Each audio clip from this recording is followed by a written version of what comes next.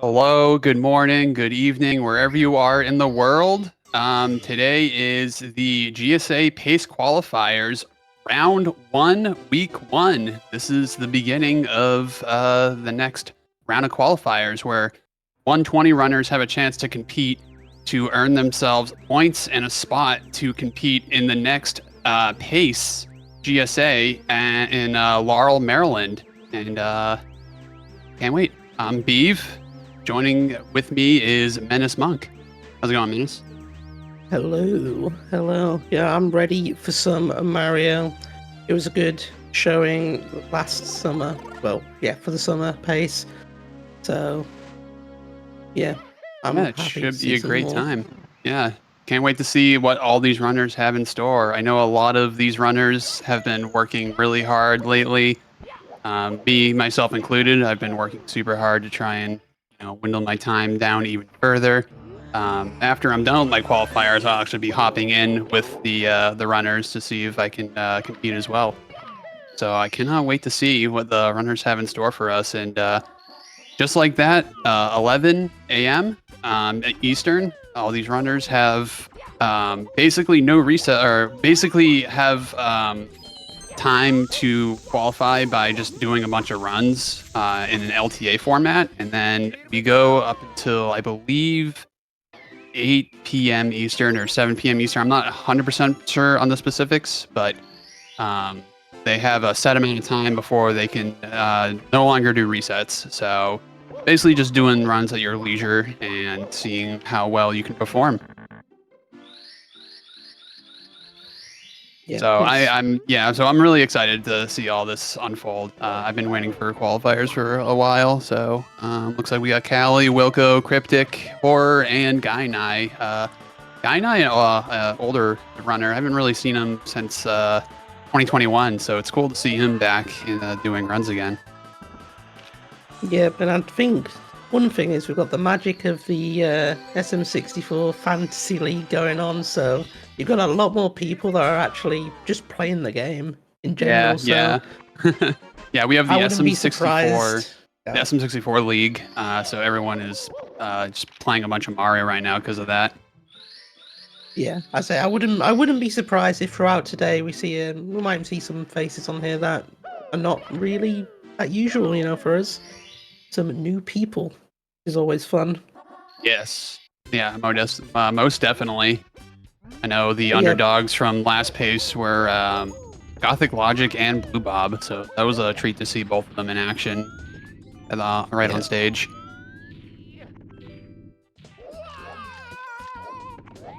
Just to know, guys, so me and Beeve doing comms here for 2 hours. So Beeve's giving up 2 hours of his time that he could be doing runs. If you want to give him those 2 hours back, we've got to hit a donation goal of 26,000, which, that's easy. That's not much.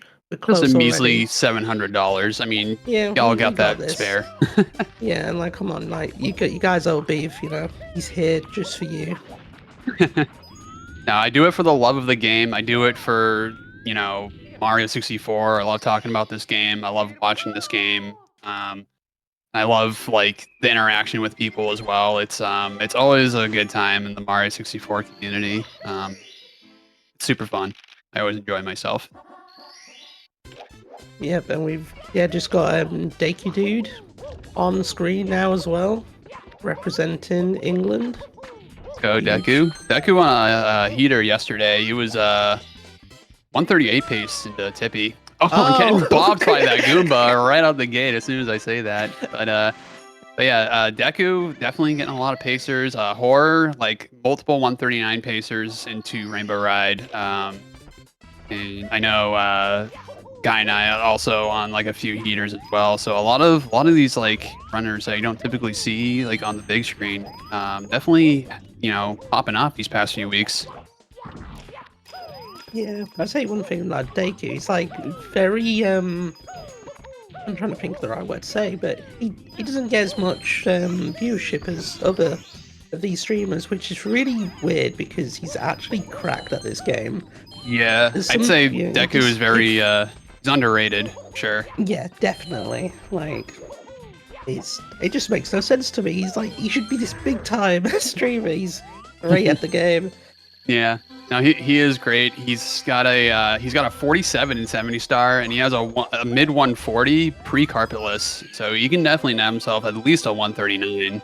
I can see him getting a 139 this qualifier session, sure. Yeah, definitely.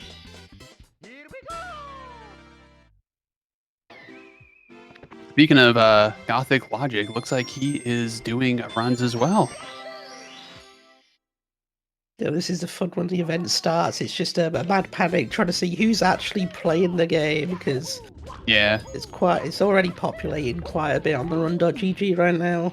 Yep. And if you too want to participate, you don't need to sign up on a forum. You don't need to like put in your email and anything. All you need is the run.gg on your splits. It's actually a part of like live split in general on their website. So it comes preloaded with it. So you don't have to do any additional component configuration. It just goes right into your live split. And as soon as you start doing 120 star and your title says 120 star and you're streaming it, you can be on the big screen just like these runners right up here. And I will note, it's console only, N64. You can still participate as emulator or virtual console on the Wii, but your times will not be counted to points. This is N64 exclusive only. Yep, but you know, it's console is king. That's how it goes. Yeah, I mean, there's nothing wrong with being on emulator or virtual console. There's plenty of good runners out there that are on both those consoles. I mean, I started on virtual console. We all got to start somewhere. Yeah, So I was gonna you know, if you want to come on here and run on emulate and VC just to kind of see where you almost stand up against these other people, that's respectable in itself, you know. yeah, Maybe you get close and think, you know what, next year I want to do it on console. yeah. Yeah. I know there's a few runners who, they may not have the means to play console, but they start getting like really good at the game, and they're just like, the natural switch. The thing to do is to switch to console. Yeah. It's just how it goes. Yeah, virtual console is actually just about almost 3 minutes faster than N64, believe it or not. And that comes with the loads, actually. It has faster loads. So you can save a little bit on lag, but most of the time it's the loads in between stars that you save most of the time. Yeah, one of the few games where we run on the slower platform, but you know, who cares? Gothic, having a bit of trouble there. I think he's gonna reset now. Very unfortunate. Yeah, I haven't really seen Gothic doing any runs. I don't know if he's been like practicing in the background and making sure he's up to snuff with all his movement and whatnot. So I'm not sure if he's been doing that or he's been like really putting in the work, putting in the grind. I can imagine it's quite easy to get somewhat burnt out after competing in the last pace and just being like, you know what, I did it that time, and just taking a bit of a break off it, because I know it's not something you just turn up and you're like, you know what, I think I'll just qualify. It's people are putting silly amounts of hours into practice just for the chance of qualifying, and yeah, that's how you get burnt out pretty quick, I find. Yeah, if you don't manage it correctly. There's like a few ways to like practice. You can burn yourself out of practice for sure. I have like known that like Green Sweegie literally just practiced 120 for like a year straight. Like last year, like all he did was just a bunch of 120. And that's why he's got like a low 137 now, because he just did all that insane practice. That, and he's cracked at the game, of course. He had 4 out of 5 world records at one point. So practice definitely goes a super long way, especially if you do it a certain way. Like I think stage RTA practice is very underrated. Stage RTA, I mean, XChem grinding is pretty cool and all, but like another big thing is like it's not practical, is it? It's not. Like you can grind an XCam for like hours and hours, and you get an XCam PB, but like it really doesn't matter when it comes to runs, because doing it on a run, it's a completely different feeling, and you're not going to go Yep. for like that insane movement that you do in XCAM grinding. I mean, it will help, but it's not going to like help in the long run, if that makes sense. Yeah. Especially you spend like 10 hours on one star and then you mess that star up. You're like, Yep. oh, well, Yeah, never mind.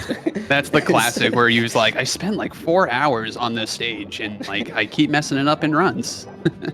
That's just the nature Yeah. of the game. That's just how it is.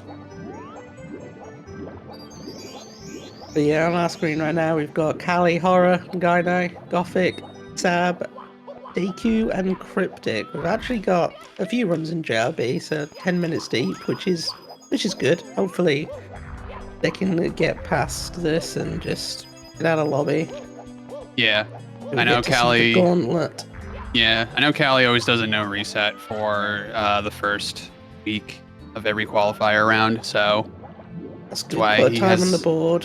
Yeah, Give that's us why he has a bunch something of. to give us something to watch. Yeah, he just has all those splits skipped, so he doesn't do LBLJ, because if you mess up LBLJ, you might as well just reset. So opting to not do no LBLJ, which I remember Callie doing that one no reset, doing no LBLJ. He got a 138 no reset. I remember that. It was crazy. It was very, very crazy run. I think it caused more problems for me, just mixing up your route a little bit. But when you're that comfortable, it's probably not an issue for yourself. I find as soon as you do one star in a different order, it confuses the hell out of you.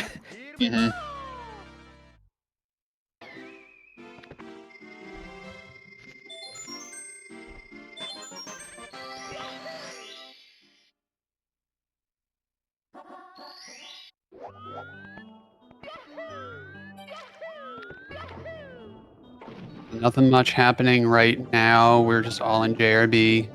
JRB's kind of just.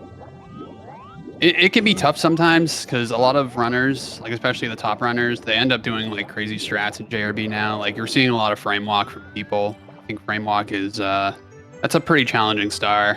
A lot of it can be reset heavy sometimes if you're not too consistent with it, but it is a very massive time save. Saves about like 6 seconds over just taking the cannon and opening the cannon with the pink bomb cutscene. So it's pretty nutty how much time save it is. Yeah, just obviously adds more risk of early resets. Yep. Which is not something you want. You know, you just want to get these runs going. Yeah, exactly. With 120, there's always something to get in the way. So yep. you just got to deal with it. Do you think frame walk is a little bit above my pay grade? But you know.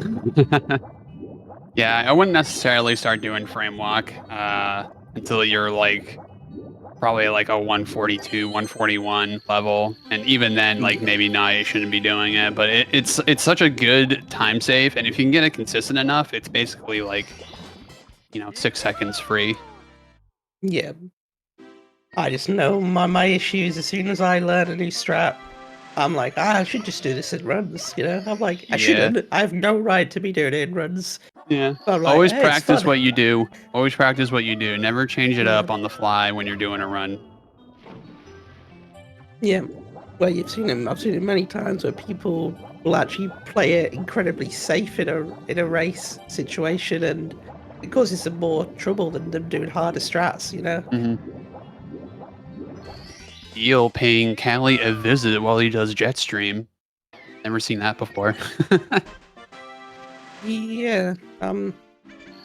You typically want to do Eel. Oh, I think he forgot a star. Yeah, because he was in the aquarium. Yeah, he does aquarium late, and I was like, okay, he's making decent time. And then I just saw him go do JRB again. I'm like, what just happened?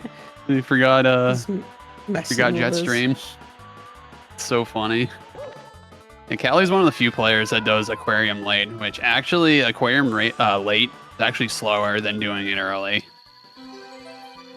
It's like barely slower, but it is slower. I can imagine it's just one of those mindset things of being like, well, if you're gonna mess something up, it's gonna be in JRB. So it's like, well, let's just get in there quicker so I can reset quicker if I mess up. But obviously, with him doing a no reset, that doesn't really apply for this run. Oh, missing that first red coin. That's super annoying. You have to go all the way around and grab it again.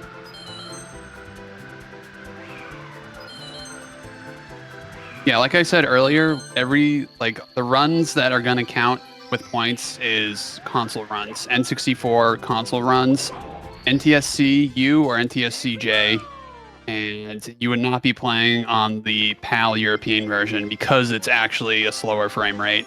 It's actually a meme/category extension on the leaderboard, so it doesn't count towards that.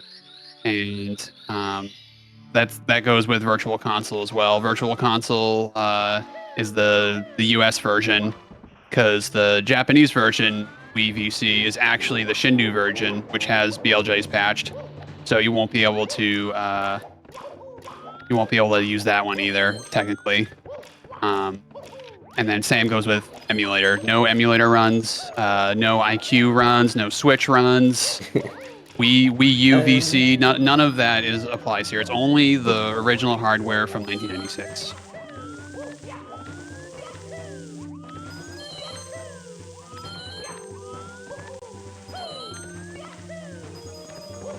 And Kali finishing up this Dark World. Yeah, nice Zaya cycle there. You know you got Zaya cycle when the platforms are kind of separated from that red coin. You know you get Tsukishima cycle when you barely make that 6 red.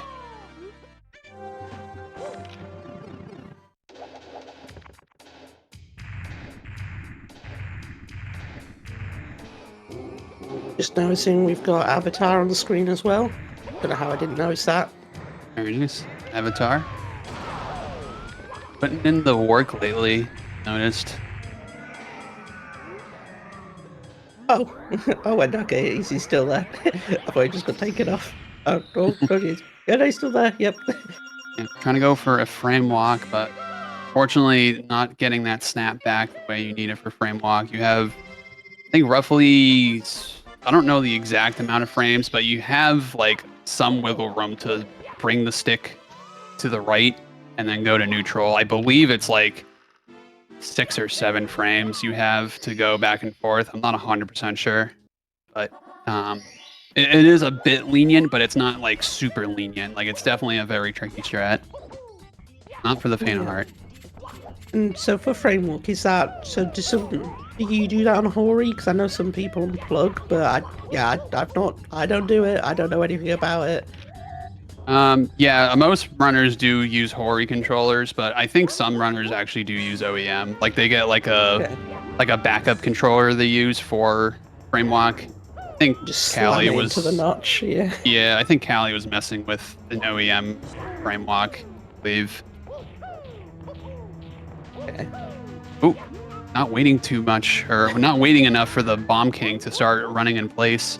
If you try to grab him while you threw him, that's why you have to hesitate a little bit. He'll just start to spin around and kind of anticipate your moves. It's kind of funny looking, but that's why you kind of have to wait a little bit before you do that grab again.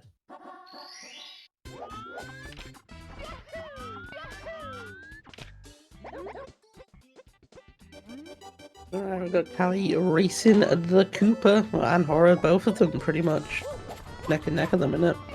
Yeah, pretty close. Guy and I doing it as well, along with Sabzander. Oh yeah, I don't know how I didn't notice that. Yeah, they're all in BOB right now. Guy and I having a little bit of trouble with that ball's movement, and it is a little tricky sometimes. Horror doing the OG strat. No ball movement for Horror. Which I think it's worth it to go for balls and learn the movement, because even if you don't get balls, you're not losing any time. So you might as well just learn the ball strat.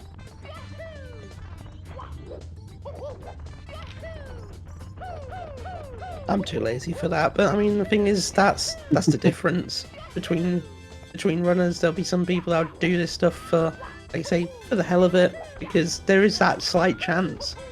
You know, it might be a bit more work, might be Yeah. slightly harder, but Every second counts. exactly.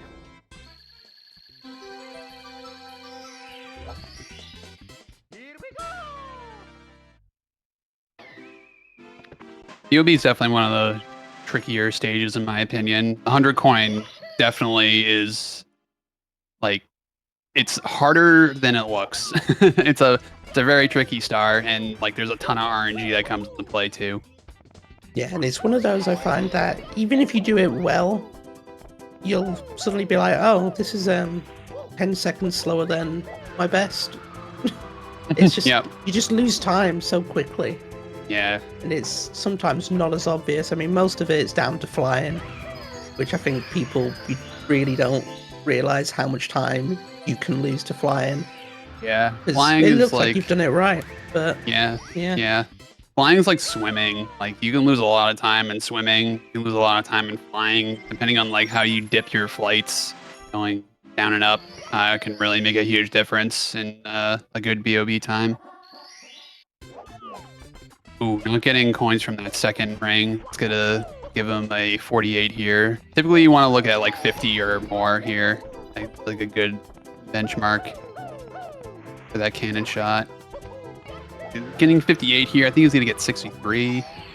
Yeah, 63 here. I think it would have been 64 if he was a more optimal movement. Oh, Ooh, missing that platform, unfortunately. Gonna have to go all the way up this slope. Grab this red coin.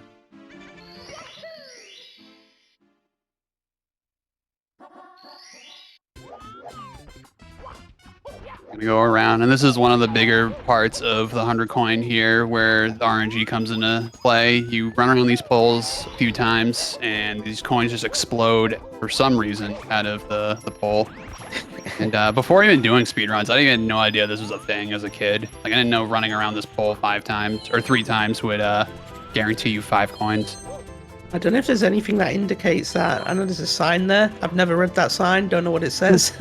No, I think But- it's like these signs just tell you how to do movement. I think I don't think it tells you Yeah. that you run around these poles for coins.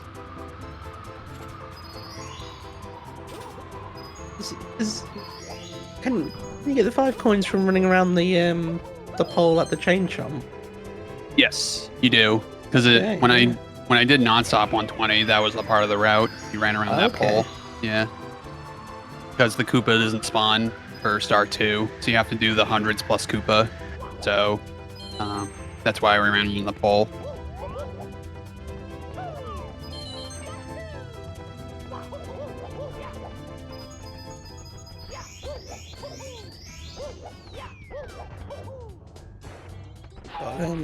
Kai and Sab finish off their 100 coin routes. Hmm. Nice box break there from Callie. I love that box break. Getting some good RNG here from these poles. Not so good on that one for Sabzander, though.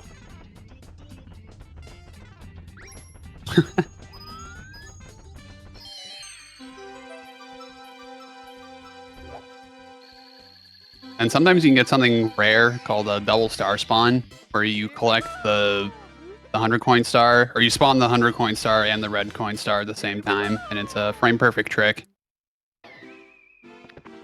I think I lose more time trying to go for that. I'm just like, oh, I'll go slightly wider here, and I think if I get this right, hopefully the RNG will pay off, Yeah. but it never does. And, Yeah, but sometimes it just randomly happens, and even if you have like a really like terrible lobby, just for some reason you get double star spawn, it just makes it better. You're just like, oh, I'm good now. That just resetted me. yeah, you still be red or something, but you're like, you know what, I got that. That's okay. Yeah. We're winning. What's your favorite double star spawn in the game? Game. Interesting. Yeah, see, I'm a big fan of the BBH one. I think that one's quite satisfying. Yeah, the BBH one's cool. There's It's one that I quite- do. You don't see it much. There's one I do in nonstop 120 where you actually spawn the 100 coin with the Wiggler star. Okay, which is super cool. um, I was doing a showcase for GDQ one time, and I actually got it in that run, and I was like, oh my god, that's sick. that's It's really cool. huge. I'm gonna have to go see that. Yeah, it was really cool. I think it was the one I did it twice. I think it was the one I did with Collins BG, Yeah. where he did commentary with me. That was a lot of fun.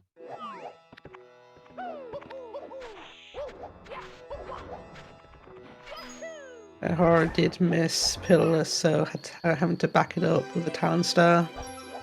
It's always annoying to miss Pillarless, but it's not like, depending on how you mess up Pillarless, I timed it the other day. If you just like mess up like not the regrab for the bomb, but if you mess up like setting up the bomb like for the pushback, it like only loses you like 3 to 4 seconds. So it's actually Yeah, like not that bad of a time loss if that were to happen. just making sure you recover, which Horror has recovered. He's managed to get it this time. Yeah, so missing it once isn't like a huge deal. Like some people are like prone to like resetting if you miss it like once, but like it's actually not that bad to miss it once. And you know, you could say copium all you want, but I think it's totally fine. Yeah, and it's good though, because I've seen a lot more people do the backup now for going to the top of the pyramid and then sliding down to get the Talon Star. No, the Talon Star. Yeah, you could do that, or like that's why you do pillarless first. You can do topless as a backup. Yeah, that's normally what I go for as my backup. Yeah. But then I end up missing the topless, and then I'm like, oh, okay, so my backup's failed, and then I got to do a backup for that, and it's not fun. No, no. And you start running out of backups when you mess up pillarless so many times. And then it's just like, what am I doing? What's going on? Yeah, SSL is definitely like one of the trickier stages. I always go back and forth, but like SSL right now is probably one of my favorite stages. Yeah, I was it's a fun thinking stage. It's really so difficult, but when you get these things right, it's so satisfying. Yeah, it really is. Sabzander with the single jump, stored single jump. That's a really hard strat to do. It's really scary too, and I can't believe he went for it and got it. The speed. Yeah, there's a lot of speed there. It saves like almost a second. It's pretty crazy. Crazy. Going through. I don't know what you call that area. The maze. I don't know. Oh, yeah, the Tox Box maze, I call it.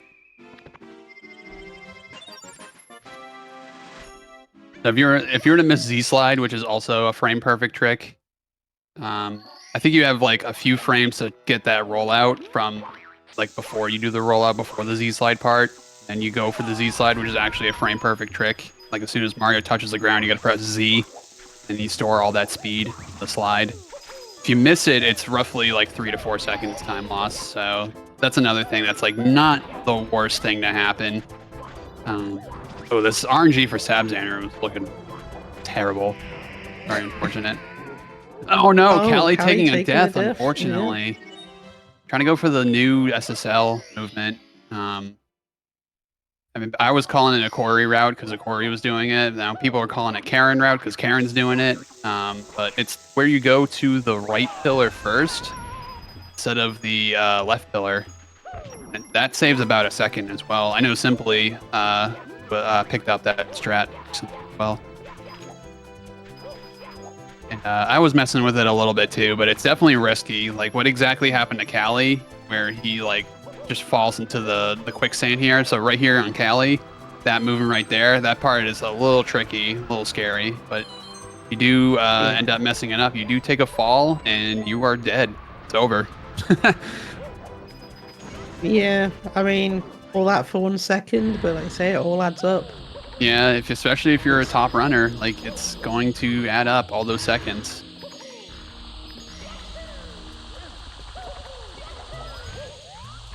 And don't forget, we are raising money for the Urban Arts Foundation. It's a nice charity where they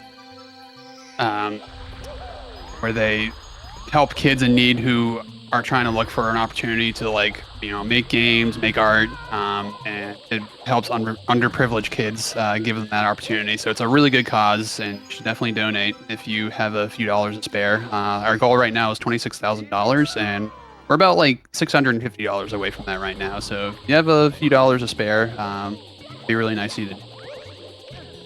Yeah, $650 for 2 more hours of Mario content seems like a decent That's right. deal. You can extend the timer for an additional 2 hours, and who doesn't want more Mario?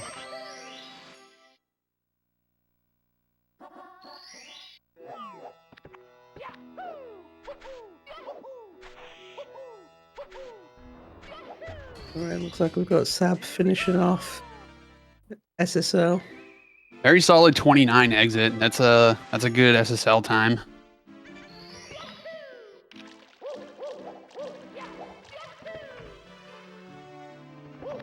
And going into the next hardest part in basement, HMC 100. HMC 100 is a very tough star. I'd say it's probably top 3 hardest 100 coins in the whole game. I'd say it's like DDD 100, HMC 100, SSL 100, like BOB 100 or something. Like all those are incredibly difficult.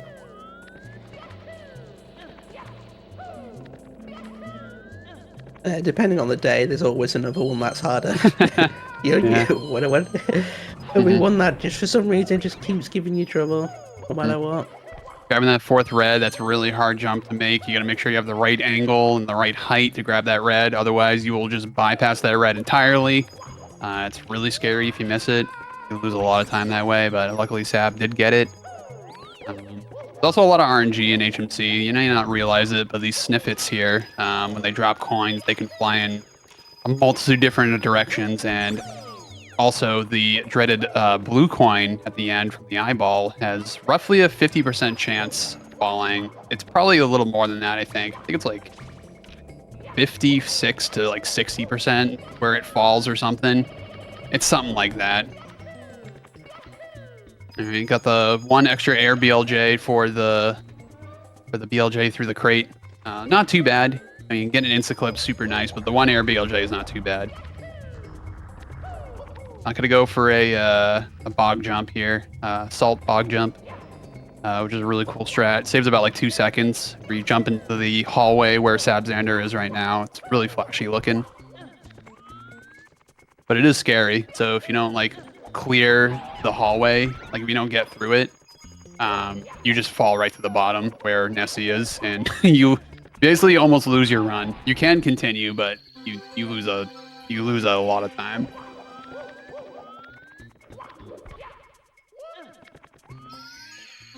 Ooh, coin almost disappearing in Sabzander. Yeah, I do the different movement where I get the I don't know what it is. I get the eyeball later on. Oh, you go for the red first, and then you do like almost. Yeah, that's what it is. Yeah. Okay, yeah, that's like safer to do that. I think it's a little slower, but it's actually not as slow as most people think. Yeah, I think have it, like, there's a optimized. comparison video I was watching or something. I'm like, oh wait, this isn't. I thought it was a massive deal, you know. I thought, oh, it's gonna be like 5 seconds slower or something. And I'm like, No, oh, no, it's not. It's actually not that slower. Not that much slower. So I'm like, I'm not risking it. I've seen way too many runs where that blue coin's disappeared. I'm like, I'm not dealing with that. Yeah.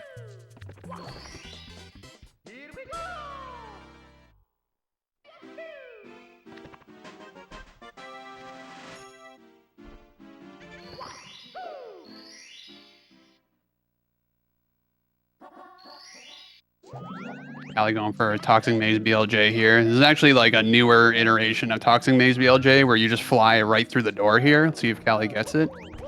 There we go. Oh, not getting through the crate, unfortunately. Gonna have to take the rolling rocks back up. He had the speed and everything, but he just didn't clip through, unfortunately. It's Sab also going for it, but not through the door. Yeah. That's the older iteration. Yeah. Yeah. The new version is actually faster, and I find it more consistent, but a lot of runners still, stick to their guns and, just do the old strat, which, Power to them. I think sometimes when you spend so much time on a strat, you can end up being a bit stubborn and being like, nah, I can do it. I'm consistent. There's no point. Mixing it up. Yep. See Callie going in for it, part 2. Okay, that looks good. There we go. That's what it's supposed to look like. That's so satisfying just to Yeah. watch. Yeah, it's a really good strat. Toxic Maze BLJ, like frame walk. It's very difficult, but when you do nail it, it saves like 6 seconds. It's a massive time save. But it's way harder than a normal strat.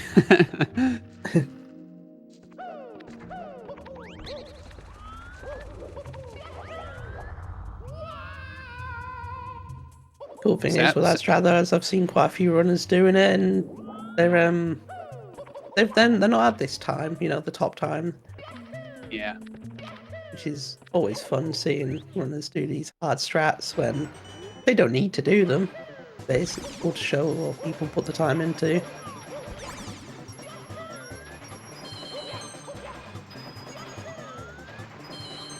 Metal cap here. Tab. Probably looking like a blinkless here. Let's see if he gets it. Looks good. Yeah, it's good. Yeah. Very well done.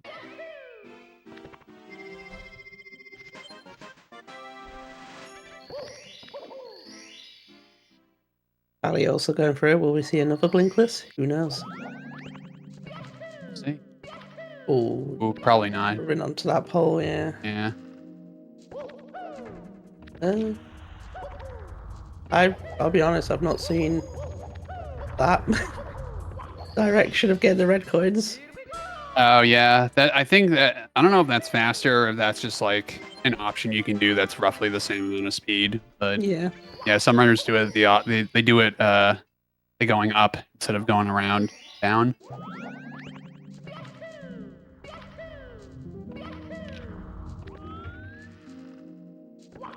Like with anything, I think a lot of people can sometimes just get set in their ways. You know, if somebody came to me and said, "Oh yeah, it's faster to do it that way by 0.1," I'd still be like, "Nah, I'm just doing it this other way because it's the way I've always done it." Yeah, it's the same thing with left and right side emergency exit. The one that Horror just did right there. I'm a right side Andy. A lot of people do left side, which is actually slightly faster, but that's how I learned emergency exit. I just do right side every single time. It's like very trivial. It's like 0.2 or something slower. Yeah, and if you're comfy with it, why not? And yeah, depending on the variation of that left side movement, there's so many different ways of doing it that it's hard to even say that, oh, left is faster or right is faster, because you could do whichever variation and be like, actually, no, in this case, right would actually be faster. Yeah, but if you do all these fancy speed kicks and stuff, oh, left is fast. You know, it's just yeah. That's why I like Mario 64. There's so many different options to do like one strat, and it's really cool to like see the options the runners have when they like find one that's like, oh, this version of this strat's very comfy for me. I'm just gonna keep doing this, or like, oh, this version's actually faster, so I'm gonna do that version instead, and you know, work on it to make sure I get it consistent. You know, there's a lot of I feel like there's like at least 2 different options for like literally every star. I would say at least there's 2 different options you can choose from. Maybe besides Jetstream. Jetstream and JRB is probably the only thing that you don't do a different option for. Yeah. We can just pretend that one doesn't exist there. Yeah. Boring star. Yeah. Nice right side bullies there from Sabzander. That's a very, very hard strat. You don't see like more and more runners are picking that up. I can never get that consistent at all. It's way too tight of a long jump for me to do.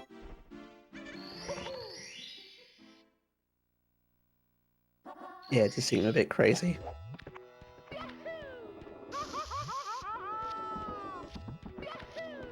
Yeah, because the thing is, you'd have to put so much time in just to get that consistent, and that's what throws me off with this game, because I'd be like, oh, well, I need to practice other things, and just putting so much time just to get one little strat right. Yeah, exactly. And then you got to troubleshoot it, and... Yeah. Just gotta figure out what you're doing Horrible. wrong. There's a lot of like small things that come into play this game.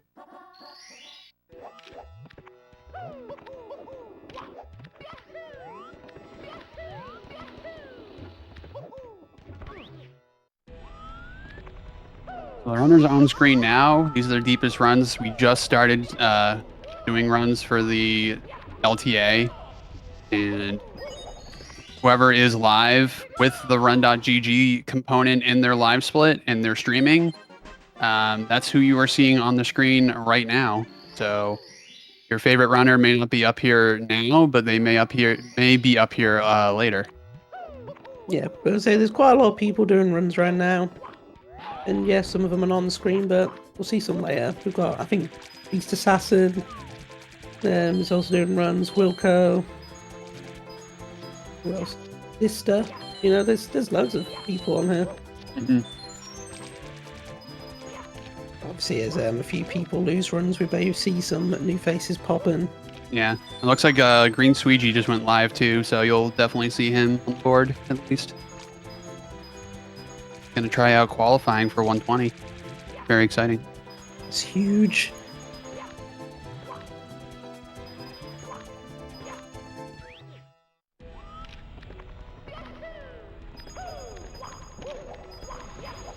I've got Sab doing my favourite movement in this entire game. Oh, never mind, being up a bully. The bully getting thrown a few hands there as he makes quick work of this elevator. Missing the coin, bonking in the wall. Okay, Yeah. never mind, this isn't my favourite movement anymore. I'd say like of all movements, it's probably one of my favorites as well. Really cool. It's just like, even though I'm not doing it to the same level, it's just so fun. Yeah. And it's fast. Speed. Yep. It's fun to go fast in this game. Nice low 41 from SWRC. They're a really, really good run here. Yeah, with current best possible time of 1:36.57, which is speedy.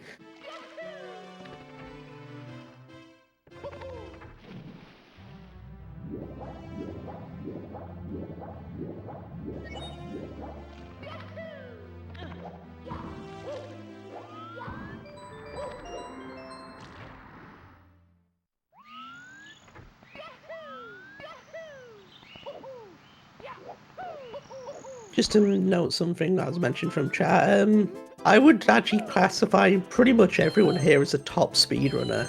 You know, they might not be the big names that you know, but these people have put a lot of time in, and I don't think that deed should be underestimated. Yeah, like Callie, I think he's 11th right now in the world. Yeah. And SWRC is I think he's 25th in the world. Top 25. At one point, Guy and I was also top 15 3 years ago, so I would consider him pretty top runner. Deku had a 138 pacer literally yesterday, so he can get top 15 any day now. So, and Gothic also in that top 15 range. So these are top runners. You know, some of them may not be playing right now, but all these are really, really good runners. The day somebody getting a sub 140 and not being classified as a top runner is it's incredible. That's crazy to me. I guess you need a 137 or you're considered a top runner. Yeah. Oh yeah, true.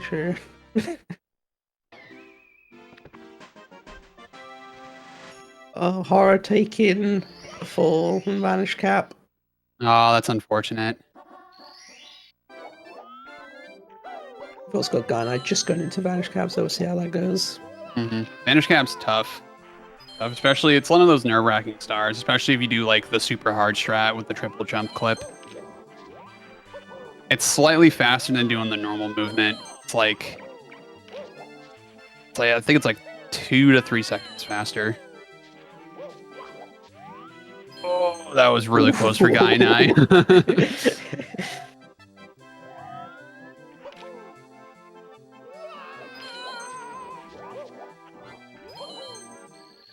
Ooh, I don't know, guys. I don't know if Sabzander's gonna make this or not. Classic.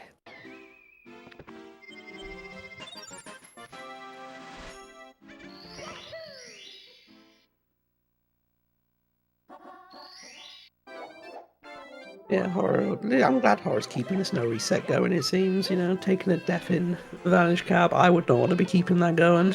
Yeah, that's an Pain. immediate reset for me. Although, like, I will say immediate reset. I remember when Gothic was getting back into runs when Carpulus was discovered. He got his first PB with Carpulus with the Vanish Cap death. And it was like a low 139. So it's like, you can still keep going, The run's never over. Yeah, I mean, there's no times on the board, so, if you finish 7th, like the top 7 people finishing a run, I mean, your time will be on there for a little bit,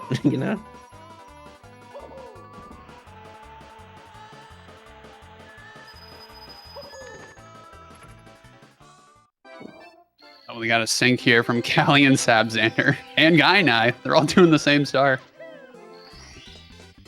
They all have a 1. All their star counts are off by 1. You got 56, 55, 54. That's so funny. And Deco, unfortunately, taking a reset.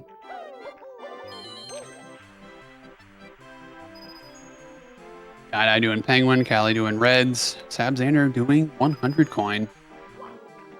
Which we're actually going to see here, the Atom Pass route, where you take the blue coin and rubber band the Penguin during the race.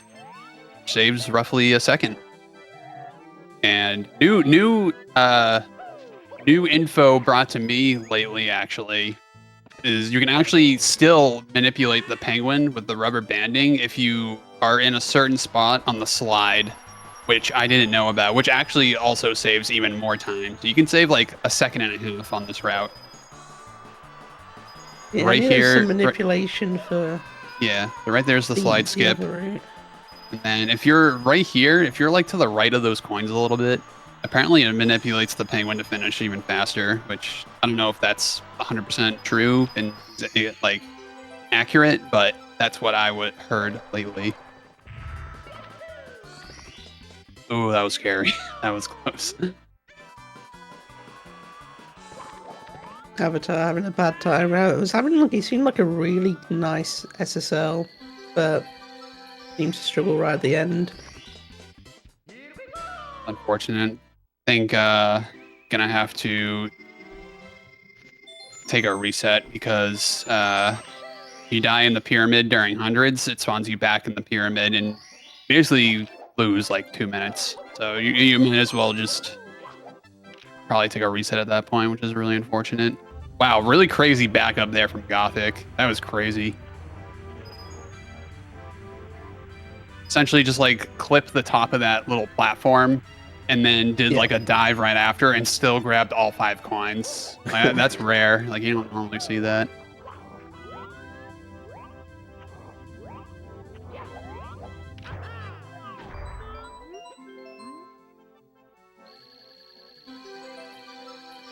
Nice run here from Sabzander, getting a 47 CCM exit. Really, really good.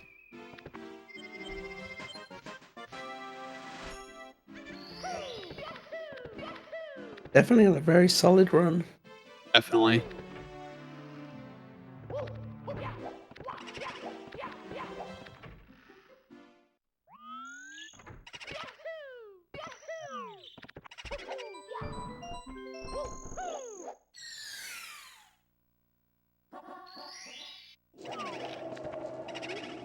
Kelly doing the Ziglemek route for the Snowman's Lost Head. Doesn't save time.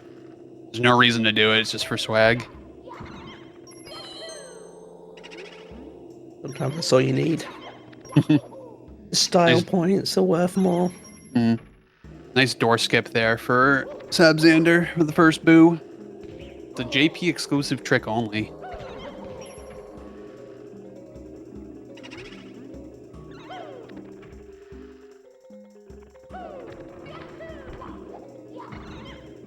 See if he gets the second one. Ooh, it might be hard now with that.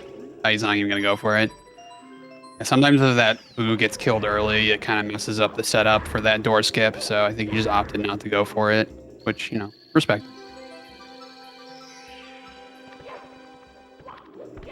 Oh, I was getting a bit confused by the movement then for a second. I was like, wait, is he just gonna try and just do a single jump up there?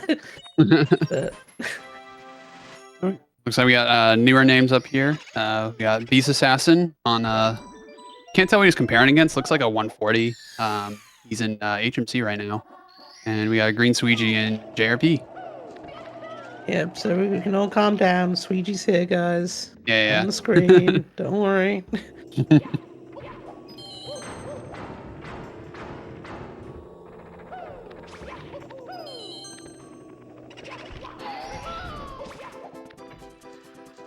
I'm going through BBH 100. I think it's underrated as a star. It's really cool, but it's also incredibly hard to optimize. Yeah, it's I hate the star, but that's just because I haven't put the time into it. I can appreciate it, but I just know it's not for me. Yeah, no, I totally get that. Grinded it. It's like start and stop a lot, because you go through doors a lot. So, but I kind of like that. It gives you it's like a little mini section for this pretty long 100 coin. I think it's cool. Yeah, I just not kept up with too much of it because I know there's like eyeball manipulation and stuff, and it's like I don't get it. There's just too much. Some stars are not meant for everyone.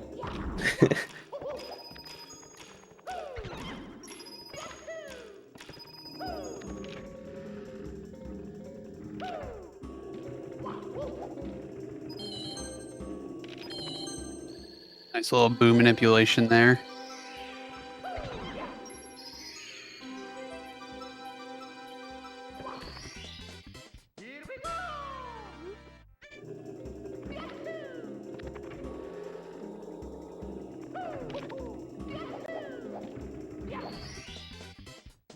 BBH calm before the storm, I think. Especially a lot of pre-up sections. I think it can be overlooked as an area where you can lose a lot of time in your speed run. A lot of people don't practice pre-up because it's boring. Practicing BBH is boring. That's the reason, yep. Yeah, practicing CCM is boring. Practicing swimming in DDD is boring. And lo and behold, that's a lot of people's worst sections because of that reason. It's a very boring part of the run. Yeah, I think BBH is, I don't know, I find it a sad place because it's, doing the stars is fun, but as soon as you get out, you're like, okay, I've done that, and then you're like, oh no, I know where I've got to go now. And it's just like that dreaded movement towards DDD. Yeah, DDD 100, very tough.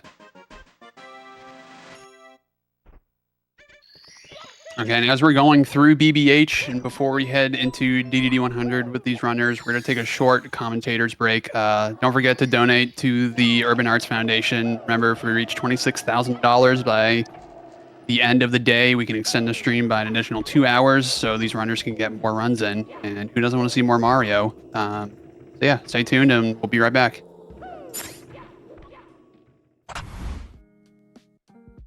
Urban Arts helped prepare me for college by giving me a lot of experiences working both independently and collaboratively with other people to make really cool games, and taught me how to put my all into creative projects, and that helped me put together a very strong portfolio for college. The best part about being in the urban arts community is the people that you meet. A lot of the people here have the same interests as me, so in the future, making friends here will benefit me and them and everyone around, because we all benefit from each other by gaining skills that other people had that I may need. Urban Arts helped me see myself differently by showing me that I can be a good leader. In the studio program, I was assigned the role as project manager, and fulfilling that role for the first time actually helped me realize that I have good leadership skills, and it really helped me to develop them.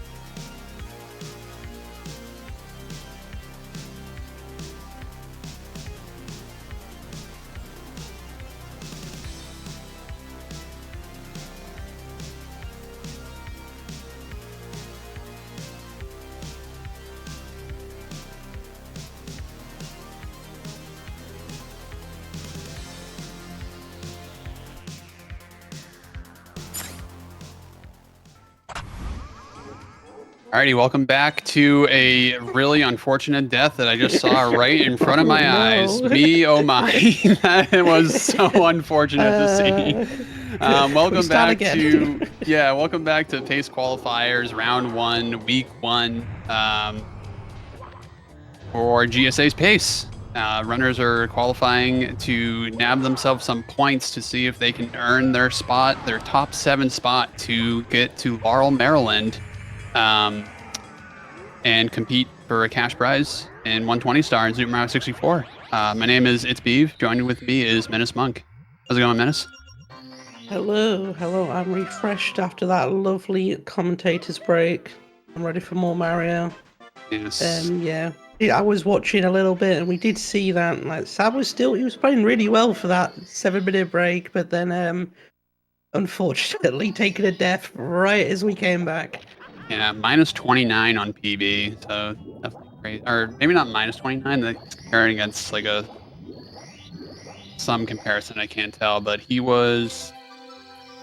think he was like minus 20 something seconds according to the run.gg, but now he is plus 26. But he can still keep the run going. He can definitely earn himself a spot on the board. Earn himself some points. Yeah, we've got quite a few runs that are actually deep. I know a lot of people doing a no reset. It's good, but even Sweegee's, he's kept this run going for a fair bit of time.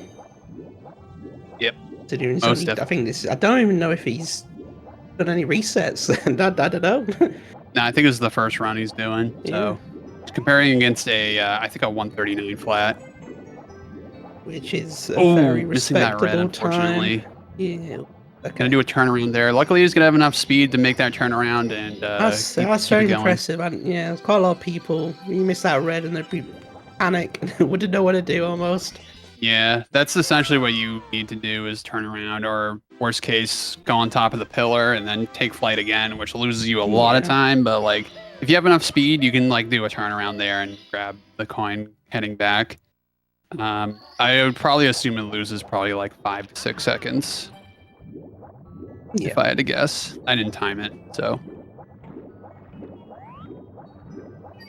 It's okay. Nobody really knows how much these things, take. It's definitely not what you're supposed to do, so. Yeah, exactly.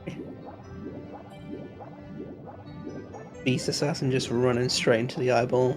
Yeah, getting bopped by the eyeball here. Mr. Eye, not really being friendly.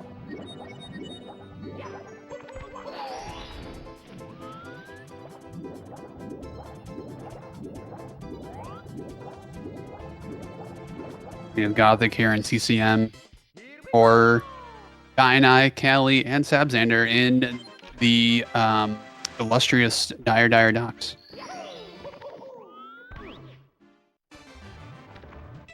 And even with that death on that Bowser 2, Sabzander is still getting a 104 up. That's crazy. Yeah, which is really good for a no reset.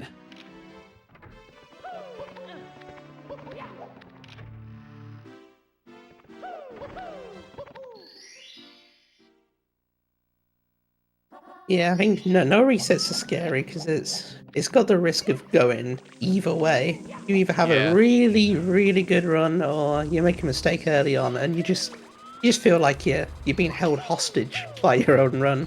You want to get out of it as soon as you can. Yep. I do have a lot of respect. People doing no resets in 120.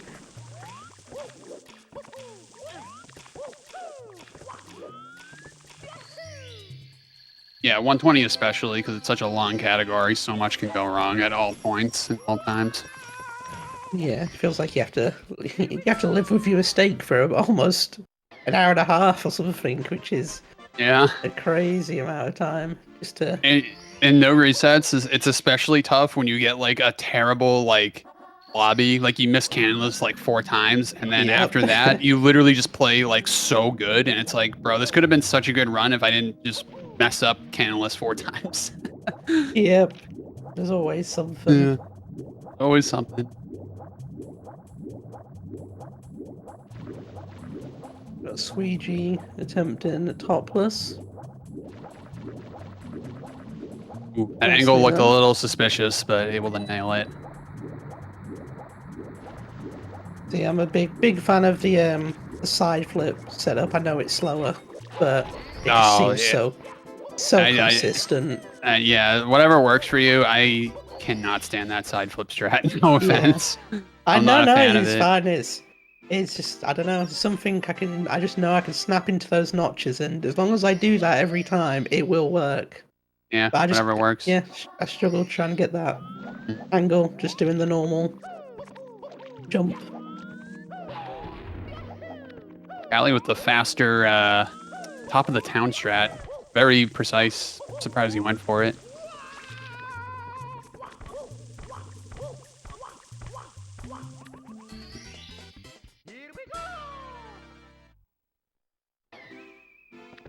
He's doing like a bit of a hybrid of strategies at the moment. You know, if you're doing no LBLJ to maybe be a little bit safer to get that no reset, but it's like no, he's still going for these hard strats, and Yeah.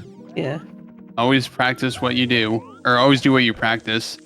LBLJ is just like, I almost feel like it's like 50-50 sometimes. Like, it's just like, yeah. it'll look like it'll work, and then it's just like, nope, it actually didn't work.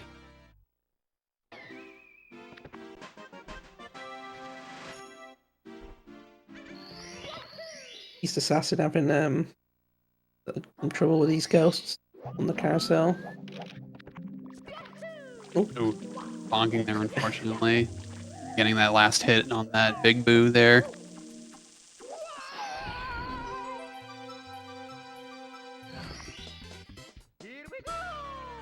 Gothic also in BBH.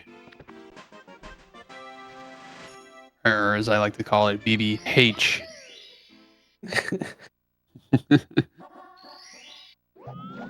Bubbaha.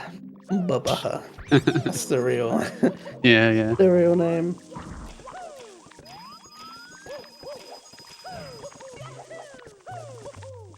Nice movement here for Secrets for Guy and I. Going for the left side wall kick. A lot harder than the right side. It barely saves time.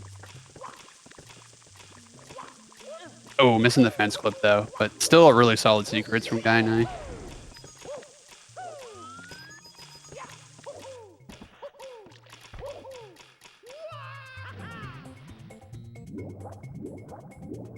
Nice bog jump from Green Squeegee.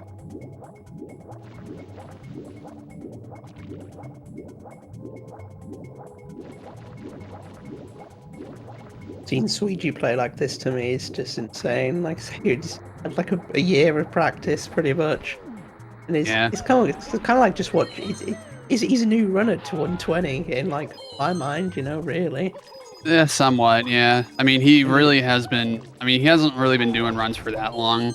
Yeah. But he puts so much time into yeah. practice. Like you do like 10 to 12 hour, 10 to 12 hour streams of just like nonstop practice. Like I saw him practice BOB in like a 12 hour stream, and the title just did not change once.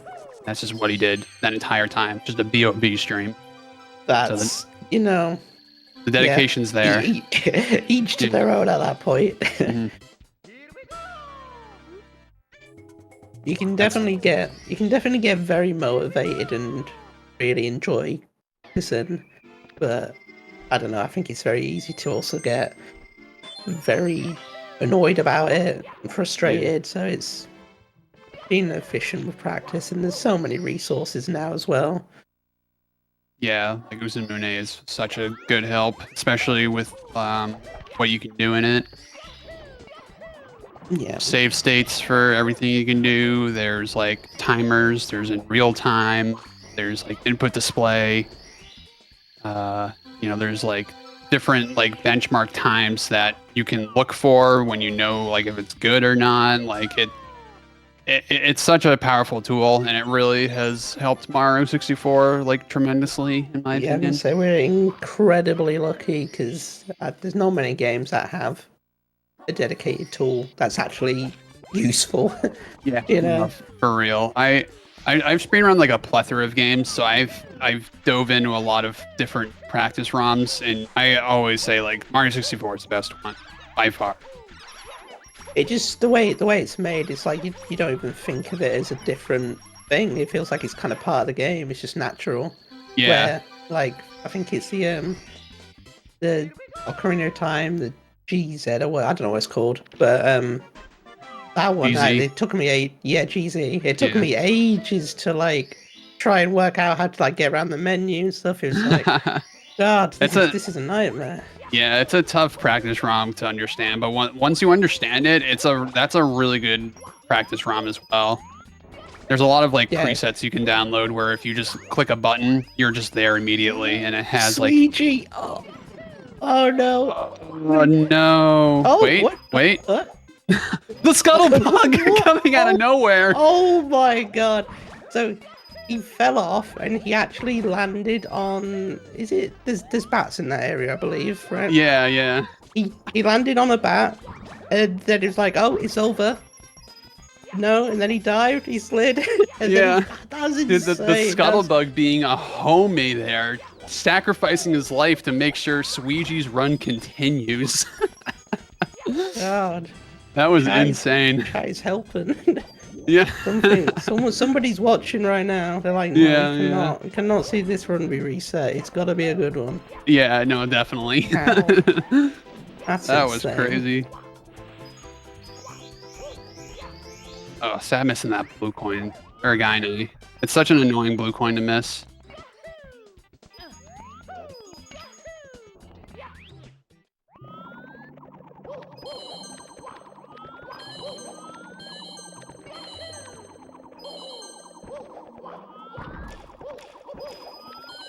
Zab in the cave. Not really much of like, I know it looks crazy and scary, but THI cave is like not really a place where you die at all. Like you don't really die there. It looks scary, but it's really not for runners. Not for me. It's I don't know. I've made plenty of mistakes there. I guess you're just so used to the movements there every time Yeah. that you just don't really think about it. You just keep going.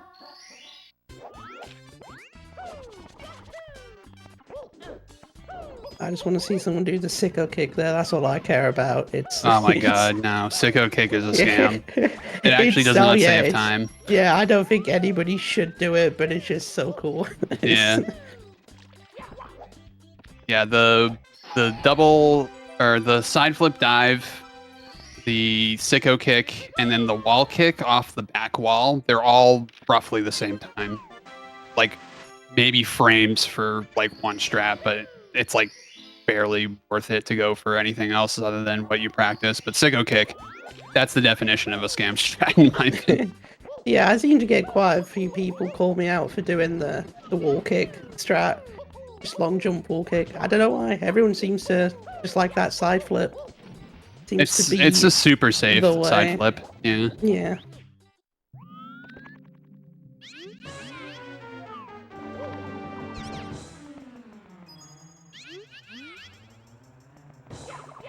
Right, Sabi's making the wiggler squirm.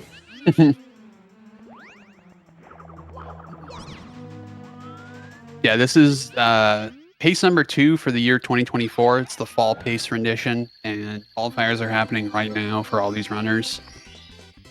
So it just started, and just gonna see what these runners have in store for us.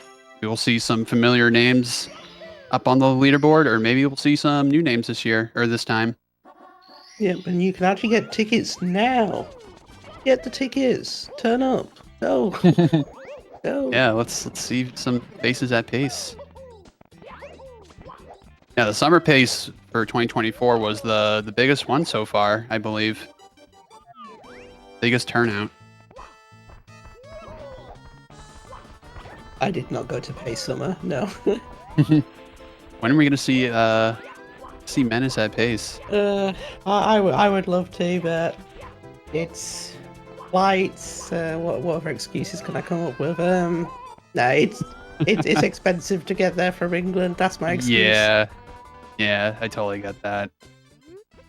I'm fortunate enough where I'm like just a one plane ride away. I'm like an hour away for plane. It's like not that bad. Yeah, I'm slightly jealous of that, but you know, there's one year. Who knows? You never know. After I get off comms, I might just decide to qualify. Oh, okay. All right. It's doable. It's doable. Okay. All right. Would Me love to with see Menace top 7. My 151 at the minute. I think that would get me first place now. But It would, right? If you were to get it right now, yeah, definitely. Yeah, give it like 40 minutes, and that might not be the case. But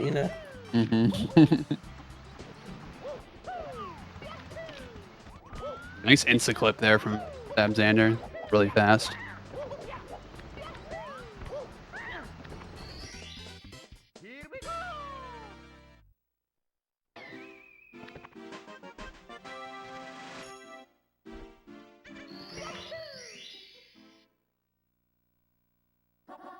You have Callie and Horror finishing up THI. Xander 1 star in for THI. Gainai, I believe, has 1 more star here. Yep, it's got Cooper Race. Beast Assassin heading up to upstairs as well. Gonna nab himself a low 104 up. Very solid pace for Beast Assassin. Yeah, it's not bad considering the Because I'm not being rude, but every time I've looked over, there's been something very inconvenient happening to Beast. That's the nature of 120. Taking a fall. Yeah. Right at the top of the volcano. Oh, Sweegie, unfortunately, getting clipped by that falling wall. I don't even know what it's called. Wall there. Oh my god, that's scary. That's gonna net himself some time loss, unfortunately. Oh, he's already collected these coins. Oh, he already has the 100 coin star. Yeah. Okay, so he must have fallen here. Yeah, he fell down right before the poles. I didn't see what he was actually doing, but yeah, that's sad. Yeah. That's fine. He'll just gold every other split and make up that time because that's just how he is. Yep. Such as me, like if that happens to me, I'm just like, okay, my run's over. I can't do anything about that.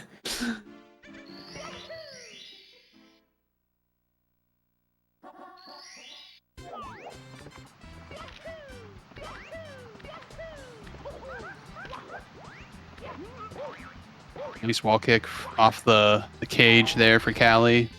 Strat's really cool looking. I tried learning that strat. It's not easy. It's very hard. Yeah, I think it's really annoying. You see some people do strats, you're like, oh, they do it. It must be somewhat feasible then. Yeah, exactly. You have a go and you're like, wait, what? How are they doing this? It's insane. Sweegie, unfortunately, missing Mips. Gonna have to run around the basement trying to grab him. I think a little bit of a time loss there in a Vanish Cap. Gainai and TTM along with Callie, Sab, and Horror. Beast Assassin starting Wet Dry World with that low 104 up in Gothic Logic in the Fire Sea with a gold DDD 100, I think. I see it. I think it's a... I think it's a rainbow. 236, I think? That's an insane DDD. And I don't even know that's with triple jump fin either, because I don't think he does that strat, so that's crazy.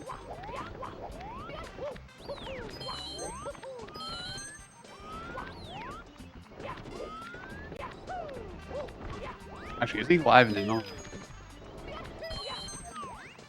I believe everyone should be live on Twitch if they are competing. I believe that is on one of the things.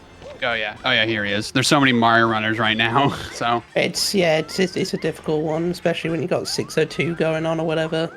It's so much to sort through. Mm-hmm.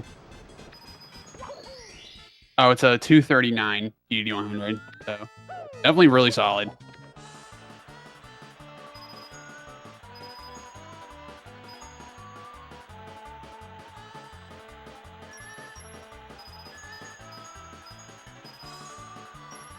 Luigi's definitely taking a lot of time loss here, so I'm not sure if he fell in Vanish Cap or what while I was looking at something else, but yeah, I couldn't say. I mean, it would seem likely. I think can't see how much time loss that is. That seems about right. Yeah, I think he did fall in Vanish Cap, unless he ran around Mips a lot longer than I thought. It's difficult to keep up with 7 runs at the same time. It's Yeah, there really is. I'm darting my eyes back and forth. Gonna see who's where and what's where and why's where.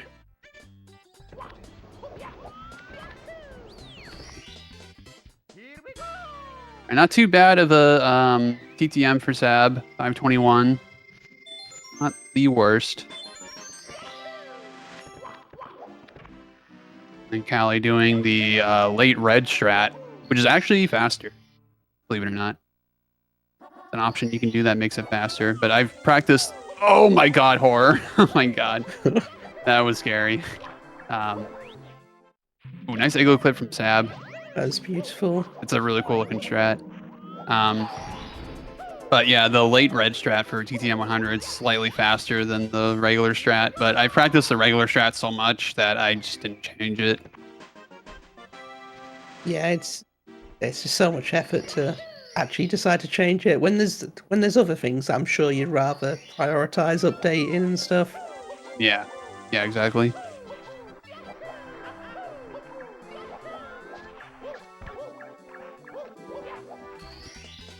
Good head there from Sab.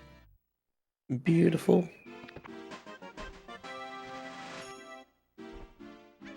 I do find it interesting. You tend to see if top runners like start opting to do these other strats, you start seeing more and more people slowly adopt them. Mm-hmm. Like I'd say last year, there was a couple of people doing that clip to get into the igloo, but now it seems like a lot of people are gone through the effort of Yeah. sharing the knowledge with people, and being like, no, we're all gonna take this time save. Yeah. Horror was doing Snowman's Head, but unfortunately got invis ceilinged, which is I've seen happen in a while, so I had to take the igloo as a backup. That's why I like to do Snowman's Head first, because in case you fall, you can just do the Vanish Cap Star as a backup. Yeah, I'm just bonking straight into the bridge. Yeah, quick backup here, but definitely gonna net himself some time loss there, unfortunately.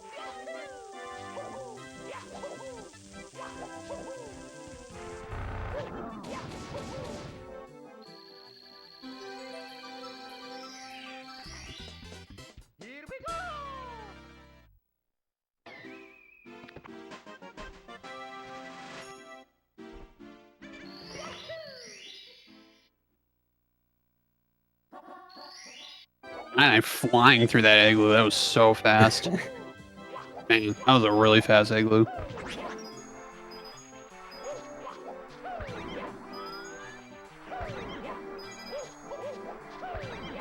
Stab Xander with the punch cancels after the spin drifts. Ooh, nice side flip there too. I don't think I've ever seen that before. That was cool.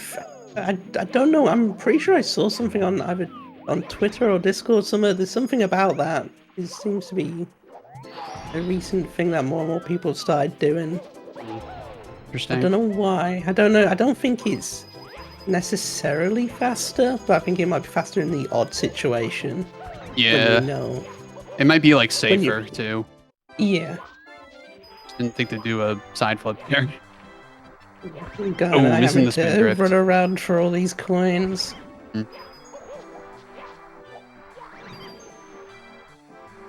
SL100 is notorious for having probably the most RNG in any 100 coin. Yeah, and he struggled to get the jump over to the igloo. Yeah. Well, so it's tough to like practice too, because every time you practice it, you do like different movement options every single time. Yep. It's not the same thing over and over again. Ooh, grabbing that coin just in time. That was good decision making there, honestly.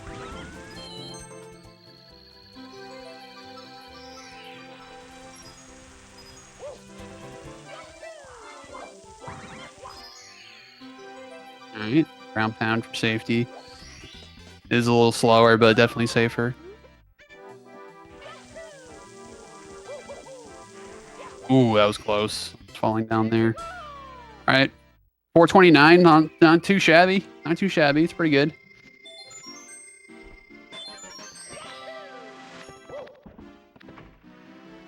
Can technically still PB with this time. Go for Wilson clip. See how goes. It looks like it should work. Yep. Nicely done. And then a 28th million frame wall kick.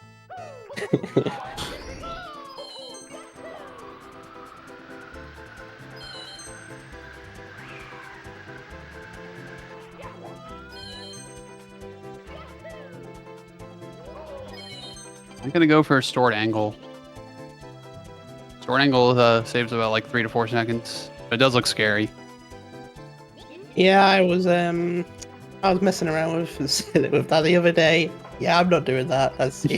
It's I can see it being somewhat okay once you get used to it, but it's just that getting to the island, it just seems so scary because if you get that flight path slightly wrong, it's you only just make it there. Mm-hmm. And Callie with another Wilson clip, very nice. And yes, Wilson is the proper way to say it. Wilson clip. And then Horror with a Wilson clip. We got 3 for 3 on Wilson clips. We need to dedicate. Someone in chat needs to keep track of all the Wilson clips for today. Yeah. We'll be checking in. He's got a little bit more left in No Man's Land. Got 2 more stars.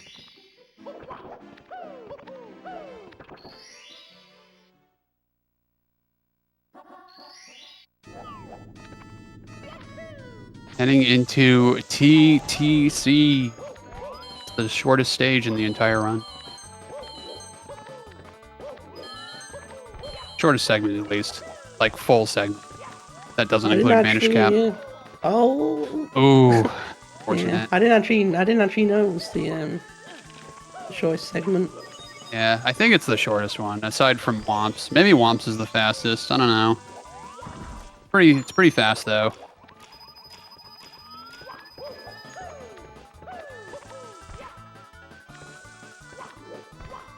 This is just a classic ETC moment. Mm-hmm. Guy and I also getting Wilson clip.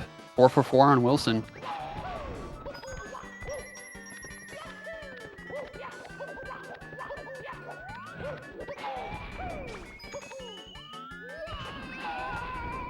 Jumping on the hand there. Yeah, playing I've seen it safe. See a lot of Japanese runners do that to avoid the invis wall. I'd like to see what the best next cam time with that strat in place as well. To see the actual time difference.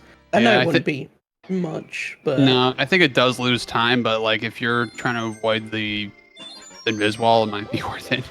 Oh yeah, definitely. If it means you're never hitting it, you know, it's something you don't have to worry about. Yeah.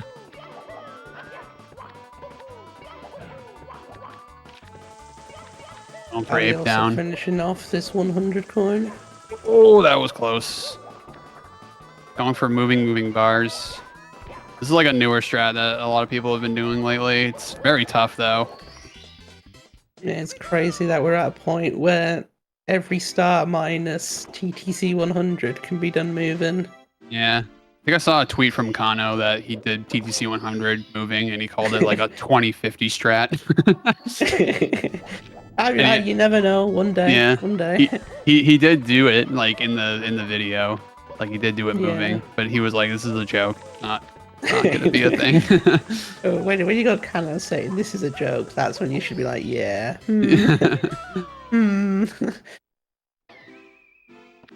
think Callie's trying to go for moving reds, mess it up, but gonna go for a nice backup here. Very good. Nicely done.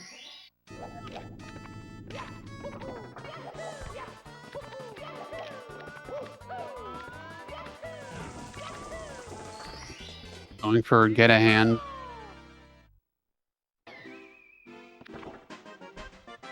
Very satisfying star. I don't know what it is about it. It just feels really. It's just fun. Yeah, that's a fun one to grind. I think like literally every star in TTC is fun to grind.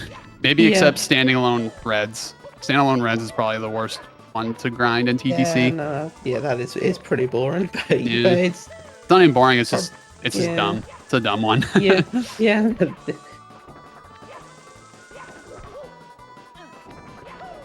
But moving reds, that is way more Yeah. fun to practice.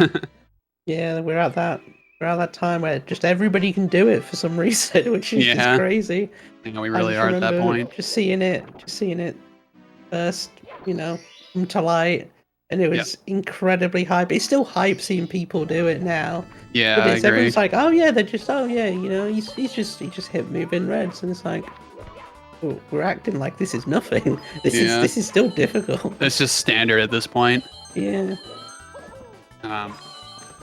As we are wrapping up TTC here, and Sab Zaner is going to do a quick Toad Talk. Would like to say that we are raising money for the Urban Arts Foundation, which is an organization that helps kids in need who maybe not have the opportunity to, help them out.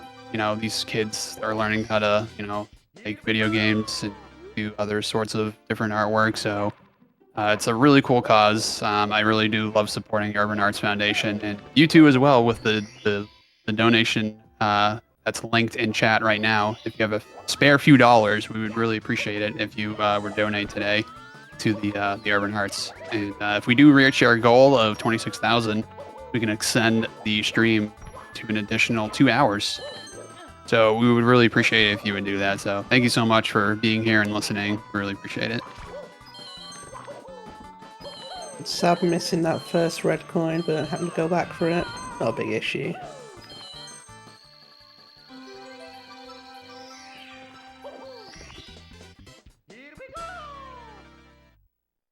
According to that, I think we do actually have some, there are some rewards and stuff, prizes for donating. Oh yeah, the incentive for donation, you can put it towards several different items that we have, including a Switch OLED. So if you want to put it in for a raffle for a Switch OLED, definitely do so.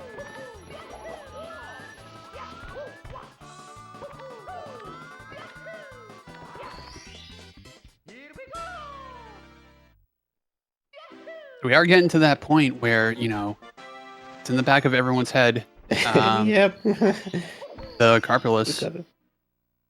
Wait, Sweetie just hit SBLJ apparently? Oh, I just missed that apparently. That honestly does not surprise me hearing that. Wonder if we can see community best here if you got SBLJ.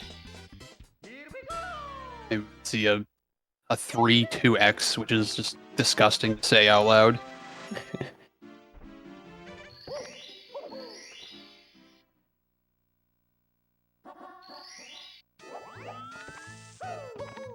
SBLJ is a really tough strat. Yeah, I have yet to perform it successfully even once. I think I've completed one run. For 1 star, 45 minutes. So it's doable. Yeah. Yeah, I don't know. It's you need to have like a PhD in something to be able to do that trick. Oh, getting the Fin triple. This is looking like a really good DDD 100.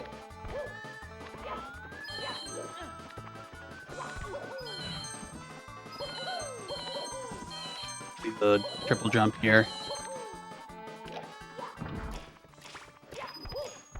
Taking his time there. He was thinking about going for the instant, but I don't think he had the right positioning for it to go for it. I don't know if you saw that, Sab. Yeah, Sab was trying to talk to the bomb. Actually, just ended up punching and just sliding and almost falling off. That was very close. Even with all those like small mistakes, I don't know if that's community best DDD 100. It could have been. I gotta check the sheet right now. Actually, that was a 232, which is insane.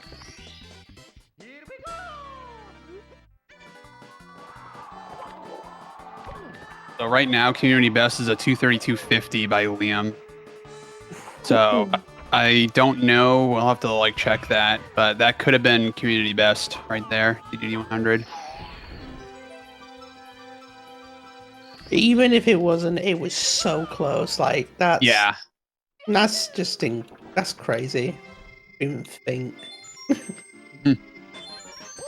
Oh, 233 flat. Okay, gotcha. Yeah, it looked super close. So.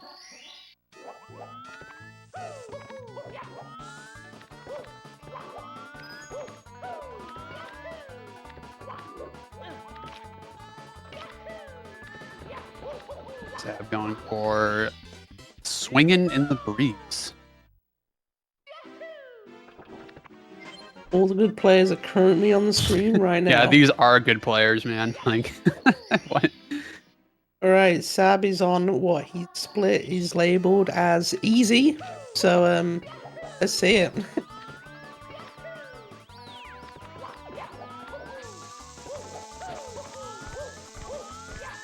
Yeah, where's the blue sweet pea? Yeah, where's Red Wario?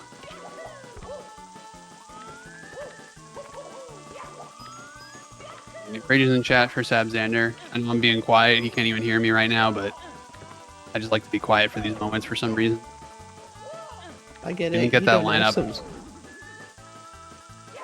Go for it a second time here. Ah, missed the frame, unfortunately. No. One frame too much. That was looking good, fortunately. Our first carpetless victim of the day. Yeah, All right, it's also one of many. going for carpetless now. One of many. I mean, Horror Still going okay. for carpetless as well. Let's see how he does it. Saw him practicing it a lot earlier. Okay. It's hard to tell if he's got it or Yeah, not. because I can't. Oh, Ah, fortunate not getting that frame. that's yeah. And it comes crashing down as runners having a hard time with carpetless. Such a hard strat under pressure.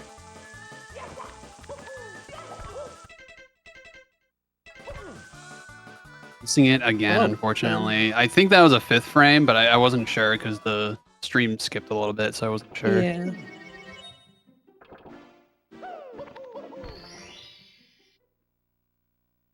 Not sure what I believe Callie's this doing is- right now. I think he. Yeah, I don't know if he's like out of coins or what, but I don't know. Callie got to go for carpetless. Gonna grab the 100 coin star here for some reason. I don't know what he's doing, but He's fairy crafting mid-run. Yeah. Insane. we even Oh, got that's good. Crithlith in the the chat with the question marks. Even he doesn't understand what's happening.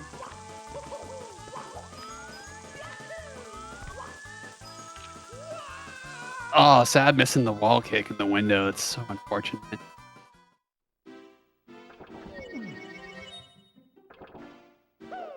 Callie missing Oh. carpetless. No, Whoa, Horror Horror missing as well. What carpetless. is- This what is is going so on? sad. This This is what Destin it's- 64 speed running is right now. It's so This is sad. it's a bloodbath. Oh my lord.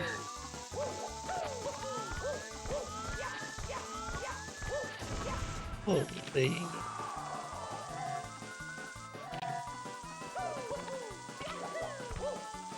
Oh, now we got Guy and I joining the carpetless. Everyone trying to go no. for Come on, carpetless. who will be the first person to actually get it? Yeah. Come on. This is so sad.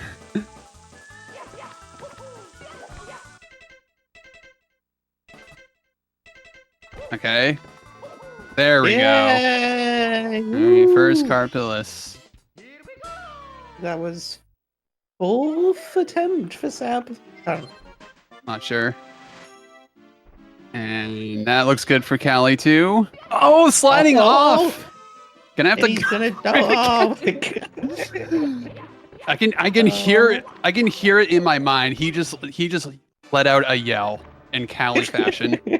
In Callie fashion, he just was just like, "Oh my god!"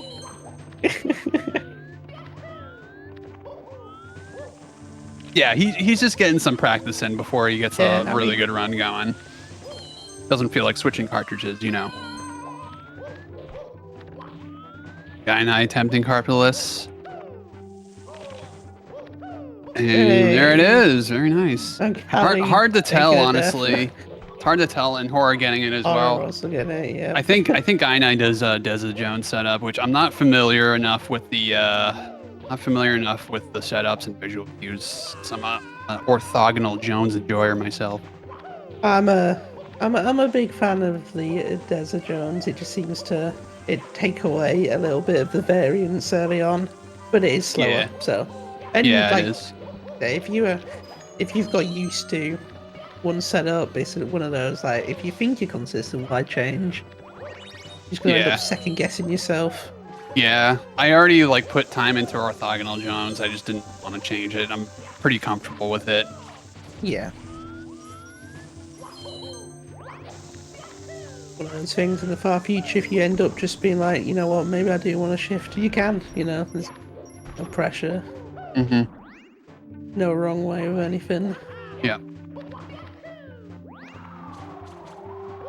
Even with that mistake, I think Green Squeegee got a low 104 up. Crazy. Zoom and With that Vanish okay. Cap death, just insane. And falling in the volcano. That's what I mean. Just like, if you fall in the volcano and you have a Vanish Cap death, like it really doesn't matter for Squeegee because he could just make up the time somewhere else, just somehow. yeah. It's insane.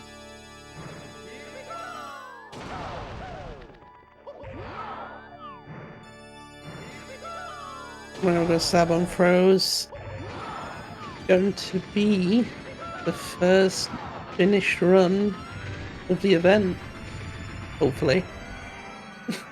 Looking Oh, yeah. like it. That's right. Sab Xander finishing off with a 143, maybe 30. 29. 29. GG's Sab Very good for a Xander. no reset, and considering like Sab was on a crazy run, and I mean he missed Carbilus I think 3-4 times. Like that was a really solid run if you take all of Yeah. that out. Yeah, no, definitely really good. He had a really strong beginning. 29 SSL, 47 CCM. It was looking really good up until the Fire Sea death, unfortunately. But definitely a really good run for him.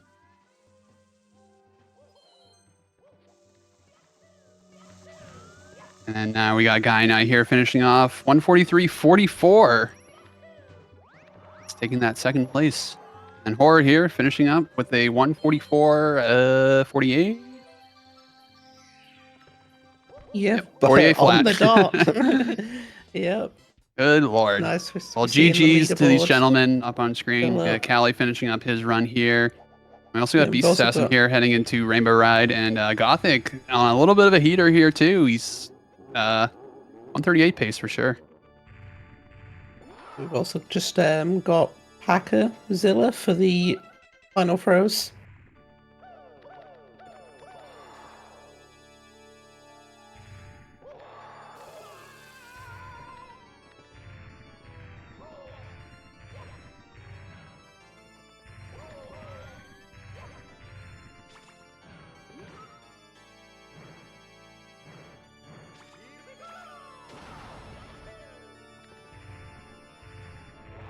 Who's the finished run for Callie? The 145.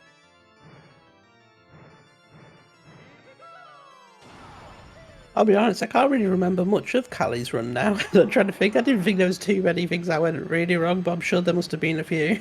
Yeah, he had the SSL death. He died a lot on Carpetless. He had the he had like that JRB slip up where he did the jet stream last after Aquarium. Okay, I was trying to pretend nothing went wrong. Oh, okay. I thought you were actually Oh misremembering. no. Oh no. The theory crafting in Rainbow Ride with the 100 chord route. Yeah. Dude. Allie's gonna go get food. Callie saying in the chat, so stupid. No, you're not Callie. These things happen. Especially for a no reset. I feel like you're not concentrating if after you make like a large mistake and you stop like putting effort into the run at some point because you're just like, this run is just like whatever, you know. But you still finished it off. I think that's a congratulations in general because of that happening. Just finishing a no reset is tough. Definitely.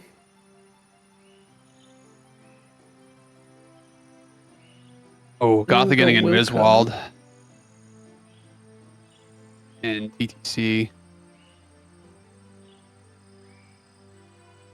Yeah, I'm tempted to look into that hand movement just to avoid that visual, just for the Yeah. consistency. Yeah. Beast Assassin taking a death in Timber Ride. I'm not sure what it was on. I think it might have been Carpulus, unfortunately. I think he's one of the few runners that does Carpulus second. Second? Yeah, he does Lakitu Bounce first, and then he does Carpulus second. Holy moly. Yeah. He gets more nervous for Lakitu Bounce, I believe, from what he told me. So. Ooh, crazy.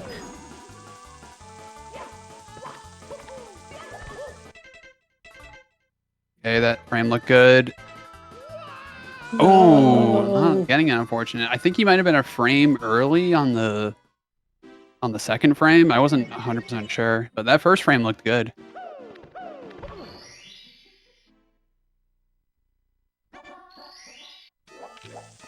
Definitely unfortunate. I mean, we are seeing all these runs happen.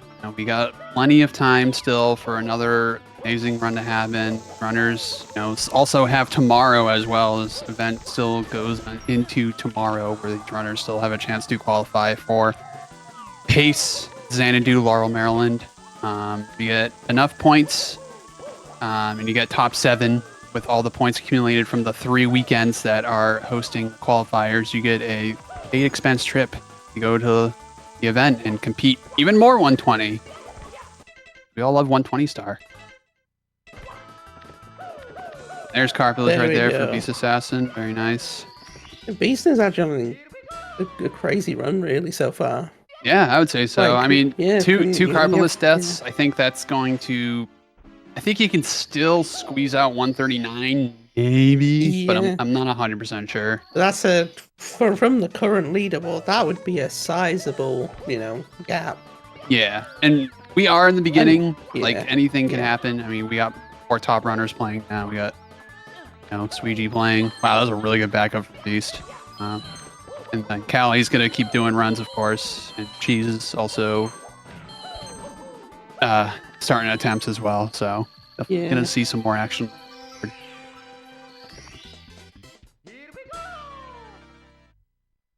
Oh, Beast had 3 deaths. Okay, so it may not be a 139 then. Okay. I thought that was 2 deaths. So I think it might be like a 141 then.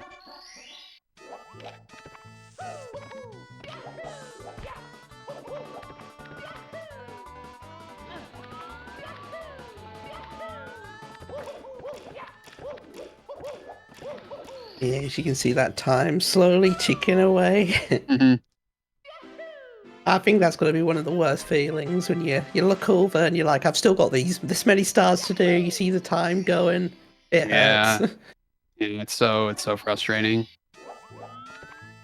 And that's the nature of 120 now. That's where we're at. We got Carpulus, like double frame perfect trick that includes like pause buffering that requires you to, execute perfectly. Otherwise, you won't be saving a minute. You'll be losing a minute. So it's really tough. It's scary. Yep.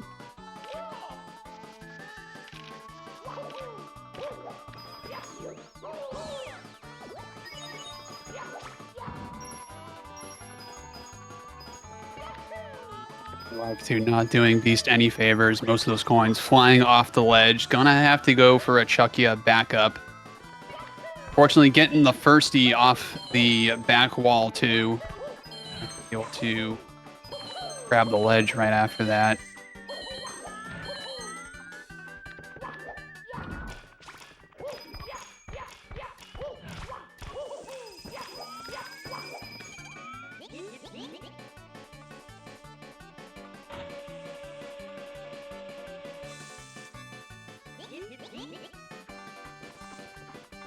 See another name up here, Phoenix. Missing that first blue coin. And unfortunately missing one of the blue coins. But honestly, you still have insurance from the Chuckia, so even if you do miss that blue coin, you're still okay as long as you grab every coin. That's like one of the good things about Carpalus is the 100 coin route for this. You have a lot of insurance on coins. I'll be honest, I don't even know if I didn't even know if Phoenix would do Carpalus. I wasn't sure. Looking at this time at 1:55. I don't What the know heck? That's... Did you see that? I did From not. Phoenix? That was so random. Like, he just, like, ledge grabbed off of, like, the donut block and just, like, clipped through the donut block while ledge grabbing. That was so bizarre. I don't think I've ever seen that before. Having a hard time here with the lack of two. Gonna need that coin. Oh, I don't know what he's doing now. The plank. I don't think he was doing Oh, he's gonna take the carpet. So yeah. So yeah, missing that blue coin is definitely not good if you're not doing carpetless. Yeah. There must be a quicker backup, but I've never even considered what to do if I miss that blue. Yeah, you basically do have to go to that cruise ship. That's where all the coins are, really. That's like the fastest way. There's the Beast Assassin heading up to Bowser in the Sky. Best possible time, 1:41.27. So let's nab him first place right from the get-go, nice and early. Having a hard time with this red coin. Oh, missing that red again. That red can be really annoying. Phoenix saying, last time I did Carpulus and Pace Qualifiers, I fell off the roof, lol. You had time to rewrite history today. That's true.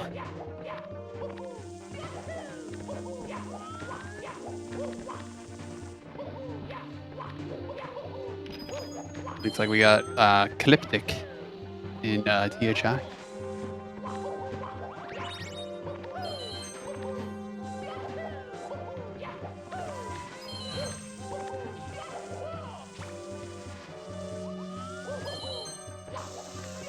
Gothic on 139 pace into Carpetless here after this cannon shot.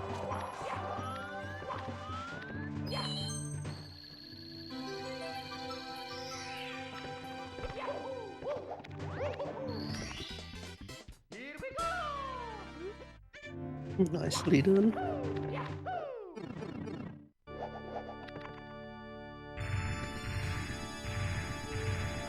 Right, Beast has got plenty of time with these throws for the current leaderboard, but obviously you still want to get the best time you can. And this leaderboard will, like you say, it will shift really quickly. Wow, really good backup from Green Squeegee there. Good. And there's the second throw for Beast Assassin.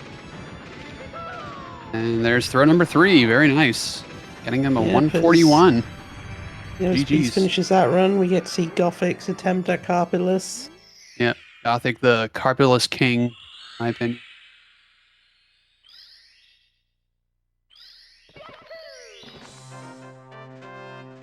Okay, that looks good. It's gonna... Oh, missed the pause, unfortunately. That was looking good up until that last. I think he must have like messed up the pause. Have we seen anybody hit Carpulus first try yet? No. No. No. Which is that's kind of crazy. We've had about 6, 7 runners so far. I know it's an incredibly hard trick, but yeah, it's really hard under pressure. Yeah. And then I guess as well, if you're doing a no reset, you might be somewhat tilted anyway. So.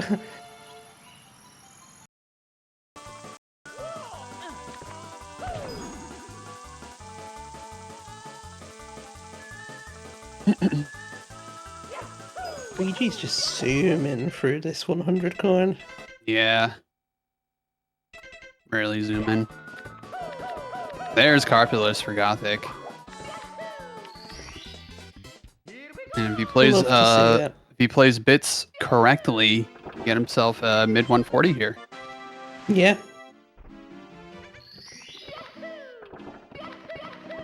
Ooh, the glitchy wall kick from Phoenix. Oh, missing the wall kick, unfortunately.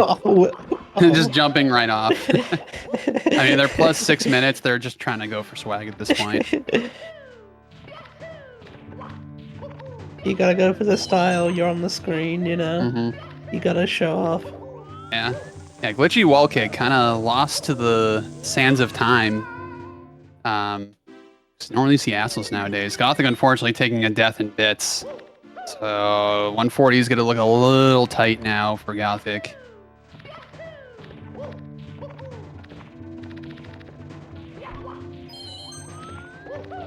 First red.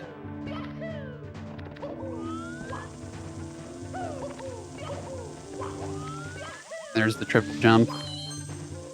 Jumping over second red to the third red. Nailing this cycle maybe. No, not quite getting there. There's the glitchy wall kick for Phoenix.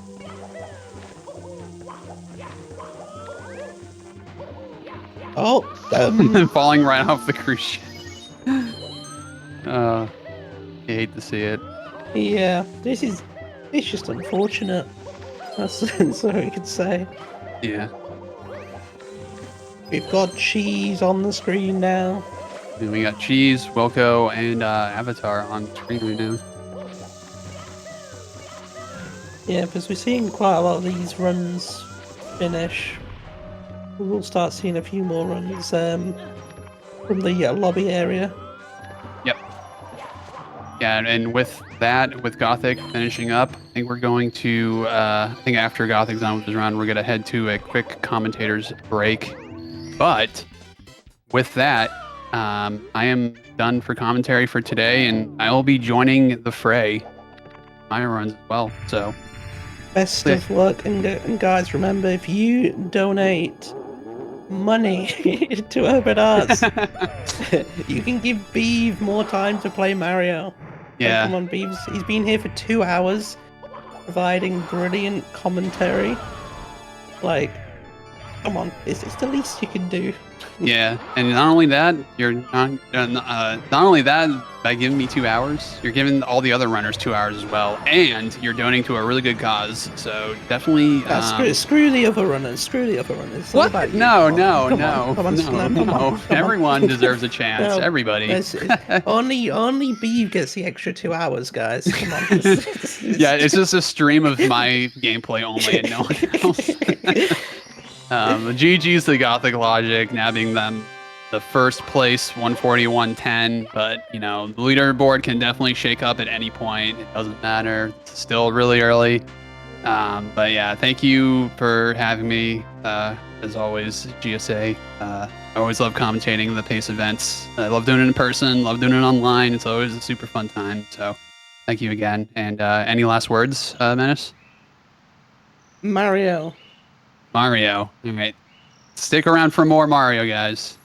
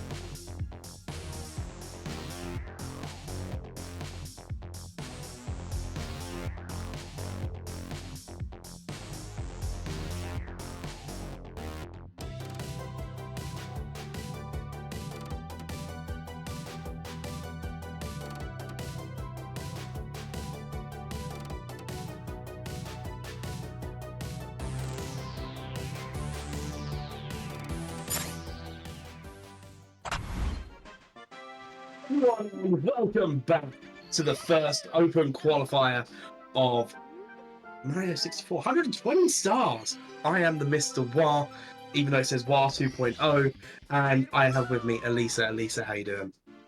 Oh my god, wow, it's so good to be back in the virtual booth. Hello. Also welcome, everyone, and Mr. Wah. I have not, I haven't slept yet, and it's currently 7 p.m. in Germany. Okay. It's been a while, but I'm confident, I'm positive we'll carry this. Yeah, with the confidence of someone who slept. The person that slept is, but if we do find them, hopefully they'll be able to come in and join us. We are also raising money for the Urban Arts, as we do usually.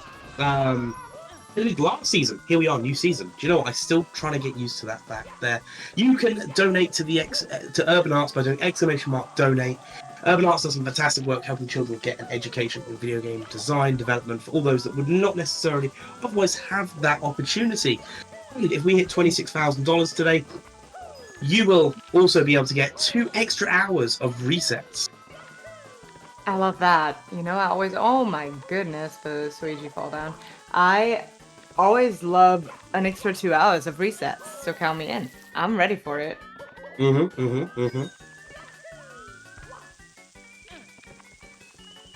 I gotta admit, well, I have not had the chance. It was a busy weekend so far. I have not had the chance to really do the excessive Mario binge watching that I usually do during GSA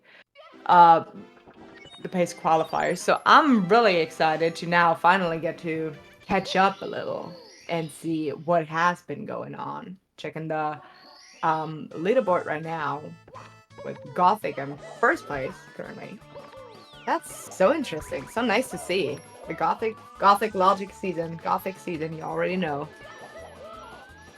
I mean, that's the thing as well, because it's great as well, because already we're seeing, what, 3 names that we saw at pace in summer that just happened last month. Oh yeah, absolutely. It's crazy how time flies. Again, like it feels like we're already, I mean, we kind of already are, you know, just before the next pace. That's why we're doing this. But yeah, I'm so excited. I just cannot get enough. I cannot get enough of the Mario. I'm gonna be honest with you. And Medicine so most runs on the board are no resets as well. No resets couldn't be me. Just saying. I don't think you even know what a stage past Bob on Battlefield looks like. Briefly, I was there once or twice. I know what it looks like, kinda. I know where to go. Kinda. But yeah, also I'd love to see that we have Sap on the third here. Sap Xander did some qualifying before. I'm pretty sure we have not seen him at the event. But I really do hope that we get to see Sap. I'm a big Sap Xander fan at heart. I know all of them deserve it, no matter how this, you know, turns out after qualifiers. I know that every single runner deserves it, but, you know, got a special place in my heart for Sap, so I really do cross fingers here for him. Oh, wow. Oh, okay. Was a little shocked by the dive into the chimney by Beast, but this is not hundreds, we're good. Who? Pardon me, sorry about that. You're still a little sicky? Well, I've it's been so bedridden great all day. I've gone out of bed just to do this. I do appreciate it a lot because I don't think I could do it as well on my own without you. You already know. I don't have to tell you this. It's okay, I understand. I'm really hoping that you get to feel better soon. I hope it's just like a cold, like a little summer flu or whatever. that Oh, what it is? I was working an event over the last 2 weekends, so Oh. poor death there from Cryptic. But we got some, like, for now, obviously, these people, like I said before, and probably gonna say a couple of times during this event, these runners are usually not running against their PB splits because there's no point in putting even more pressure on yourself. It's not about PBing, it's about getting on the leaderboard for this event. Consistency, I think, is the word you're looking for. Yes, thank you. Thank you.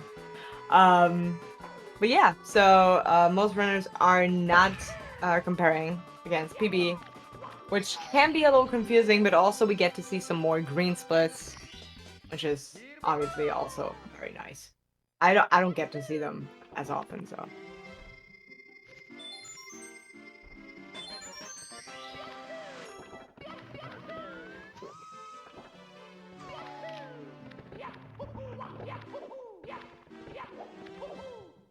We got Avatar doing HMC right now, big BLJ. Not the biggest one there, but you know what? That was my first comms curse of the season. I love that. And it's not even like I can't even tell you to carry me from here because you barely have a voice. Also I can still talk about this. You can curse them all you want. I'm just currently watching Green Luigi making their way through Bowser in the sky. Yeah, no, I feel great with this now. I feel great with knowing I probably caused that 20-second time loss or whatever it is. Probably like Hey, look, around it's okay. There have been much worse commentator curses. Shall we talk about the infamous commentator curse that Westdog applied on Puncation just a couple of years ago? Oh, tell me more about that. I think Just ask Westdog about it. He loves telling everyone about it. I will do. I'll do. Well, you know, I just got it out of the way for the rest of qualifiers. I did my comms curse for this time around. I'm not doing it again. Until next time. Right, here we go. 3 throws separate Green Luigi now from finishing with the first sub 140 of the day. We love that so much. I didn't even get a chance to say let's count it in. You know, they move too fast. Well, what can I say? Are you surprised? Right, let's get the GGs in the chat for Green Luigi, who'll be finishing up with the first sub not 140, but sub 139, with 138 and 40 seconds. Wow. Wow. Keeping in mind that Suiji has not been Gold like bits. obviously and a gold. Oh yeah. Obviously the I think I just got a 209. Suiji's unless a crack that was runner. We don't early. have to talk about that. Split. But you gotta keep in mind that Suiji hasn't been doing 120 the longest time. Was more a guy for the shorter category. I'm so tired. It's even more exciting to see him now doing 120 and popping off like crazy. This is the best bit as well. With these sort of times, Green Luigi could just stop for the weekend. Come back if, you know, the time looks like it's under threat. The thing is, well, that they are all crazy addicted and they love the game. They don't want to stop for some reason. Can't stop, won't stop. Good for us, I'd say. Good for us. Aren't you also one of those crazy addicted people? You know what? It's not about me. You're always trying to make it about me. I don't think we have to, you know, go into detail on that one. I can manage it. I'm fine. It's an All average right. run. You stop anytime you want, right? It's good. I can stop anytime I want. Yeah, if you told me to It's PB pace. throw this console out of the window, So I guess I probably that's wouldn't not because bad. it was expensive. But I would, you know, consider it. Not play for a while, maybe. I could stop. You don't know me. Dude. You don't know my I story. missed that. Oh my god. Okay, Yeah, I do. RNG or just general coins? Pretty Arguable. terrible so far. No. Okay, this time I'm not gonna say it. I'm just gonna think it. What are we thinking about? And this is what it should look like. Good. I am so happy that I did not Very unlucky. ruin that one. Cheese got the BLJ. 400. I mean, you're also doing that whilst Cryptic was grabbing a star in Rainbow Rides. I was like, which one are you referring to here? There's a lot of runs to Jinx right now. I was talking about the cheese run, yeah. That's a good point. As a reminder for anyone watching that anyone is able to take part in this, providing they're using the run.gg extension on their live split. We have runs going today and tomorrow. Oh my The god. top times will be associated RNG is pretty points terrible. after the end of tomorrow, Absolutely and one those of my points will then be favorites, added but on to another event that we that do just next means that month, upstairs will be and very another dry. event we do the month after that. And from There's that, we'll get our top We 7 got it out of runs. the way. There's so many events. I love that for me and for Oh, please. the viewers. Oh, I like to wait for So- half a second. Yeah, exactly. And if you are watching and going, hey, do you know what? I like speedrunning Mario 64 and Nintendo Boy, 64, that was rough. you can. Go take part. Be part of this now. But with that in mind, we've also got to remember is we have a lot of different screens that we are looking at the moment. So we are going to miss a lot. Just telling you this now, giving you that heads up. We will miss stuff. We will. We won't feel great about it, but it's gonna happen.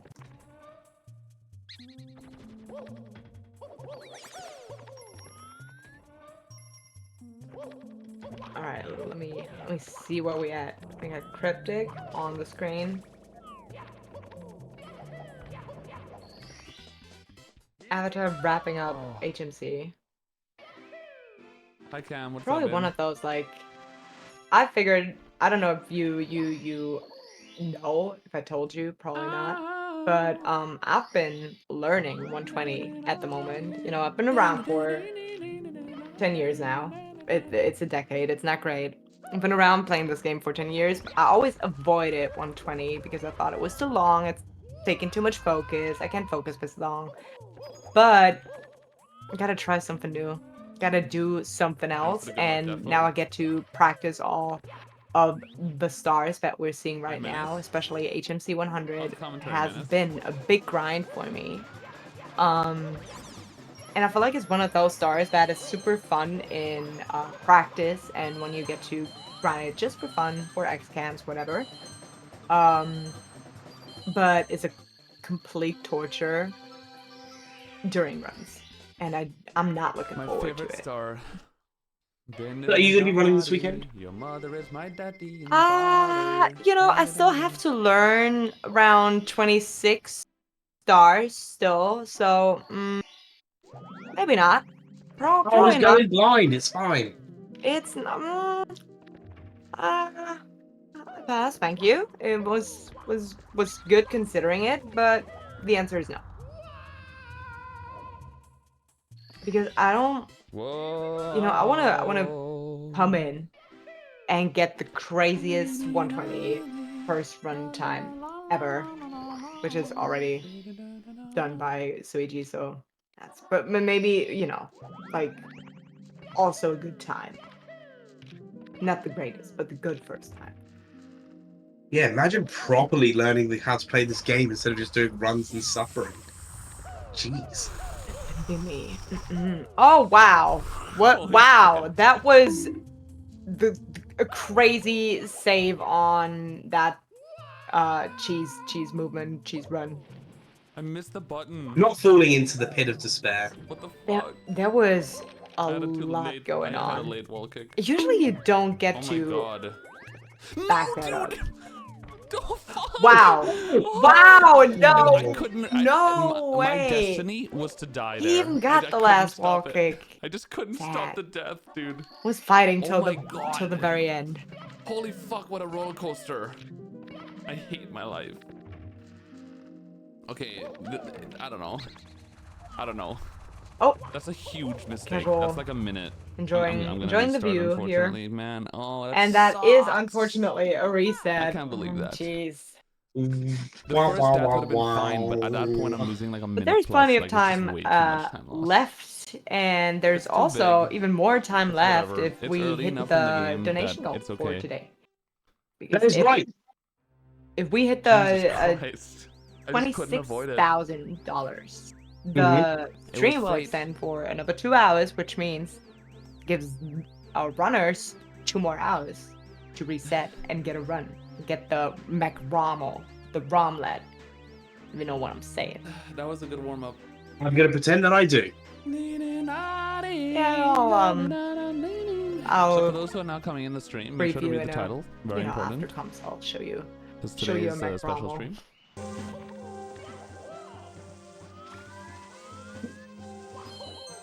But not only do you get to see more runs, right? You also Yes. can enter a little raffle situation, a little raffle. Little raffle situation. We laughing over there. Mm-hmm. That is correct. I have just been looking at those donation incentives that we've got. There are going to be some raffles going on. And of course, my favorite one is there as well. That is right. There is the donation for a brand new Nintendo Switch OLED in box that they still won't let me test. Neither did let me get it. It's I don't know. I feel like we should at least, be allowed to touch it. Yeah, Yeah. exactly. Well, so this is the thing, right? Actually, no. We get to touch them at pace, you see. We get to put our hands on the boxes. But only for and it's like empty. It doesn't feel the same. That is true. It feels like my hopes and dreams empty. Yeah. Oh my god, Wah, please. Good game there for Cryptic, finishing up with a 1 hour, 45 minutes, and 12 seconds. Dang it! Oh yeah. GG. Cryptic. Very good run. Yeah, with that, Cryptic on the leaderboard. 7th place. That is 7th place. A lot of things could happen still, but for now, we on the leaderboard. Love that. And also we got Bevon entering JRB now. Out of a comms, into the runs. It's like a Falco song.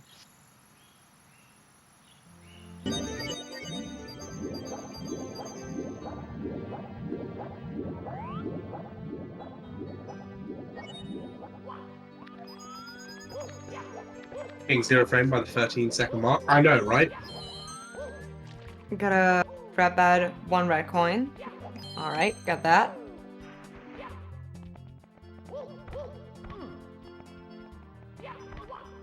Infamous Stigma moment. And we got it! Wilco just reminded me how much I hate Didox. See, this is one of those stages that I have been procrastinating on when it comes to practice. This is something that I have not have not practiced yet. So you're 26 stars away from learning 120 stuff. Yes, approximately. And I just do it blind anyway, based on what I watch. I feel like you're very brave for that. I don't feel as brave.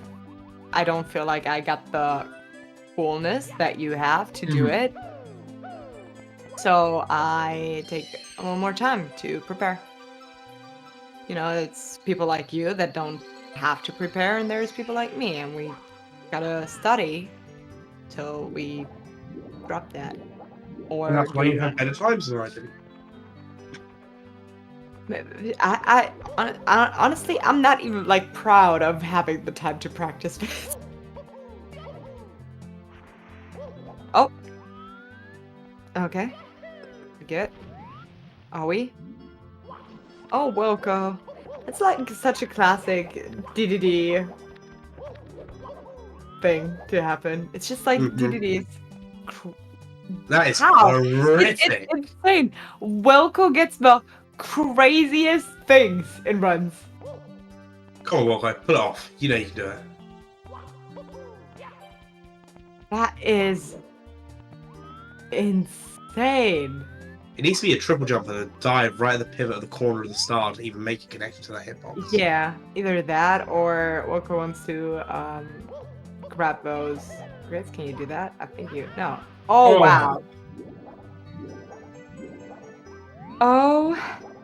I don't even want Wow. to watch the other runners. I want to watch to see if Wilco gets this. Yeah, all eyes on Wilco right now. I'm not sure if this is possible. Probably not. It looks like this hitbox is not reaching below the low grid. But I don't know. Wilco's just like either planning it out very well or did give up. Not sure.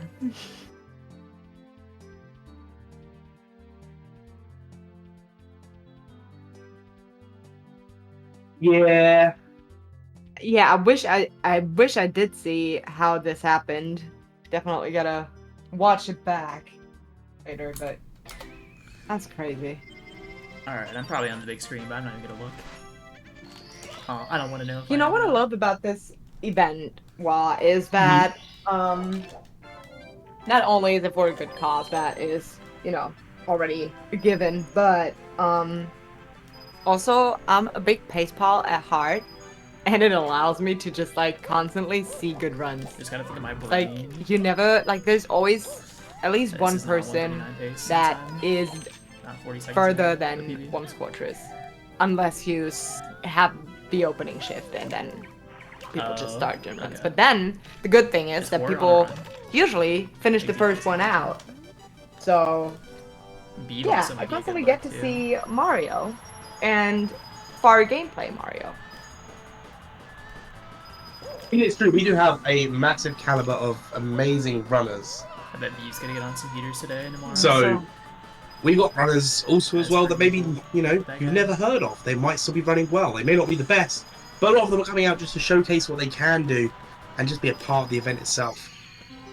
I also love okay, so it's kinda much. Like you early can still, early. just participate without being the craziest, most grinding top runner. Can't see where I'm going. And you still Yeah. get the exposure for the work that you already put into this game. Just lovely. Lovely. It's lovely to be back again with another open qualifier. Sorry, can you repeat that? I said it's lovely to be back with another open qualifier. I can't get enough of those qualifiers. I wish they would qualify every weekend. I would be I love, here. like, I the would action not shot do and anything points in else. I would midair. do comms for the rest of my life And on you get that every spin drift kill. weekend. If it was for this event. During the cutscene for text box.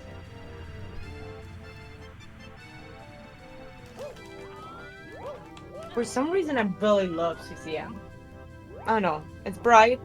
It looks cute. And Yeah, I mean, there's 2340 BFE really is cool definitely movement reasonable. going It's on like here and there. 139 pace Not per all the minute. time, but definitely has some great moments. Yeah, no, absolutely. I feel like we don't give CCM the appreciation it deserves sometimes. There's worse stages. Yes, there's absolutely terrible stages.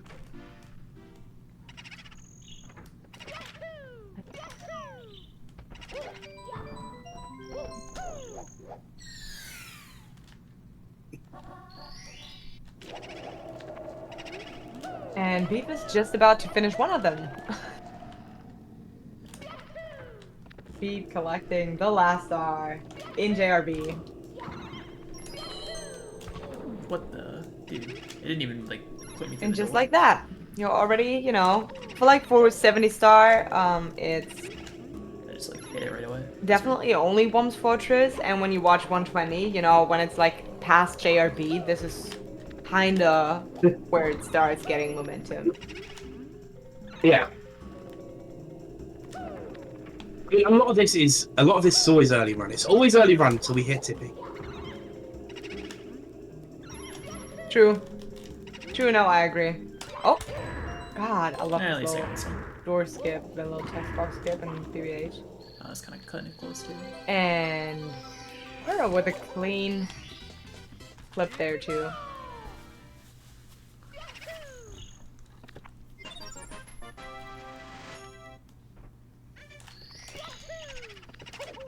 Deciding to not go for solid block, which is smart, but always surprising. I don't see it.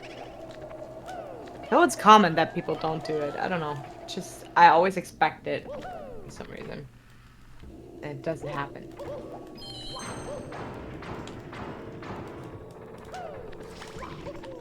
Was you always expect? Sorry. Solid block. It's like the little clip through the wall instead of using the elevator down to the big hall area of it. Oh yeah. Yeah. Just take the elevator. It's fine. You knew what I was talking about. Oh yeah, Punkay on the screen now. Yay. Looks like we're doing a little bit of practice, yeah.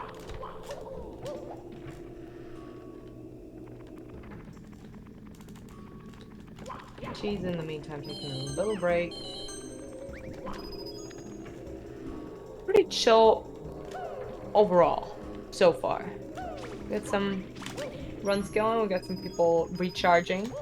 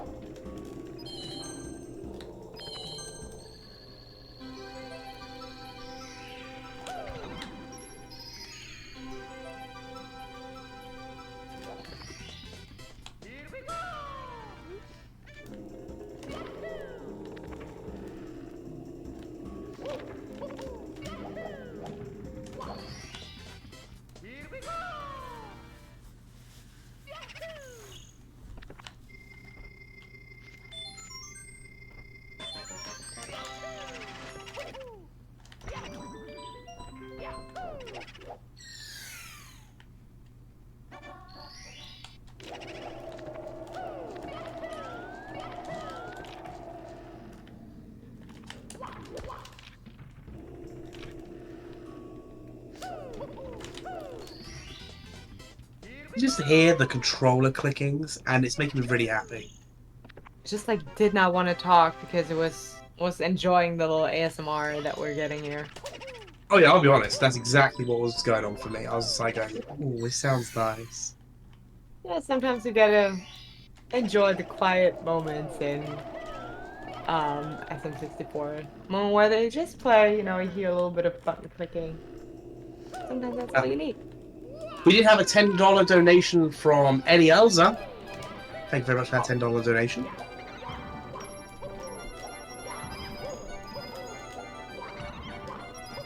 All that money going towards the urban arts, helping out getting kids that education that they may not have otherwise been able to get.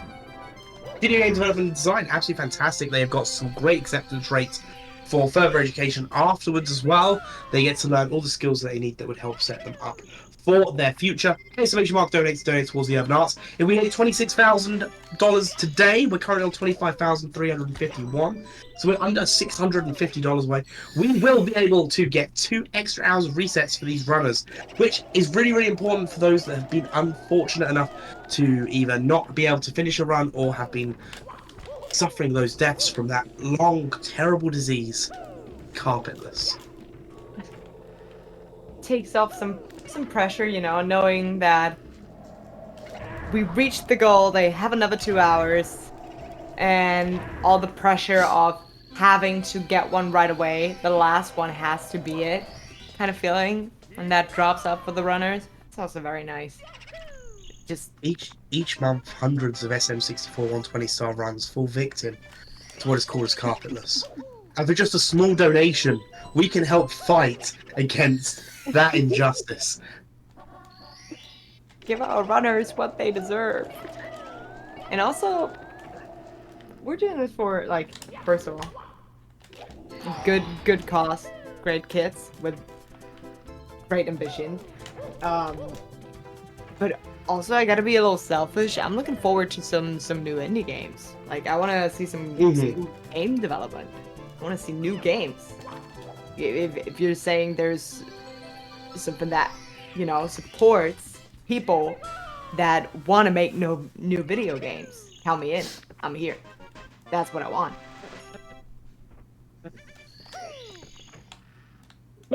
Sorry for the cough, I just want to get rid of this. A solitary killer. The carpenter stalks its prey. Yes, the next best game could be here to... The next best speedrunning game could always be an urban arts game. Who knows? True.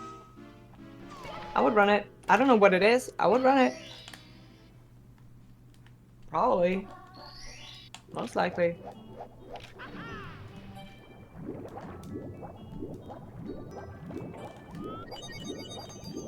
Alright, we got Wilco back on screen. Seems like they've recovered from the little incident, the little DDD incident that took place not too long ago.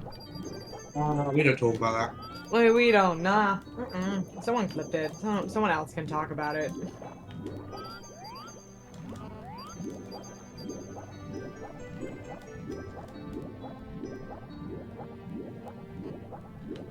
And it seems like Avatar recovered quite well from the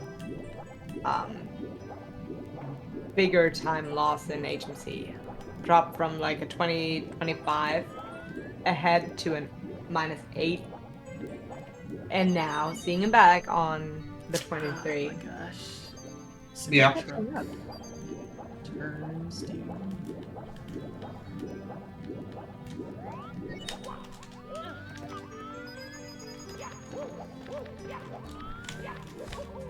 Nice bullies there from horror. You know, I feel like I cannot jinx this one, so I just want to say it. I just hope for Avatar that we won't see the Wilco thing. It's alright. Avatar got all the coins necessary that side of the ship, so it's okay. It would actually be so crazy if it's like happened again, just solely because of Com's curse.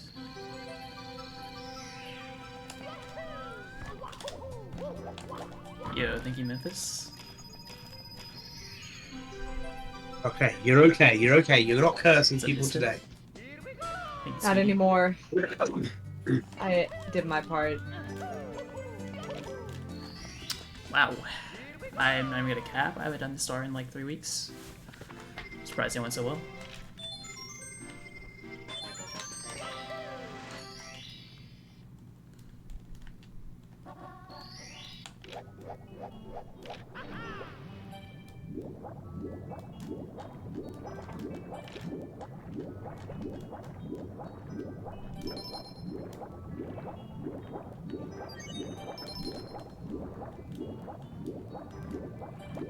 Alright, and Beat now opening the door to the basement.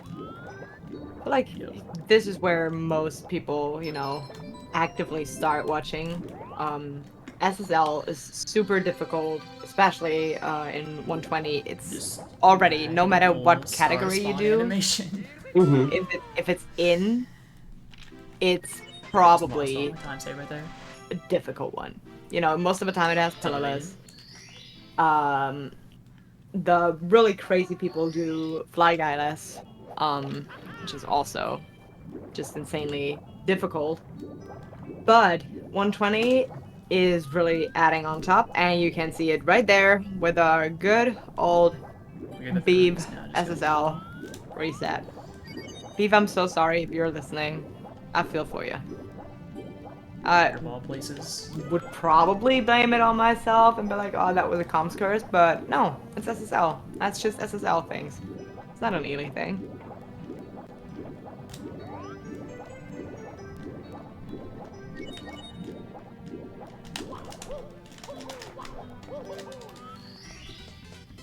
Gotta love a good sub. good front sub. Love a good front sub. I'm trying to just like not That's do a it until I really have to. Yeah.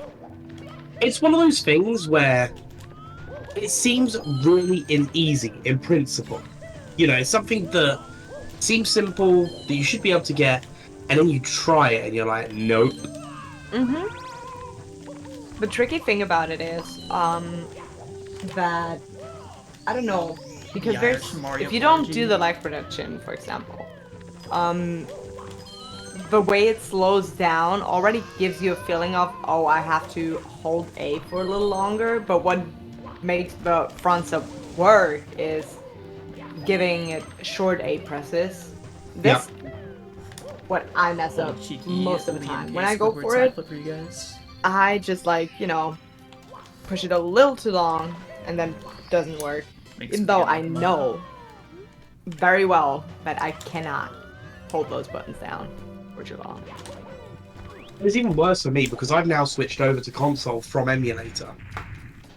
When did that happen? Congrats. But if you actually turned up at the last pace, you would have known. Oh, excuse me. It's a big, long journey. Yeah, it was for me as well. Okay, then pay for mine too, maybe. It's not that I did not want to go. Wah. It's not that I didn't want to go. It's just so difficult to go.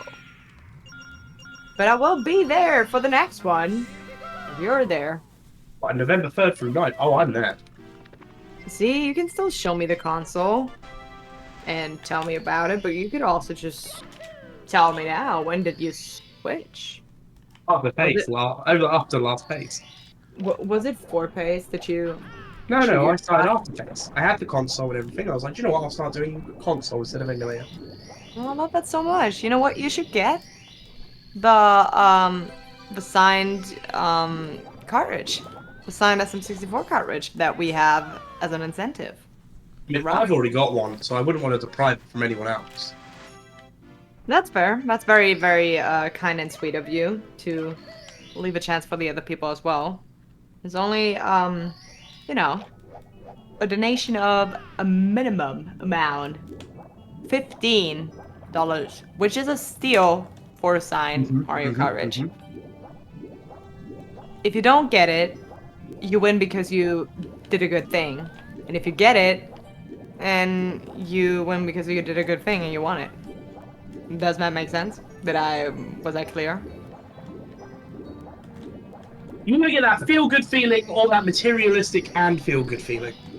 Yeah, that's another way to put it. That's probably That's the the better way. dumbed-down version. Thank you. Oh, thank goodness. Yeah, thank goodness. I know, right? Missed the star just because of that weak swim. That would have sucked. I wouldn't know what to do without someone who is a native English speaker, a talker in the booth. You mean if you had 2 foreign language speakers? You back me up so well though. It's like always. I know I can rely on you. When I don't find the words, you are the one to find them. I mean, it also helps that I'm also European. That makes you one of the good ones. Yeah, take that, everyone else sitting in the booth behind us. Europe rocks. Well, no, it's just easier because you might be thinking of something, and let's just say you're trying to think of petrol, for example. And so you're trying to explain it, and they go, "Oh yeah, gas." And we're like, no, not gas. We're not thinking of gas. We're thinking of like a liquid. I think it's always it's so confusing. Yeah, take that, Americans. 3x up, not bad. Pew pew, shots fired. No, we're not the Americans. And another one. Pew pew.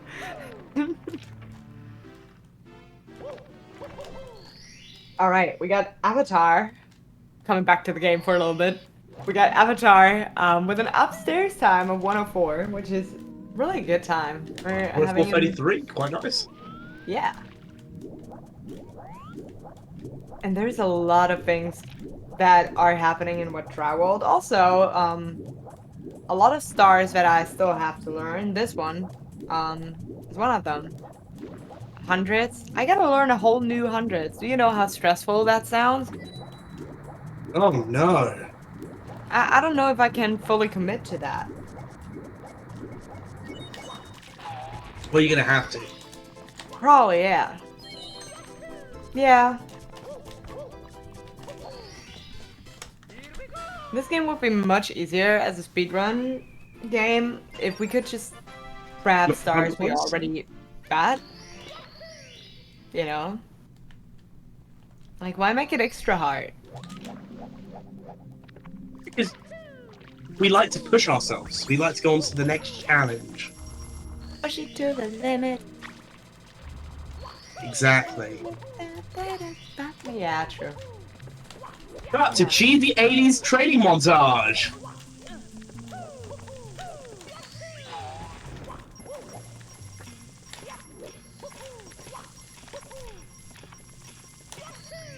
Hopefully that works. Yeah, that should work. That's even better. I wasn't expecting Vince Book.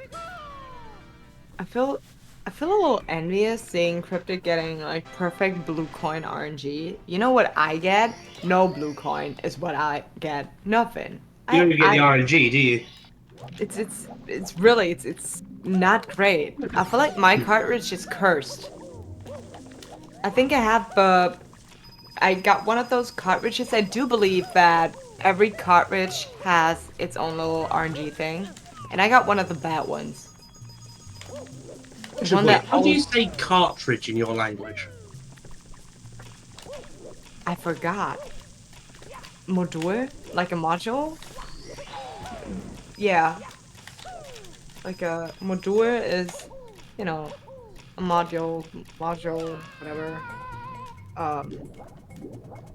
Oops. Oh my god, I don't know. I don't know. Casetta, like a... I think it's the same word. Like, CASSETTE. Cassette? Yes, and in German it's Casette. So I think that would be it, maybe?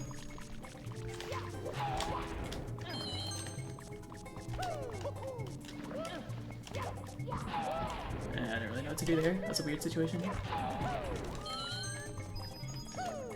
I've really thrown you off now, haven't I? Just by asking about languages. Again, sorry. Exactly.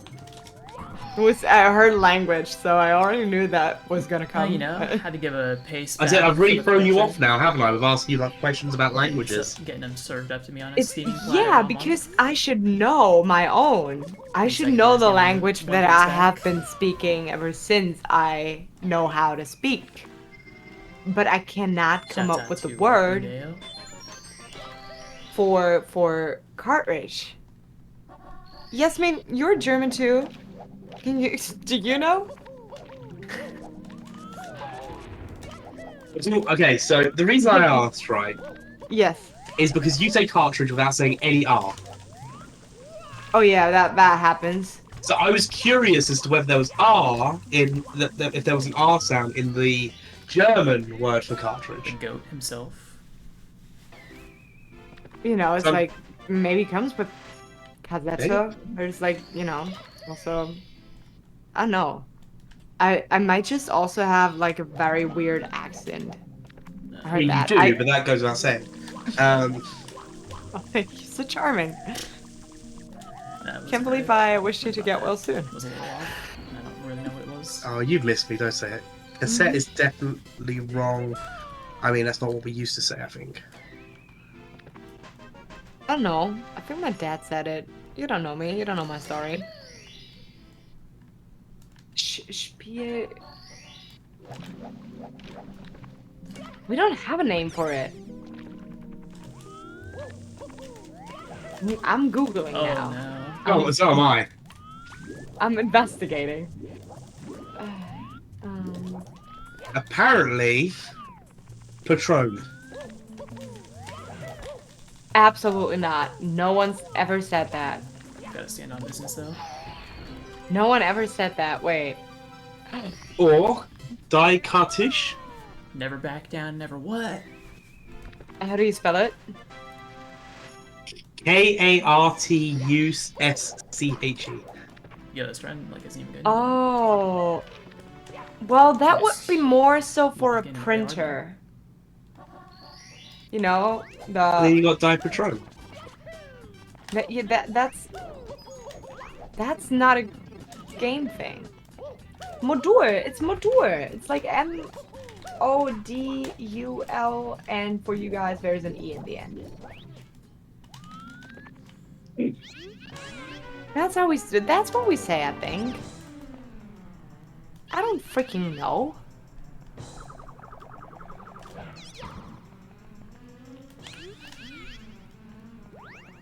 Oh, let's beat that Wiggler up. Yeah, it's just probably better than we've ever I'm played before. gonna sit here for the They, rest of the night thinking about Thomas this, and I hope you're competitions happy in now. League Wah. One.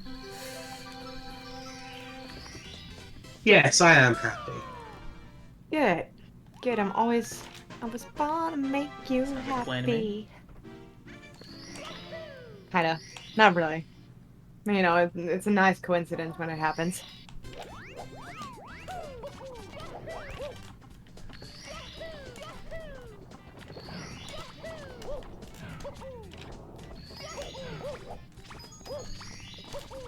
And as we watch a couple of people starting up their full-on Battlefield dreams in the hopes to not have to reset, along with a lot of early runs, we are going to be taking a short break because THI, it's okay.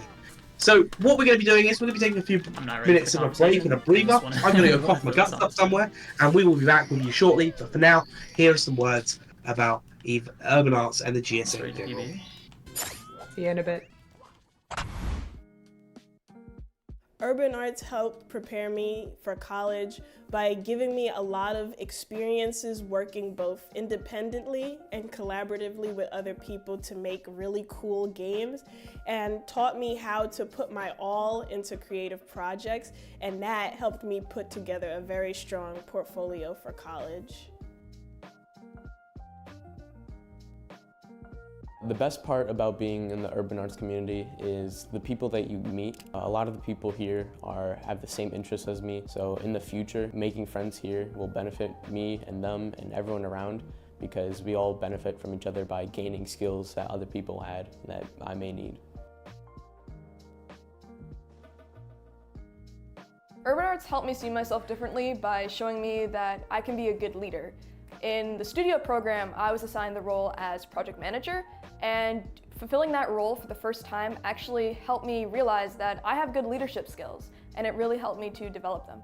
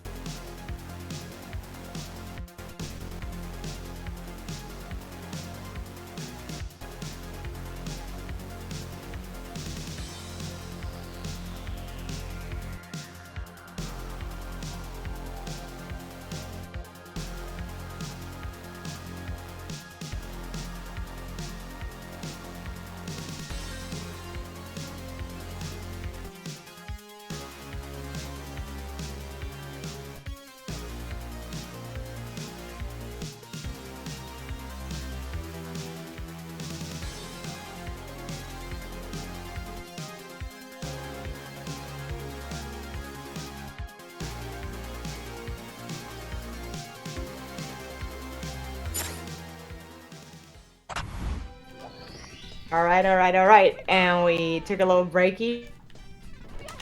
And we had a little change in the booth. And with me now is Shy. It's gonna be hard to save time. to be Mr. was honest. taking a well-deserved rest If I got lucky, I probably could to have. cure his little cold.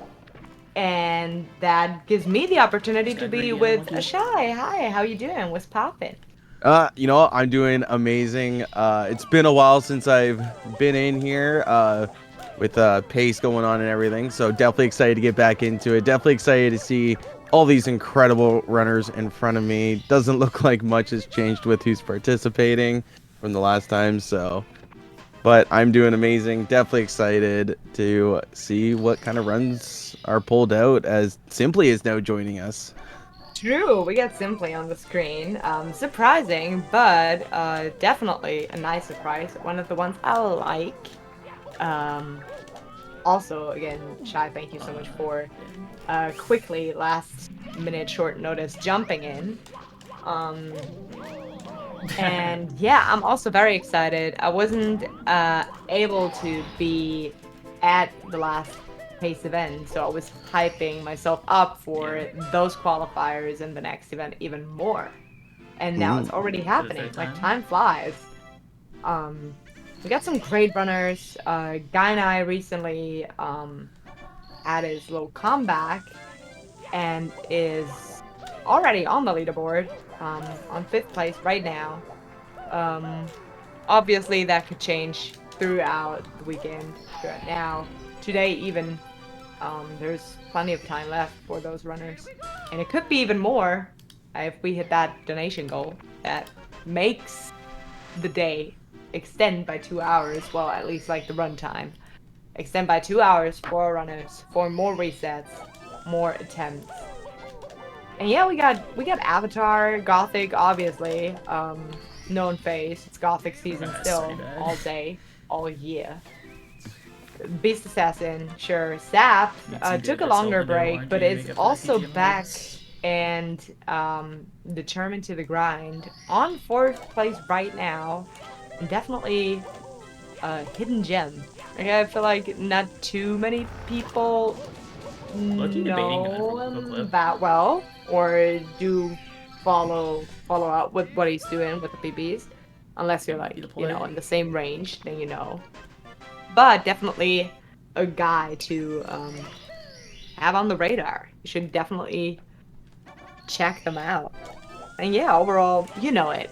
We got those goated runners. They're all insanely goated. Oh, while I'm saying that, Beast Assassin taking a death on that, well, was not even the Z thing, SSL thing. Got hit, got sniped.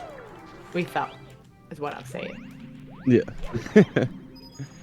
Yeah, you bring up the donation goal, and my only real question here is, why wouldn't you want to donate to Urban Arts? It's such an incredible program, giving the chance for underprivileged youth to take part in, you know, game development, and it's just incredible. They've done so much. There were some statistics there during the break screen. Can't remember them off the top of my head, but I know the numbers are very, very large. A very large number of games have been produced by them.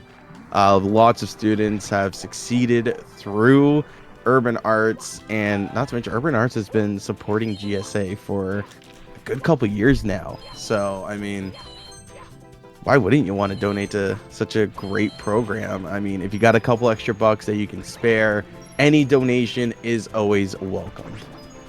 Absolutely. And it's a win-win, you know, you do it for the good cause, you do it best case for the runners, plus we have incentives that are just waiting for someone to own them.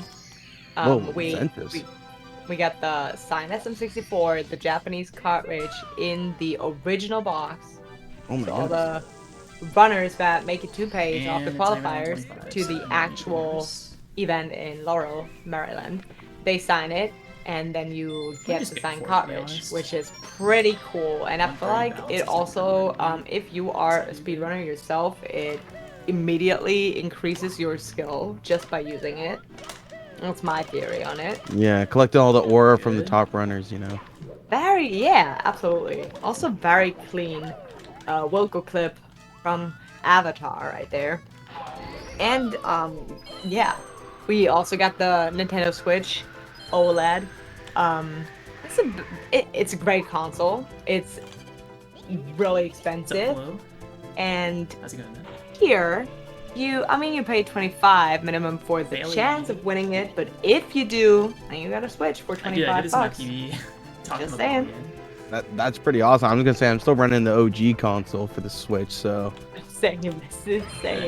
Because I'm still waiting on winning the OLED. I'm just waiting for Switch 2 to come out at this point. Like, my Switch still runs great. Don't gotta worry about anything. No, not the cloud death. Not the cloud stage death from Avatar. This was such a good run, too. I've been watching for a little bit. I was watching before, and he was definitely on a pacer. Can still definitely put up a pretty solid time, though. It is a really difficult stage, I feel like. I mean, I fortunately don't have to do it yet, but I thought I saw it looked like I had good momentum a in the couple of runs die to it in the past. It's always sad Yeah. to see because it's such a big time loss too. Just a second one. But we get another vocal clip, which is nice. Yes, I think the greatest thing ever is I don't have to worry about any of it. I'm just full-time commentating now. I've retired. Oh, no more speedruns, just commentating. Yep, I have officially quit speedrunning. So just doing some commentating, keeping up with all the new tech and everything. One of the ones that made it out. Hell yeah. Yeah. He broke the cycle. Yeah, Yeah, I haven't I'm played actually in like a confused good why I 8 lost months. Still waiting for me to happen. So You just gotta find the game to replace it. yeah, maybe I should just like find another thing that I like, but I'm too ambitious, man, and it's just I don't know. It is a good game after all. It's giving you a lot of terrible things, but it's also giving you a lot of good feelings, and I'm here for the good times. Yeah, I mean, definitely a great community. Can't knock it. So I could definitely see why it's so hard to leave the game. It was easy for me because I ended up finding another game that I ended up being better at, just naturally better at than Mario. So I guess that's my benefit. It's just a game I was able to quickly progress in. So Damn, it just binds in my way. Oh yeah, like a good rebound. yeah. Good, just we're moving on to the next thing, and it's actually better. That's crazy. Yeah, I mean, I was about to make an analogy, and then I realized I'm on GSA with the whole rebound thing. That was almost dangerous. A little bit. But you got it. I saved it. I didn't say it. You did save it. I'm so proud of you. Go from Parpulus, and if I miss it, then I'm just good. Reset. But yeah, no, I totally get that. There's always gonna be things that, you know, work a little better for you than others. And I'm just happy to hear that you found something for yourself that you actually enjoy more and feel happier probably putting more time into than you did with Mario. It's a little more probably still Mario. relaxing, I guess. With Mario, I get tilted very easily with this game. It seems like it takes a lot to actually get me upset. I think I'm actually just having fun, enjoying playing the game. That's a third. I love that. I don't remember the last time I played a game just for fun. Well, don't get me wrong. Like, I'm still in the competitive scene and everything like that, and I do have that competitive mindset. But it's just fun now. Oh, I love that. Okay, wait, let me, okay. Oh. Oh my gosh. Oh, No. That was a great know- attempt, too. He had the angles and everything. It was just getting that A input. Yeah. I'm not too familiar with the setup that Avatar is going for, unfortunately. He's doing another setup. He's not doing the OJ thing, right? I think I am unfamiliar with what you are talking about. Oh, there's like different carpetless setups that people go for, and I feel like Avatar is not going for the one that I go for. Okay. So I don't really know what to look out for to, make it work. But I'm still like very, very proud of Avatar for finishing this one out after Cloud, after falling off the air. It takes a lot of mental strength to continue a run. Again, same thing. I hope Mistiming the A input. like at this point I wouldn't expect he's going in. He's going in again. Loving that. Avatar. You go. He's insane, that's for sure. Mm-hmm. Strongest mental in the community. It's gotta be. It's just personal at this point. Yeah. And I think he's going for it again. He's doing it out of spite at this point. Yeah, no, it has to happen. We don't leave this place before it happens. Whether he continues to run afterwards, I don't know. He might just to finish a run. Okay, maybe not. Oh wow. That Oh, was that's just a bummer. straight unfortunate. Yeah. No, That I was did painful. not love that.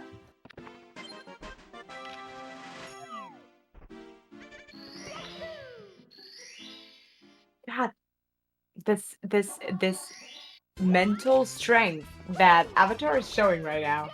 Like if you ever speedrun a game, any game, or played it like very competitively, you know how difficult it is to go for a thing that does not work out, and like Carpetless 2 takes like already 30 seconds to even get there to this part. And doing it over and over. Oh. Oh, and there we go. Oh my goodness. That was so close. Let's go. I love that he did that.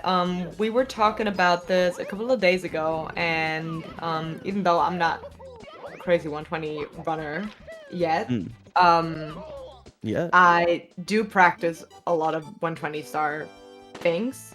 Carpetless is one of them, and I had like a little bit of a hyper focus moment and learned this fast ending. I talked to Avatar about it, and he was like, "Is it hard? I think I should probably like switch to it, but I don't know how." And then we talked about it, and he picked it up within like an hour and was like, "Oh, I'm probably gonna do it in runs." So I was excited to now see what's gonna happen if he was gonna go for it, and then I was panicking a little bit because he actually did go for it, and it did not look like it's gonna work. Yeah. It looks like he's going to take a small break afterwards. I would go for like a 10 to 15 minute walk after that. I would probably go for like a 10 to 15 day walk and never return. Oh my goodness. To be fair, after the second attempt, I probably would have needed to take a step away and go for a small walk. Just just pick up Sonic and just pick up another game, maybe. Super Meat Boy is also difficult and fun. I was gonna say, I think we're trying to chill. Well, for me, okay, I love Super Meat Boy, and for some Okay. reason, even though it has like this really, Kaizo kind of feeling, that's pretty much what it is, like difficult platformer. It gives me some calm moments. It gives me like more peace than Mario ever did, even though I'm good runs. Okay. Wait, It's what just- if you started speedrunning Super Meat Boy? I thought about it, but you can play it fast, and then there's speedrunning, which is a whole nother thing, and just playing it fast. All the glitches, and I feel like that's a lot of commitment that I don't have, because I'm fully committed to the Mao, to the Mario. But that's what I mean. You got to find that game. That's what I was talking about. Well, at some point I have to. have reached all my goals. No, like it has to happen at some point, and I can also retire.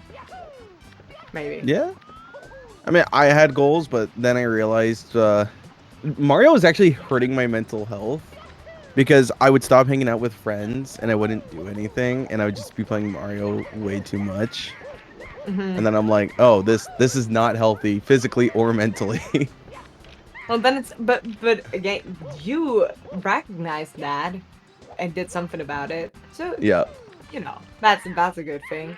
I feel like Yeah. that could be with any game though. I mean, if you are like a passionate gamer and you have this really ambitious and competitive side in you, and that comes naturally, just like trying to be better with every time and grinding for it and really working hard for it, losing track of time whilst you're on it. I did that before. Oh no, Oh, Gothic! Gothic! Oh no. No, not like That that. is really sad. Yeah, I mean, I definitely understand that too because with the game I switched to, it's definitely kind of that mindset. I've been playing it a lot, but I've learned that it's not becoming my life this time. I've learned to balance it with real life and gaming. Very important. I Yeah. was also about to say, fortunately now am adult enough to. No. Oh, Gothic! The same thing. When it rains, it pours. I'm telling you. Yeah. I'm adult enough, and I have to. I have all of these responsibilities now, so I cannot allow myself to grind too hard. So that's Yeah. good. But you know, I like a long grind, practicing Mario still here and there. But yeah, Yeah.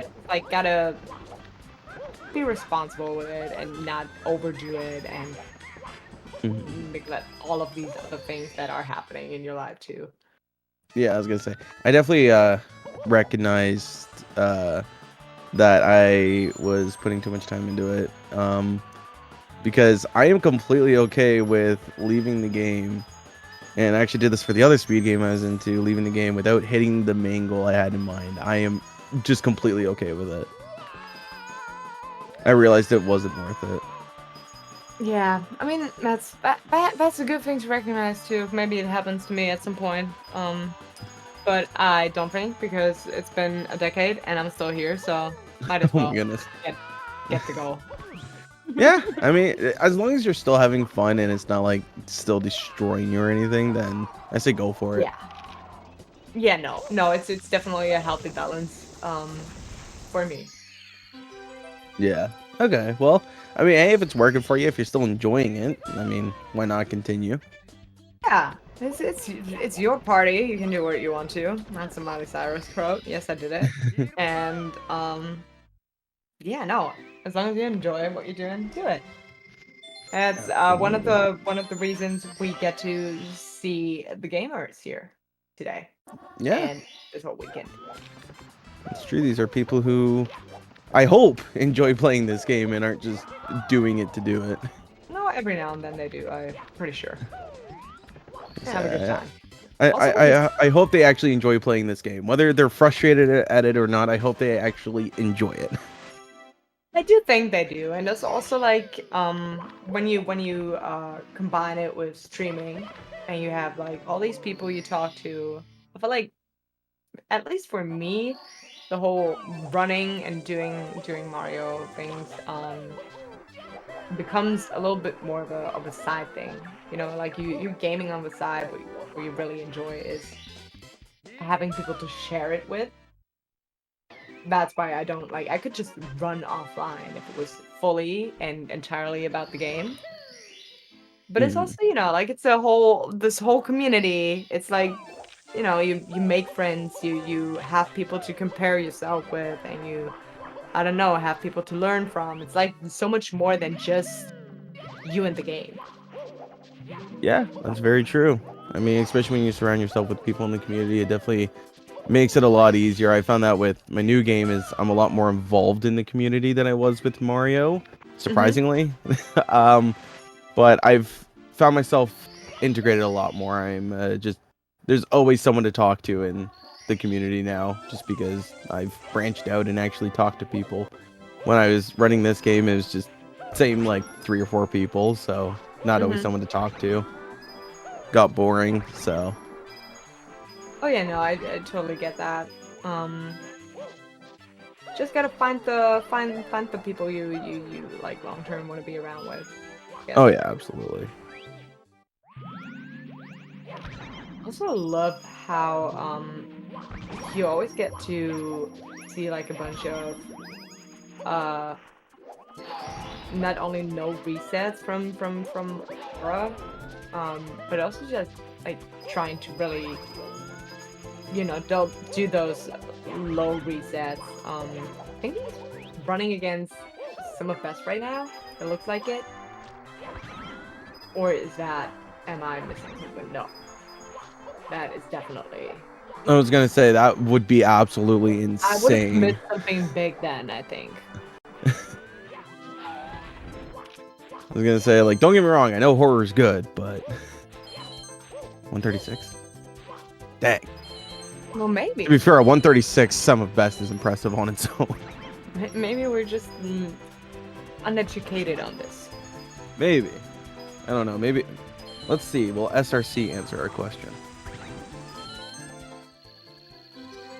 What should still be like an insane time, like a 139? Well, you remember those times where 139 was actually crazy? I do. But also I do remember the times where people did OG cannonless as a normal strat, so maybe I've seen it all. Man, you're old. I thank you so much. I was aware, but it's always good when someone confirms it. Thank you. I'm making a joke. I remember OG Cannonless as well. Don't worry. It's one thing to remember the trick and another to remember the times where people had to do it, but yeah, no, I feel better. No. Like, when I first started watching Mario, that was the strat for Cannonless. Okay, that makes me feel better. Thank you. I'm not going to mention my age because that could make you feel worse, but I do remember when OG Cannonless was the strat. I had Benji watching my stream when he was 11. I feel like it's you know, could always be pulling a Benji. No matter how old you are, I feel like Benji did crazier things by watching me when he was 11. Yeah, I mean, I was 12 when I started watching Mario. That's crazy. I was trying to get the spot on our family's PC when I was 12, I think. Oh, wow. Like, it was one PC. It's in the PC room, and you had to schedule your online time. At least I did that with my siblings. It was war. It was one computer, 4 people. Unfortunately, not getting Wilco. But Hara, I think you'll be fine, just without. Ooh.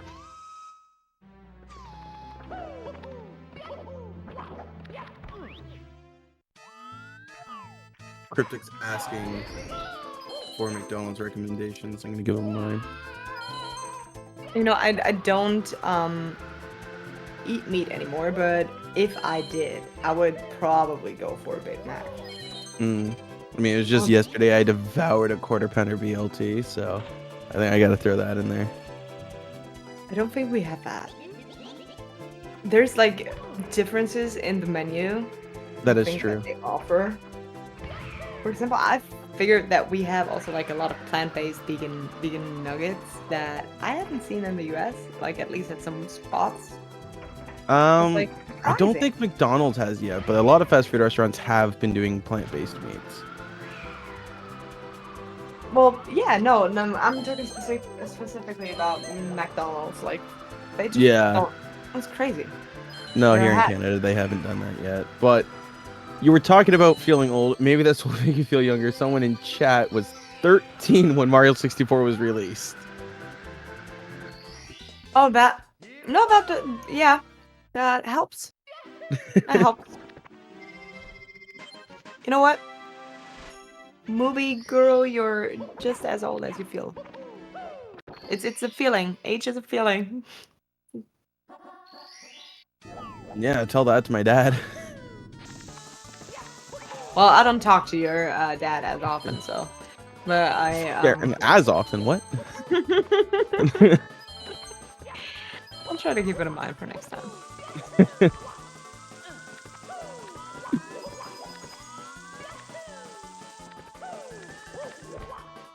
Oh no, someone mentioned dial up. I'm having PTSD now. Oh wow, no. The nostalgia is kicking in.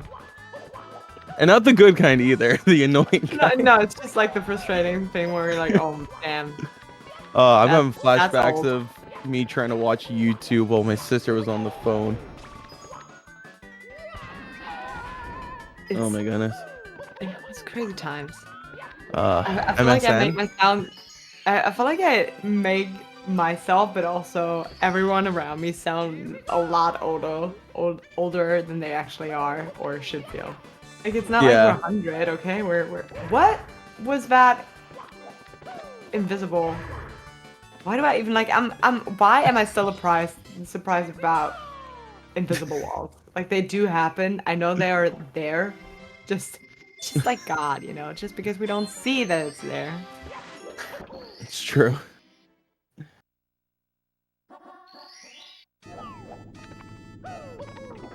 I was gonna say we're all talking about how old we're feeling, but let's be honest. I'm in my early to mid 20s. I should not be feeling this old. No, and now you just made me feel like terribly old. You kind of got my hopes up, and I was feeling okay, like maybe a little bit in my range, but no. You know what? Never mind, Shy. Never mind. But I thought you were like 27. I appreciate that, and let's just keep it there. Let's just okay. believe that that's true. Okay. Thank you. I take it as a very, very nice and big and lovely compliment.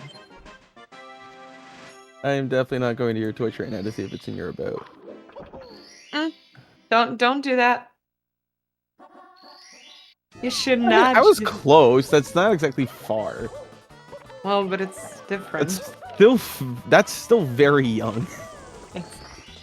I know why you're saying it, and I appreciate it. No, I actually believe that that's young. I don't believe that's old. It's you know, it's a number. It's a feeling. It's like I told you. It's nothing big. I mean, hey, as long as you like feel like 27, then that's cool. Yeah. No. Especially now that you said it. I'm gonna brag with that like for the next month. I'm gonna walk around and be like, oh yes, I look 27. I heard. Yeah, no, it's no biggie. 27, yeah. I don't know. Sometimes like even at my age, because a lot of these runners are younger than I am, I forget how long this game's been around sometimes, and so I just assume everyone's really young. That is true. Like I do forget, and it aged so well too. Like this. Yeah. Maybe it's just me being a, you know, fan of Mario 64. Maybe it looks completely different to others. But no, I feel like this game really aged well. It's a good game. So yeah, I do get why you would forget sometimes. Yeah. I was gonna say, even just looking on the screen now, I'm pretty sure everyone except for Simply and Cheese is younger than I am. Yeah, it happens. It happens. We got, by the way, speaking of runners, we got Packerzilla on the screen. Seen them for a little while. Loving that. Good gamer. Again, Simply is doing a run too. Loving that. excited to see what's gonna happen there. I already lost a little bit of time, but it's still like in the 36 range. We're still good. Oh yeah. I think Hara is doing. He's doing carpetless, right? Yeah. No, absolutely. Carpetless, and then probably the last star. Or did I miss it? There's so much going on screen. I think he still has 2 more. I do think that is the case. And we got Gothic now. Also, after that tragic Vanish Cap incident we saw earlier, back on track, heading to JRB. And so is Beep. At least the area. Yes, there is the aquarium still happening. Well, we're already close. You know, there's not too much you can do wrong here.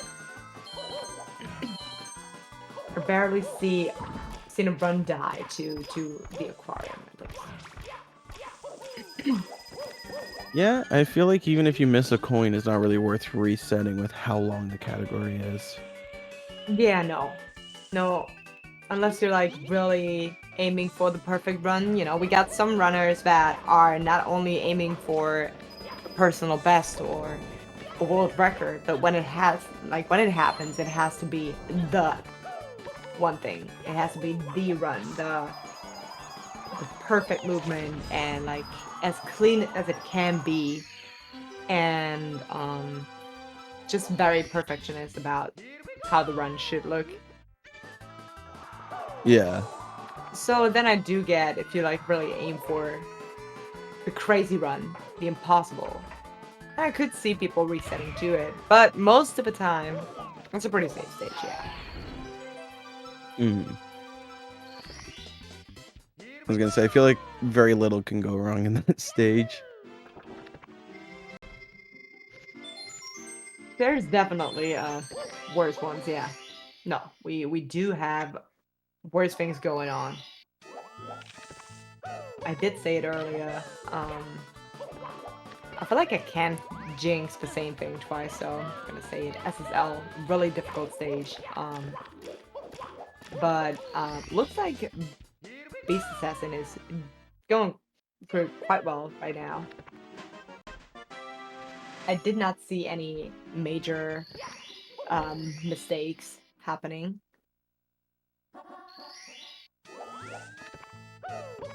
Yeah. Been looking pretty good so far. They're all schmoving right now. They're all being the little speedrunners that they are.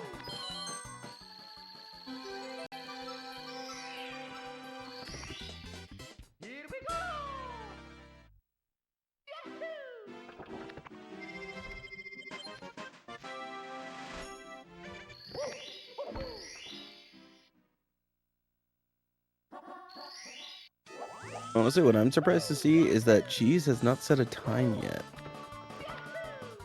Unless he just started. True.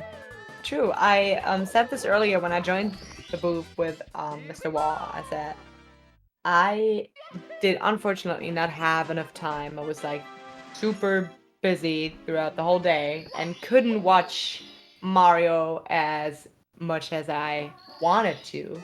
So I missed out on some good runs, I assume. Some really nice gameplay.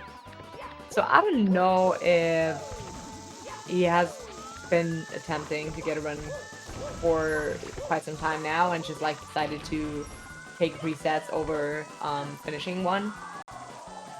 Or if she's just hopped in not too long ago. Okay. Definitely excited to see what Simply's gonna cook, being one of the OG goats of this game. Yeah, definitely. I agree. So, seeing Cheese and Simply go against each other right now is definitely exciting to see as we see Horror. Is the pause buffering gonna be good? It is. No. Unfortunately. He had it too. So unfortunate. I wish I could have seen the frame we were working with, but I get another chance here, so I'm gonna take a closer look now. All right, come on, Horror. You can do this. Full faith. We're praging. I'm praging. All the prages. Spam the prage.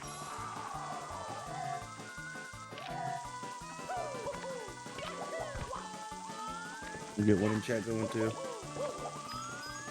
Gotta do it. Gotta do it for horror. Okay. Good. I feel like the hardest part about this is just getting there, so that's good.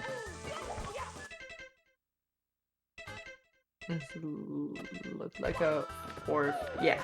And we got it! Yeah, the prages worked! We did it. We did it together as a community. It was a thing that we achieved. It was our carpetless too, chat. You did that. And I'm so proud of you. Let's go. Alright. This is looking like a pretty good setup for a pretty decent time, actually. This is looking like a 142. Yeah. And right now, like from what the Best Possible Time says, this has great potential to definitely get fourth, if not third place on the leaderboard right now. I don't know. Does Horror do the speedy throws? That's the big question. Does he palm it?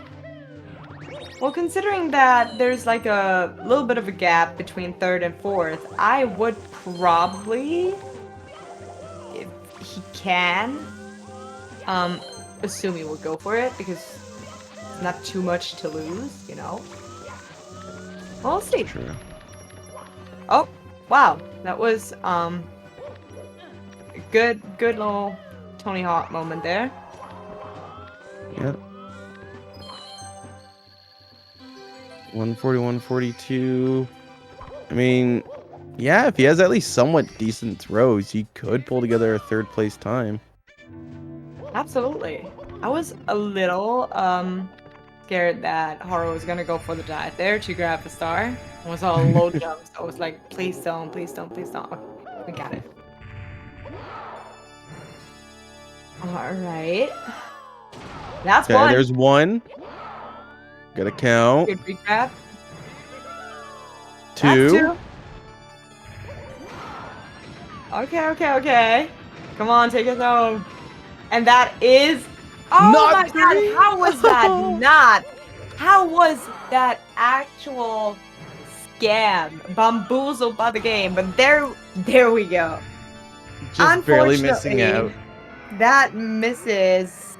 That takes the chance for third, but nevertheless, we got fourth place from Hara. GG. Great run. Love that. Gonna get him some extra points there. Gonna do a little clapping in chat. Clap in chat. That's what I do.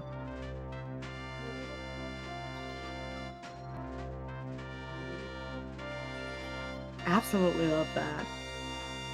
Good stuff.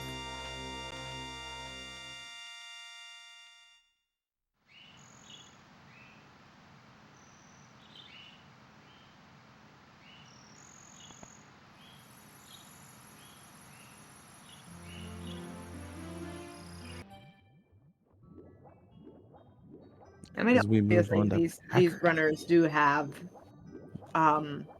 enough time to improve their PBs, their event PBs. Still, but yeah, Sab has to do a few more runs. I know, again, he has been running earlier. Probably taking a little bit of a break right now, and will be coming back, I would assume. Guy and I also needs to step up a little bit, come back, and give us another run. I haven't seen Guy Nye yet. I would love to watch him.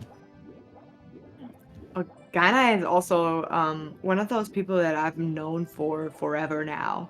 Was one of the first people I met. I think almost sold him a CRG. Dang. I almost sold him or gave him or whatever. I don't even think I wanted money for it because I did not have use for it. It didn't end up happening. I hope he got one by now. Does not rely on an LCD monitor or like a TV monitor. Yeah. I mean, I think I still have my CRT somewhere. I think when I moved out, I left it because I did not need it. Because I have an RGB modded console, so I also do have a retro tank and I use a normal PC monitor now. But I tried at the very beginning. People told me, I remember D whatever was coming over. We've been also like the Germans, you know. And he was coming over and saw my setup and was like, how am I supposed to play on this? And it was like a big, I don't know how many inches it was, but it was like a big TV monitor, LCD. And he was like, I'm not gonna play on that. Like, what's the latency? What's the delay on this? And I was like, what do you mean? I did not even know that was a thing because I was so used to it. And every time from that day on, he visited me. We had super fun hanging evening, hang out. And ever since that day, whenever I visited his stream, he was like, get a CRT. That's the first thing he said, get a CRT. And eventually I did, and I ended up hating it. Oh no. Because I was not used to having no delay in inputs.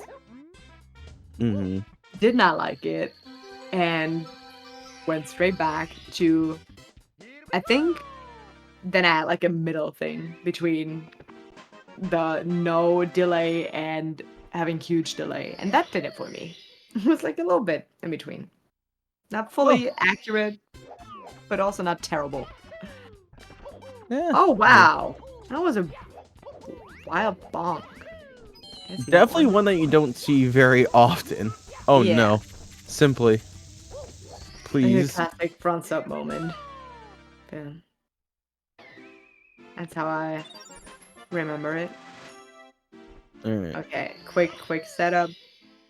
And there we go Okay. now. You did it. Getting back up. No, almost done. It's always good to be done with this one. That's true.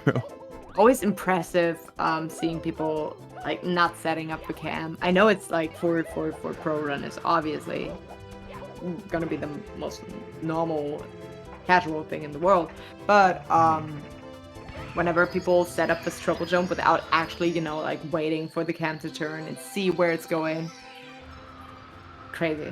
It's impressive. Yeah, absolutely. I'm gonna say a very hot take here. Chat's gonna ream me up for this one. 100 DDD 100s, one of my favorite stars. How? I've never practiced it. I never practiced it, and just by looking at it, I know I can judge you on it. I can judge you for this opinion. Jando! Please. Yeah. Aw. Wow. That's just nice. Thank you. Now I'm being it, huh? Now I'm a clown. Sorry for going with the flow, for doing what people say and not liking it. We're the majority. We are here. Most people don't like it for a reason. What is it? I'm curious though. What is it that you like about it? I don't know. It's just enjoyable to me. Hard to watch or to actually like do it? Oh, to actually do it. I was gonna say, like, I watch people do it and I hear a bunch of people complain about it, and then I learned 120 and I'm like, this is really not that bad. I mean, maybe, you know, I have to learn it, and maybe when I pick it up and I start learning it, maybe grow on me. Maybe I will actually like it. I'll keep you posted on that. All right. You can get a message in like 3 months and be like, I like it. Just that. So I haven't talked in like 3 months, and I just get a random DM from you. I like it.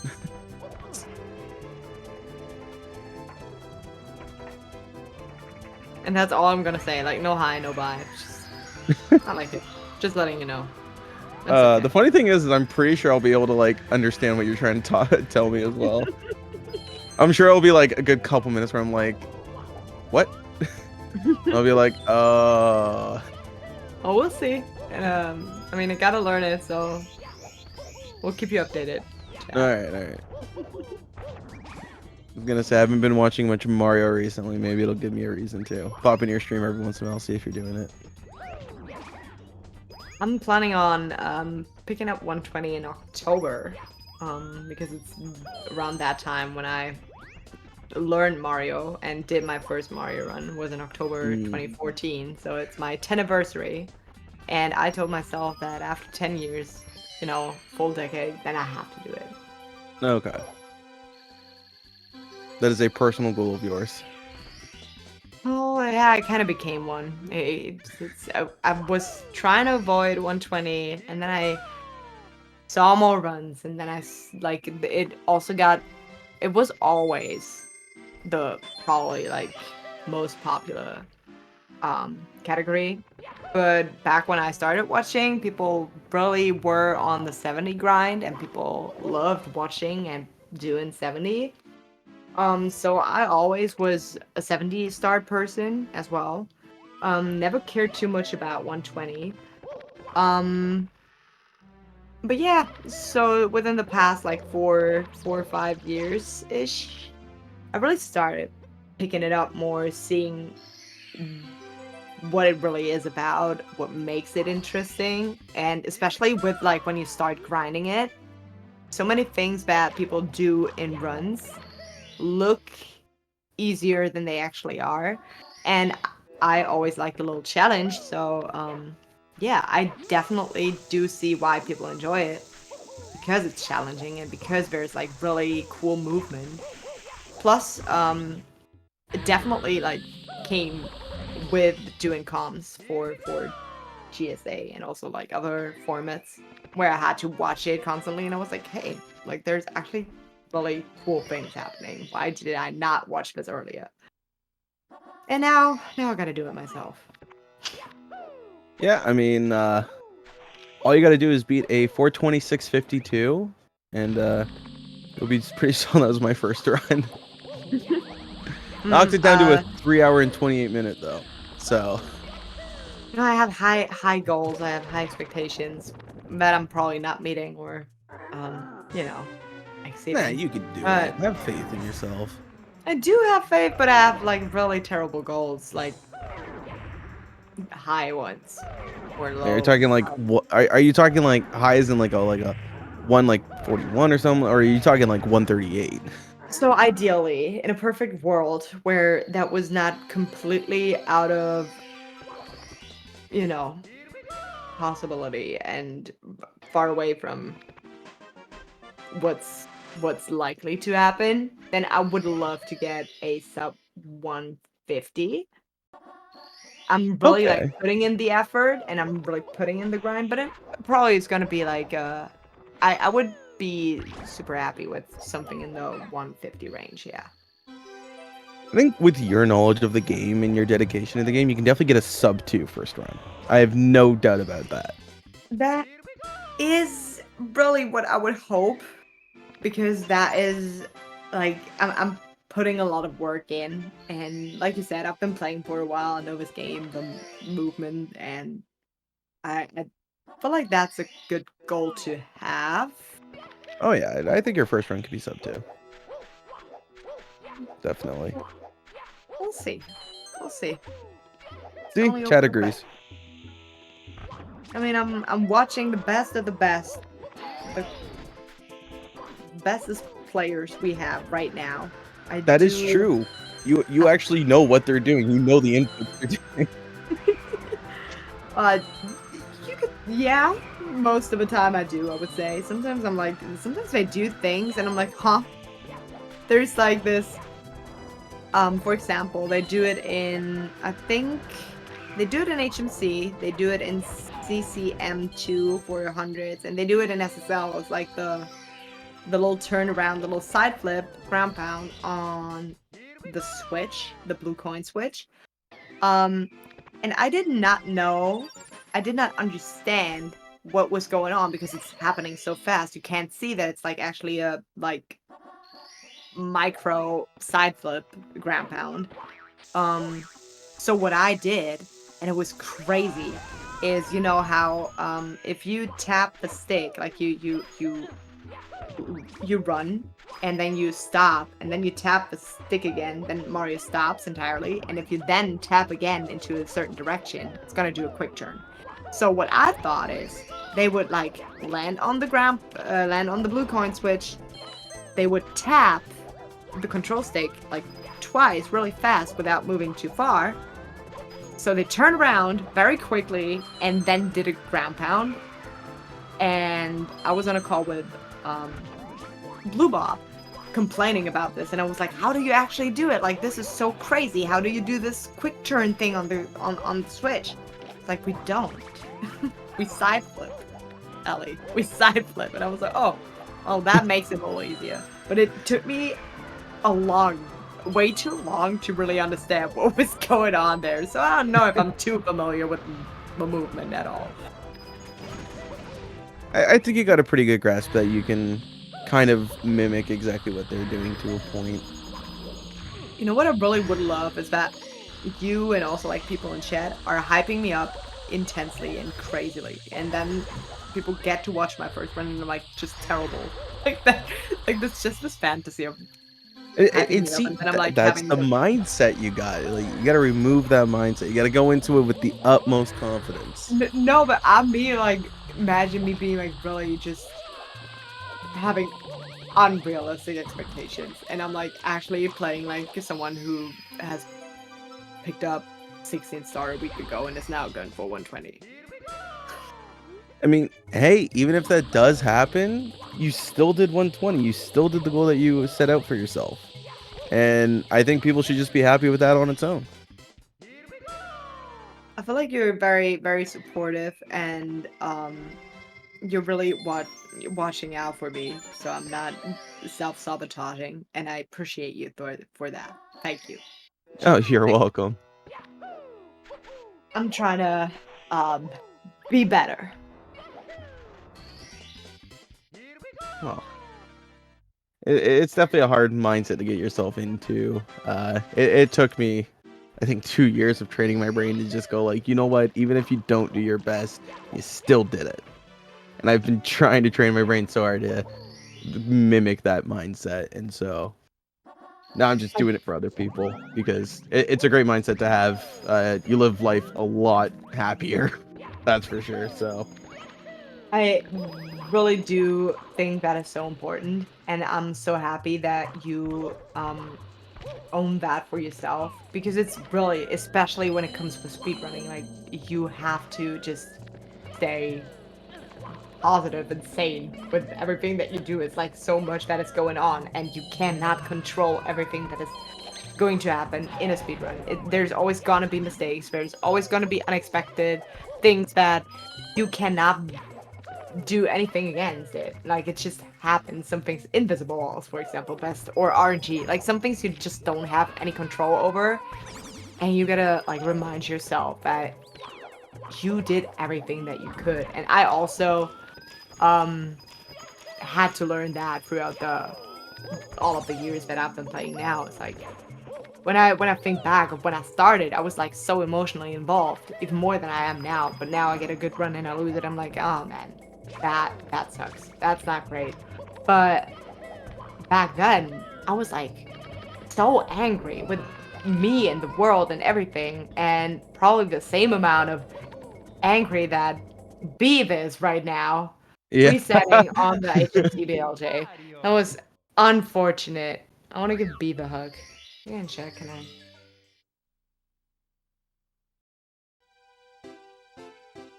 Yeah, I don't know. I've always had this mindset of Just like if you expect perfection, you're never going to succeed because perfection is impossible.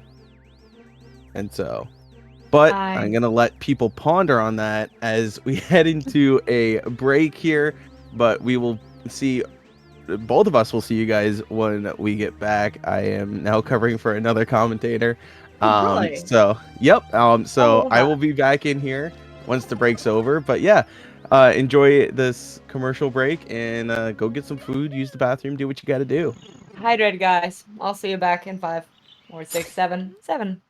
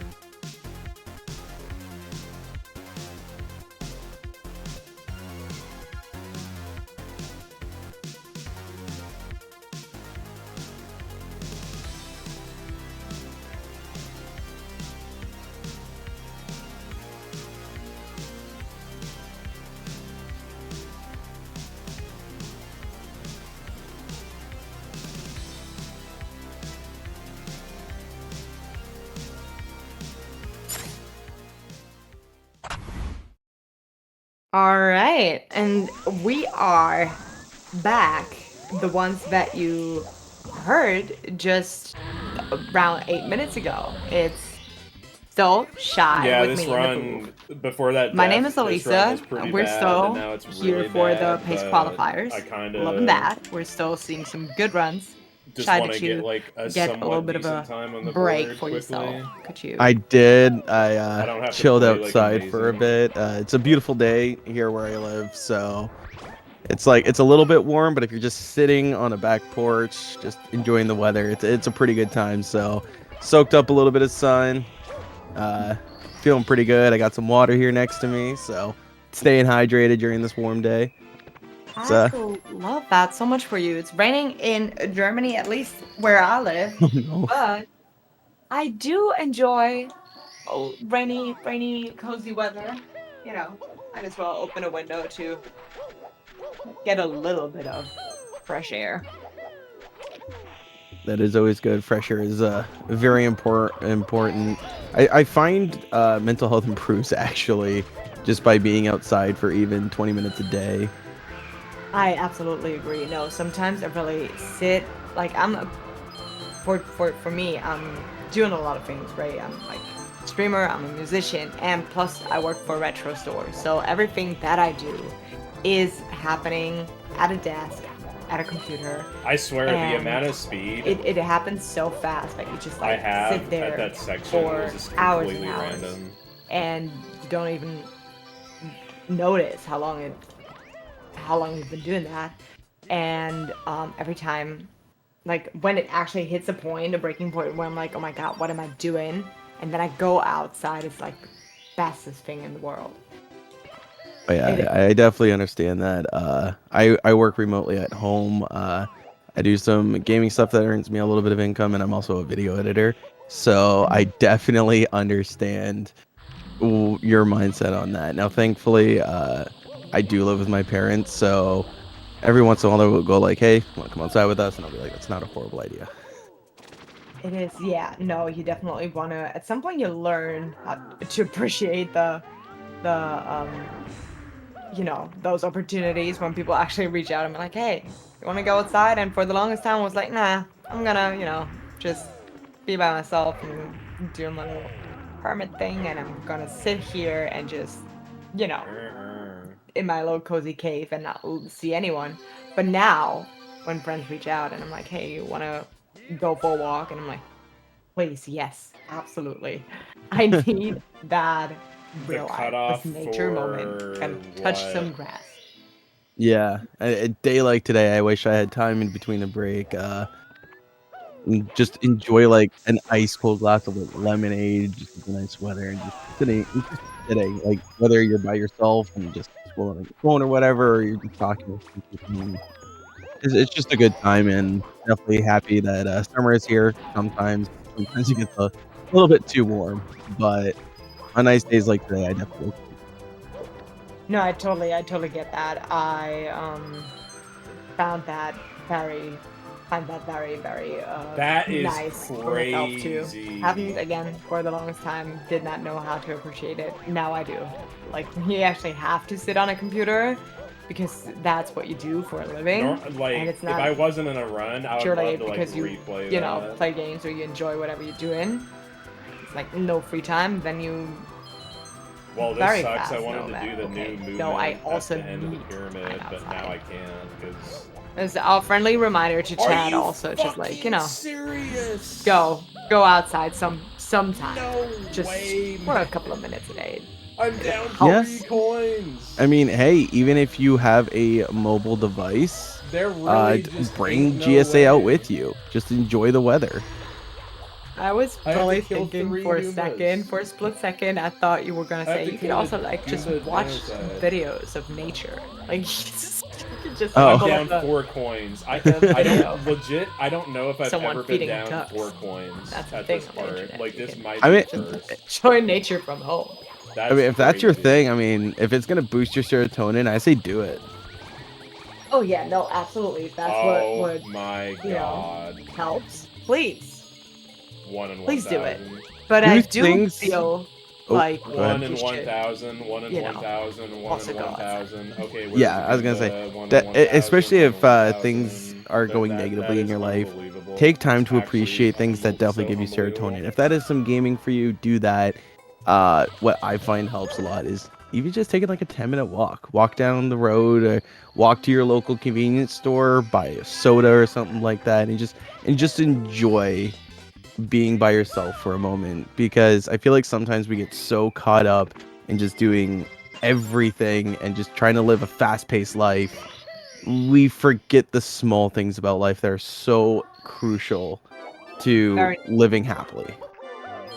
I am so with you on that. And also that was really clean. BLJ from Cali. It Who we got on the was. screen now?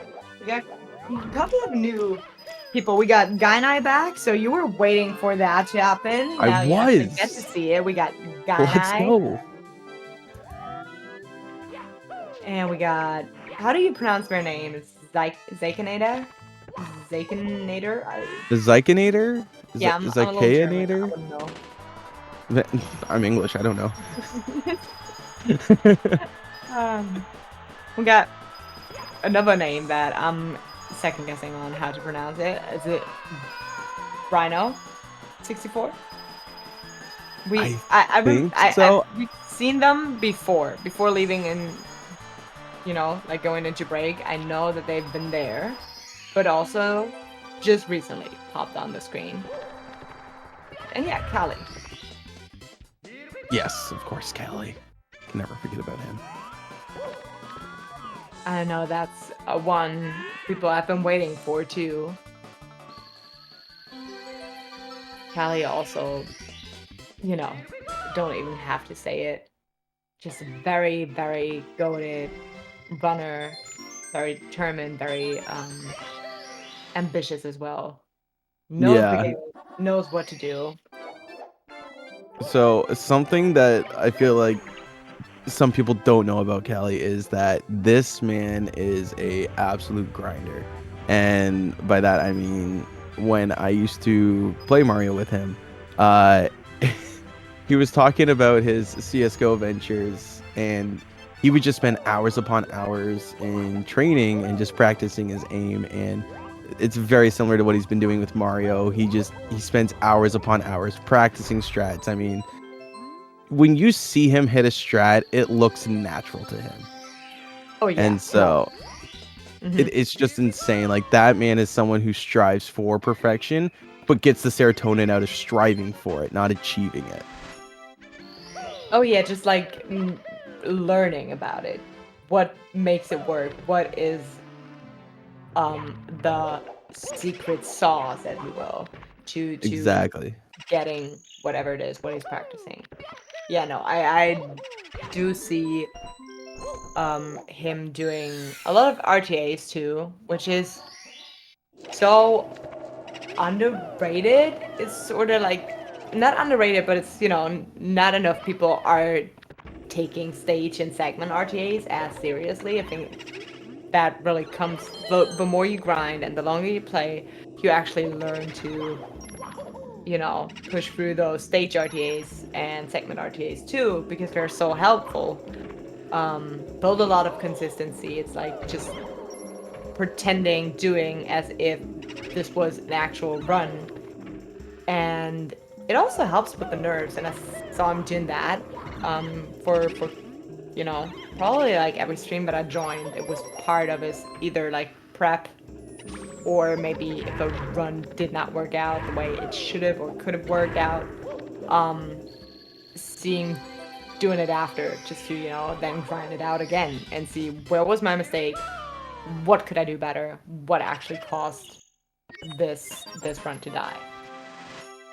So, long story short, very determined, a grinder, like you said, and always a pleasure to watch. Oh, absolutely. Talking about pleasures to watch, Beef is also back. Just saying. Beef. We got the beaver. Yeah, let's go. Face.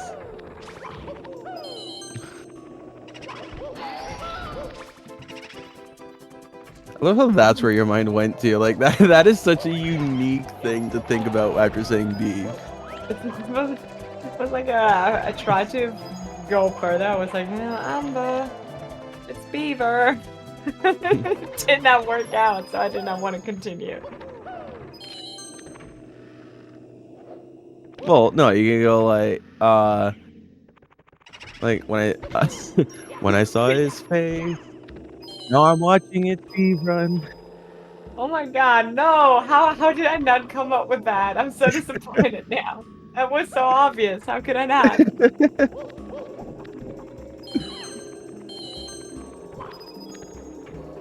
I'm gonna say it's creative thinking, and so I don't know. I usually do that, so I'm just used to coming up with random things. I love that. I need some random thoughts in my life. Well, I've written so many different types of things. Like I've written poems, I've written songs, I've written short stories that I don't know, things just kind of randomly come to you when you've done so much different types of creative writing. Oh, I believe it. Like I only do songwriting, and I already like do have those two. That's why it disappoints me this much. That I Oh yeah. That's fair. I guess yeah, as a fellow writer, I would probably be a little bit disappointed in myself too if someone came up with something that's just like, dang, it's so obvious. I just want to spit out a little fun fact here because Drogi forced me to do this at Pace at the actual event. And now I gotta say it every time. Did you know that there's like a 57% chance of this blue coin in HMC 100 dropping on like the platform? 57. That is so specific. I know. Where do you It's even a pull that Drogi. data from? Oh my goodness. Well, it's a Drogi information. I only know that much. I think Drogi got it from Hyman, but I'm not sure.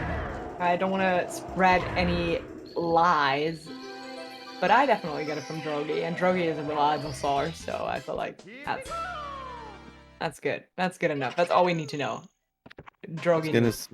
And I don't think there's anyone that can really combat that. Right?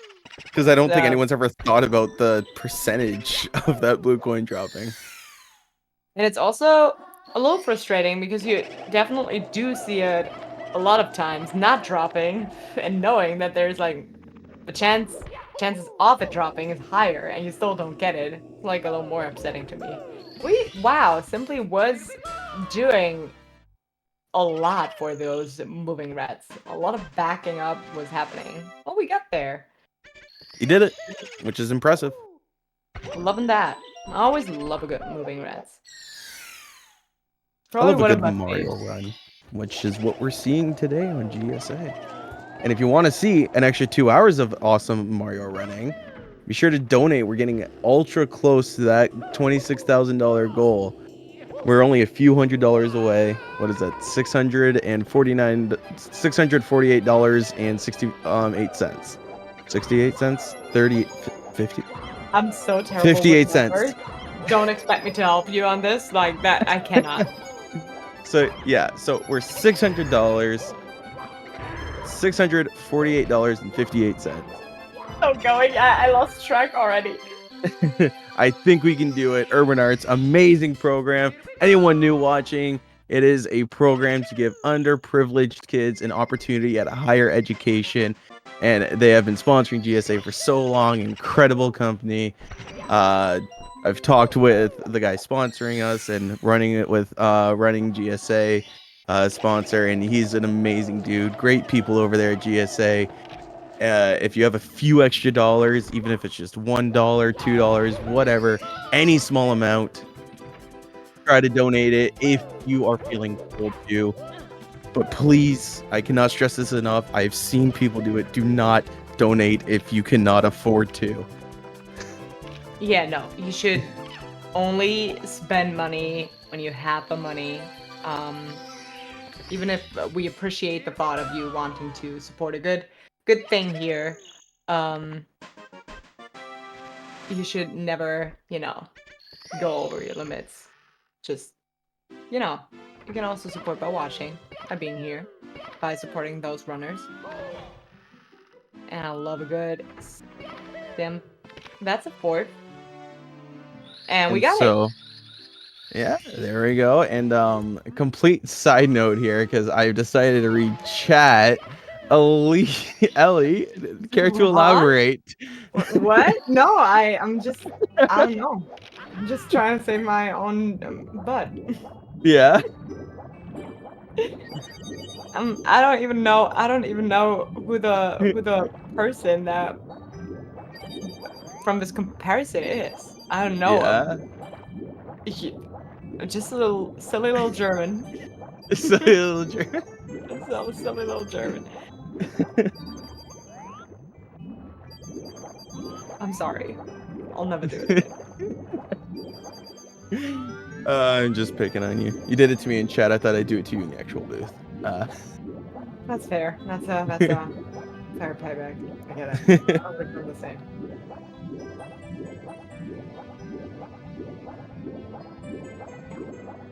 And we get some very. We're getting some lo-fi vibes here with the DDD music coming in. This is another one of the reasons why it's like it's lo-fi but without the bass. I cannot express how calming I find this music to be. It's just, I don't know. See, and that's why DDD 100 is the best. I don't It's know. just a I don't vibe. think I don't know. I feel like I'd rather just pull it up on YouTube or Spotify, or if I really crave the sound, I could hear it without actually being in DDD, which is wonderful. But you get to hear it while playing. In DDD. But it's DDD. Exactly. It's one of the best stages. That's still a wild hot take that you have there.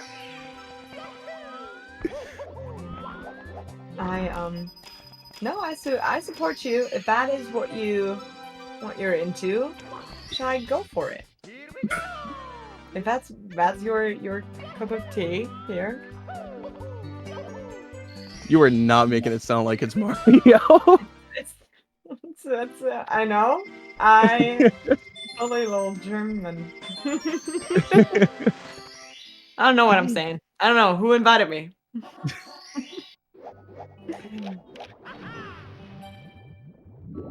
Oh, there's someone in chat. Wow. Beast Assassin supporter in chat. Let's go. Yeah. Beast Assassin's mom. Loving that. Always supporting. That's what you want to see too. True. And that's what makes so much, like, for your mental, for your mindset, and the way that you perform and play with this game. You have like people that are cheering you on and that actually like want to see you succeed. That does so much. And now you gotta keep in mind that we have like so many people right now that are really just here because they want to see our gamers do well.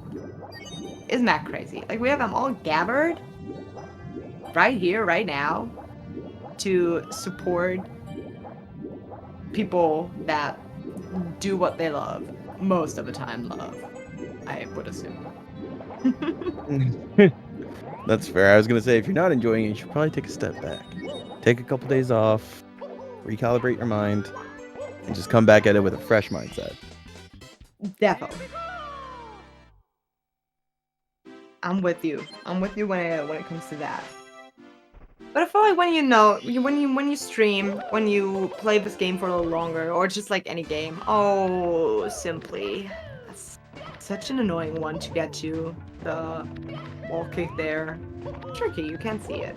But what I wanted to say is, I feel like the more you stream and you stream this game for a while, and maybe you already have like that's probably a thing when you have like a bigger audience already, which most of the top runners do have.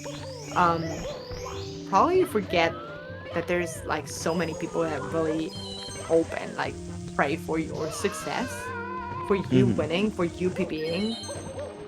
And if sometimes you gotta remember that is the thing. You have so many supporters, and I I don't know. I would take this as a big motivation. Yeah, I mean, definitely reminds me of a song, Haunted by Zim. He's a rapper. And he goes, 40,000 people telling me I can't quit. I'm fighting. I just keep praying that I win. And what you were just saying reminded me perfectly of that. Pardon? Yeah, it wraps it up so well. Yeah.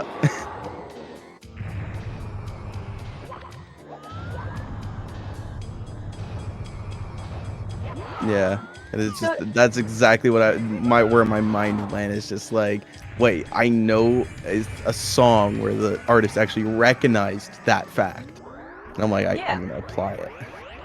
And especially when it's like also, again, not only bigger gamers, but bigger artists like have an even crazier, incomparable audience that follow up with everything that they do.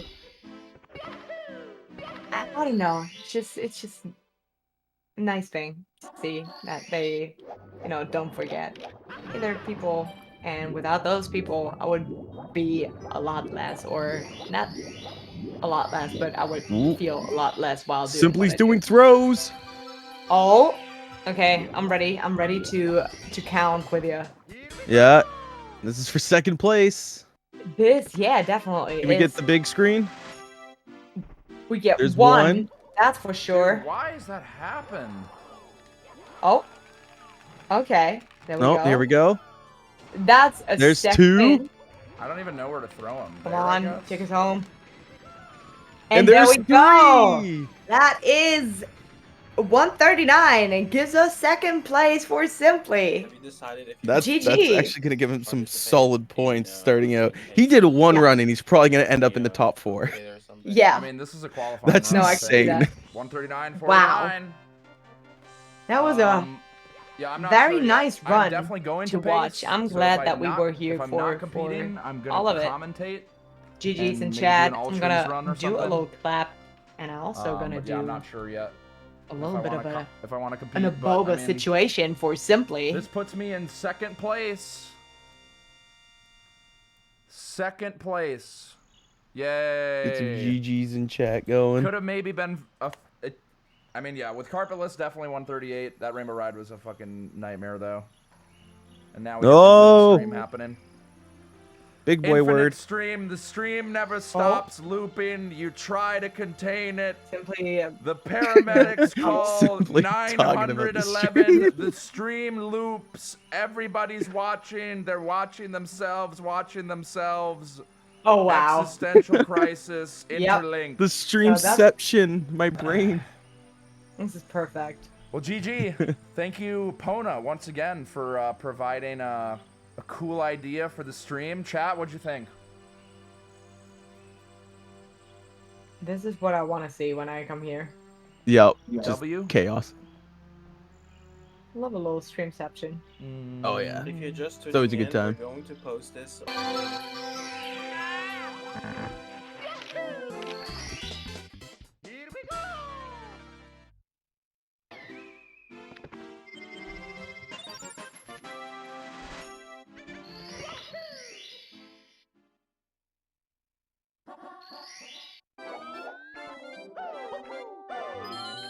All right.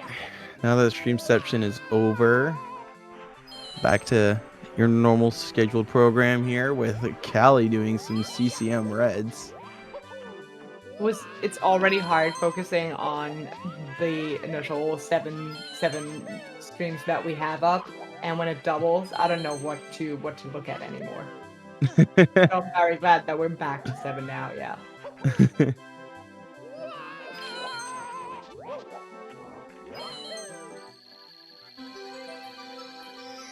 I think Simply was just doing that one run, so we will not be seeing him again this weekend. But I'm so glad that we got to. And also, Sure. how lucky are we? What a time to be on comms, Chai, for that one Simply run. that's very true. It is really cool to be a part of that and watch him pull out a 139 out of his rear just randomly. That's how you know you're good at the game. Yeah.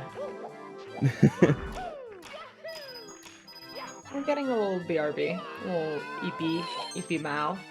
Yeah, looks like I think that was Beast Assassin. Nope, nope. We're moving to a different one. Who are we gonna get? Okay. Oh, Oh, big man. interesting. Loving We got the that. big man. Love how it immediately changed. Too. Ah. Yes. Let's go from the oldest and best, one of the best, to the youngest and one of the best. Yeah, we remember when Ouija just casually pulled out a 136 as a little sweet D-Rust. That's not a D-Rust. That's I'm bored. Well, yeah, it was. That's what he called it when he did it during qualifiers. It was like, oh, that's a good D-Rust run. A D-Rust. Cheeky little D-Rust. No, a D-Rust for Ouija would be like, I feel like that's like a 139. I feel like what I would consider a D-Rust, not a 136. Realistically, I mean, I'm not the one to argue with the big boss, with the Ouija. If that's what he calls a D-Rust, I'm buying it. Oh, good old. I kind of expected him to get the wild, just YOLO jumping into the wall backup. Would have loved that. Yeah, sometimes it works. I haven't seen that in a while. I feel like it doesn't happen as much as we think it does. It seems like it does, but no, it's just unlucky. Yeah. Salt is just, I mean, Canada's was always not the greatest. Then it was actually alright because we had stock folder and it was everything that we had. So we took it, but then, there's this thing and people always want more and we want to get faster and we want to find new strats and now we're all stuck with salt and that's that. Yeah, for now until we find another strat. I mean, it seems like every time this game is ready to die, someone's just like, no. Yeah, no, I really do believe that at some point we are getting we are gonna get a consistent and super fast Canada strat that is gonna outdate every other strat that was there before. Yeah, I was gonna say I don't see Salt Class being the final step. Not at all. I mean, we already have the long jump, which is a second faster. Over a second, I want to say. Well, it depends. It depends on what kind of, like, how fast your salt is in general. Like, for me, as salt is usually, like, around a 9. Something between 9 flat and 9.1. And long jump Canada's is, like, an 8:30 if done fast. So, yeah, it's, like, close to a second. But still, a little bit of a, kind of YOLO strat too. So, I don't know. Shy, I feel like there's more. We haven't reached the end of that long jump journey. Nope, there is always going to be something in this game, and I am a firm believer of that. I don't see this game dying anytime soon. Oh no. Not at all.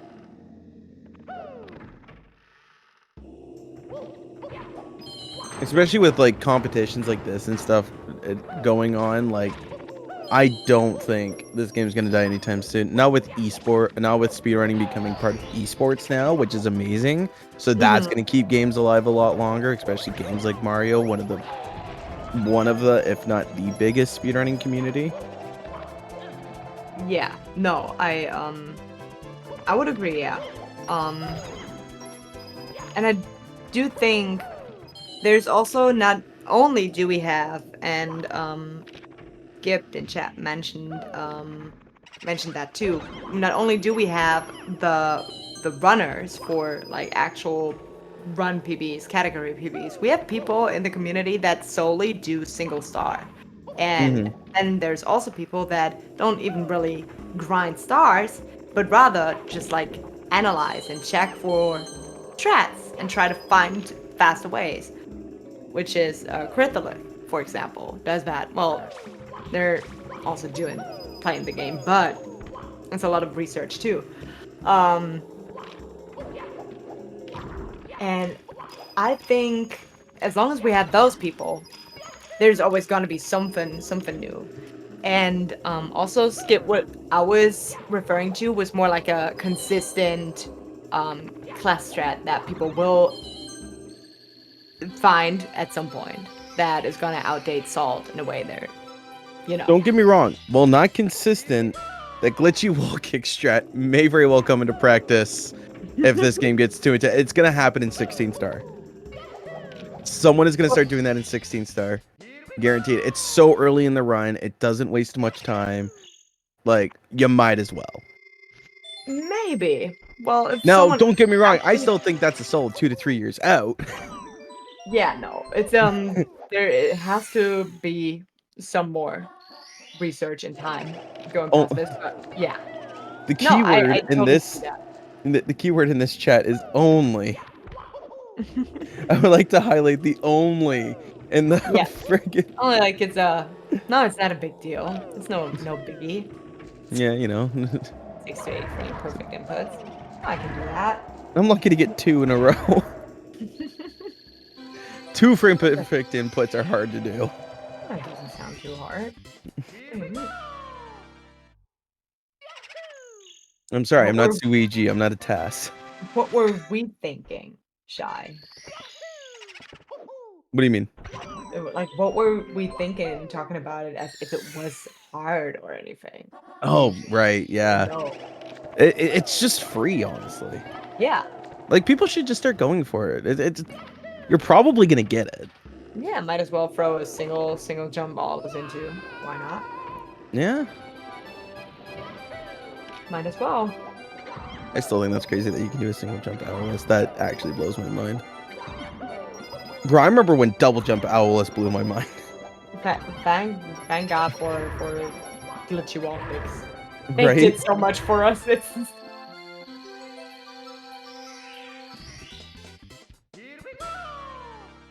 Or pause buffering. That's interesting.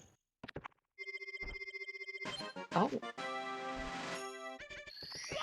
Yeah, I can see that. Like, I think it depends on the strat though. Like something like Kless, I feel like pause buffering for the glitchy wall kicks is not going to be worth it because I feel like you're going to end up wasting more time than just going for salt.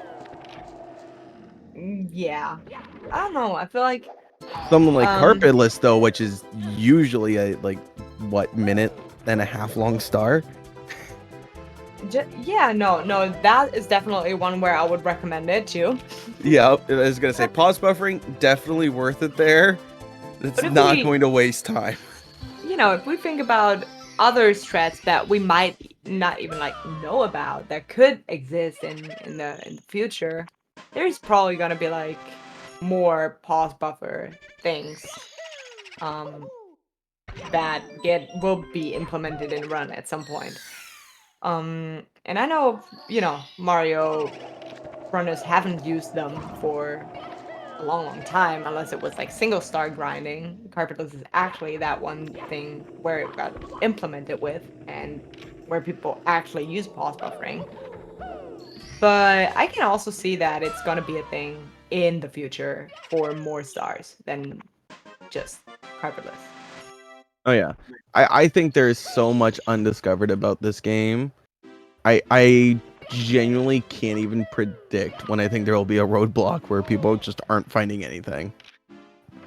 Yeah, no, that I don't know. There's always some crazy and passionate person that is gonna find it. There's always gonna be a new thing.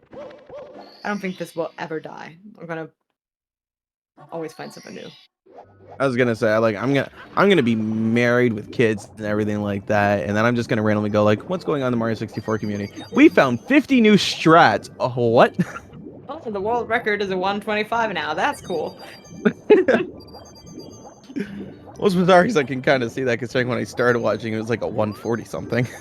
Oh, they found a way to you know, straight up go to upstairs. That's cool. Mode skip route.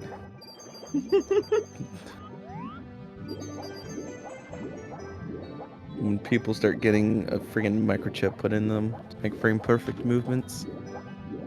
I don't know. You're kind of jinxing it. I feel like it's gonna. I would. I'm not. I don't know. I would use one probably. Maybe.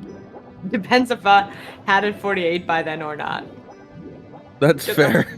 I really want that 48, and if I have not gotten it by the time we, using those little microchips for Mario, then I'm definitely gonna get it the digital way. Yeah. Well, at that point, I got 46. I'm gonna get my 48 one way or another.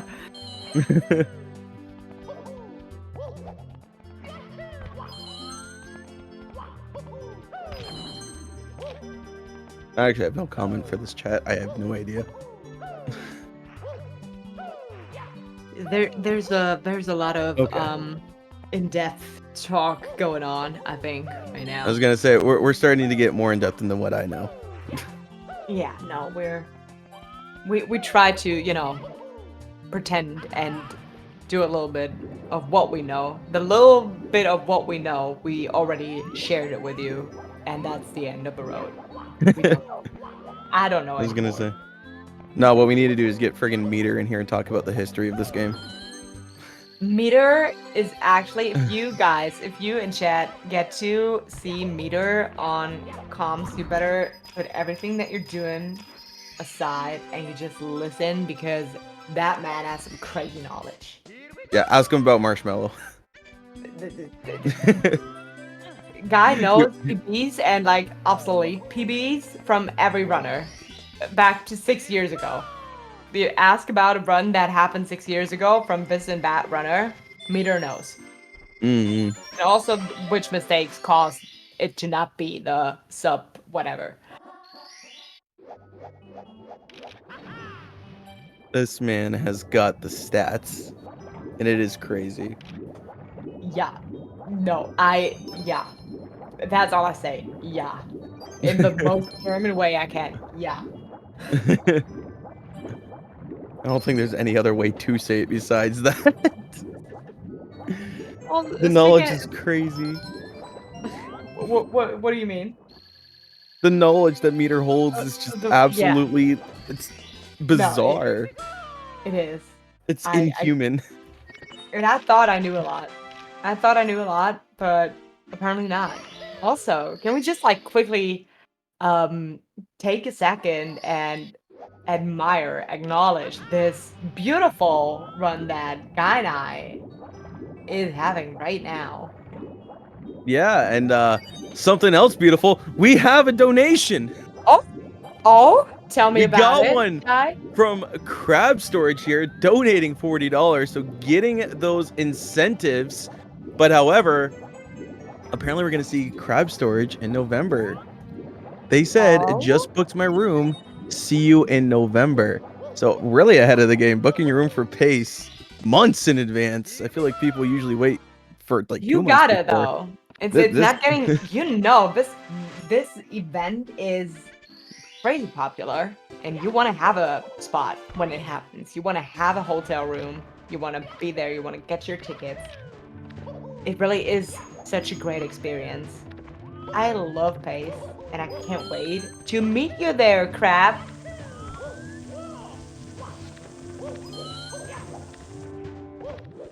Yeah, Crab, if you're in chat, awesome. I'm gonna try to come out. Oh, yep, the room block is open now, he says. Or they say, I couldn't.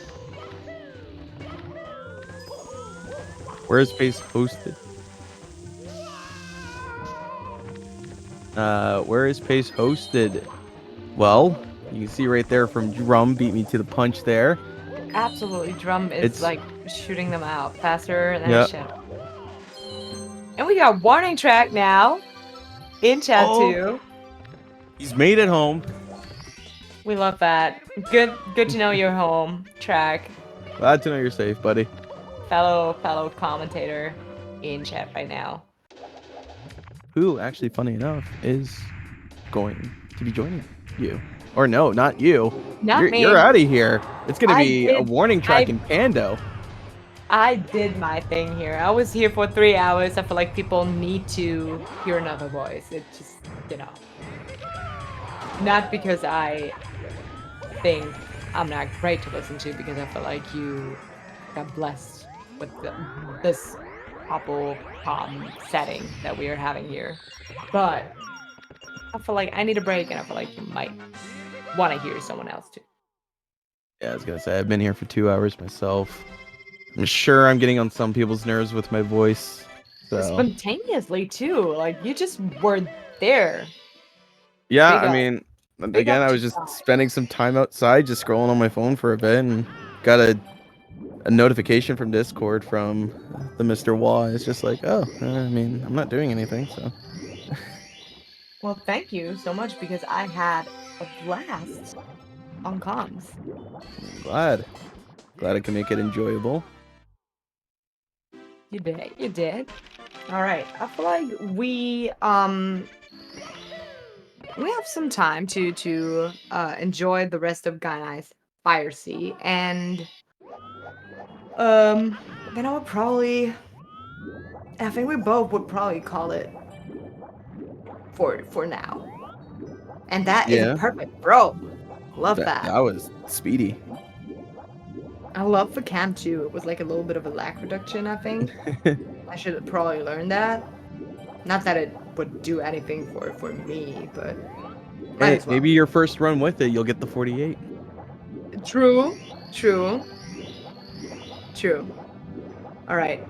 I need a coffee. I don't know about you, but I need a coffee. I need to go outside for a little bit because it stopped raining.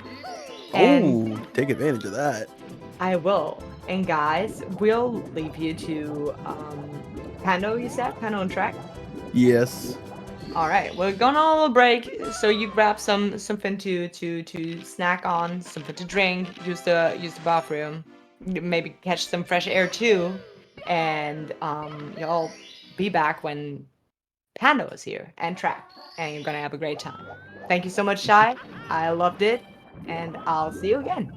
Thanks for Yes. being with me. Hey, no problem.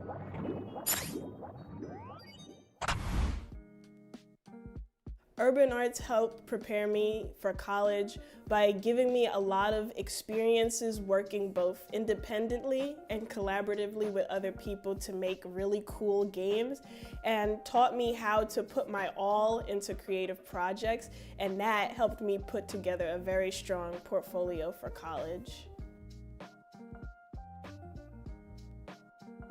The best part about being in the urban arts community is the people that you meet. A lot of the people here have the same interests as me, so in the future, making friends here will benefit me and them and everyone around, because we all benefit from each other by gaining skills that other people had that I may need.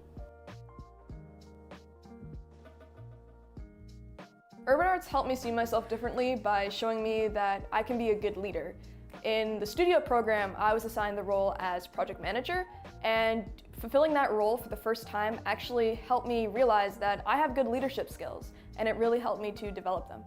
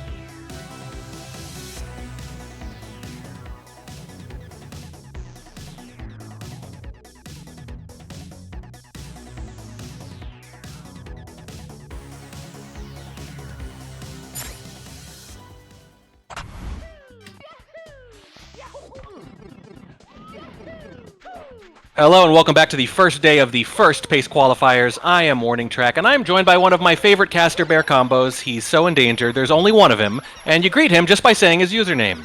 Hey, Pando. Hello, my goodness. Thank you for the introduction, Track. I'm so pumped up. This has already been a legendary day of Mario, and I look forward to more. Yeah, you see Simply come in with what, one run, right? And it's going to be second place, and I don't know if it's going to hold second, but I'll be a little surprised if it's not still on that top 7 leaderboard by the end of the weekend.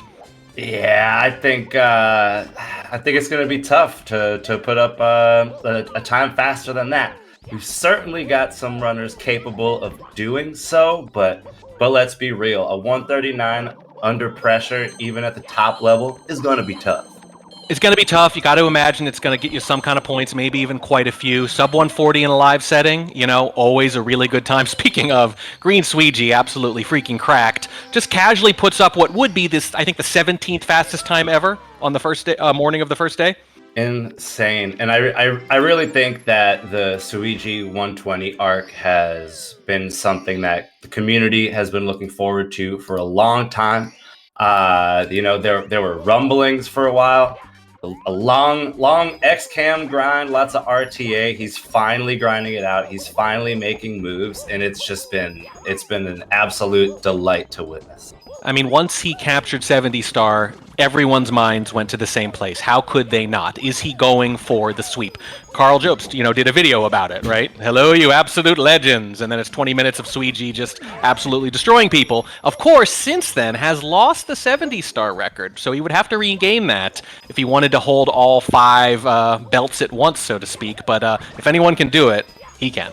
For sure. It was wild seeing Ikori come in and claim that 70-star world record by such a margin. Yeah. Ikori, another one of those runners who is world record capable right now. In 120 specifically.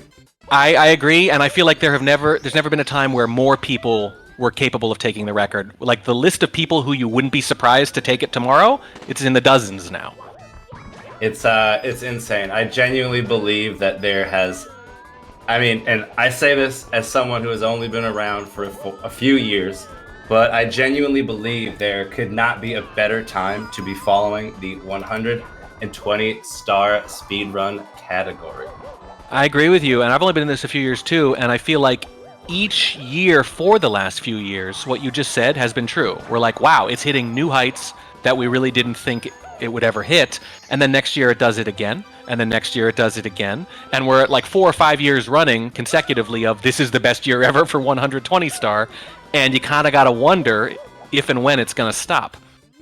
It's crazy, and just when you think everything's kind of figured out, you got Critholith coming out with Carpetless, constantly coming out with new strats, but this is my first time on comms since Carpetless has been discovered, so to say. So it's like it's still a wild world for me, Well, Gothic Logic right around that general area. You might already know this, but just to be safe, since this is your first block since Carpetless, I will tell you that the commentator meta, for lack of a better phrase, has been that we go totally silent during it. Of course, those are live events, mind you. I'm pretty sure we can talk here. If they have the stream open, it's their own fault. But that's been what people have been doing at the live events, at least, until it reaches, let's say something on the level of where BLJs are now, right? They used to kind of engender that kind of quiet, that kind of seriousness, and that kind of respect, and then people started hitting it often enough that it just became another trick. Yeah, and you know me, I believe in no such commentator curse, but I'm all about that respect. And mentioning Gothic Logic, he is currently cruising through Rainbow Ride. He himself has coached a lot of people through Carpetless. If there is someone you're going to refer to as an expert, so to say, it may very well be the man himself. Not to put on any pressure, but we all know he's fully capable and ready to rip. And frankly, probably getting more comfortable with that pressure. I believe his first live event was Pace Summer 2024 just a month or two ago. And I think finished a little over 140. You know, probably was a little disappointed with the time, but we as commentators and the fans were not, because we all know how hard it is, your first live event, you know, to perform up to your usual standards. And it was still something, man. That crowd was behind him at the end as he finished off the throws. I think it took a few tries on Carpetless, but when he got it, they erupted, they chanted his name, and he went out strong, like we do at every pace. It's so cool. It's so cool. It's so exciting. And like, one of my favorite things about the format we have here, the open qualifiers, is you see runners like Gothic Logic, who is, I believe, in 20th place on the leaderboard, right? But it's not about what place you are on the leaderboard. It's about performing in the moment. It's about coming in clutch and making those runs happen in like a specific time frame. And that I do really enjoy seeing runners like that qualify for the live competition. It's very exciting. I mean, my favorite thing is not, you know, necessarily world record live. I mean, that's unbelievable, of course. But almost as exciting is PB live, you know, because runners, they run against each other, sure, but not really. Really, the essence of speed running is running against yourself. Yeah, for sure. And I think that's a large part of the grand appeal to the game and speed running it. You know, it's, you don't have to be world record holder. You don't have to be at the top, but it is really satisfying to, like, you know, to improve on your own game and you know, consistently improve your time. It's a good time. Just get better. Keep working at it. Keep trying. Keep grinding. That is the ethos of the speedrunner. Callie here, by the way, cruising himself. Finished second in the Pace Summer event that I mentioned earlier, behind Cheese, no less. And it was Punkay in third. Soppy, you've heard that one before. Punkay on the winner's podium again. And I got to imagine that Callie 145, I do not think that will be his best final time. No, I think Callie overall is definitely one of the most exciting runners to watch. I think in the past couple of years, he has, you know, kind of taken the lead with adopting different strats here and there that people maybe knew existed, but were hesitant to implement in runs, so to say. But you know, you make a move here, you make a move there, and then suddenly the rest of the pack has to follow. They got no choice. That's exactly what it's like, right? The trick starts off tough, but once someone dedicates themselves to it, it becomes necessary entirely. So it looks like Gothic Logic may have done carpetless before we started. Yeah. Before we started in here, which is exciting. He is now cruising through bits with a best possible time of 1:41:20, which would put him. Oh well. Still won't be an event PB for him because he's currently in third, but putting up another good one there. The dedication, yeah. Well, if you got this far, you want to finish, right? You want to be able to get those reps in a real pressure situation. Obviously, you can practice them a million times, but it's not the same as actually being at the end of the run. So if you come this far, go ahead and finish bits, do your throws, maybe take a little break and come right back. That's what normally happens, as you can see. You don't want, like I'm always saying this, right? You don't want one of your first times all weekend doing bits to be, you know, when you're on a banger of a run. You want it to feel comfortable. You want it to feel familiar. And I will say, ooh, tough miss on the elevator for Gothic. He will plummet. Yeah, misses every platform on the way down, and that's going to do it there. I said wanted to finish no matter what. Well, there are limits to that principle. We'll see if he walks away or comes back and finishes it out just for the heck of it. Yeah, we will see. But either way, Gothic Logic, an absolute pleasure to watch and a legend of the game. Yeah, absolutely. And it doesn't take long to be a legend here when you really dedicate yourself. Speaking of legends, we mentioned that Simply time earlier, just one run, and that might be it for the entire weekend. By the way, he was streaming that, as he always is, playing a little game called 120 Stars, 120 Questions. A fun little quirk. While he's in the competition, he's playing weird little games on his stream simultaneously. And just putting up a 139.49. You love to see it. And I think it's worth noting, we were talking a bit about finishing runs and the like, and I think we've got the absolute king of that on the screen right now, Wilco. Wilco's mental is, I think, maybe the best in the biz. Wilco will be on like the pace of his life upstairs, he'll lose it. He'll lose like a bunch of time, and he will calmly say, you know what? Like, GG, I'm gonna finish this one. He'll throw on the average splits and he'll see it through. And I think that as tough as that is to do in the moment, I think it is really good for practice. And I feel like if you know what's going on in the community on the scene, you've got no choice but to admire the hell out of Wilco for such practice.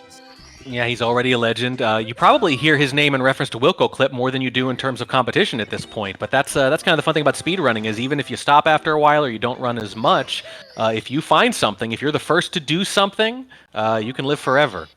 Yes, the 50-star door BLJ clip after SL, everyone's favorite. It's not surprising that given how long that name is, they wanted to come up with something a little shorter, and Wilco is much easier to say, so it was always going to be Wilco Clip eventually, huh? Oh man, yeah, this is just like look, this is awesome. Look at all these runners on screen. You got Beef, who has really been pushing his time recently. He currently sits at 24th place on the leaderboard. 5 days ago, got a PB of 139.42, but he has really been pushing that 138 pace. I would not be surprised if he got it this weekend. I would not be surprised if he got it that day. Man has been on runs. And he very nearly qualified for the previous pace, too. Obviously, a fellow comms guy ended up commentating anyway. And we're happy either way, because either we get to hear him on comms with his incredible game knowledge, or we get to see him run. And either way, we're happy for him. But let's just say, cheering for him a little harder here in the comms booth, given that he's one of us. For sure. He's also just generally a very cool dude. It's hard to not root for our guy. Absolutely. Also not hard to root for the Urban Arts. That's what this is all for, by the way. The Urban Arts believe that the quality of your education should not depend on your zip code. They teach underprivileged students the art and science of game design. We are raising money for them. It's a great cause. ! Donate if you want to help them out. And if we do get to 26,000 today, we're at 25,391 right now. We will extend the stream, so you'll get to see more of your favorite runners, give them more opportunities, and help out some underprivileged kids at the same time. It's a wonderful charity that GSA has worked with for years, and we hope you'll consider giving. Indeed. You love to see it. Oh, and there's prizes too, by the way. It's not just for a good cause. You can win things. You can win a Nintendo Switch OLED and other prizes like that. You can see right there in chat. Right there, look at that. There's a list of the prizes, so you throw in at least 10, 15, 20 bucks, you go into a raffle for some of these things. So, I mean, it's crazy not to at this point. Absolutely insane. I know I'm sure it's been mentioned already today, but you got Ouija in the corner of the screen, currently chilling in the cave in JRB, but he recently put up a new 120-star world record of 136.02. It was dangerously close to the world first 135, which would have been insane, but he is certainly one of those dudes that is really pushing the category and the game in general, and it's been really exciting to watch. I mean, I tell you, the guys who pushed 120 the most are routinely the guys who started off in the lower star categories, the guys who started off at 16 star, and regular viewers of the stream are going to roll their eyes because they're like, here's Track saying this again. But it's my favorite point about the 120-star scene is that when 16-star runners move to 120-star, they don't just stop doing their little, half-second shave-off tricks. They keep doing them. They can't stop doing them. So they push that, and it becomes required to compete, which pushes the category lower and lower. Yeah, it's always exciting, and I think, like I said before, like Callie, one of those people that is, pushing those more precise, intricate strats. Ouija with a long history of 16-star, multiple time world record holder, and it's you've even seen Simply recently, like in the lab, like he realized that if he wanted to compete, he would really need to upgrade some of the strats, and it's really happened for him. He is on the verge of a 136, which at one point in time really kind of seemed a far off dream for most runners in the category. But with hard work and determination, implementing new strats, and of course the development of Carpetless by Crytholith. You really see the possibilities kind of increase. I think one of the most impressive things is to watch the quote-unquote older runners. By older can mean like 25 sometimes, but older in the sense of has been around for at least a few years, if not longer. And you watch guys like Simply and Cheese who've been doing this for quite a while. To watch them actually like push themselves, to keep up with the tech. It'd be so easy to say, yeah, I've done my part, my legend is assured, I'm happy with where I'm at, but they're still around. They're still competing at a really high level, and I think you put your finger on it. Carpetless reinvigorated a lot of that. Suddenly it was, hey, a lot of things are possible that we never thought were. Maybe I should rededicate myself to this. Now Callie running into some trouble in Cloud. He went for that like really cool and difficult movement where you like go for coins. Oh no, Callie! No. Flew too close to the sun on borrowed wings attached to a cap. That movement when you're going for coin 7 by the poles right off the platform above them is absolutely insane. He went for a quick backup, but it did not pan out, and he will be going again, I hope. Yeah, backup with flying cap is not something you see very often, and it's very tough. And it really is a perfect example of top runners making the hard things look easy, because when's the last time you saw something like that happen, in Sky there? It's not that common, even though it's very easy to do if you're not insanely talented, but it's become automatic for most top runners, so it's actually very rare that we've seen, a death in Sky like that. For sure. And Callie in chat wondering how does my turn radius not drop at all as my speed significantly decreases? And I don't have the answer, but I'm also confused by that. That doesn't really make a lot of sense to me in the end. So. Oh, here's a Carpetless. Here you go. Your first live comms Carpetless, Pando. Go Rhino. I believe. I'm so excited. It's Pando cheering for Rhino. It's a zoo in here. Come on.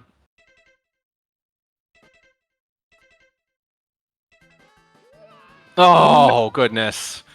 Absolutely brutal. And I'm not gonna try and pretend that I know which frames are being hit at what point, but it's really a tough trick. It's like you need specific frame jumps, you need specific frame wall kicks, it's angles, a lot goes into this trick. I gotta be honest, even though I know we're allowed to talk and they can't hear us, I still feel like I shouldn't say anything. It's gonna take a little while to get over that habit after doing it live at pace a couple of times. The desire to just sit back and watch, is something else. And to hear the pause noise too, to hear the entire crowd go silent and just hear that pause noise over and over again. It's really something. We're gonna do take 2 here on Carpetless. See if we can do a little better this time. I will say that, generally speaking, when they do get it, they usually get it with just a few pauses. Occasionally, you'll get 4, 5, 6, and it'll still happen, but most of the time it happens a little quicker than that. It depends on the setup. I think most runners generally try to go for I could be there we go. wrong. Let's go, right? There we go. I think most runners are generally going for the 4th frame, but 3rd is technically possible, takes a bit longer, and I think 5 is possible, but I don't really know. We've definitely seen a couple where they paused 5 or 6 times and it went through, but it seems a lot rarer than 3, 4, Like, it seems like after a certain number of pauses, you're like, uh-oh, this number's getting kind of high. Even if I'm not exactly sure which frame they're looking for, this is probably not going well. Yeah. Oh my gosh. Absolutely wild. Pretty good looking run here, though, still. Look, 1 Carpetless fail, not that bad. At that point, in terms of time lost, most of the time, you're only losing what you would have just, gotten on the carpet sometimes, So if your PB already doesn't include Carpetless, usually you're still roughly on pace. Yeah, very fair. We've got the legend Crytholith in chat letting us know that every frame is technically possible, but the solutions get more cringe. Every frame is possible. The absolute science of this game and some of this tech is it blows my mind. It's pretty wild. And no, we do not have a slight speech impediment. His name is Critholith, and I really appreciate that he's made us all say that over and over again because it's never not funny to me. It's a goated decision to name yourself Critholith. Also, Punke having a bit of trouble in HMC 100 here. Going to back up the red there that he missed, but he got the ground pound on the box, but still had to go back up for coin 6. Looks like he shall continue, but definitely demoralizing losing that much time in HMC 100. Yeah, I mean it's always tough. There are certain areas that are a little trickier for backup, better than others. The 100s are always where the big time losses can occur. Wait, did Wilco not hit Wilco clip?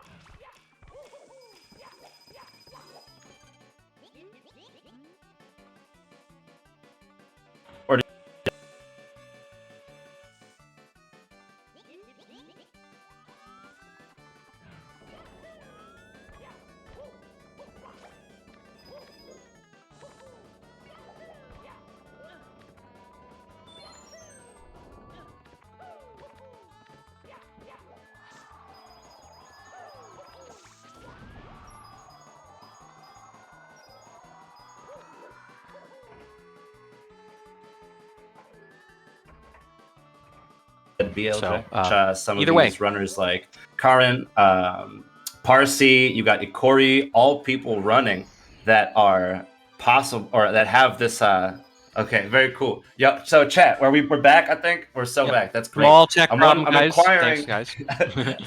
I'm inquiring to the status of maybe some Japanese runner participants in this this competition, as we do have runners like Ikori, Parsi, and Karin who have really been on incredible paces the past couple weeks, like 135 paces deep.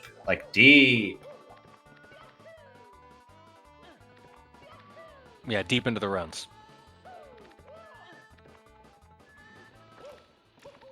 But yeah, we've got both Rhino and Gainai holding it down in Rainbow Ride right now. Rhino going to be going for the final star. I wouldn't I doubt I'll ever do carpetless in a run. Oh no, Gainai! Fall. Perishing on the side flip there. Oh no, and it's like that can seem so comfortable sometimes. Yep. But you see people lose runs to that side flip to trying to dive into the cannon. Absolutely brutal. Like dying this deep in the run, never awesome, but dying with 98 coins in a 100 coin star, it hurts, man. It hurts, especially because Gainai could absolutely hit a PB today. I mean, their PB is 140.12 set 3 years ago, so very pre-carpetless. So they're one of those runners that you can almost expect to get a PB this weekend if they grind hard enough at it. And I will say, 33, nothing to sneeze at, don't get me wrong. Every single one of these runners is light years ahead of where I would be. But it is interesting, these open qualifiers, because you don't just get the usual suspects. You don't just get the top 10 or 20 in the world every time, right? You get a nicer mix, the top 50, the top 100, sometimes people we haven't heard of maybe. And so things that you're used to seeing done automatically, suddenly you're like, hey, there's tension everywhere. Yeah, for sure. Rhino with a bit of a slip here in bits, but he is looking to finish out this run strong. We've also got someone I'd like to mention on the screen. We got Horror. Horror has really been on the grind recently. And Horror currently with a time of 140.01, and he has been getting these 139 paces deep, like deep. It's almost every day that you see him lose 139 pace to either carpetless or something in tippy. So when you see that happening, it's of course frustrating, but like we all know that it could be any day that horror pops out this 139, and he as well is one of those runners that has historically been very close to qualifying for the PACE live event. So they could break through in several different ways here. You get a PB, you get your first sub 140, and maybe you qualify for pace. You could see a lot of firsts here for horror. And there's something else here that bodes well. I'm looking at that PB you're talking about, that 140.01, 1 month ago. I love looking for runners who have a very recent PB because that tells me that they are still rising. When you see someone whose PB's 2 years ago, you're like, okay, maybe they've plateaued, right? And that does happen. You can plateau for years sometimes. That's why it's such a brutal hobby, or profession for some. But when I see it 1 month ago, I think this is someone whose trajectory is still upward. We don't know what they're capable of yet. For sure. And you look like even in the top 20 on the leaderboard. You've got hold on. We got Rhino cruising, looking for that third throw, looking to finish this run out strong. Can he slam this one down? Yes, he can. That's going to be 3 GGs. Well Rhino done. There we go. We're going to put a time on the board. It says no time, and it's not going to say that for much longer. We are going to have a time. It will not get us on that leaderboard up there, but technically, we'll get that time next to our name, and sometimes it's just good to complete a run, get one on the board. And remember, points are being given out for more than just these top 7 places, so it is all valuable. For sure. Just because you do not perform today doesn't mean you can't perform tomorrow at the next qualifier. Like this, there is opportunity. Every run counts potentially, and every dollar counts too. A $300 donation from your old bugaboo, Anonymous. Holy Franklin. That's incredible. Yeah. It's incredible. And that leaves us another 300 or so away from 26,000, which will extend the stream 2 hours this evening instead of the usual 1. So that's a lot of bang for your buck in addition to it being a good cause, in addition to being in there for the raffles, in addition to making us read something on stream within reason. On top of all that, you get 2 more hours of this wonderful event tonight if we hit that mark. So please keep the money coming, and thank you to Anonymous and all the other donators so far.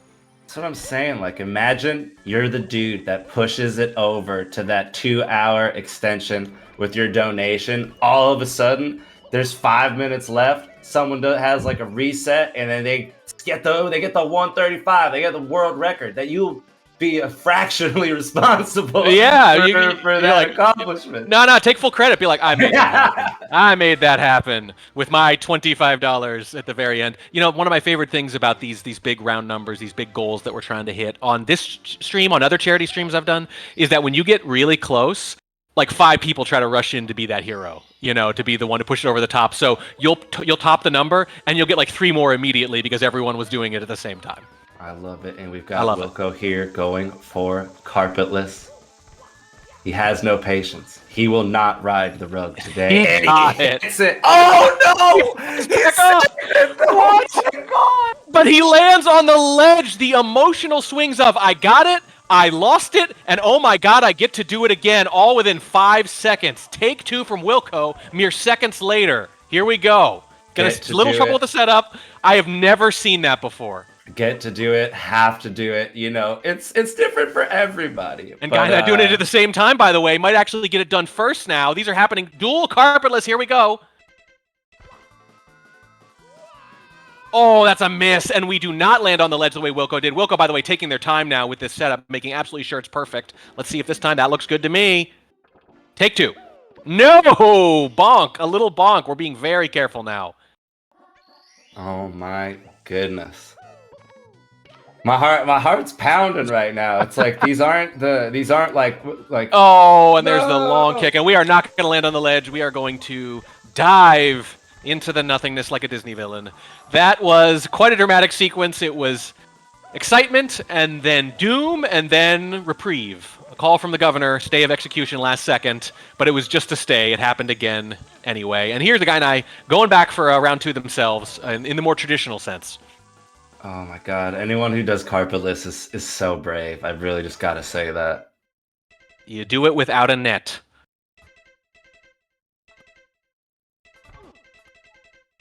We are not going to hit this one. That's going to be 0 for 2 now on that. Wilco's sort of the same, and Wilco's back in it. We just have constant carpetless attempts going now. This is now a 24/7 carpetless stream, I'm sorry to inform you. Dude, is there a 10 times carpetless world record category yet? It's only a matter of time. Extension, dude? Only a matter of time. Like, why not, right? I would cast carpetless for 2 straight hours. Why not? I would have to learn a little bit more. more. Did we get it? Okay. Let's go, Wilco. Now, I held my applause there because we've already done this once before and slid back off, but this time we just stay on. It almost happened again, I think. But Wilco gets it eventually on the either 2nd and a half or 3rd attempt, depending on how you want to measure it. For sure. Now we got, and I always find it interesting to see what these runners choose to do. You've got some who will do carpetless as soon as they get into the level, just to get it over with, so to say.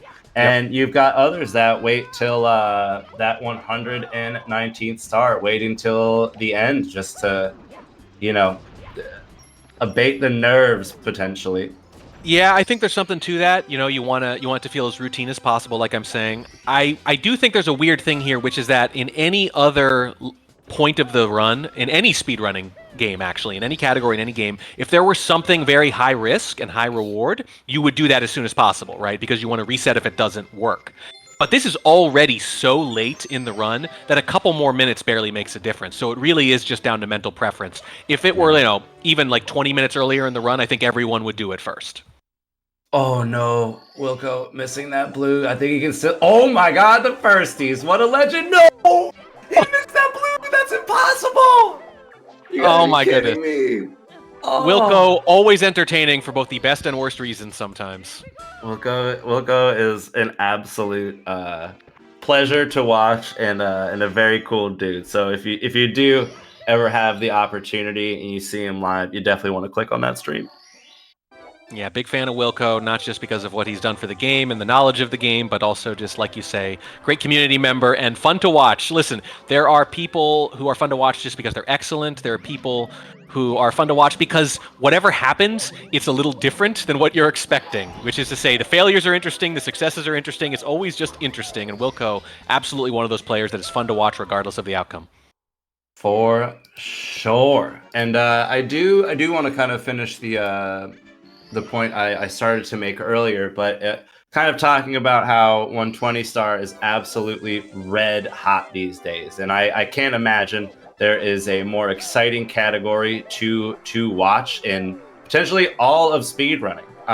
But even just in the top 20 on the leaderboard, look at this. You got 7 days ago, month ago, 7 days ago. To 2 months ago, you got 12 days ago, 25 days ago, 29 days ago. That's in like the top like 13. It's just such an active category at the top level, and I feel like it is rare to be able to see so many runners capable of such an incredible barrier like the 135. But it's really been a pleasure to watch. Well, and we just know at this point it's a matter of time. No pun intended. It's going to happen. We know it's going to happen, and it's probably going to happen in the next month. And there's a qualifier today, and there's a qualifier in 1 month, and it would not be at all weird for it to happen at one of these qualifiers either.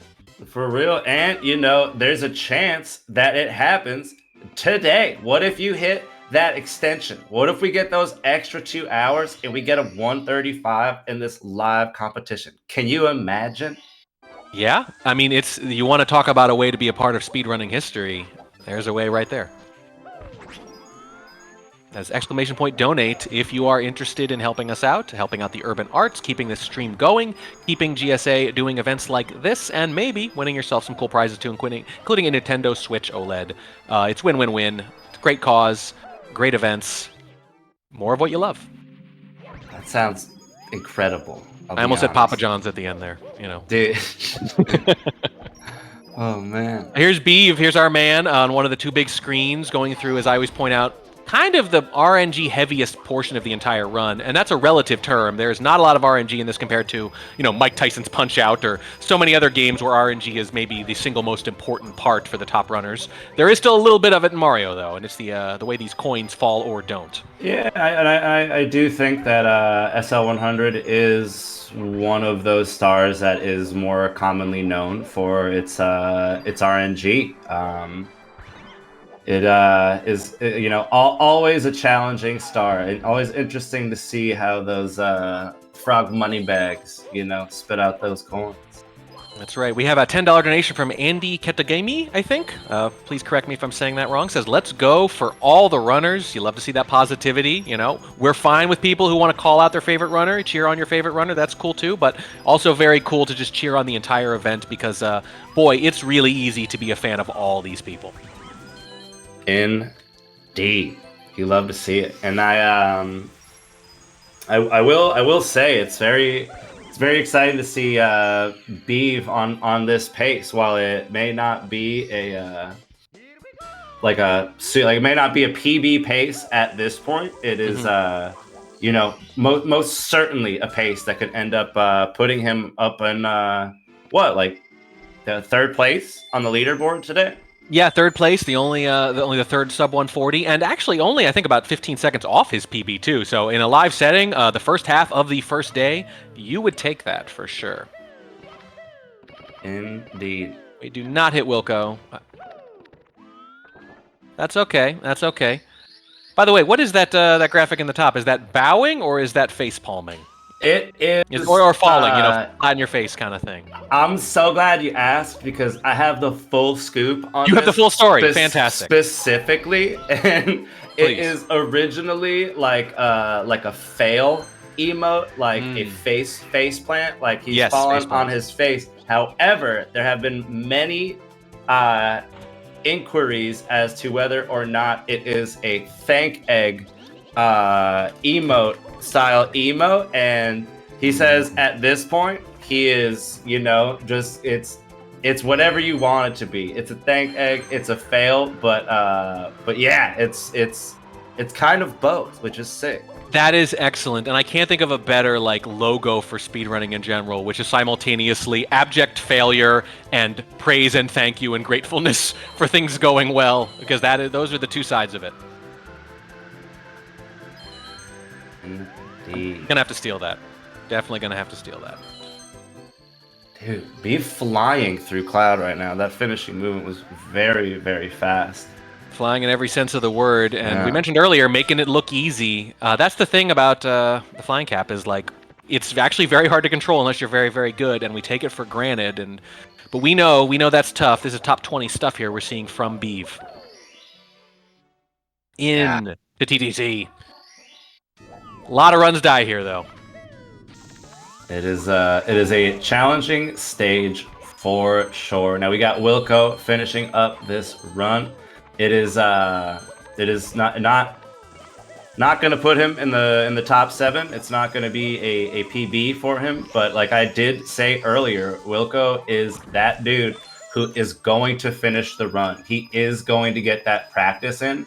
I wish I had a little bit of more of that in under my belt, so to say. But you gotta admire just the absolute legendary mental state from Wilco.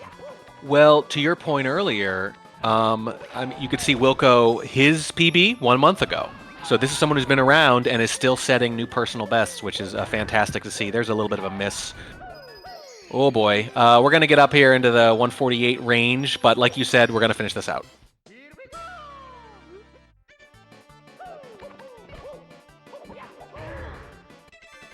And let me see here. We have a couple more donations as well. $25 from Hi, I'm Scott. Says, imagine something witty is here. I'm tired. I think that was kind of witty in and of itself. And $40 from Monty VR says, I need another 2 hours to PV. So I guess one of the runners here literally buying themselves more time. Legendary. Fantastic. Fantastic. You love to see it. Love to see it. Wilco does finish up. That is actually not quite a 148. As soon as I said that, they finished just under. And you get a time on the board. You get rid of that ugly, ugly no time next to your name, at least, and replace it with an actual time, and that's always a good thing. Very, very cool. And, you know, even if it's not going to qualify you, even if it's not going to, like, you know, be the best run of your life, sometimes it just does feel good to finish a run. You know what I mean? Just see one through. You got a time on the board, and then you can keep going, trying to chip away at that leaderboard. I mean, everyone thinks about it differently, but I think given that you get points even for, you know, 10th, 12th, that kind of stuff, getting a time on the board early, just to have it. I mean, maybe something comes up, right? Maybe real life stuff comes up. Maybe you take a really rough death and you just can't do it anymore. Maybe you need a mental reset. Maybe you don't finish. And at that point, you're going to be really glad you have some kind of time up there. Maybe you get a few points. And, you know, we saw the margins last time for who did or didn't make the cut for pace in that third qualifier. It was down to a couple of points here and there. So you might be really glad you have those in a couple of months when this all gets decided. Yeah, you know what I mean? It's I don't know. Ever since this format has been implemented, I've been having, I mean, I was always having a great time, but I've really, really enjoyed this specifically, and I think it has really done a lot to, you know, increase the motion on the leaderboard. It's like a lot of these, you know, top 50, top 100 runners are like, you know what? I'm gonna go for this. I'm gonna get my grind on, and I'm gonna see what kind of moves we can make here. How do you feel about the open qualifier aspect, seeing all those new names out there? You know, just the idea that someone can come, I don't want to say out of nowhere, right? Because a lot of even the quote-unquote unknown players have still been grinding for a while, and they're known to more knowledgeable people than me. But that kind of idea of literally anyone can qualify if they play well enough. I think it's awesome. Like, you got he was up there for a second there. I saw him, the homie Avatar, and he's like, he's one of those dudes that has really been stepping his game up, and I think that he is like someone that, you know, could end up qualifying, whether this time around, next time around. But I think he is one of those people really helping to, you know, push the envelope and remind those top runners that they may not be safe at the top of the leaderboard. I mean, no one ever is. It is increasingly a young man's game, as we like to say, as it gets tougher and tougher. And that's another thing that makes it so impressive when these players hang around for year after year after year, you know, because it is very hard to do at a high level for a very long time, the amount of dedication it takes. And it's tough. It is a tough thing to do. Beeve rolling here in Sky. Sky, yeah, sorry. Rainbow, my mistake. Every time I see the Sky, I just go, Sky. Simple interpretation. By the way, I should mention, so we said $26,000 to extend the stream by 2 hours. I should point out that we are now $234 away from that mark. So we are getting very, very close. We're so close. We're so much closer than where we were at the beginning of the day. This is insane. This is so exciting. That's some real money there, people, and that's going to make a real difference in a lot of real people's lives. Oh my gosh. Dude, it's this. I always love when there's this much Mario on the screen. I'm reminded of the 16-star battle royal that Simply did recently, where it was so basically fun. like a million runners on the screen at the same time. Very exciting, also kind of stressful. It was incredibly stressful. In fact, I think we had 25 per group, and we had to jump from group to group. I got to do a little bit of that, and I think it was 190 runners to start, something like that. That's exciting. It was crazy. It was a very fun format. I hope we see it again. And, you know, it's crazy to think that we're still inventing new ways to play this game, but there we go. Absolutely nuts. And we do have a bit of a run here. Beef making moves in Rainbow Ride. It's going to be interesting to see how this finishes out, but I think Beeve is one of those dudes that is, you know, certainly capable of qualifying for this competition. No, absolutely. He came so close last time, and like I said, it's win-win for us. Either he's going to commentate, or he's going to run, or maybe some mix of the two, and I'll take whatever beef I can get on whatever side of the mic or the screen. And we're at the point now where, like I said earlier, you want to get a time on the board. You get points for more than just the 7 places we see on the screen, and you can see there's only 2 sub 140s on there. So even if your best possible time is, let's say, 142, 143, at this point in the competition for a lot of these runners, that is still worth finishing out. Absolutely nuts. And it's crazy to see Suiji put up a healthy 138 so soon in the competition. And I believe there were 2 community bests in that run, one being Bits. Do we know what the other one was? I don't know the other one. I caught it a little late, unfortunately, but that's an insane time to put up in the first few hours of the LTA. It's yeah, he is, doesn't matter what category he is running, he is an absolute pleasure to watch. And may have potentially been a Fire Sea community best. So to see 2 Bowser stage community bests is absolutely insane. It's insane. You talked earlier about like 120, having new life breathed into it by Carpetless, and how it's never been more active. And you're right. The opposite of that is 16 star, which Suiji famously has declared as dead over a year ago at this point.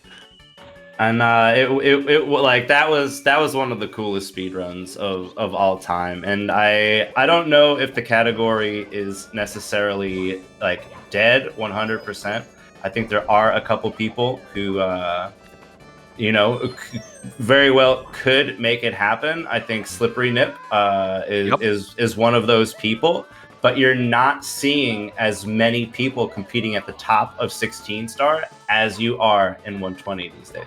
I totally agree, and that's kind of the real power of a run like that. It's not that, hey, this is impossible to beat. It's more just like the margins are so small that most people are not going to be incentivized to try. They're not going to want to grind that hard for that long for a fraction of a second, right? The odds are so long there. It's not like they can't do it. It's like, is this worth it? Especially when there are other categories to focus on. That said, 5 months after Suiji there, that margin was what, like 13 seconds when he said it? Down to 6. Slippery Nip, as you mentioned, right? So he's got that down to a very normal-looking margin, even in a very fast category. But the original margin was so massive, given the length of 16-star runs, and now it looks a little less crazy. For sure. You see Punkay here wrapping up DDD 100, and we're all gonna have to, focus our attention on Beeve here, as he is now making moves for Carpetless, and he is on pace. And it ends in the most surprising, unceremonious way possible, which is just we nosedive off a cliff. I don't even know what happened there, and I doubt he knows what happened there either. However, he has got some time to work with, and he very well could still make third place if he connects here.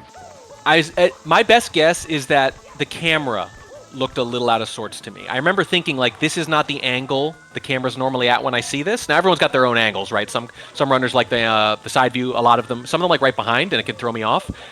I don't know if that's normal for Beeve or not. I just know it felt like it wasn't the angle I normally see for most runners there, and I don't know if that contributed or not. But he's right back in it. Maybe cost about 30 seconds. Not too bad. If we hit Carpetless first time, we'll take it. Beeve, you got this, big dog. Oh, we wall pick off. And combined with the earlier unfortunate death, this is going to start to add up to a real time loss. Yeah, and it seemed like he just knew it was not going to connect there, deciding to bail. Still possible for a top 7 leaderboard time, but it is not going to be the time he may have wanted. Well, and this is another thing I mentioned. So the whole thing about every little run might matter, every little point might matter. Go ahead and put up a 143, a 144. It'll still net you something. That is particularly true for runners like Beeve, who we're thinking of as being on the bubble, because he was on the bubble last time. He barely missed it last time. So the idea that so for a runner like Beeve in particular, if you figure he's at around the same level or slightly better, he is even more incentivized than most to get that kind of middle run up on the board early, just in case. Yeah, for sure. And I think it is worth oh no, Beeve. And a second failure. I think we're going to try at least once more, though. There is obviously a limit, a point where you're going to say, never mind, I'm going to start this one over, but I don't think we're there yet. It's just carpetless, man. Like in 16 star for a while, you just have to get as many runs to BLJs as you can. Then eventually one will connect and you'll PB and you can Right. blah, blah, blah. And now Right. it's like, you just got to play for like, hour and a half, 2 hours. And then at the end, you might hit carpetless and it's awesome. Yeah, that's kind of it's very cruel. You could not have set it up to be worse. That at the end of the longest Mario 64 run, at the very end, there was this all or nothing thing with no net, where you either take a total death and lose like 40 seconds at best, right? Or you save a minute. And it happened so late in your run. Oh, there's a fall from Beeve. Can we actually get back up here? How long is this going to take us? Not too bad. I mean, you could hardly construct a more dramatic, frustrating kind of trick for the end of these runs. For real. And I do think it is worth noting. I have just now realized a few moments ago that Horror is actually running against his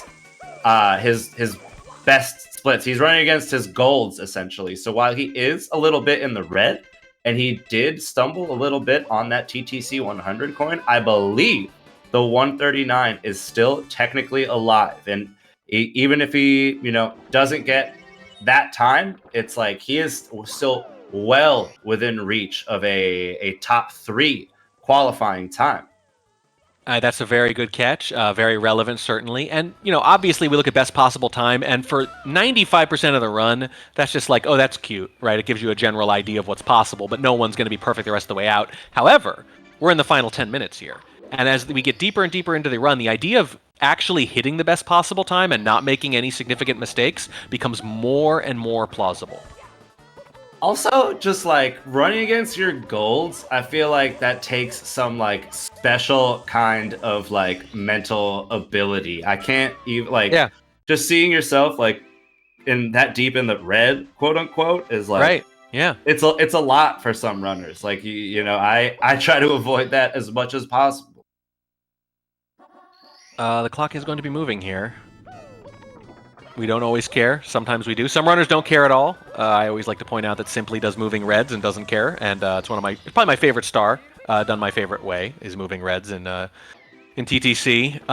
No big problem here though, and we're getting very close to that PB you talked about. And running against your gold, to your point, I think it takes a lot of mental fortitude, as you said, but it also reflects the current mindset of someone on the way up. The fact that PB is so recent, they are only thinking about the PB. For sure. Yeah, man, I don't know. I really like Mario a lot. You feel me? You're really going on a limb there, Pando. Yeah, hot take. I don't know. How about you, Chad? Do you like Mario? Are you a fan of Mario? Yo, maybe though. Yeah. No, you gotta take a real risk. You gotta hey, how about Legend of Zelda? Start talking about that or something. Whoa. There's some overlap, but occasionally, because they feel similar, you'll be like, no. You'll get like anger. Like, no, stop. Funny. Yeah, stop trying to be Nintendo's, secondary mascot or whatever. Because I feel like in, the public's eyes, people who maybe aren't really in tune with speedrunning, you look at Mario 64 and Zelda Ocarina of Time, and you see them as like similar games. But when you kind of like break them apart and, dive into the speedrunning aspect of them, they could not be like any different, so to say. And I remember Simply at one point, like around when Carpetless came out, like him mentioning he just never really imagined that pause buffer tech would be, whoa, Callie is so cool. This 100 coin route he's doing is like, I think I've seen it before, maybe like a couple times, but it's always interesting to see when these top runners really mix up these routes or strategies that have kind of been the same for a long time. Callie's always been that dude. Right. You say top runners, and that is true. There's some of that with everyone, but 90% of the time, you just mean Callie. There are like a dozen stars. There are like a dozen stars that only he does the way he does them. So funny. And just to finish my statement, it's like we always thought of pause buffering as something you do in like Ocarina of Time, and there was never really any pause buffer element to Mario 64. But with people like, you know, Crytholith and others like really pushing the idea of what's possible in this game, like you see this like new tech come out, and everyone is, you know, they've got no choice but to adjust. I mean, honestly, that you talk about why does this game have that staying power? Why is the scene better than ever about 30 years on? I mean, it's that sweet spot of a game needs to have interesting glitches and exploits, but it can't have too many. Because then you get down to, you know, like I said, the Ocarina of Time stuff where people are beating the game way too quick. And with crazy, you know, glitchy stuff that your average person when they're watching has no idea what's going on. You know, you need to find that sweet spot. The same thing with the sweet spot between RNG versus skill. It can't be entirely skill-based. You want a little bit of randomness, but you don't want too much because that's not fun either. Mario works at this level because there's some RNG, but not a lot. And because there are some glitches, but nothing too crazy, most of the time for 120 star in particular, is still about the actual crispness of your movement, which anyone can appreciate when they watch. And I think that's kind of why this has become the premier speedrunning game and the premier speedrunning category, is it hits the sweet spot on all those things. For sure. Also, GG's to B finishing that run up, and he is now just back in action, going again. I mean, his energy. This is when I say young man's game. This is what I mean. The stamina of like you have a tough loss after, you know, like 100 minutes of running this, and then you just get right back on the horse and you go again. Crazy. I mean, I would need. I don't know about you. I would need a few minutes to mourn the run. Yeah, I would have to at least go pee or something, you know. just functional bio break stuff, but also just like a mental reset for crying out loud. You know, go kick a pillow or something, right? Something that doesn't hurt anything, but takes out your frustrations. But some of them are just like, nope, reset, immediate, go again. And hey, if you can do that in an LTA, you're gonna get a lot more runs in. For sure, Callie, swagging out a little bit on the during HMC 100. I'm not sure if he ran into some trouble. It was a false start on that long jump, or if he was just trying to do some cool stuff. But he has cleaned it up and is proceeding on. It's actually very difficult to cast Callie in like a group event like this, especially if you don't have like crazy granular knowledge, because the difference between this is a backup that I didn't see the beginning of versus this is actually the way he runs the star and no one else runs that way and I don't realize it. Very fine line. For sure. You just look over and you're like, he's somewhere runners are usually not. Is that because he's Callie, or is that a weird backup? Like, I don't even know. Yeah, I love it. Callie definitely one of my favorite runners to watch. Very cool dude. I mean, I think anyone who starts doing things differently when you've been watching it be done a certain way for like 5 straight years, it's just inherently thrilling. Yeah, it's... You know, Callie doing his part to keep the game and the category fresh and exciting. You gotta respect it. Good call. That's another thing that keeps it fresh is... So you talk about the category being fresh. What you really mean is the runners, right? The runners keep it fresh. They keep discovering new stuff, and they keep up with the tech. They keep doing new things. You know, the game is nothing without the runners. It's the quality of the runners themselves are what keep these games alive. For sure. And I do... just have to say, this is a huge moment, not just for horror, but there are some heavy leaderboard implications going into this carpet list. He hits this first try. This could be wild right now. Yeah, this is a really big moment for... We could be looking at a PB. We could be looking at major points that lead to a pace qualifier later. It's a huge moment. We're really going to be pulling for him here. We are waiting in terror for horror. Oh my gosh. I'm holding my breath. I don't think I'm going to say very much either. Again, even though we could talk as much as we want, they can't hear us. I don't really see the point.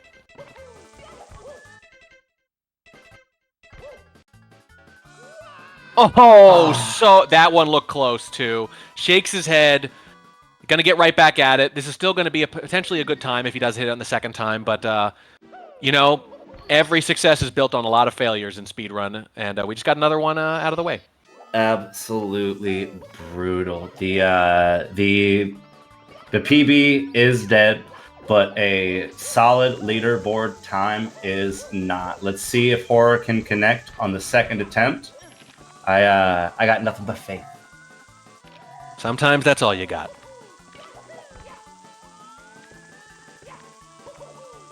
Yeah, definitely could still be a very good time here. And again, first half of the first day, still got a few hours to go here potentially if we hit that mark. This would be a pretty good start to the event if we can get up here.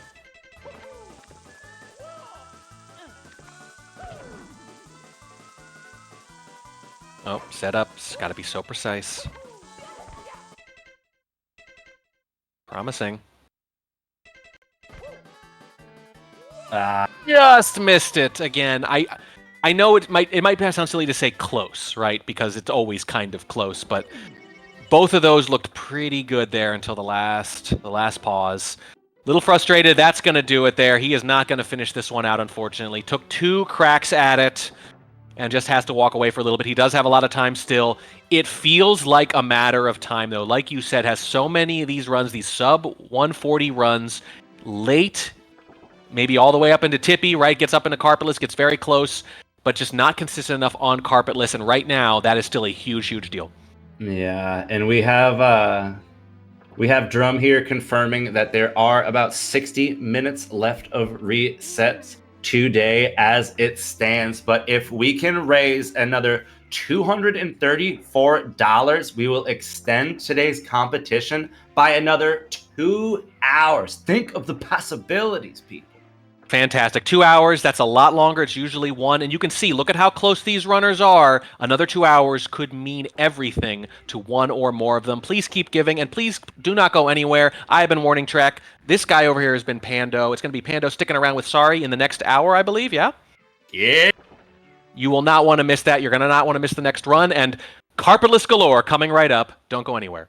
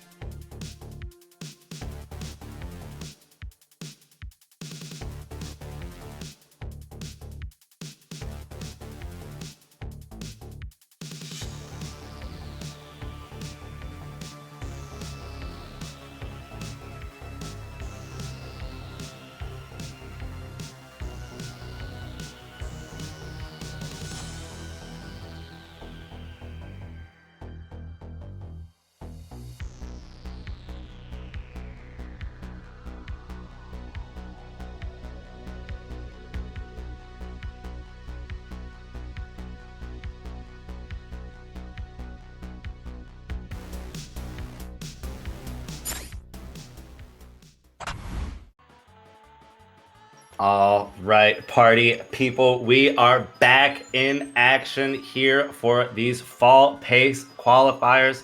I am Hey Pando saying what's up, and we are joined by the legendary, absolutely legendary Sari.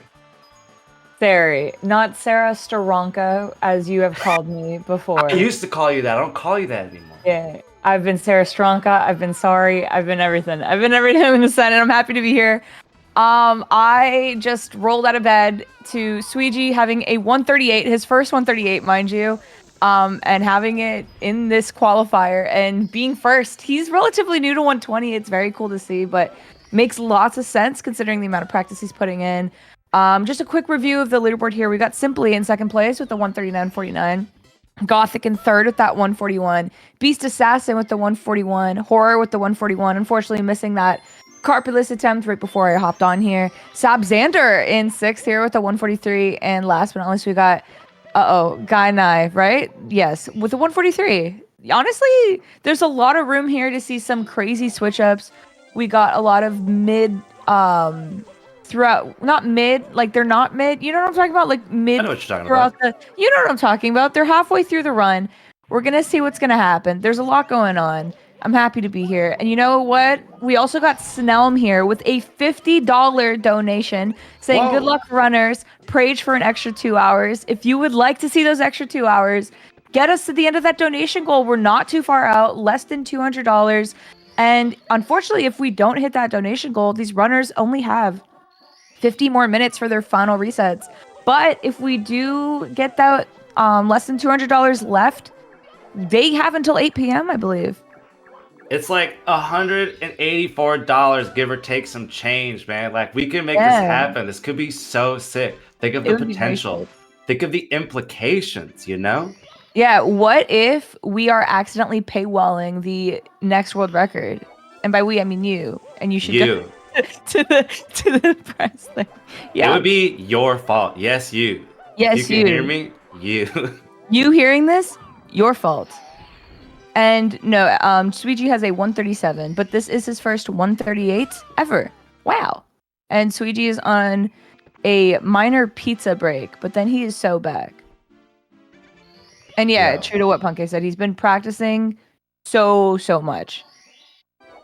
For sure. There was a legendary grind. Lots of RTA, lots of XCAM. Lots you know, RTA. Yeah. Throw some world records in there too. It's it's always a good time watching the homie.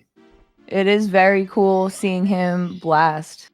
Speaking of blast, right? Shout out to the Baba Blasters. Shout out to everyone competing in the Mario 64 Summer League. It has been a great time so far, and I'm really excited to see what happens.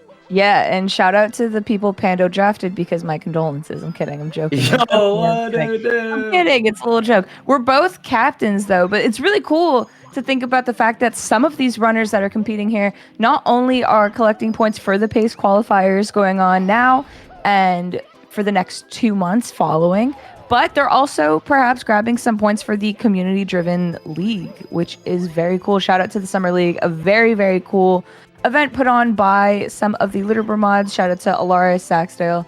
Very, very cool to have happen every summer and every winter. The little niche ones too, you know. Yo, like shout out the Baba Blasters. Shout out Team Papa Big Frank. You know. For real. Shout out to Kriya's Kittens and all the homie teams. It's a crazy name. Good. It is and good. It is, like you mentioned before, it is a pretty exciting leaderboard this early on, with some familiar names for sure, but also some newer names, not newer runners, but newer to the top of the leaderboard here, with Horror, Sabzander, and Gainai. Yes, 100%. It's very cool seeing Sabzander because, I mean, keep in mind, such an underdog just coming out of nowhere, coming from, I believe it was Wind Waker before Mario, and just blasting in a major way. I keep on saying blasting. I got it on the mind, apparently. And it's just very, very cool seeing him get that 139, I believe, this year, right? or the past 12 months. And yeah, just seeing him top 7 of these quals so far, very, very cool. And more than capable of being that 143. Let's see what else we got here. We got Punk A, which is our furthest run of the day so far, or of the 10 minutes that we've been here. For my day, though. And he will soon to be in Tippy. No time on the board yet. Anything's possible. We got Callie and BBH. People leave. We got Connor Avatar in SSL, Cryptic in SSL, Ouija just starting off a run here in Dark World. Ouija with no time yet, and as we know, he gets those world record paces when he's here. So I don't know, man. You gotta get the money in. We gotta see what the potential is if he has until 8 p.m. to reset. We got Beast Assassin and Womps Hundo finishing that out, and we got Cheese finishing up a Dark World. Lots of potential on the board right now. You love to see it, and like I don't know. I've been talking a lot about it, but like the current 120 scene is just like absolutely so freaking exciting these days. Like just the sheer competition, and even the top 10, top 20, top 50 is just so entertaining, and it's one of my favorite things about this competition. I said it before, but is just to see like all those runners in the top 50 like have the potential to make this happen. Yeah, 100%. And I mean, like GTM said, the top 30 is all 137s. Just don't check that. It's true though. Yeah, probably. just don't check that though. Yeah, just trust the vouch. He has a 14. He won Mario Family Feud yesterday. I also did. Yo, GG's, dude. Yeah. We're kind of those guys for real. Random like not involved fact, I was on the real Family Feud at one point with my family. You were on Family Feud? Yeah, isn't that weird? Wait, that's actually crazy. So you met Steve Harvey? Unfortunately, yes. Oh my god. I thought you were going to say it was so long ago it wasn't even Steve yet. No, well, come on. What are you saying? I'm old, dog? Nah, I would never say that. I would never say that. Oh, wow. Trouble in the booth, bro. What the heck? Nah, it's totally chill. We got Punk A here working on a TTC Hundo. Wait, how did Cryptic bonk there? That was like very... That was very weird. Anechoic. Yeah, I guess so. I don't know. Wild stuff. We do have, Punkation cruising through TTC here. Gonna see if he can lock in for the rest of this 100 coin. But I'm excited to see what Punk A is going to do. Oh, saving, not saving. I don't know why I said it like that. That very unfortunate for Cryptic taking that reset. Understandable. We got, by the way, 2 new donations. Anonymous with the $10. Thank you so much. And we got Mad Me Go with the $10. I need to go to bed, but I still hope they get 2 more hours of runs, as do we. Thank you so much for your donation. What? Punk getting absolutely hosed in this this 100 coin right now. Like 1 million invis walls. This is like, that's like, I don't know. Dude, that's just Mario, man. It's gonna dunk on you sometimes. That's that Mario, man. Holy. But I will say, I'm gonna finish my thought from earlier. Excited to see what Punk can do this weekend to today and these qualifiers as a whole, because historically speaking, Punkation is one of the most consistent runners of all time. He is one of the most clutch runners of all time. So if there's anyone we expect and believe in to put up a time to qualify for this competition, it's gotta be our guy. You know what I mean? Yeah, I mean, Punk A also just a regular. When you see the list of the people who have qualified for this event, by the end of the 3 qualifiers, you usually see Punk A's name. I can't remember a time not seeing it. Maybe there hasn't been a time that he has not been there. So he is one of those that you just expect to make it, maybe, and it probably does add a little extra pressure in comparison to some of these other runners that you're used to seeing Punk A there. So you just kind of have that in the back of your mind. Whoa. For sure. Kind of deep. Yo, we kind of deep though. Yeah, we got Connor, by the way, wrapping up SSL Hundo here, grabbing 2 extra Goombas just saying hello. There we go. There we go. That's what I'm saying. And Avatar here is like one of my favorite dudes. One of my favorite dudes to watch. But he is one of those runners who's like, you know, not top 10, but is like fully capable of qualifying for this competition. Oh, 100%. I think to the last qualifiers where it was so close for both Denner and Beeve, and I know Denner, I don't believe will be participating in the qualifiers for this upcoming pace. However, we do have Beeve participating. He was on a run earlier. It'd be very cool seeing people like Connor, people like Beeve, like those homies, like kind of making it through and, you know, being there, because they definitely are more than capable. Even if they're not top 10, they're still really nasty when it comes to this game. Yeah, for sure. And it's like, this competition is so healthy for the community in general, because you know it inspires it inspires like all runners, you know, to improve, start climbing that leaderboard. It's like you can get a trip to Maryland, dude, if you go fast enough. That's sick. Maryland, everyone's dream location to visit. The state where dreams come true. Maryland. They say that. They do. Laurel, they do say Maryland. That. Yes. I say that. I say that. We say that. We say that. Pay says that. It's back in the fall, November 3rd to 9th in Xanadu. Do I say that right? Xanadu? Xanadu? Whatever. Not whatever. Shout out to Pace. You guys should get your tickets. I'm sorry. Anyway, Punk A going into Rainbow Ride. Heck yeah, I love that stage. Sarah, I must ask, will you be attending said events this fall season?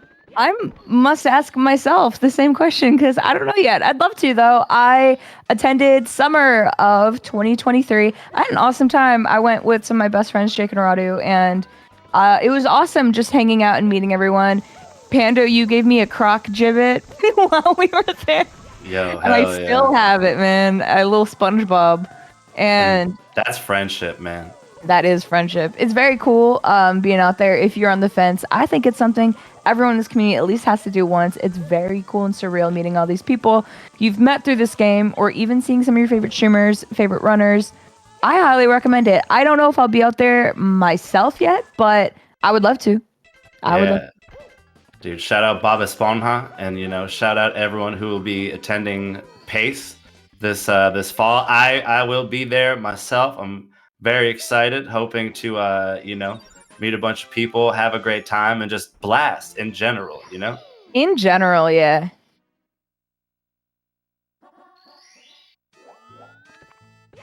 Okay, we got Punk A working on Summer Rainbow Ride here. I would assume, missing Lakitu, bounce there. I assume we're going to be seeing Carpetless last unless we yapped right over it, which I don't think would have happened, right, Shorely?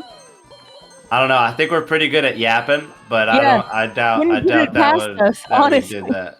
Yeah, that would be a little crazy. It happened. We yapped over it! Wait, is that true? Sorry, we yapped over it. We're having too much fun. He did it, though. He's the GOAT. Wait, but if he did it, that's good though. Okay, everyone's saying you already did it. All right, that's actually like really unfortunate for us. But yo, maybe he did it because we were. Yeah, we were just like giving him the time and the space to do that. We did it on purpose. We didn't want to. We're actually really good people. This isn't terrible. Scenario. Yeah, this isn't like an awful thing that we've done. Dude, they're gonna play us off like it's the Grammys. That's crazy. Yeah, that is kind of sick though. They're gonna play the lobby music so loud, and then suddenly you're gonna see West Dog in here alone. Great comps. Oh no. Great comps, man. Dude, we're cooked. I thought it was weird. No one was talking about Punk A doing Carpetless. Yeah, we just wanted to let our man breathe. You know what I'm saying? Yeah, I'd like to put out my own public apology to Punk A for that. Honestly. I don't know. I think Punk A's cool. I don't think he's stressing. You know, and especially don't think he's stressing because he hit Carpetless, and now he's just got to, you know, lock it in and you know, finish the run here. Yeah. He surely doesn't have a dartboard with both of our faces on it, and he's hitting bullseyes every time. That would never happen. Yeah, I would believe that Punk A was really good at darts. Yeah, that might as well happen. That might as well be true. It's like, why would you lie? That's so specific, you know? All right. Here Making we it go. clear. Now he's got to be going for the hundies here. We'll see how it goes, and you know, maybe not the most challenging strat of all time, the new Rainbow Ride 100 coin, but it is it is new. It's not like people have been doing the same route for years and years. It's like, you know, is a bit fresh in everyone's arsenal here, so to say. Yeah, I know. I did see. I think it was Jean formerly Fleeting Azure, who lost a run that was like -2 minutes to hundreds yesterday. Yeah, yeah. Dude, someone I do not recall who it was, but someone died in the same way today on the same spot with Painful. 98 coins trying to make moves. It was genuinely so bad. devastating. Yeah, missing that cannon and then the breeze combo with the spiny, it just all goes bad so fast. It's very sad. What isn't sad though is knowing that Punk is probably going to be closing out a pretty massive run here, pretty easily a top 7 pace this far in, and in general. And also we have Connor, who is best possible time 1:37.51. Obviously we're pretty early into the run, but we did pass the mean old uglies of, you know, HMC 100 and SSL, so we are kind of in a comfortable state in that Connor run for a little bit at least. Dude, Connor's so sick. He's one of my favorite runners. Whoa. Yes, I agree. Whoa. All right, going to grab that one more, avoiding that fall that we were just talking about by doing that ledge grab. Respect. Okay, gonna finish it out with the Chuckya here. Yes. Just needs the 1 coin. And he has it. Hell yeah. And he will be wrapping up here and on his way right now to bits. And all right, y'all, we just gotta say it. This is technically the final hour of resets, which is like I feel kind of unacceptable. But what we can say I'm a little is anxious about it. I'll be honest. I'm stressing, but I'm stressed as hell, yeah. If we can, you know, kind of hit this small donation goal of 164. No, that's a reference, dude. Bro. I hate doing math live on the fly, but yeah, I was a history major. I'm not even gonna attempt it. I'll tell you what. But we could make some dreams come true. Maybe your dreams. Maybe the dreams of your favorite 120-star runner. You can make your dreams come true right now by donating to a good cause. Because you're not just donating money, you're donating money to Urban Arts, which is an incredible organization helping underprivileged kids get access to, you know, education. It's awesome. Yeah, it's like a very noble cause that we're all kind of helping here. And you could be a part of the movement. You can be a part of the reason that maybe a world record happens on the buzzer beater, which would be very sick and very cool also. Part of history, dog.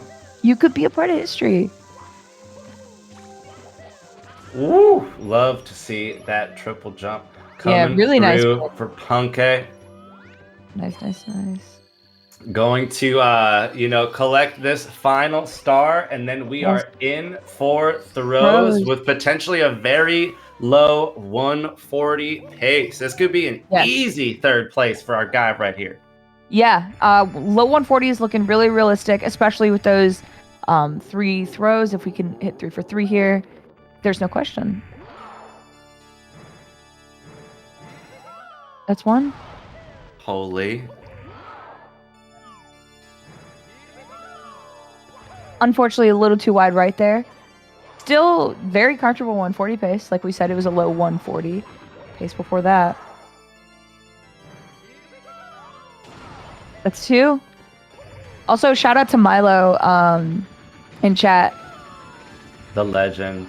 And shout there out to it is. That is going to be 3 there for Punke, solidifying a 3rd place spot on the leaderboard. He is coming in with a time of 1:40:24. Yes. GG's to Punke. Very, very cool. Very easy lock on that third place here. If we're looking at this leaderboard, we got Sweegie, Simply, Punke top 3. That is a insane lineup. And That's it's so only cool. the first day. Only the first few hours. Kind of crazy. Hot dang, you love to see it. And Yes, you you do. know, if he decides to continue, we've got no doubt that Punke can improve upon this time. But you gotta respect it. Way back in HMC 100, Punke ran into some trouble having to double, triple back up some of those like some of those red coins, and it was brutal to watch. But homie stuck through it and made the moves. I have nothing but respect. Yes, very cool. I think, obviously it could be very hard with these kinds of events where you're not actually necessarily going for a PB. You're just going for the event PB. I think it could be really hard on the mental sometimes running against those PB splits or any splits and seeing that red and thinking, I have to reset. I made a major mistake. This can't be my personal best anymore. But when it comes down to this, all you need is a really nasty time. It doesn't need to be the best you've ever done it, especially when you're Punke. You have that really good time already. That's a 2-minute, that run was 2 or 3 minutes worse than his PB, but still was better than most people could dream of. So, respect. Myself included. And Oh my God. I think it is worth noting. Avatar here with some really cool movement at the beginning of this LLL 100. Yes. Like diverging from the traditional route, even if just a little bit. Always exciting to see these small differences in people's routes and strategies. Yeah, I agree. And speaking of something cool, we got Floggy the Dolphin with the $40 donation. Good luck to all runners, Yee. Yep. Yo, no way. That's insane. Shout out that to brings homie. Yes, that brings us so much closer to the goal of 26,000. Remember, if we hit that 26,000 before 6 p.m., so about a half hour, or even after, we get 2 more hours of runs. If not, the runners do have until a half hour from now to reset. So we have, okay, you do the math, but like almost $100. This is about $100. Yeah, I think you're great at math, Sarah. I'm just gonna I'm say not. that. That's hilarious. Come on, Continue, man. though. Come I'm not on, even attempting man. the math. But Nah, I'm you just got saying, that, man. Like, if you hear 24? my voice, 124, I think, right? Yeah. Oh wow. That's something. All right, proceed. I'm just saying, if you can hear my voice right now and you're like, yo, I got $5 that I could, blast down right now to donate, I think you should. I think that would be legendary. One, supporting urban arts would be making the world a better place, and then providing more top-notch, top of the game Mario content for your friends. That's also a very noble move. It is very noble, honestly. Yeah, and I mean, any amount goes a long way. Even if you're not hitting that 40 pack, like a $5 donation is huge. If, we get a few of those $5, we're already at less than $100 away. And plus, 5 times 3 is 15, and that's more than just 5. That's real. That is real. And so if 3 people do that $5, you already know how it goes. By the way, we got it. If 4 people do it, that's $20. And you don't even want to know what happens if it's 5 people who do it. It would actually blow your mind. But we do have Wilco now joining us on the big screen here. Unfortunately, taking a time loss here in HMC, but Wilco is pretty well known when it comes to sticking through these runs, even if they're tough. He's very good at keeping the mental and just putting a time up. I think it's really good consistency practice, and it's just a really good way to go about things. It's very hard, obviously, on the mental, but I think it's a good approach for sure. No, for sure. Wilco the GOAT, finishing out a run from earlier, even with some troubles. Wilco's always ready to switch to average splits and just do the right thing and finish the run. Oh, yeah. Respect it. I do respect it as well. It's very cool. A lot of these runners are in a very, very similar part of this run. So, 2 hours from now, assuming, or not 2 hours, sorry, 1 hour from now, right? Yes. Assuming that no one's reset, we're going to see a lot of tippy runs at the same time. Yo, that's sick. That is I'm very about sick. that life. You are about that life.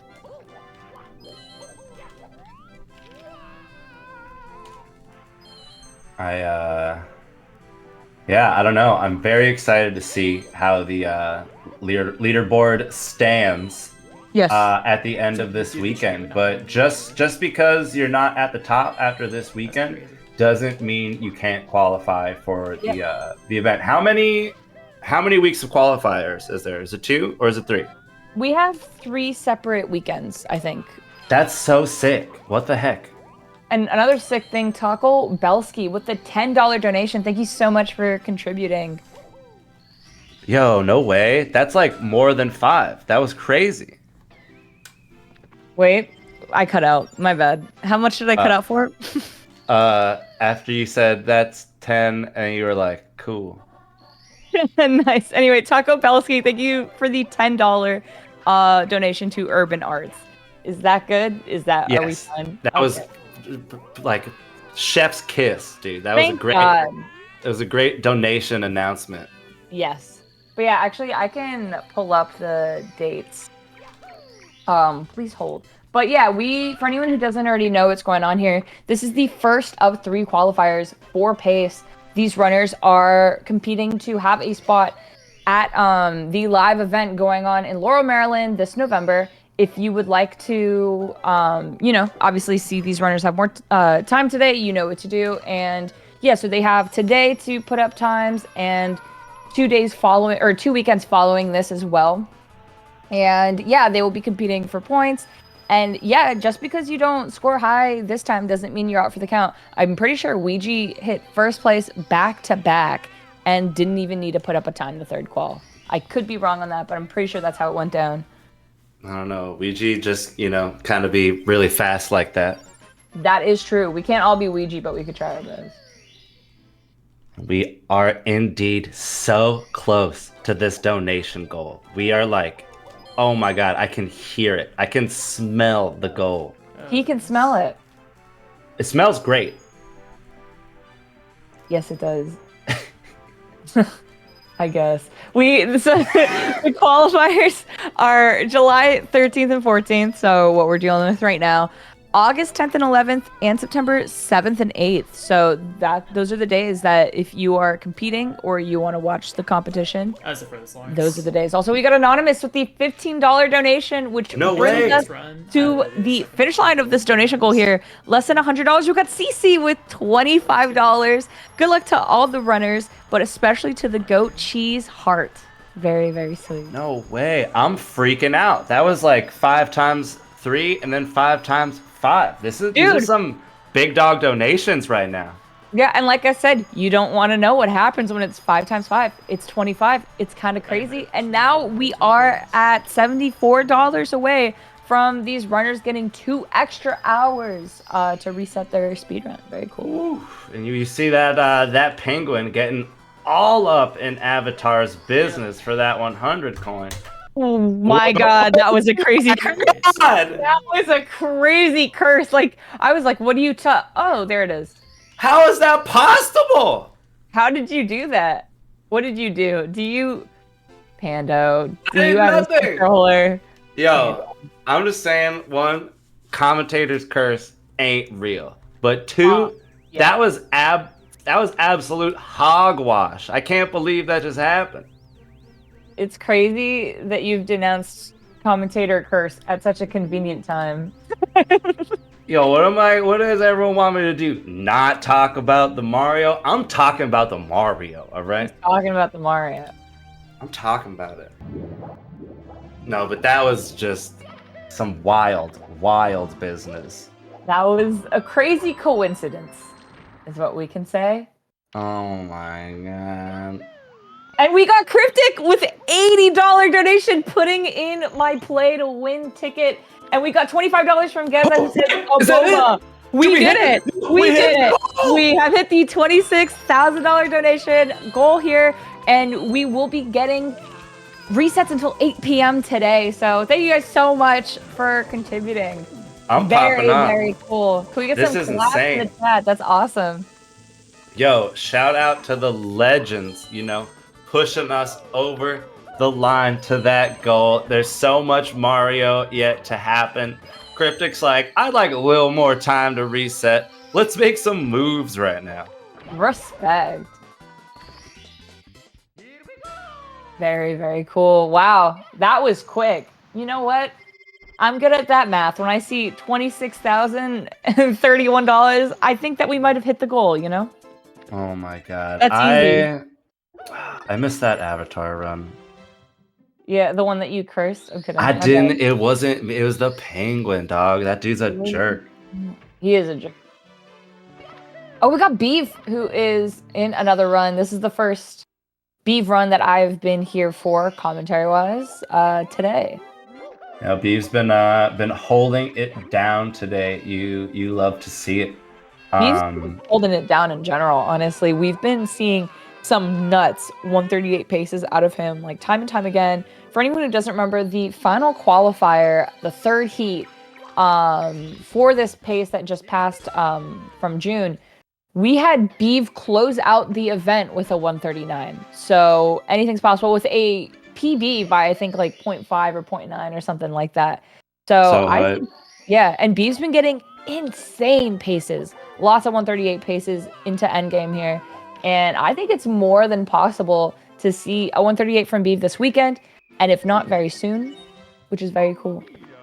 For sure. And Beeve, has just been on those pacers, and he has been on that grind. He has been playing a lot of Mario. I'm talking like 12-hour streams. Like he is really, pushing the limit of what we would consider traditionally, traditional. Yes. And I mean, like we were saying before about SWRC, but it's true of all these runners. You don't even, all we see, right, is the uptime. We see the amount of time they put on Twitch. You don't see the amount of times these guys are in calls, just practicing, just on their own practicing. There's even more Mario going on for them beyond what we see. So really got to respect the grind on that, because you know that the Mario doesn't stop when his stream does. There's some Mario going on right now that we don't even know about. Think about that. True. It's crazy. But yeah, I mean, this event is very cool. Whenever it comes around, we've got the 3 qualifiers. We've got actual pace. It's very cool because you just get lots of Mario. And not only do you get to see the fan favorites, you see Cheese, you see Callie on screen right now, right? And we got SWRC, Simply Punke, Gothic, Beast Assassin too in the top 7. But you also get to be exposed to new runners, new to you at least, right? And those runners that are coming up for those top times, we got Beeve up here, for example, right? We got Connor, we got Sab Xander in this top 7. And it's very cool because I think it's a great opportunity for people to be exposed to these new guys that they have maybe not been watching as much, but should have an eye out for. Yeah, for sure. It's the scene is currently very healthy. Yes, I agree. We got so many. I feel like there's been like a double amount of runners the past year. It's been actually crazy. It's very cool just seeing a lot of new people, a lot of new faces, in general. But also, obviously not talking about people like Beeve who have been running for literal years. But for sure, and it's very healthy.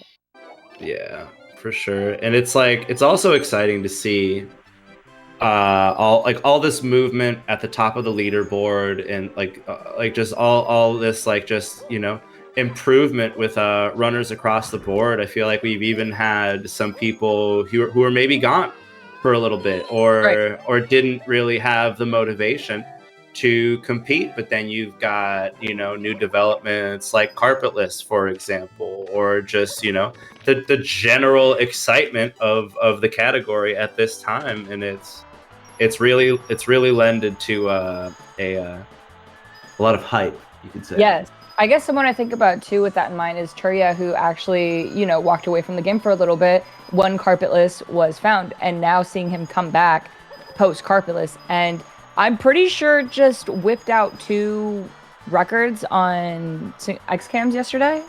Oh, you mean my GOAT? Yeah, your top 1 league pick, who should have been mine, but it's whatever. Yeah, in your dreams, dude? You wish, you wish. No, I'm such a Turia fan. I think Turia is so cool, just very talented, rad and humble runner, and humble. Yeah. It's he's very cool. Yeah, I've really enjoyed following him in recent times. Yeah, he is a very nice, sick dude. But yeah, like a lot of people in that similar range, I would say it's like what, the 139 to 142 range, where it's like you got to keep your eye out. These are like the up and coming goats of this game. Yeah, for sure. And I think that, you know, one of my favorite examples of that is Beast Assassin. Yes. Oh my Like, god, it's so awesome. like last year, 2023 spring pace, right? It was like Yes. he was he was like he was the underdog. You know what I Oh, mean? yeah. Like I think he might have been he qualified with like the quote unquote slowest time or whatever, like something like that. He wasn't the fastest dude there overall, but he has really solidified himself on the scene, not just in general 120, but in the pace competition as well. Yeah. Yeah, he went from being that underdog that maybe people weren't even familiar with at the time to having a 137 and being someone that we all know and go to and root for. Like, everyone just kind of comes together and roots for Beast Assassin anytime he's on a crazy pace or he's in these events. And it's very cool. He's just the people's champ. Dude, he's just a really cool dude, and Yeah. he's just someone that you love to root for, especially at pace. His like family always Oh my shows God. up, Yeah, it's shows that awesome. support and love, gets everyone like just absolutely psyched, and it's just I don't know, it's a great time, it's a great story, and one of the many reasons I recommend people to attend pace. I agree. Like, I still think about like the Beast Assassin like closing out Summer Pace 2023, and it's probably like one of like the most memorable moments. It's just it was such a surreal feeling, just everyone kind of sitting there and his family being there too. And I don't know. It's just one of those chills, dude. I know, it's one of those things that make you really love being a part of the community. Like, and wanting to be at events like that, being a part of history in some ways, you know? Yeah, he is now indeed a top dog. And looking at the leaderboard, it sees like he in 11th place, which is insane. But I have That's fucking nuts. I have no doubt he could climb a little higher in the next couple days, next couple weeks, if not just today. Yeah, correct me if I'm wrong, but I do think he was top 10 for a while. I'm assuming the Squeegee run probably knocked him down, but very, very cool. I believe so. Yeah. Also, speaking of cracked runners, apparently we got Ouija on a good pace. So very much looking forward to seeing him join us on the screen. But yeah, we got lots going on. Lots of, like we've said, lots of the goats, lots of the soon-to-be goats. We got a lot going on here. Goats aplenty, you know? Yes, exactly. It's like a farm, or like what are a lot of goats called? A squad. Like a squad. Yeah, like a squad of goats. A squad of goats. Yeah. Also, speaking of like the idea of like it feeling like you're being a part of like Mario history or whatever, something that I think is cool to think about is like when it comes to people like Beaver Connor, it's kind of like you're living in a little Summoning Salt video because you're just watching the progress happen live. Yo, that's for real though. And it's like Connor's been the homie, Avatar's been the homie for a long time, and it's Since like Connor runs, dude. Connor runs, You dude. know And I think it's really cool that at one point he was just like, you know what? I'm gonna grind. I am going to like go all in on 120, and seeing the results that he's gotten, like for the effort he's put in, has been really inspiring. And I think a lot of people see that and they're like, you know what? Maybe I'm gonna go for it. And like those are people that could have the record in a couple years, you know, something like that. Yeah. Also, I believe we got Ouija with a 22 3x BOB, which is disgusting. That is like disgusting in the best way. Like the Ouija paces that he will churn out are just actually ridiculous.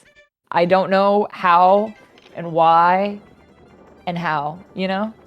Looks like a potential factory by Wilco and BBH here. I saw the plummet and then maybe a pause of frustration there.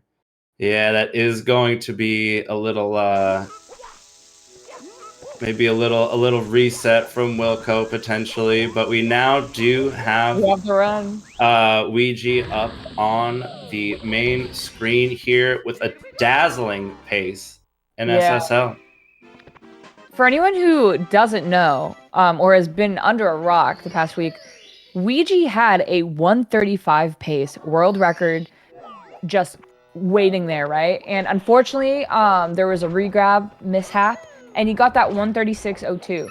But we know we know this, right? He is getting that 135. He's getting it so soon. It could happen now. It could not happen now, but it's going to happen soon. And it's very cool knowing there's multiple runners right now who could get a 135, which is a feat that like most people weren't even thinking about this time last year. But thanks to something like Harpulus, is more than possible now. It's absolutely insane. And like you said, it is only a matter of time, especially with a runner of his quality, of his caliber. Yes. You got Ouija 135 capable. You got Ikori. You got Parsi, Karen. There are so many runners who are just pushing the envelope. And you got to imagine they're looking at each other being like, who's it gonna be? Which one of us is gonna do it? And it's really just it's gotta be, inspiring. You gotta be there like in the moment saying like, well, if I don't do it, this person's gonna do it, so I want to be the one to do it. I gotta do it. Yeah. And it just keeps adding on. It's so cool. Yeah, it is very cool. Someone I would even say maybe give him a few months with the practice and everything. Ouija could even be there with like some insane time like that. I mean, getting the 137 this soon in with all that practice is very cool. Before we could even blink, the Ouija run is reset. And that's just how it goes. You got to pay attention, because in the blink of an eye, it can all be over. And if you do run this game, you do understand that just a fractional mistake in a small moment can cost it all.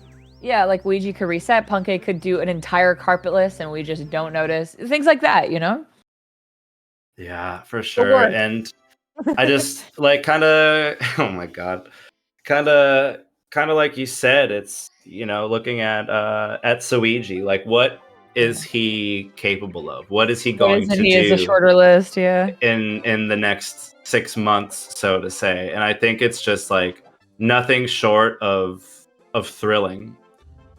Yes, I agree. I think there's a lot of potential and excitement there when it comes to Ouija. It sucks how much pressure gets put on him, obviously, especially with the whole, he could have had 505 stuff, which I don't really love that. But I think it's very exciting to think about the future for Ouija. Not necessarily putting pressure on him to achieve those things, but the fact that those things are very possible for him is very cool. For sure. It's just a great time to be a Mario following the scene, Yeah. Unfortunate save and quit from Ouija after a dazzling pace like that has gotta hurt. Yeah, 100%. But let's be real. Ouija is a very resilient dude. He's lost such paces before, and I do not expect this to slow him down. Yeah, I think also for what it's worth, he's very good at just tanking those runs. And I mean, I'll hear him like after he gets like a good pace and be like, I'm sorry if I'm gonna sound depressing, like if I don't carry this out. But I think it's more than understandable, having high expectations for yourself, because you're able to show up and show out so often, to be a little bummed, and also being able to be a little bummed and running it back is very, very, very commendable. Or even not running it back, just having that pace is very cool. And like when you got that proof in the pudding, when you are that world record holder in such a prestigious category, you can really do whatever the heck you want. It's real. It's so real. Now, how many of these potential world records do you think I could personally sabotage by getting them to play Valorant? What do you think? Ooh, potentially I'm working on. Concerning amount. Yes. Oh, God. Dude. I just want the Valorant arc to be over. No, listen, the Valorant is just beginning. I just got, actually, Callie said no yesterday because he had to prepare, which, fair enough. Let's go. Based from Not Callie. Based.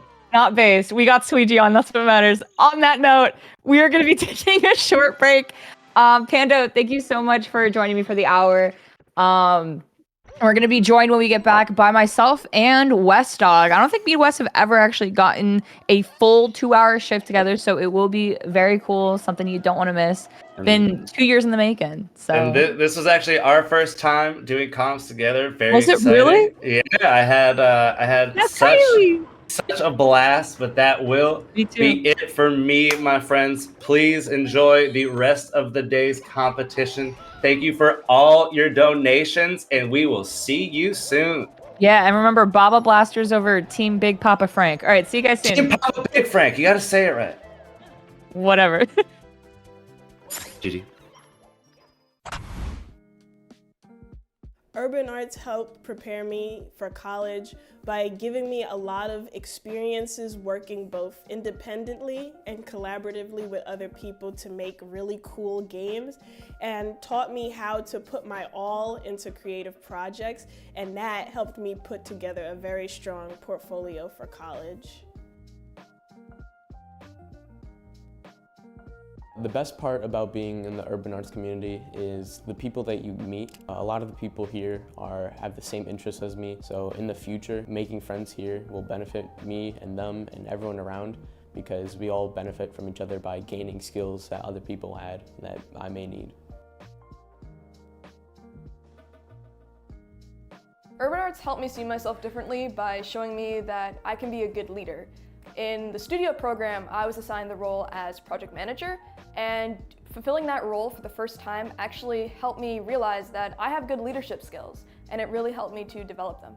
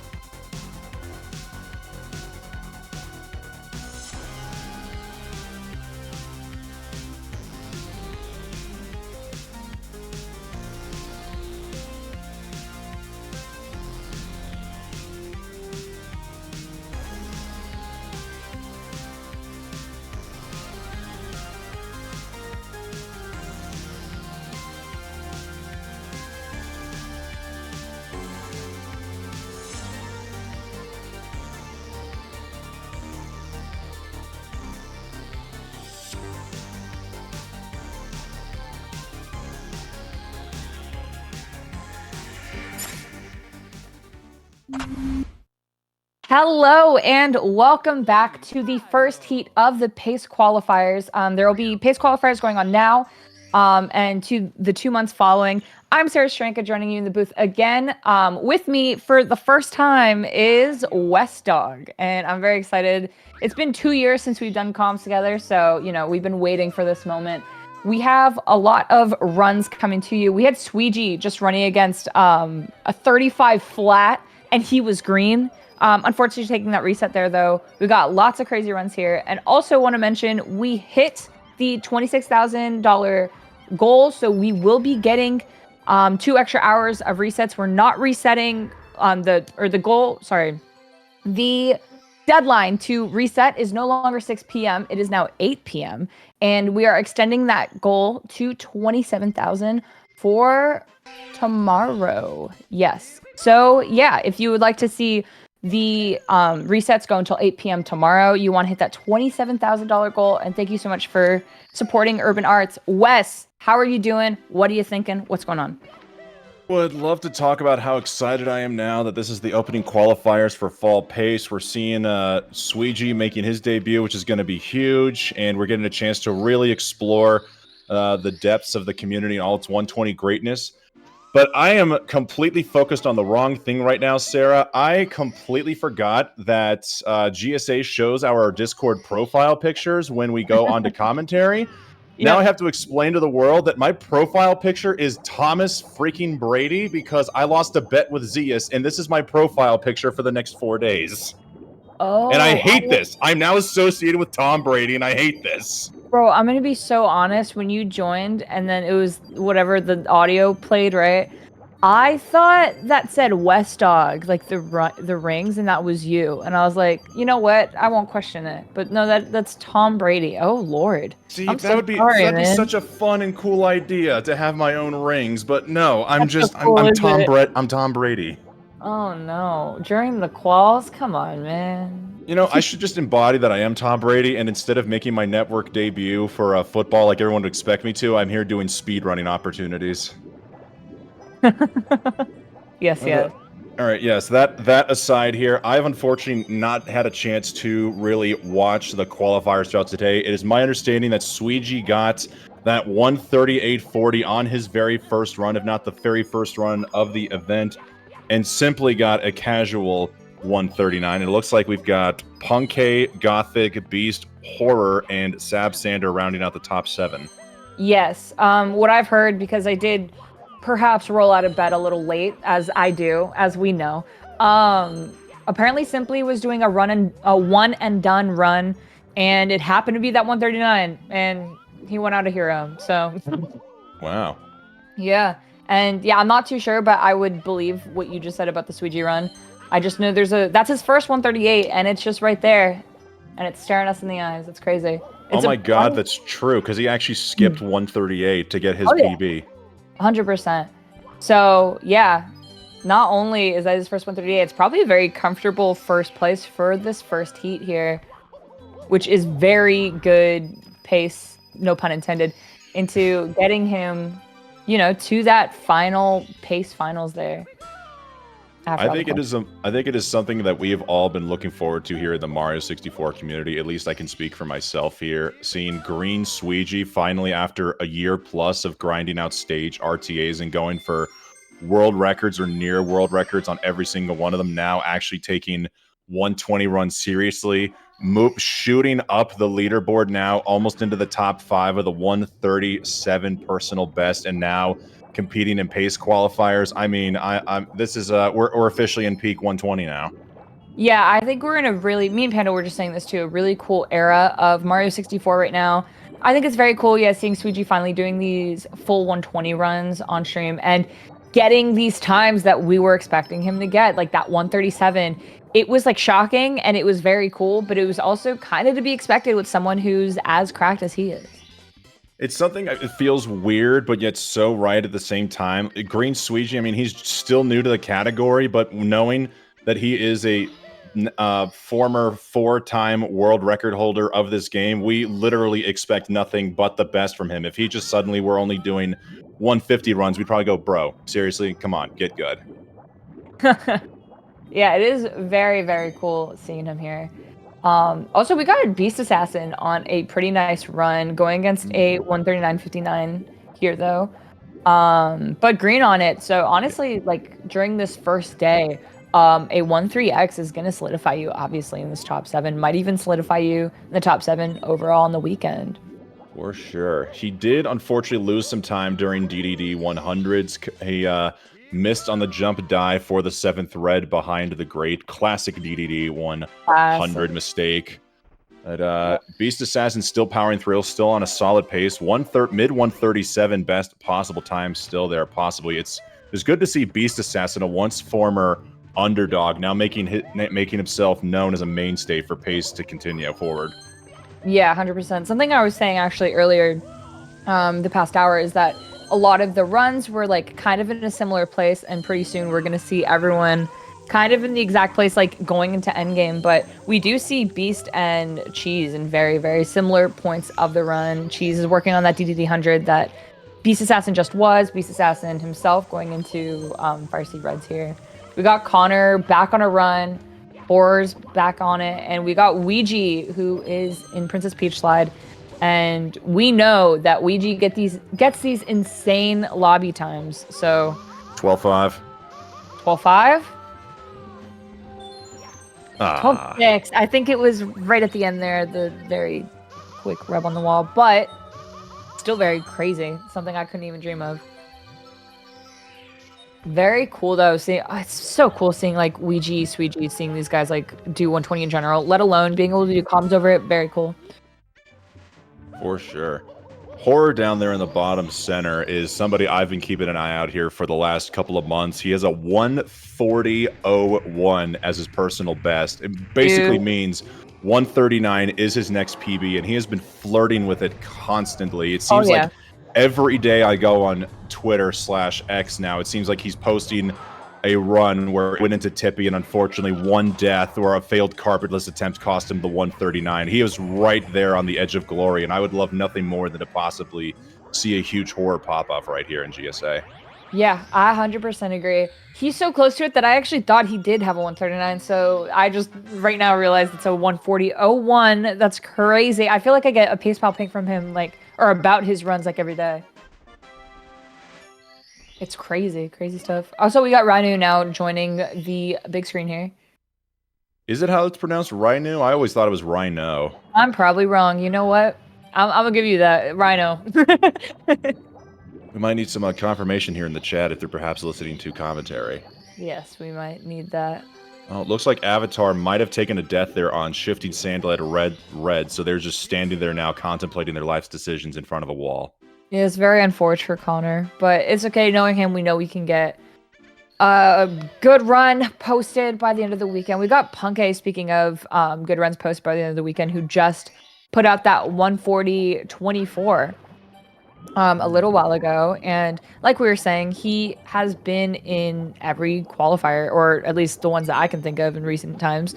So it's just kind of expected that we're going to see him get these points in these 3 heats. Maybe that adds a little extra pressure in a similar way that it probably does to Sweegie or Ouija, where all eyes are kind of on them when it comes to 120 right now. So there's just this expectation that they will qualify. I do like that Ouija has been active and very aware of his desire to improve his mentality, especially in the live events. That combined now with Sweegie, I'm looking forward to possibly one of those two now taking the throne from Cheese and Punke. Since we have returned from COVID, the last 4 paces have been won by Cheese, Punke, and Cheese. And I think it's time we need to shake things up a little bit. I actually didn't know that. That's very interesting. That would be very cool, especially seeing how short of a time Sweegie's been in 120 so far. Of course, that's not to negate the amount of practice and hours he's put into, 120 itself. Even if it hasn't been full game runs, it's been a lot of practice. It'd be very cool seeing him take the throne there and actually win the live event. That would be very sick. I haven't even thought of that. One of the fun things, actually, is just been watching Sweegie and Callie when they go into practice mode or just do entire streams dedicated to practice. You get to see them actually break down the stars step by step.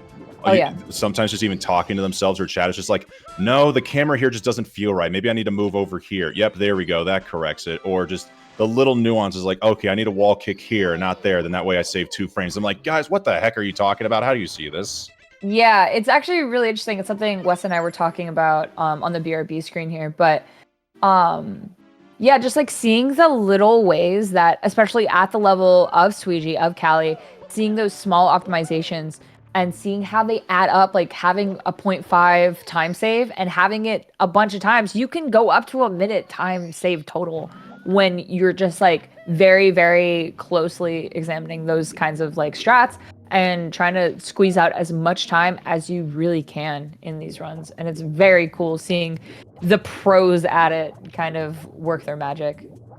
You know what's very cool about seeing the pros is the fact that we're going to be able to see the pros getting an extra hour of run attempts because we reached our donation goal here for the Urban Arts Foundation. We crossed that $26,000 threshold, and now we're on to $27,000, our newest goal. If we hit $27,000, we will get to see an extension again for day 2 tomorrow. You can do that at !donate here in the chat. You also get a chance to win some fun, fabulous prizes.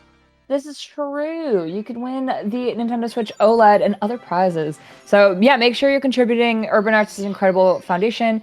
And also you help your favorite runners. You could help yourself if you're competing, if you're Cryptic and you're putting in that money, you know. It's very cool and you love to see it. So thank you so much for all the donations so far. And hopefully we can hit that 27,000 for tomorrow and get them those 2 extra hours. Oh, Beast, unfortunate angle there on his first attempt here in Wet Dry World. I believe you have going for the elevator star. Oh, no.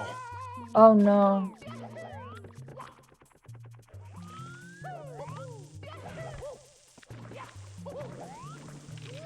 All right, he's recovering. It's fine. We now got Punky and Ouija both together there in BOB. Kind of an informal race going on, actually, as their timers are even only about 10 seconds apart, so this can be considered a race as far as we're concerned, and yet somehow Ouija is already an entire star ahead of Punky. What the heck, man? What's happening? Yeah, also Sweegie, Ouija, obviously we all know this, but the names are so similar. Like when we were, again, before we got back to the stream, I mentioned that Sweegie was on a run, and Wes was like, well, no, Ouija's just in Womps. It's like, no, these names are so similar. It's so easy to kind of mess it up. I've never understood how the 2 people with the names most similar to Luigi are somehow the goats of Mario. I mean, how does that even work? I think it just shows that Luigi's just the better guy, man. I gotta be honest. I have to be. Anytime there's like a 2D Mario where you can be Luigi, I am him. Trying to think of how we can change our names into something involving Ouija. Should I just be Wes Duigi going forward? Yeah, it could be Sarah Sturweigi. God, yeah. You know what? I'm gonna actually stick to the government name, actually. Yeah, we got a pretty decent hundreds here from Ouija. Like I said, Ouija gets these insane VOB exits, so I am giddy. I'm sitting here, I'm clicking my heels together, waiting to see what we get from Ouija here.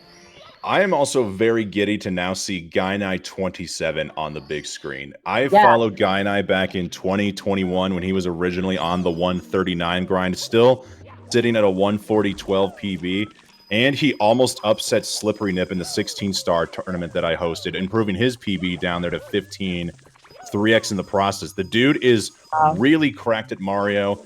Took a couple year break. I still don't know if they are trying to get a swollen rip like the Giga Chad that they really are. But now that he's come back to 120 on the mission for the 138 and also a possible chance at pace qualifiers, I'm looking forward to seeing what he can do here over the next couple of months. Yeah, Gaina is someone actually, obviously I entered the Mario 64 community like as a runner, commentator in early 2022. So he wasn't someone I was actually familiar with. I did see he has been around more recently. I've seen him around on Discords and stuff. And I got the idea that he had been around before and he's coming back and he's kicking ass and taking names. And it's very cool kind of seeing that happen, seeing him in these qualifiers. It's very sick. All right, we got 3 runs in Wet Dry World now that Cheese has made his way in there. Renew and Beast Assassin basically almost having a little bit of a race of their own now, both collecting 100s at the same time. Horror off to a shaky start there in his 100 coin star, but found a way to recover.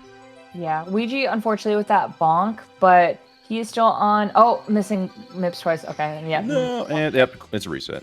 I was about to say 22, 38 BOB there, but that is okay because he's going to be on another one. I said this earlier. I think I respect the hell out of being able to, lose a run there and just immediately run it back. No thoughts, no words, just do it. Yeah. I respect it.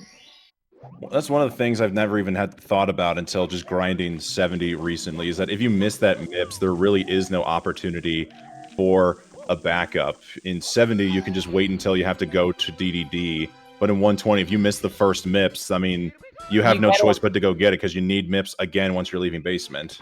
Yeah, exactly, which is very unfortunate. One of the very small 70 Ws. I am a 70 hater myself. I've been doing it for League, and dear lord. I've been living the 70 life. I'm on the opposite side of the coin there. You like 70? I am right now because I've improved my PB by now over 2 minutes since coming back to it, going from 57.20 to 55.16 as of yesterday. And maybe the love is there because I'm Tom Brady and the first number is also the same number of Super Bowl rings he has. Yeah. So, I don't know, maybe there's some correlation there. Yeah, surely, right? Oh my god, those aren't letters then on the rings. Okay, I thought they were letters on the rings. I don't watch football.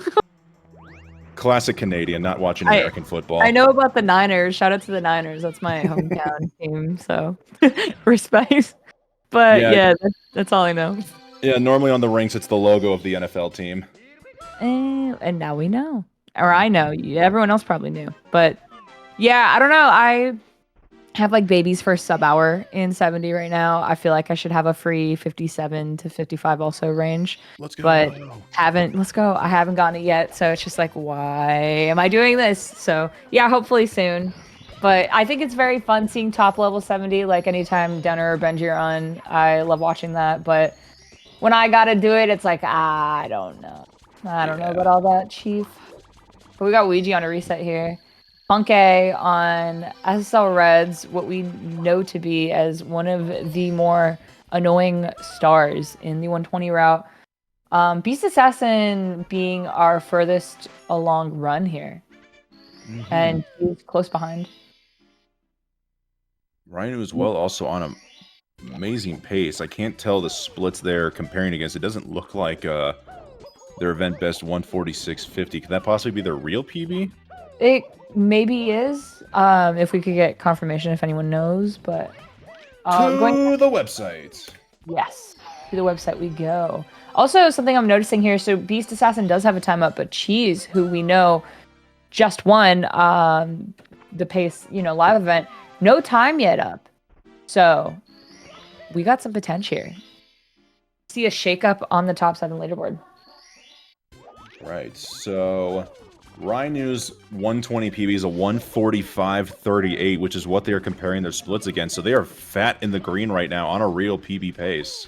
It's very cool to see. I also didn't realize this. If you knew, the last Moist Critical Money Challenge game was another Crab's Treasure, and Rhinu finished in 4th place. Wow, I actually did not know that. That is very cool. I don't know if you got any money for being a top 4, but still, just to be that high for literally playing with hundreds of other players in a speed game, quite impressive. Yes, it is very interesting seeing how sometimes when someone plays one speed game, for example, it being Mario 64, how that skill translates to others, or even how we were talking about Sab Xander and how he, was doing Wind Waker HD, and now look at him, top 7 of this qualifier so far in this heat. Yeah. It's very cool. I'm not too familiar with the work of Zab Xander, but I have heard his name thrown around here a bit, so he seems like to still be somebody who's on the come up. Maybe a new potential name for the finals of Pace. We'll have to wait and see. Yeah, he, I believe, started with 64 mid-2023. I mean, I could be wrong on that. And he got his first 139 his first year. Oh my god.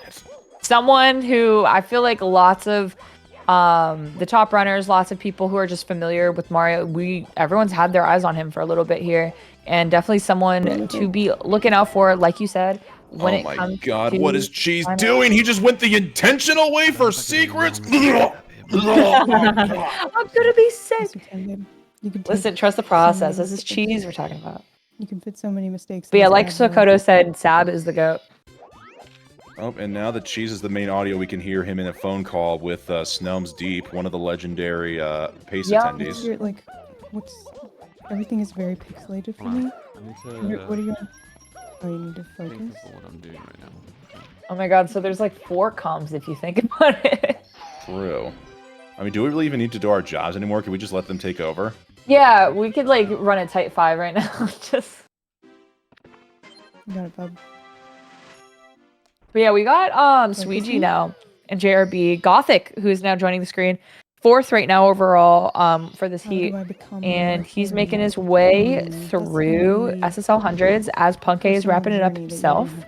Punkay back on another run, which is very cool. Obviously that 140 is a very comfortable time to be getting for this heat. Nonetheless, you know, you can always take it down a little more. You kind of maybe if you're Punkay want to get that 1-3x on the board first before you call it for the day.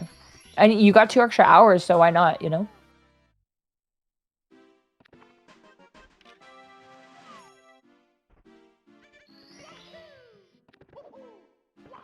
Speedrun's not going to put you on. Oh yeah, we got Cheese who enters the big painting. No idea. Rare.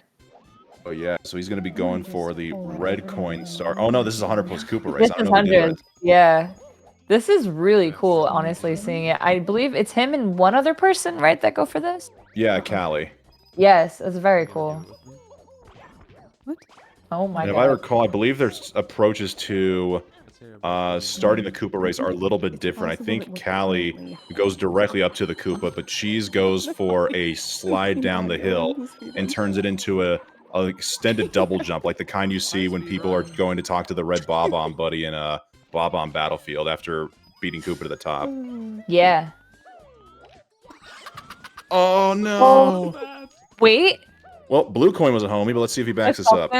Yeah. Oh my god.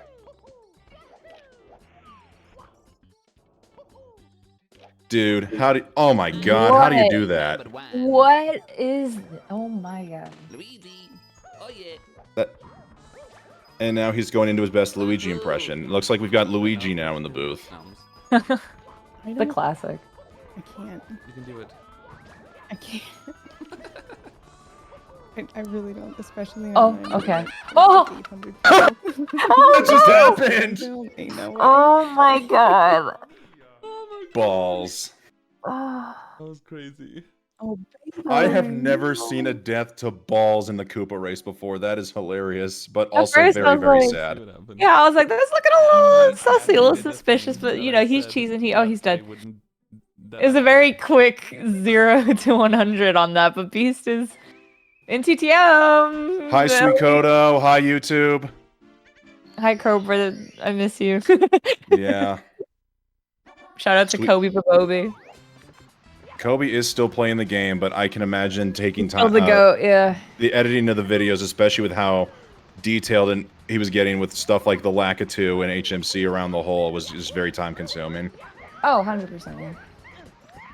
We'll always have the memes and the former videos.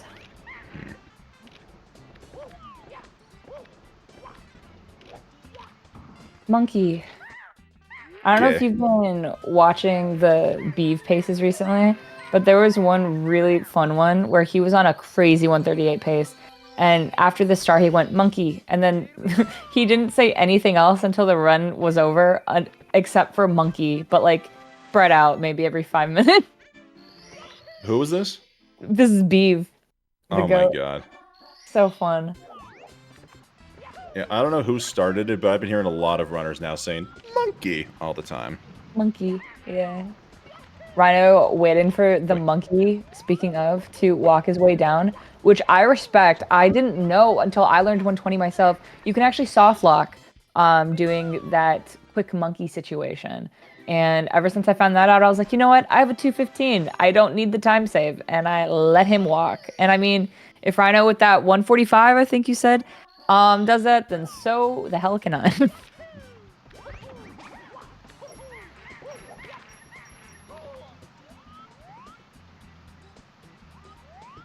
Beast Assassin lining this up. And he's good. No. Unfortunately, taking that fall damage to... Oh, and Rhino missing that red. Recovering it quick. Lots going on in TTM. And unfortunately, too much going on in THI for Cheese on that reset here. We've got Squeegee into BOB. Horror and Gothic and Punkay, all of them in the basement right now. Sarah, and I'm starting Rhino. to... Oh, sorry. No, Rhino just taking that bonk. Very unfortunate. You were saying, sorry. I am starting to realize, I don't know if this was the intention at all, but are you familiar with the 1993 cinematic classic Super Mario Brothers movie? Unfortunately, yes. Well, there is an iconic moment when Bowser, the evil villain Bowser, actually says in the movie, "Monkey!" And now I wonder if that's where people are getting it from. You know what? I would love to believe that that's true, but it feels very far-fetched. It's just too coincidental, though, to seem like it can't be like the reason. Yeah. Surely, right? A Rhino, unfortunately, taking that reset. A few falls in TTM, that will do it. GG's to them, though. That would be very fun. Beast on a really nice run when it comes to qualifying here. Mm-hmm. Wait, yo, is this the stage with the monkey? Monkey! That one, yeah. That's crazy.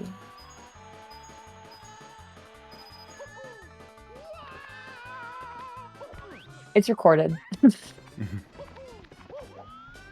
None of this is real. We are all reacting to pre-recorded runs. We have the script in front of us. We know exactly how this hour is going to finish up here. Yes, precisely, yeah.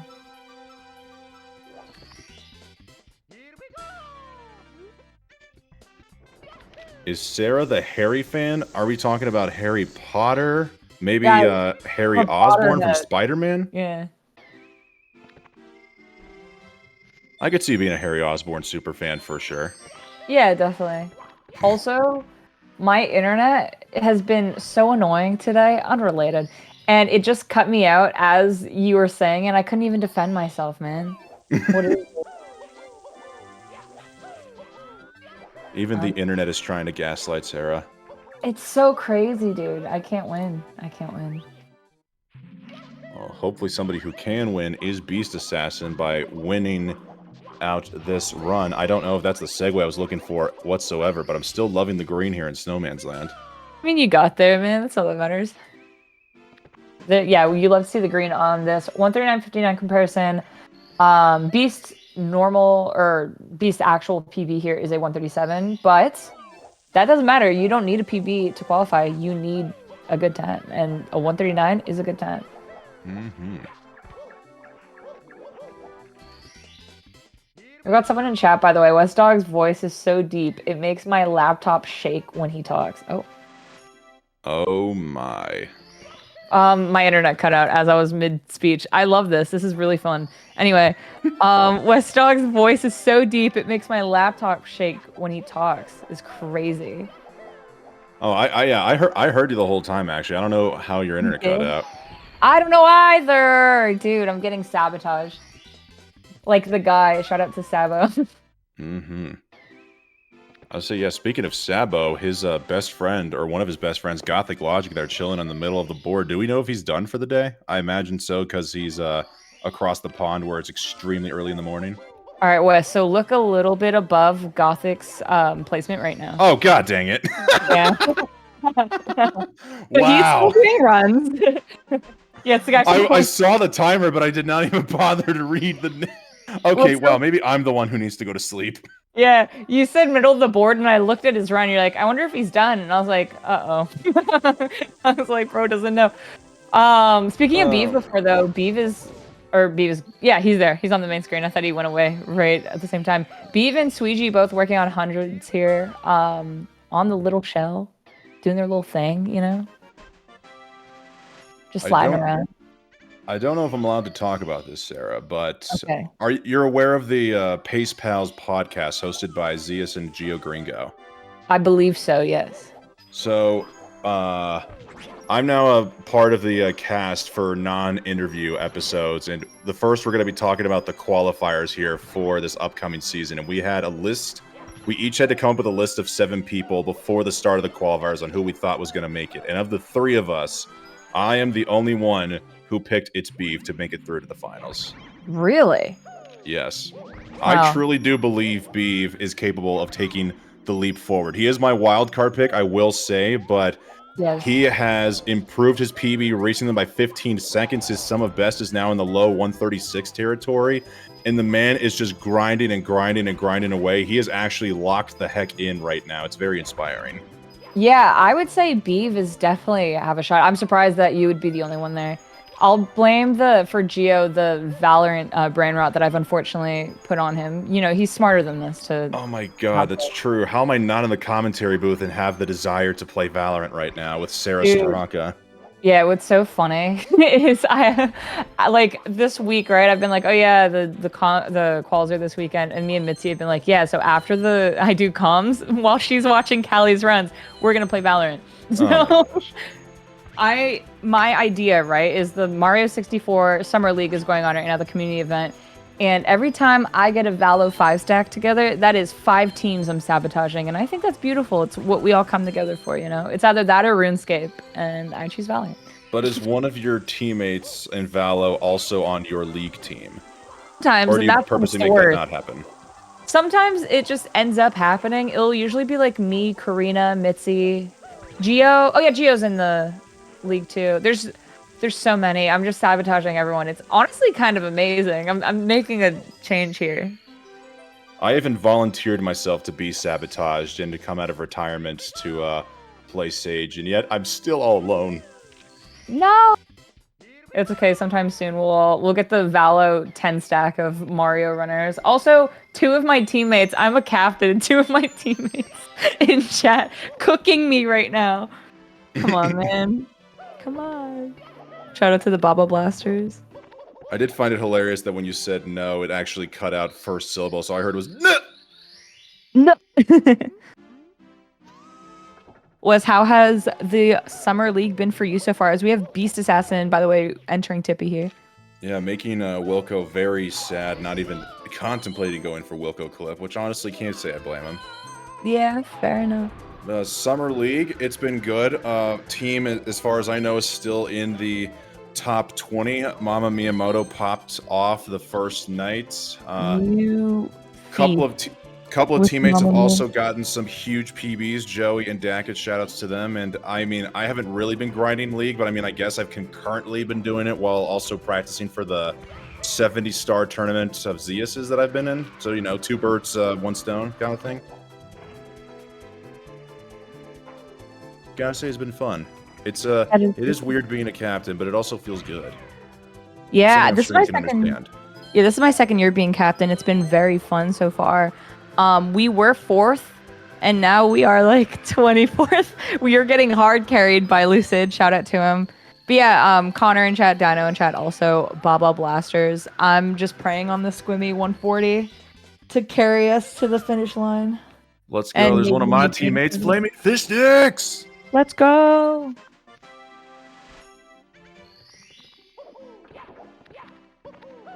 All right, we got Beast Assassin going into TTC. Surely my internet will not cut out for the 50th time, and I'll be able to see all of it. Right? Surely? Hopefully. Oh.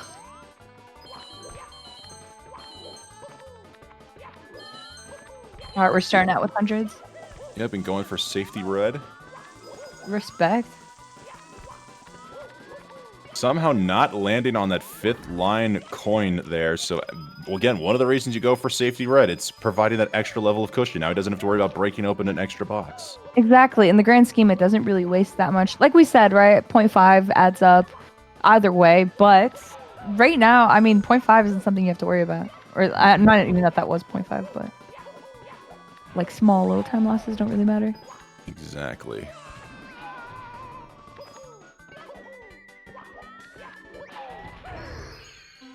We have lots of really nasty runners, by the way, in like a decent amount of the run here. At least 20 minutes in for all of our runners on the screen right now. Yeah, didn't even realize Suigi is now back in Shifting Sandland. Beef is in SSL.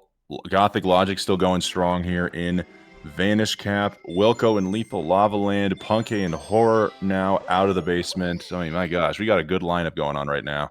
Yes, we have just so much Mario on the screen. It's crazy.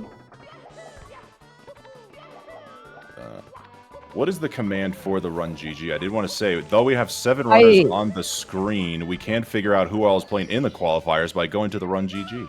Maybe it's !point run GG, but I'm not 100%. Oh, it's standings. There we go. Standings. Thank you, Drum. Shout out to Drum, the GOAT.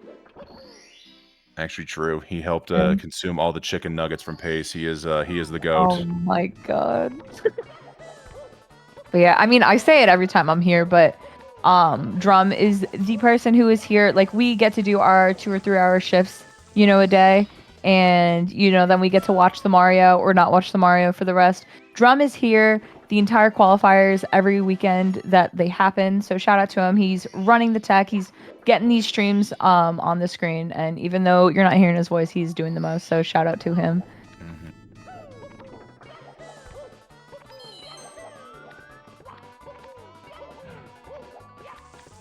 Beast with some very nice movement here. You love to see no death. It's all you can ask for right now.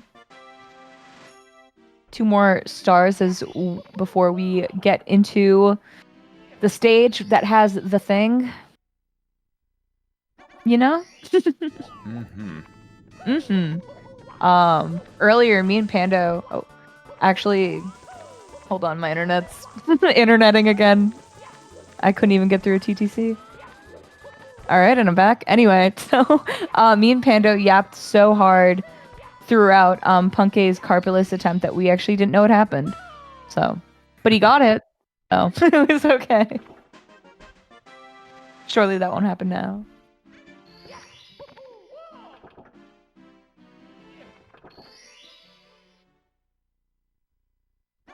Beast Assassin still deciding to play it safe here and go for non-moving reds. Respect that. I actually can't even recall if he does go for moving reds or not normally. Yeah. You'd think being a 137 runner they would, but I honestly just don't know. Yeah, right. Who's to say? It is surprisingly one of those things where it only saves you 3 seconds when done to perfection. Yes. It is a really, really swaggy strat, though, nonetheless.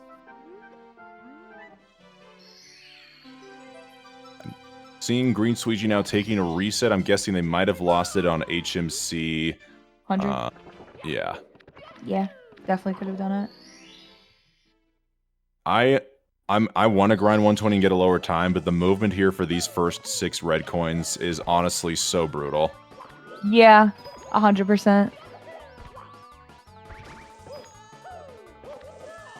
All right, we got Beast here in Rainbow Ride. Surely I didn't miss Carpetless, right? Nah, we have not missed Carpetless yet. I'm thinking he's going to go for it last. Yes, that's what I'm thinking too. The last time I said that, I had missed it though, so I just wanted to make sure. Oh, SSL hands had hands. That's crazy.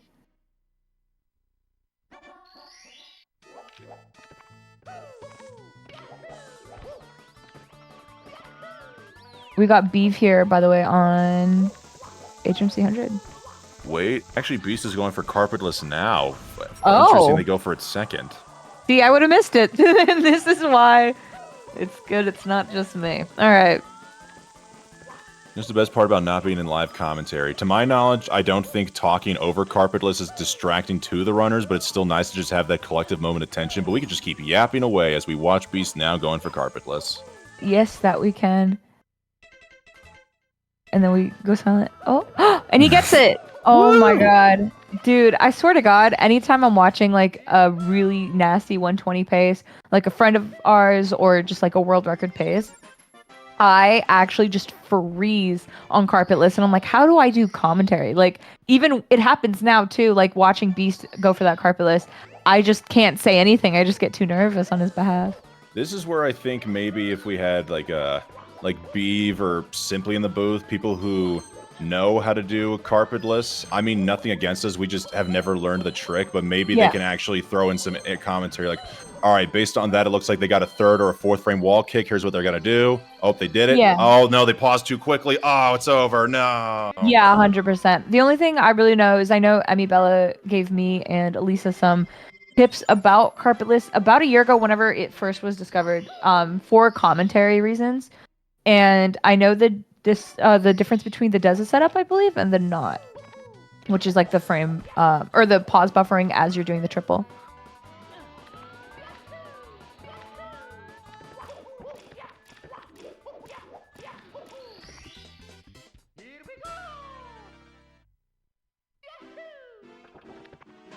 All right, and we only need 3 more stars here in Rainbow Ride for Beast. Until we're making it to the end game, we're going to bits and hoping to improve that 141-42, which seems more than possible right now. Obviously, it's not over till it's over, but very cool.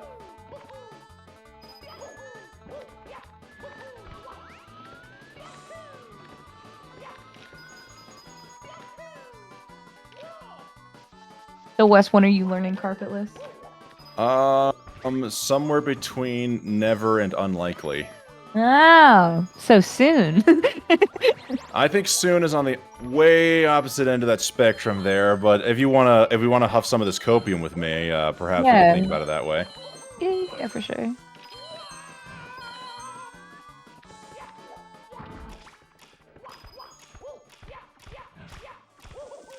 This is looking like a very good 100 so far, as we have Horror himself working on a DDD hundo, Punkay going into BBH, Gothic already there, Wilco working on CCM Reds, Beeve cooking on his run, and also in the chat, he can't be stopped.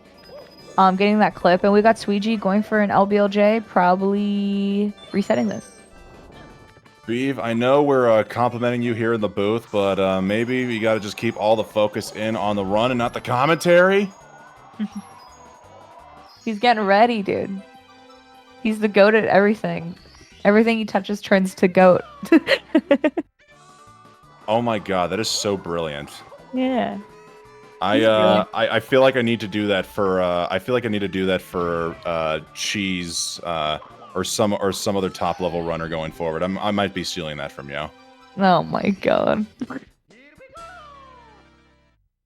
You gotta remember though, it's all originated on Beeve. The goat. Alright, we got Beast getting 1 more star from Rainbow Ride before we are going to see him close out this run in bits. Alright, simple little side flip. There we go. Uh-oh, I was scared for a second. But alas, we're good. And Beast is making his way into bits. You know what's funny thing, just you talk about like the micro time saves again, as Beast saves a tremendous amount of time there out of Rainbow Ride. We've seen people like Liam taking deaths multiple times to that star, and you gotta wonder if it's just because of the little absolute so minuscule minute difference in movement where their angle's a little bit sharper, but if they get it off, they save that extra like quarter of a second or so. But look at what happens when it costs you, whereas Beast playing it safely is still rocking a mad 139 potential. Oh yeah, 100%. Yeah, like a very, very fat 139. Now I'm just looking at this best possible time of the 139.16. Could go from 5th into 2nd place right now. Yes. Yeah, this does have potential to beat that Simply run that no reset, or the one and done rather, from earlier. I'm not sure if it was a no reset. I'm just gonna say this now. I think there has been, I don't know if it's rumors, but Simply is still on the fence about whether or not he wants to fully try to qualify for the event, or perhaps just go to Pace, perhaps as a bystander and a fan. And if he does go as a fan, I will possibly go as far as to cut off a tip of my finger to do live commentary with him. I need to make that an absolute must. Oh my god. Just the tip of the finger, not the entire, like, fist? No, not the fist. You see, I'm willing to exaggerate things, but if we're unfortunately, Sarah, anytime I try exaggerating something, it could turn into real life consequences pretty quickly, as I've come to learn when it comes to donating for the urban arts. So I'm gonna try to keep it realistic. Yeah, I've seen you do some crazy things. From the Pringle speedruns to the chicken nugget situation. But we got Beast Assassin in the throws here. Yeah, Very speaking of much nuggets, let's see if Beast can close out this nugget of a run here and shoot up into second. We're looking at a mid 139 pace here if all throws are hit, and that's a second throw. This could be a crazy difference, and he hits it! And that is going to be taking second place away from Simply. Our top three is going to be Sweegie, Beast Assassin, and Simply. Very, very, very sick run. But it's to be expected from Beast Assassin at this point, dude. He's gone from the underdog to the GOAT very, very quickly. Was absolute torture. Fuck this game. Excuse my language. I hope everybody at home can hear that. I love Beast's reaction. So honest and so Best. genuine. That's so funny. He is so fun to watch, like, as a Pace Pal, where he's muted and then he'll PB and be like, dude, what just happened? It is very sick. Congrats to Beast Assassin on taking that second place, dude. That's very sick. We can only have so few goats. I know you called Beast the goat, which is a compliment, but let's be real, Sarah. We call him for what he is, a beast. A real monstrous beast. There's only one beast. There's so many goats, but there's only one beast. Oh yeah. See, you got to go into marketing, Sarah. You're too good at this. Thank you. I do what I can. I kind of studied it in school. But let's not get oh. Yeah. Nice. Let's not get too infatuated here. Gothic Logic, who's just to the right of Beast Assassin now on the screen, has got a run deep himself, comparing against a 140 possibly from the looks of it, possibly his PB, I think. No, wait, no, he's got a 138 PB now, so I don't know what the 140 comparison is. But either way, Gothic Logic could come back and re-bop Beast Assassin. Yeah, speaking about rebopping, we got Punke on a very fat pace here. I'm sure you see that how thick in the green we are there, or the blue rather. Which respect, that's what I also do. I have blue, I think, for green splits and purple for red, just so the mental doesn't get too screwed up. As we have Punke going to DDD Hundo, we got Gothic in that run like you were just mentioning. We got Horror in DDD himself as well. Wilco still in BBH here. And we got Beeve working on this LL Hundo.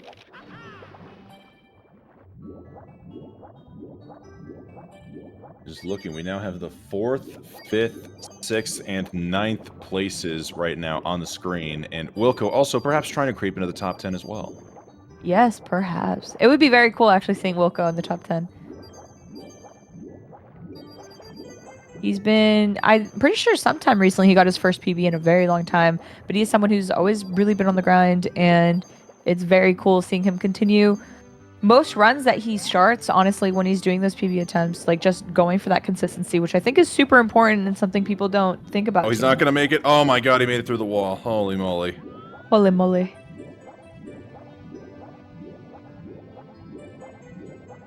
Nice job prioritizing regaining Vanish Cap over the blue coin. Yes. Wait a minute, Gothic Logic just golded BBH? Oh. Wait, real? I'm willing to believe that's a real gold. Yeah, I mean, we're looking at a 135 Summer Best here. I would assume these are his splits. Oh my gosh. Gothic, by the way, a fellow captain of the Community League.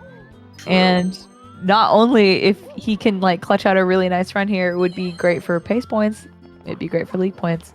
I gotta be real with you, Sarah. When I was, oh my gosh, Punke taking a dive and not a kick on the grate, so has to take another trip up the sub. What I originally wanted to say was when I was looking over players potentially to draft, and I saw Emmy Bell on the list, I thought, I wonder if I can maybe sneak a pick with her somewhere in the mid rounds. And then when I remembered that Gothic Logic himself was a captain, I'm like, oh no, she's gone immediately. Yeah, forget about it.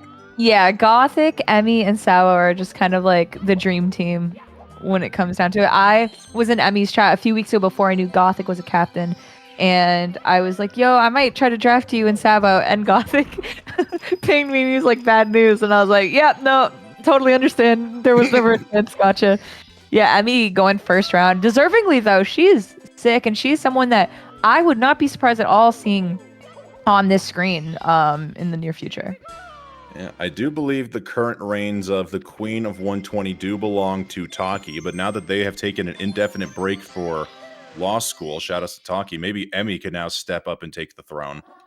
Yeah, I mean, regardless, I think Emmy is just a very sick runner, and it would be very cool seeing her up here, and just seeing her on the 149 grind itself is very cool. She's very fast. Shout out to me, Bella.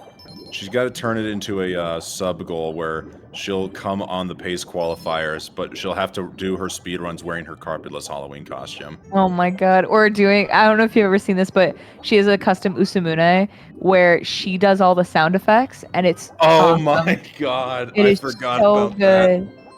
All the little songs like the it's so good, dude. Emmy's the best.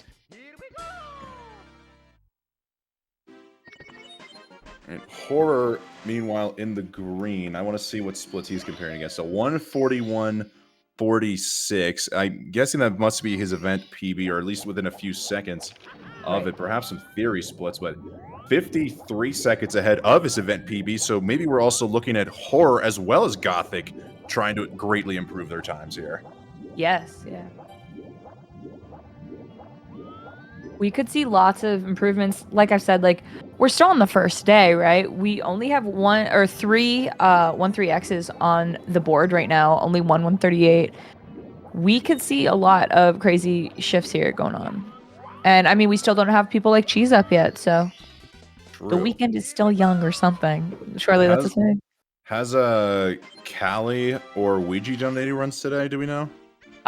They're doing attempts, but I don't know if either have. I know Ouija hasn't finished a run. I don't know if Callie has. I would assume no. Maybe this is where we can learn. All right, Callie's finished a run, 145.57. Thank you, Drum. That's why you are amazing. We can also find out by going to exclamation point standings in the chat. There it is. Callie currently in 12th place with the 145.57, and it does not look like he's doing any more attempts right now. Yes, that is very fair.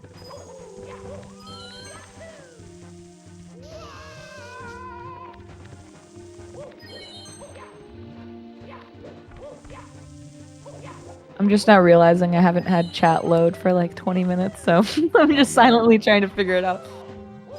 I love my internet, dude. It's so awesome. All right, we're back. Anyway. Yeah, we got Gothic and Punkay both here wrapping up on Fire Sea Reds.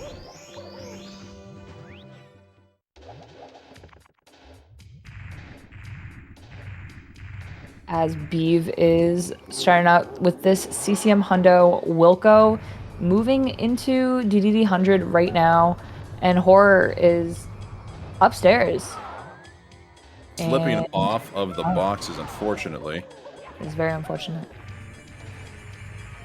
Oh my god, having to ground pound into the box, but still miraculously able to grab all the coins before now making his way into the other side of town. It's actually interesting. Everything we have on screen right now is either 100 coin star or a red coin. It's all coin related, dude. We're all about our bread here today. Yeah, the bottom half is all coin related and the top half was Bowser related.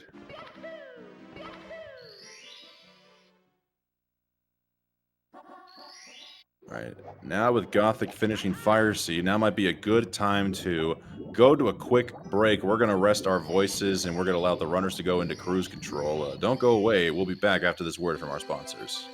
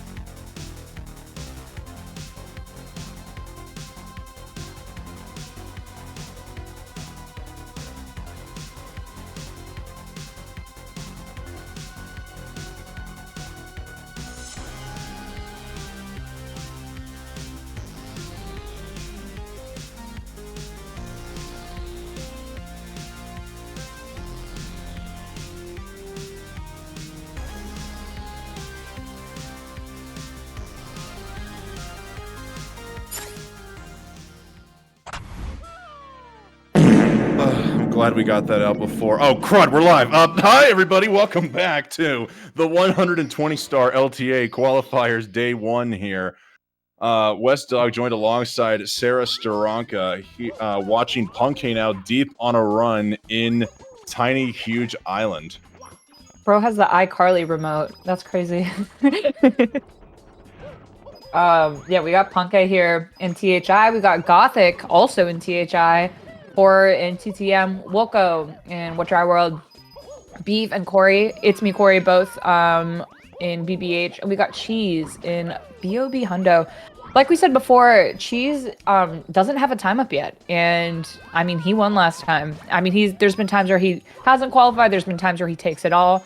So, you know, it's a grab bag, but you would assume that he is going to get a time here that is going to be posted, is going to be in that top 7. But even if not, there's 3 other heats. Isn't that right? There are, wait. 3 total. Heats? 3 total Yeah. heats. 2 others. Sorry, my bad. Yeah, and it's going to be a very interesting system this go around. We've seen the situations. Oh, Punkay losing the blue coin, now having to go back this up like we saw Cheese do it earlier. They make it look too easy. Where instead we've seen situations where people like Liam or Ouija could just not play the 3rd round whatsoever, and they're still in the safe spot for competing. But now that we've got dynamic scoring where the winner of this heat will get 20, the winner of the 2nd heat will get 25, and the winner of the 3rd heat will get 30, and all the points following subsequently after that, it sure makes the standings more interesting to be on the lookout for. Yes, 100%.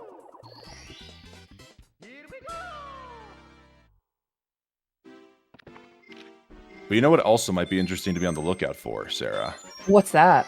Some donations to the Urban Arts Foundation. I'm probably very unwisely willing to put myself on the line right now. If we could perhaps reach a goal of $26,260 before the end of this hour with me and Sarah in the commentary booth, I will pull a Zeus and eat a raw onion live the next time I do commentary tomorrow. Oh my god. Why? Why did you just say that? Because I care about the children! Care about them in like a less grotesque way, you know? Hey, That's gross crazy. sells. Sarah, you went to school for marketing, apparently you know this. No, like I like 1 or 2. It was more like a media kind of situation, you know, in history. I also studied history.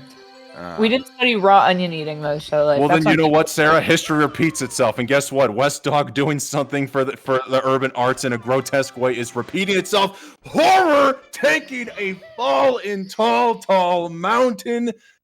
Unbelievable. The Rommel gone, and now he has to take a reset. Yes. A tall fall, some may say. That's good. That was something I think. It wasn't even that high up on the mountain. It wasn't that tall fall. Oh my gosh. Oh. And at least this go around, I'm willing to put it on the line for $228.58. If I just said if we got to $26,100, I feel like the bar would be a little too low. Yeah, precisely. Bro's gonna eat a raw onion. Yes. That's crazy.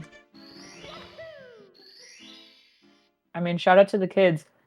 Yo, Beast Assassin, thank you so much for the raid. GG's on your runs, dude. Like we said before, there's a bunch of goats, but there's only one beast. It is very cool seeing you top 2, man. GG.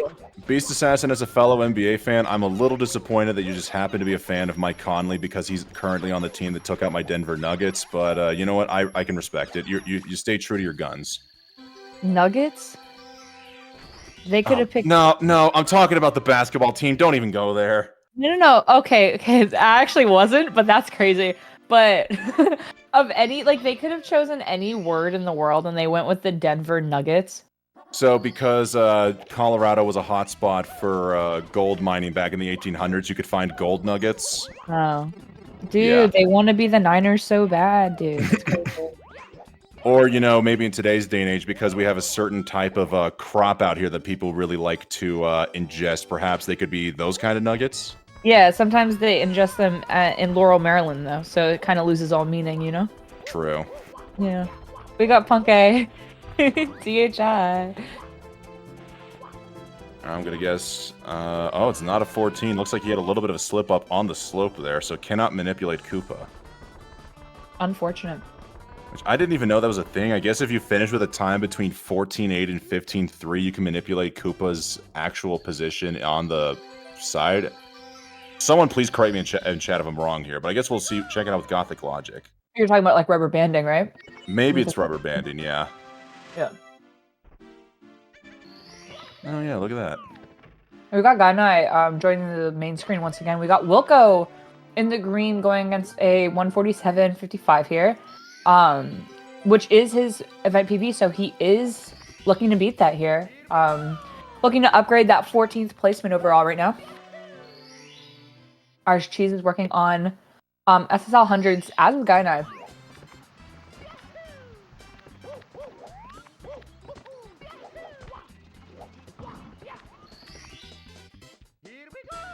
Lots of coin action going on across the board here. We have Beeve also in Fire Sea. Just everyone in a lot of like mid to late points of the run here. Nice backup there from Corey, but now he is, oh god, stuck on the tail fin. What? I missed it. What happened? So he went for a backflip, got the red coin on top of the tail fin, kept Mario on the tail fin, sliding there, stuck in perpetual motion, and then just leaped forward and got onto the ledge for the 4th red coin. I don't know. I'm assuming that was intended because it looked so clean, but I never knew that was possible. Yes, I do know about this. I think Menace showed me this. Oh my god. You build up some speed, I believe, yeah. Alright, that DDD Hundo wrapping up, as is Beeve here in Fire Sea. A lot of these... Wrapping up. Sorry, continue. Sorry, no, go for it. No, just a lot of these stars wrapping up. I was saying Gothic grabbing up there at the top of the tall mountain. Cheese wrapping up this SSL Hundo here. Should be perfect, no need for extra coins. You were saying, though? You would think that after watching a speedrun for 4-ish years or so at this point, you'd be familiar with all the possible backups that people can do, but I'm still very amazed at just the little things that can be done in this game. Oh yeah, 100%.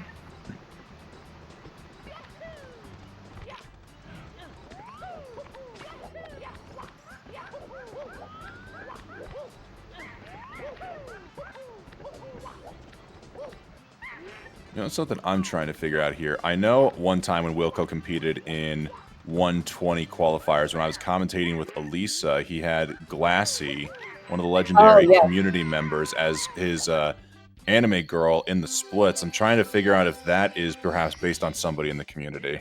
I was actually thinking about that too. I saw like the actual screen a few days ago when I was watching him said something on it. Like there's like a girl and then on the right there's like a screen, and I can't tell if it still does or something, but I was thinking about that. I do know that he's had a few Glassy backgrounds there, so maybe he's just creating new people. A little character even. The lore goes deep with Wilco splits. For sure. Or it's like, oh, what would Glassy look like if she had short black hair?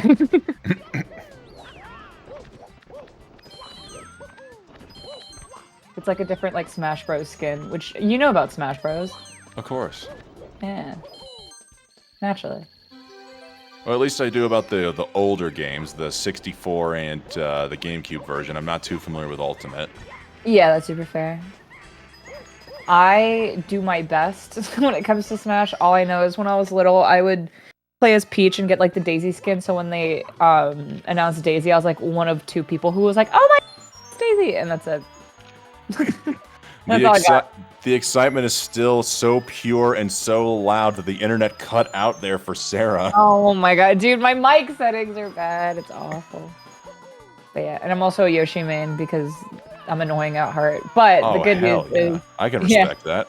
Thank you. We got Punk and Gothic both working on this hundo here. Different star order for them both, though, because Gothic with the 92, Punk with the 93. Alright, hopefully this... Bob-omb. I've actually learned that the Bob-omb can mess with your camera angle here.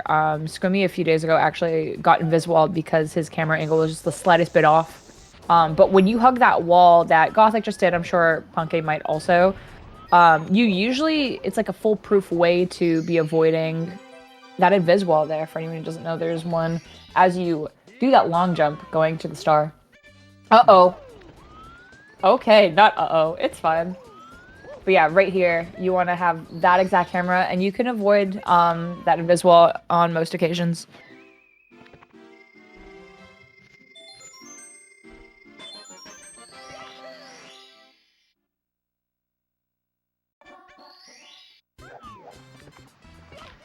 So what do you think the raw onion's gonna taste like? Don't know. I have yet to see a single donation coming in here since that has been proposed. So it looks like nobody wants to see me eat myself to torture anymore, which I really respect that. Thank you, everybody. Yeah, maybe they're just looking out for you. It probably would just taste like a million onion rings at once, right? That like sounds so great, but at the same time, probably so bad. Like the onion rings, but without the good stuff, though. The proposition is what's the money? What's the amount? I've currently set it at 26,260. Yes. So if we hit that amount, Wes is gonna eat an onion during comms tomorrow. Apparently, is the lore here. Yes. As if it were an apple. But it won't be. It's gonna be an onion, as it turns out. Wilco, unfortunately, taking a reset here. I did miss what happened. I was talking about the onion.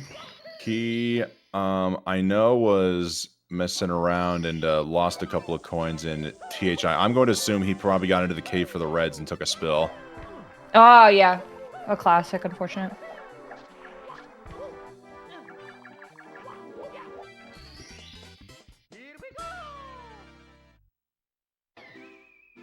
I don't have a link to see where we could read donations if they do come through. Is there possibly one in the Discord? I see Yeah, it. a pin, yep, yeah. Thank And then God if for you pinned scroll messages. to the bottom because they did update the website. What the heck? I know. I know. It's crazy. This is Speaking so of, we got weird. $15 from Jesus, hoping to hear an onion being eaten. Prayed, dear Lord, I haven't even thought about the ASMR The ASMR. behind eating the onion. Like, you're gonna have to eat it on comms. True. Awful. Oh my God, why do they have to redo the website? I don't like the bright colors. It's blinding. I know. I have an extension that puts everything on dark mode. Good. That Can you I'm please using. share this extension? Yes, let me find it. Shout out to Dark Reader on Google Chrome. Dark Reader. Sounds like an ad read here, possibly from our marketing professional. My bad.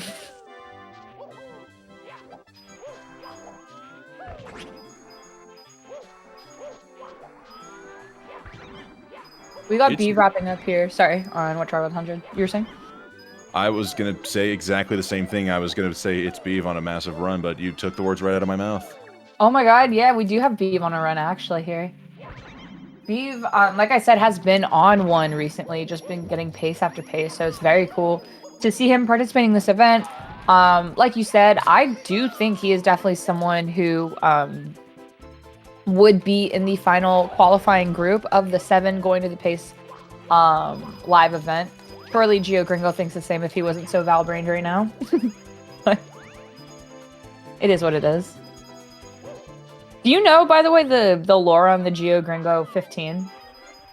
I do know that it's wait, I actually know it's not on the board because, yeah, I'm aware of the audio issues, or rather the lack of audio that happened on his 15. Yes, the lack thereof. So very excited for Gio to get his first ever 15 soon. True. Truly Punky, enough. unfortunately, too deep in the water to take out the spin drift and spin on the top of the head, collecting the coins, but now having to go up the ramp, losing some time here in Snowman's Land. This stage is probably the most fun on 70 just because of all the series of quick and easy stars, but in 100 it is not 100, in 120 it is actually a nightmare once you get to 100 coins. This is one of the worst 100 coins. Yeah, you got 100 coin on the mind, so you're calling it when you get to 100 is so real. I personally just like, this is one of the levels that I hate so much in runs no matter the category, But then I think about it, I'm like, when do I ever practice it? I don't, because I hate it. I don't want to be in it. But you gotta really learn to love your enemies when it comes to this game. Like, when I first switched to console, TTM Reds was really bad because of the lag. And I had to learn to just practice it all the time. And same with Dark World, I hated going for cycles. And now it's like my most practiced stage, one of them. So it is funny how that works. One of the same things, yeah, we were talking about in our first break before getting in the booth. Just when I practiced just a couple of things to change up a little bit, get back into the 70 grind, I just changed my TTM Reds is still by no means perfect, but I worked on lag reduction and optimized simple movement, and that alone improved my gold by 7 seconds in that stage. As Gothic is going for Wilco clip, and come on, man! Oh, this unfortunately might be. I think he lost his speed. It's over. Oh, that's a rip. Wait, Punke? Oh, back to back, unfortunately. Poor sad. Shut up, GTM. The moment they take Wilco off the screen, the Wilco clip fails. I blame production for this one, for sure. We mustn't.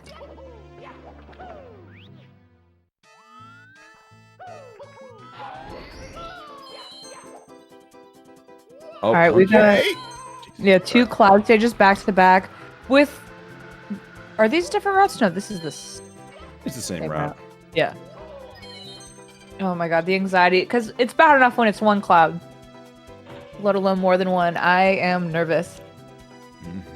And Beef, who is like close behind them, the closest behind of any of our other runners on the screen right now. Also, Callie back doing runs here, but I know Beef has lost 2 really thick 138 paces to Cloud, and I've just been very scared of Cloud ever since. From knowing that, I think Squimmy also lost a pretty nice 140 pace to it recently too, or 141. Rip. Yep. I don't know why, but my brain just went to the route of that old song, but instead of sexy, it's I'm bringing Callie back. Yep.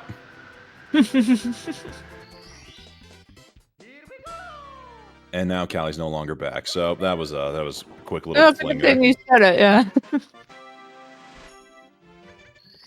Callie's another one I got to play Valorant this week. I have to ask then, how's Callie in Valorant? Callie was MVP his first game. Oh my! Of course he is. Of course he is. Why? Yep. I shouldn't be surprised by that at all. Yeah. Him and Mitzi were messing with it for a bit, and then I hopped on and we ran a few Swift plays. And he comes from CS:GO, right? So there's a player named KO in Valorant that just kind of translates pretty naturally with CS:GO players. I know it's someone that Sabo also plays as. Scrummy played with him too last night. It's very interesting seeing the translation there. But yeah, Callie fucking You get one. Callie, This is a PG-13 yeah. stream. We get one. Sorry, Callie flippin' did great. My bad. I've actually been really good about that. I will say, I usually don't. You know, sir, you got to warn me these things because I do have the ability to block out words. For example, Callie did really great. That was good. No, that was good. I'll make sure to give you like a 2-week business warning the next time. A 2-week warning? Oh man, you're gonna expect me to remember that? Yeah, no, you got that. And then I can blame you if you don't. It's good. Oh man, it sounds like a lose-lose. Yeah. So, you know what? I think in the 2 years I've been with GSA, I've accidentally sworn twice. And you know what? I'll take that. I'll take that easily. I've definitely made one too many innuendos, but I'm trying to think if I've ever dropped a swear. I had to have. There's no way I haven't. Yeah. I think the first time I did it was so quiet though that you mustn't know. But yeah, you could tell Valo is unfortunately becoming my natural element because I was just like talking like it was just normal. I just lost the commentator speak for a moment there. You heard it here, folks. Sarah Staranka does not give a flying And neither does Sarah Staranka. Oh, is it Anka, not Anka? Yeah. I've always put it Anka. That's okay. So many people do. It's something that me and Pando were joking about because he used to say it for forever, and then he found out like a year after knowing me that it's actually Sarah Staranka. Wait a minute, you're telling me his name is Pando and not Pando this I whole time? know, dude. What is happening? I don't know my ANs. I'm so confused. It's awful. It's truly awful. But it's okay. I've been called sorry and Staranka today, so it's been quite the evening. Sorry, Staranka. Sorry, Staranka. And I think when I first was like, wait, was I called sorry? I said sorry like a Canadian would. Almost like I Classic. live here. Yeah, classic. Speaking of Canadians though, Blue Bob isn't on, is he? He is not on. I do believe he dropped a tweet actually. Yeah, I think I remember. Not too long ago. He said, let me see if I can pull it up here. I had it saved. Here we go. Won't be qualifying for PACE this weekend between controller problems and starting a new job next week, ICBA. If all goes well, I will be attending though. Hell yeah. I actually fumbled a nice little opportunity to go grab Tim Hortons with Blue Bob a few weeks ago because he DM'd me, was like, yeah, I'll be around at like noon, and then I woke up at like 1 and I was like, uh-oh. No. I know. It's okay, soon. Shout out to Bob Free, qualifying for the last PACE Live event, 120, competition, and very, very nasty runner. Definitely someone to still be looking out for, and we all are, obviously. We'll have to see if Bob can perhaps improve himself, or even if he doesn't qualify this weekend, just casually shoot himself to the top of the leaderboard over heats 2 and 3. That would be very cool. Still qualify for fall. Yeah.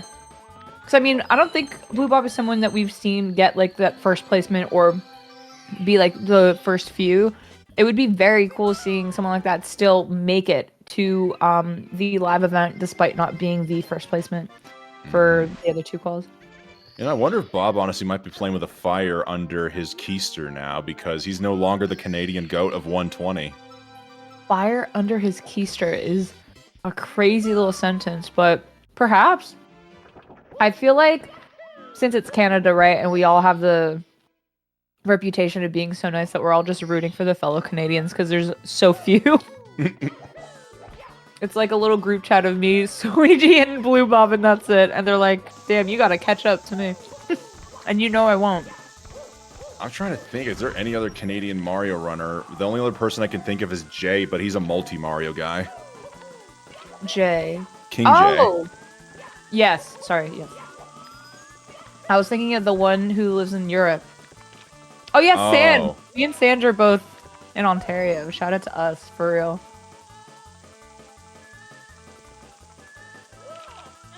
Kaiman's Kaiman Canadian? as well. Yeah. Von Jim. There's a list. We all find each other eventually. Punky, getting carpetless. Let's go. Nice.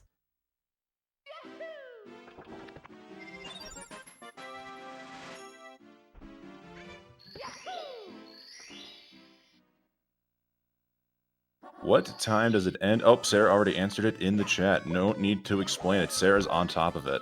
I'm on top of it. Alright. I I'm can't modding believe and something. Punky had a couple of falls in the clock and still has a 138 potential. And with carpetless, I mean, he could actually get back into second place. Oh yeah, 100%. It's very cool. And get back into second place. He was never in second place. He can go into second place. He can make it there. Yeah, exactly.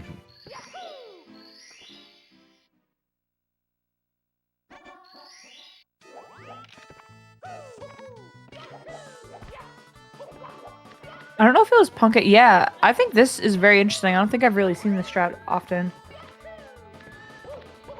Instead of going for the normal like pendulum situation. Mm-hmm. Very Yeah, cool. I've seen D Whatever start going for that in 70 runs. I don't know what the speed of it looks like, but it's pretty cool. Mm-hmm. Also, my internet, of course, cut out right as he loaded out of the level, and part of me was like, oh my god, did he like soft lock somehow? Did you know, I found out recently because DinoHack told me that you can actually soft lock in Vanish Cap if you tap C left, I think, the first frame that everything loads in. Sarah, why are you doing this to me right now? Awful, right? Why are you doing this to me right now? Awful. So if anyone wanted to know that, that could very much happen. Are you purposely messing with me right now, or do you not know? No, I know why. But Oh my god. what? I literally lost a 120 Rommel because of that very glitch. That man. I'm sorry. I didn't know if you were messing with me. I literally was on the 120 run of my life, like a minute and a half ahead of PB, and I got the C left glitch. I'm sorry, buddy. I did not do that. I thought you were like, oh, you're messing with my mental on that. But, you know. No, I really thought you were trying to get under my skin. It's like, why are you doing this to me? Oh, that's awful. No, I thought you were just like, do you know why? Do you know how that happens? And I was like, yeah, I think there's something about loading the elevators in.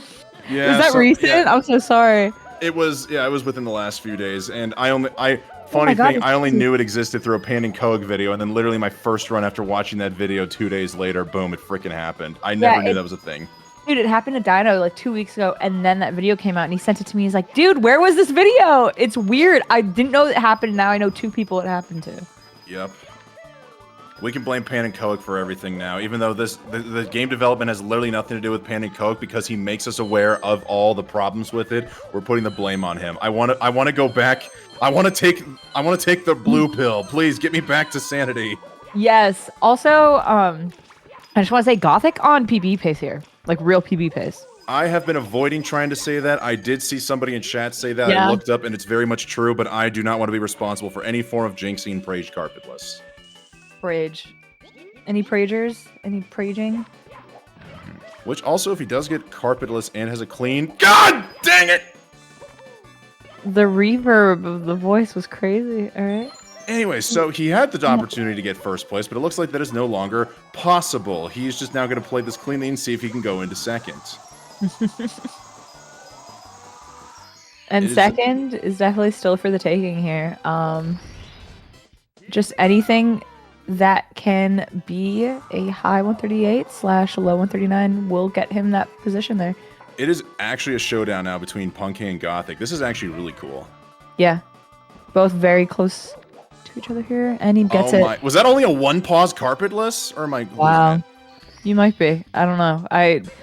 My brain stopped working a little bit into that. Oh my god. We're in sync going into bits. Yep. We have, wow, we are in sync going to bits. Oh my good lord. This is actually going to be so interesting. Wow. Wow. You can see too, look at the top level movement from both of them. Gothic on PB pace, Punkay on, both of them on pace to go for second place. Gothic has a bigger window for second place, 23 seconds over Punkay for best possible time, but that also does mean he has a 10-second window for personal best time. Yes, there's about a 20-second difference between them right now. So even if they both land throws at the exact same time, Gothic is obviously still going to be taking the second place, and Punkay will be taking third. Imagine if somehow this ended in a time we got to go back and retime it. That'd be wild. Like if Gothic, for example, missed a throw, it would be very, very, very close. I think we should have both audios playing at the same time right now so we can really be tripped out. Yeah, so we could just... The anxiety isn't enough from just seeing it like this. Wow, this is something.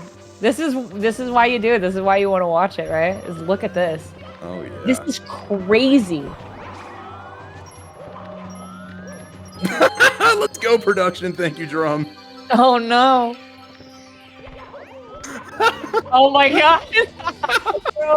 Also, it's very interesting seeing little things like the Goomba placement. Oh, Corey taking that death, unfortunately, but that Goomba placement got Gothic ahead by like the slightest bit here. Yeah, can we get Gothic left audio? Alright, let's see here. Gothic for PB! Oh, please hit! That's one! And that's one for Punkay as well! Alright. Punkay getting booty bumped. There's two for Gothic. 2 for Punkay. And Gothic Logic! And... Oh! PB! Gothic Logic is gonna PB as Punkay misses the throw, but I'm not worried about the Gothic is PB live! I have goosebumps. Gothic getting a PB live and taking second place. Punkay hitting that final throw.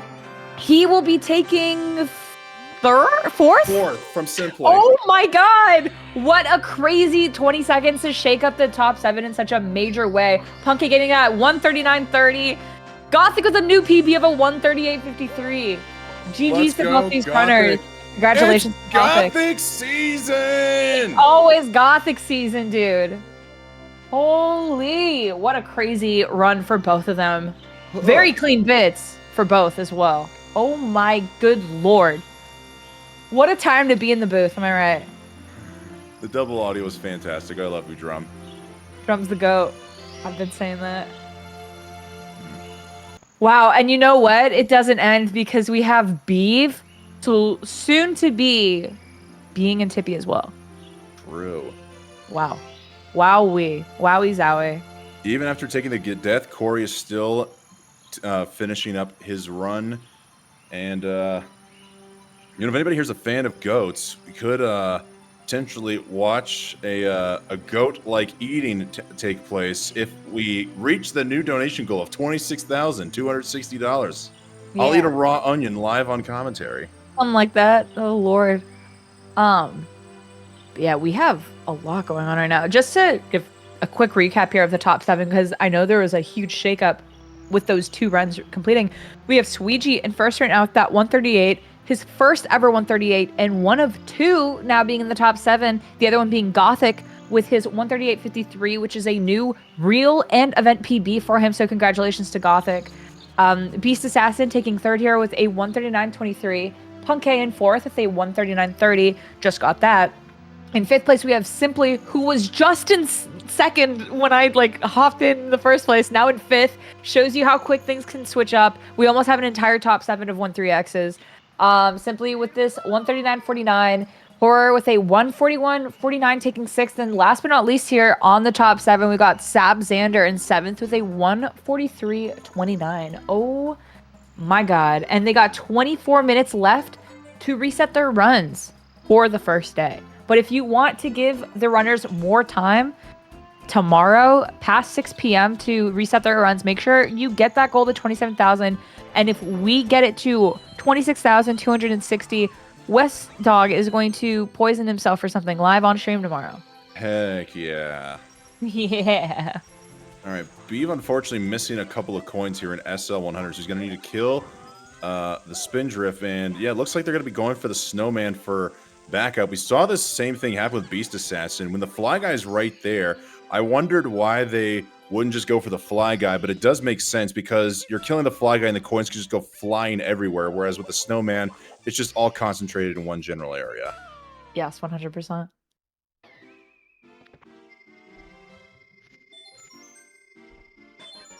Speaking of 100%, let's see if Beeve is willing to put 100% effort into a Wilco clip. Oh? Pause. Oh.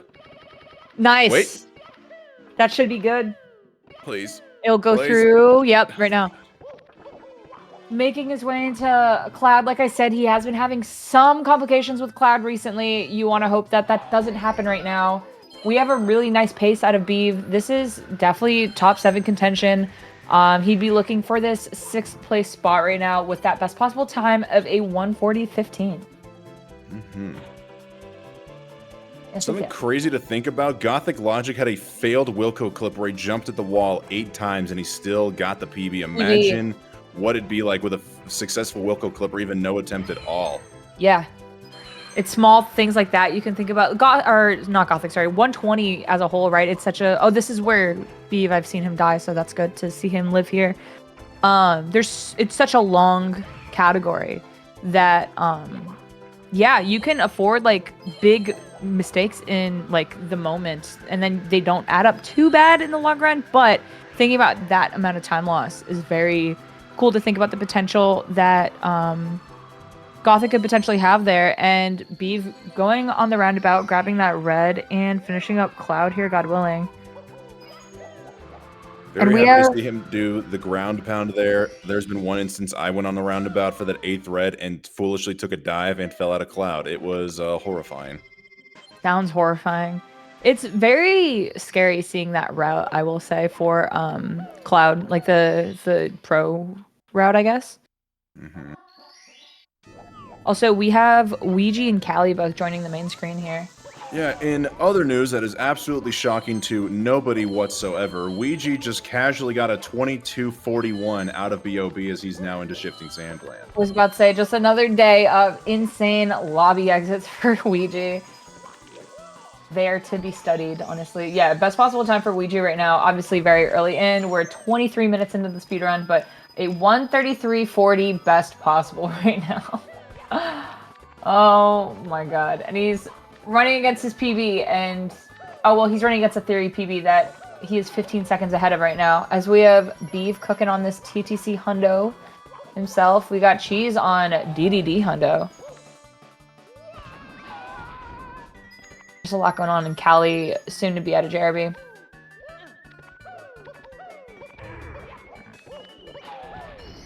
I do love the color psychology that Cheese puts on himself. No matter if he's ahead or behind PB, it's always green. But as a commentator who can only see the stream at such a small size at such a certain quality, I would like to know what kind of a pace he's on. Who are I you don't saying? want to have to squint like an old man. Who is this for? Cheese. Cheese, let's take a look. Because he's always green no matter if he's ahead or behind on his PB, and I just want to know what kind of pace he's on. Yes. Let me just pull it up. I clicked on Cheese and Sweetie came up. So, all right, we got Cheese who is +9 right now, running against a 1:39:18. Best possible time right now is a 1:36:35.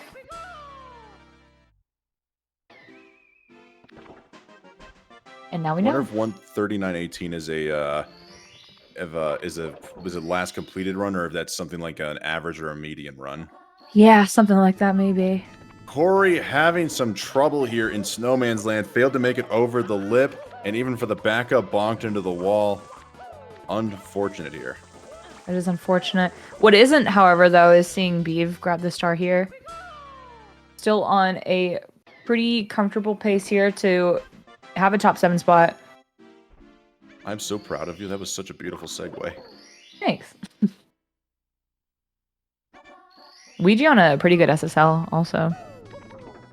From what I've seen. Another flippy for Beeve, just another day in the life for him. Nice. 2 more before he will be making his way out into Rainbow Ride. I do forget if he does carpetless first or last. I do believe he's a first carpetless. I believe so as well. Yeah. It is interesting seeing all the routes. Like we did see, was it Punke who did it in the middle? No, it was someone else, I think. But we did see Beast Assassin did it second. He went for Cruiser and then got carpetless. Yeah. Which is interesting because that's not, there's 2 Lackey Bounce stars, right? In 120. Because then there's also well, I guess no. Yeah, normally there was, but then Yeah, once there used carpetless to was be. found, now we don't need a second Lackey Bounce. Okay, that makes sense then. Because I was gonna be like, yeah, like doing 1 Lucky Bounce and then carpetless is interesting, but that makes total sense. Like just getting the nerves out. Yeah. But yeah, I know there's the people who do it halfway through. There's the people who do it first, and then there's the people who do it last. I think I understand the midway through the most because I understand not wanting to have the carpetless completed nerves while doing Lucky Bounce.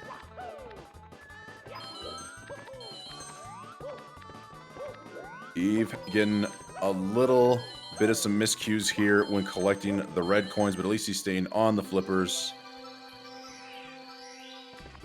Punke rating in, thank you so much. And GG's on your runs today, and GG's on 4th place so far. You know what? I know he's thinking it, so I'm just going to say it right now. Yes, because I just happened to be in the booth when Punke was on a good event PB run. I absolutely screwed it up for him. It's all my fault. Everybody put the blame on me. Punke should be in 2nd place right now, but because I just happened to be in the booth at the time that Punke is doing a run, I screwed it up for him. I jinxed everything there. I admit it. Punke, you can go to sleep peacefully now. Bro, why would you do that? Because it's apparently my identity now, Sarah. It's so sad. It's so, like, cruel of you. Well, you know what isn't cruel? Oh, God, never mind. I was going to say definitely not Beef going for lack of 2 pounds, but never mind. That was actually a cruel finish there, falling off at the sloped platform. What's not cruel is that Insta Wilco from Corey there. True. Like that. Like- I like that much better. Yeah. It was immediate. That first stair connected immediately, and now we have him in cloud. Is it just me, or are the snowman's land and now the cloud for Corey just very bright? Like my eyes hurt. Do you see it, kind of? Yeah. Yeah, the white is actually blinding almost. The white is whiting. Mhm.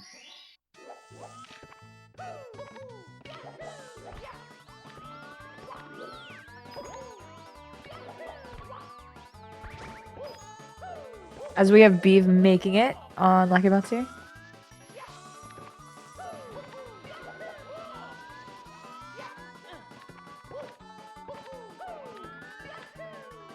And Corey, I believe, doing this is the cloud route that I know and enjoy myself because I do not have a 139 or a 140.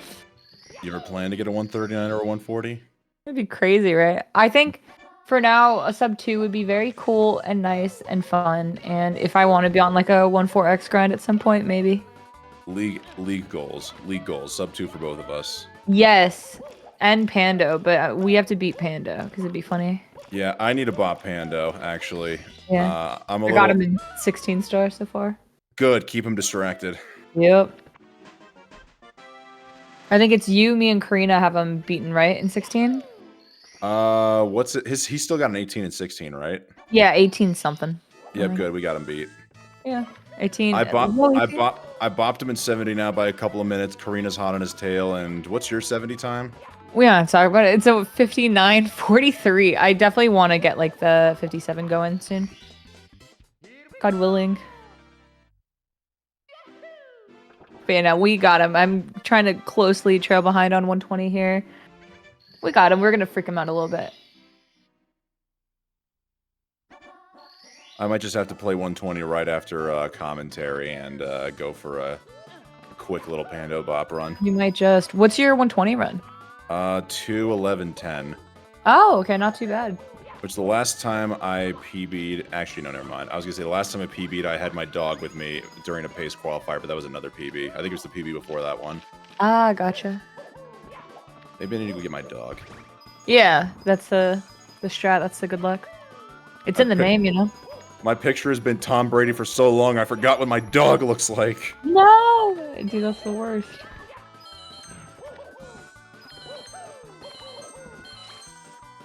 Well, you know it's not the worst. Corey finishing out his TTCs. Thank God he didn't get stomped or get crushed by the Thwomp. I didn't want to jinx anything. Fair enough, yeah. As we have Beef here, halfway through this Rainbow Ride Hundo. I know there was a point before he hit 139, I think, where he was actually considering taking Carpulus out of the route for the time being. But he is going to be going for it. I would very much assume. Yeah, especially considering comparing his average splits right now, he's got 2 minutes of time save. I feel like Carpetless is a must at this point. Oh yeah, 100%. And yeah, that's right there. That part of movement that we're seeing right now confirms that he will be going for Carpetless. Oh lord. Yeah, he did unfortunately miss a few coins somewhere. I don't know where, but he does have to get all of these coins and go kill the Chuckya. Yes. Well, now he's good. And yeah, just killing the Chuckya now will get him to that 100 and get him to 118 stars. The final two being Bits Reds. That's an unfortunate death there on that TTC screen. And yeah, so we're going to be seeing Carpetless and Bits Reds from Beeve. And then he's done with this run. I hope that's Peanut Butter the dog. I think it's just a regular corgi, but I really wanted to be a picture of the Peanut Butter because you know Peanut Butter for PB. Are you aware of Peanut Butter the dog, Sarah? Oh, yes, I am. I am aware of him. A very cute dog. Yeah, such a good boy. Greatest dog run of all time, honestly. Very cool stuff. Shout out to that dog for real. It's his 4th birthday today.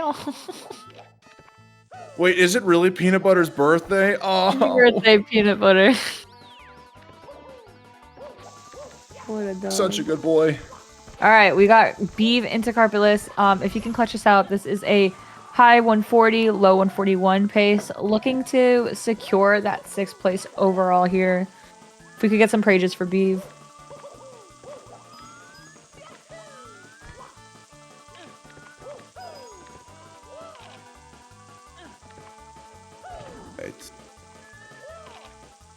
Interesting. I have to readjust himself.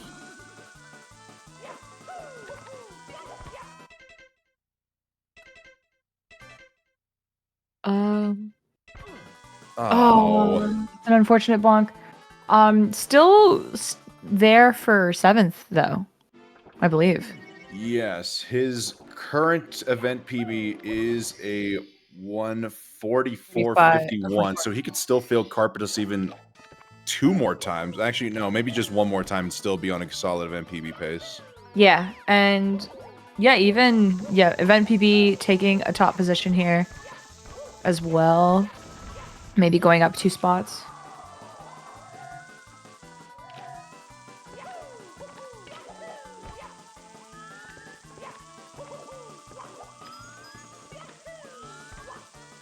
As we have Ouija on a reset and Callie early on in a run too.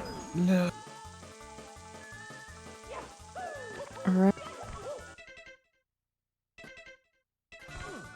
Oh, an unfortunate miss for Beeve. Carbless is a painful trick. Maybe okay to try one more time here. Like you said, not too sure. It's about a 40-second star, right? So every death. 40 seconds to get up there. I believe the star itself is somewhere between 57 seconds to a minute 2, minute 3. Interesting, okay. But yeah, it's about a 40-second time loss, I guess, every miss. Eve. Oh, there goes the rage pauses. Yeah.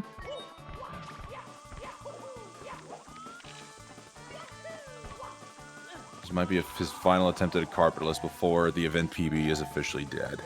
Yeah, and I mean, regardless, 9th place right now is very solid, and he's more than capable of beating a 144. With that 139 PB, he closed out the last qualifiers with that 139.58, I believe, which was a PB for him at the time. He's PB'd since. He's just a really good runner. Let's And he proves it. go.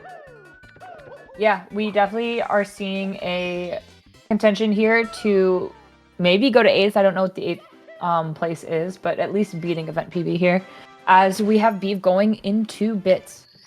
His best possible time is tied for the 8th place time right now at 143.44 by Guy and I. So, you know, just gold bits, no big deal, right?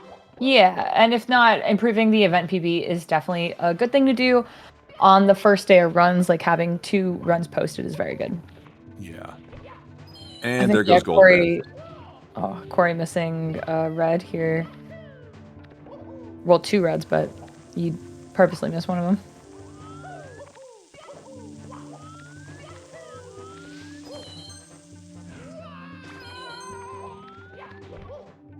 As Cheese is, unfortunately. Cheese is in wet, dry world right now. We got Cryptic back on the screen, and Cryptic! And Callie, wait a minute, why is he in HMC right now? Oh, wait, he missed grabbing Mips, I know that, so he had to turn around and glitch him out near the door you take for Vanish Cap. Never mind, Beeve is dead, I should stop talking. Oh, GG's to Beeve. Nonetheless. He's still the goat. He's still my goat. Beeve is still very goat-like. Yeah. Very unfortunate, but it is what it is. Ori will not be going for Carpless here. God bless you, Corey. Ride that carpet. He's PlayStation. He's BRB, PSISN. So what would that be? PlayStation. Sarah is. I don't know. I'm not good at acronyms. Here, BRB, we are actually going to hop out of the booth for the night here. It's been very fun talking to you guys. I'll be back tomorrow, as will Wes, with no onion in his mouth, thank the Lord. But make sure to get that money donated to Urban Arts if you want to extend 2 extra hours tomorrow. I'll be back with Menace Monk regardless. And yeah, I hope you guys have a great rest of your day. And who is joining the booth as we exit here? We're going to be heading into overtime here with AC and Electric. Ooh, very nice. So yeah, make sure you stick around for that. Thank you for having us today, and yeah, we'll be right back with some more Mario.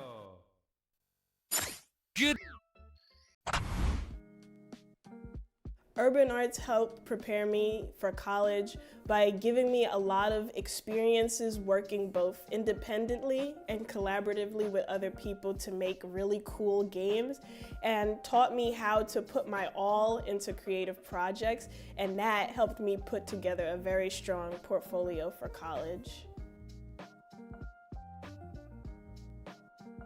The best part about being in the urban arts community is the people that you meet. A lot of the people here have the same interests as me, so in the future, making friends here will benefit me and them and everyone around, because we all benefit from each other by gaining skills that other people had that I may need.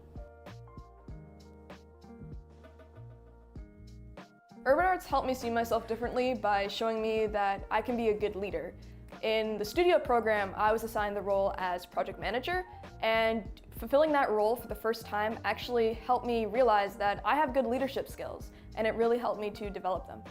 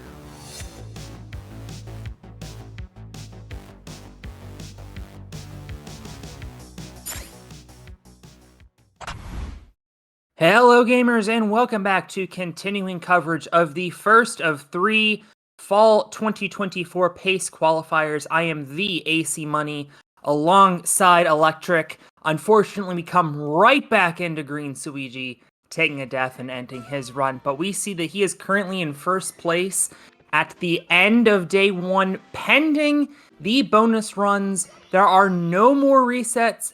They have to stick with this run, but even still, Electric, we have an all-star cast of runners right now trying to put up a better time.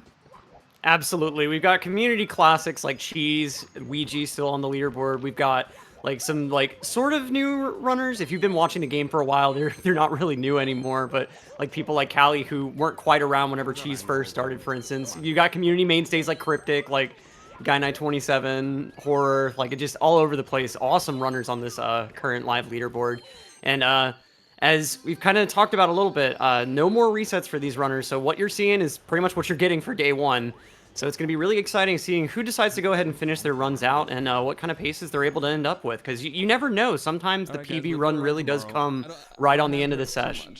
Oh! What happened to Cheese? I'm not enjoying playing and my hand hurts and... I was about to say that he was on the best pace and needed to put up a time, but he has dumped that run all the way at the end. Yeah, saying that he's just not really a fan of it, saying that his hands are hurting, and that he's just not really engaged with the game. And you know, I can really relate to that. When you're not feeling it, you're not going to end up playing well, and especially with how demanding the rest of the game is, I can certainly understand just wanting to take it easy, wanting to go ahead, and especially if you've got hand pain now, you push that too hard, you may not be able to play well tomorrow at all. And so I think it's a safe play to go ahead and relax a bit.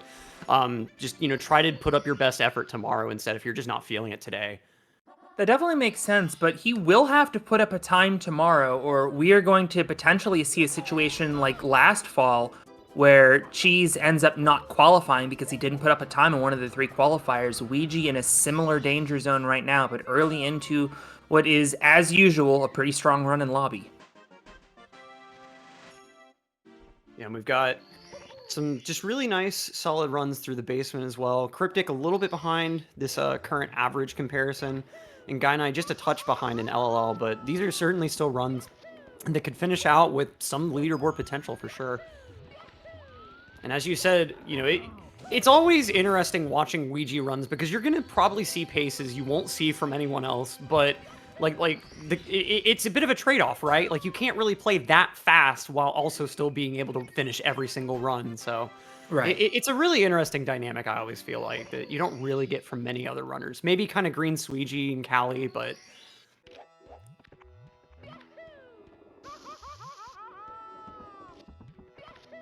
We got Guy Knight with some pretty nice shell movement through LLL. This is always a little bit of a nail-biter. Oh, getting bullied a little bit here. That's going to be a decent time loss from just the speed loss there. But that's okay. Still alive here. And the main thing is just not breaking the shell before you get in the volcano. You can obviously still salvage late, but for a no reset situation, that's always going to be a nail biter because you break the shell early on. That's just GG. You're done. Right. And I don't know what happened. I'm looking at his splits. He appears to have lost about 1.5 minutes in HMC after 100 coins. I wonder if he ended up deciding to go for BLJ. So I could see that making that much time loss. We got Callie going with shell movement here. Let's see if he manages to go ahead and avoid the bully situation.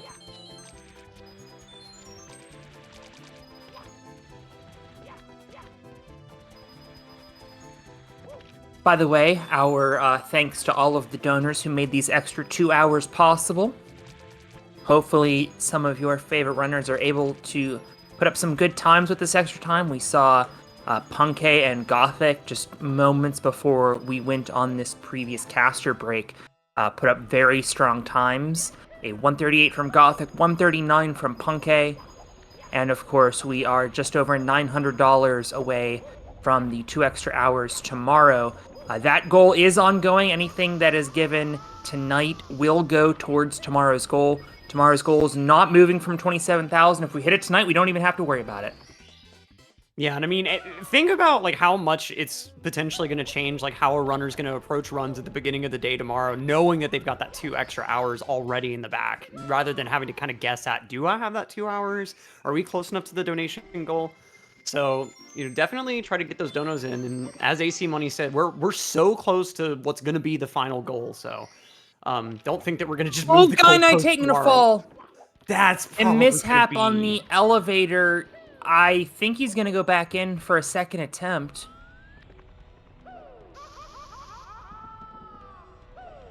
Oh, and Cryptic taking a fall. All of a sudden, spaghetti everywhere.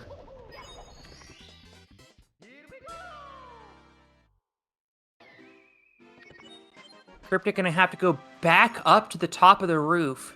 He is sticking with this run. Event PB right now of 1:45.12.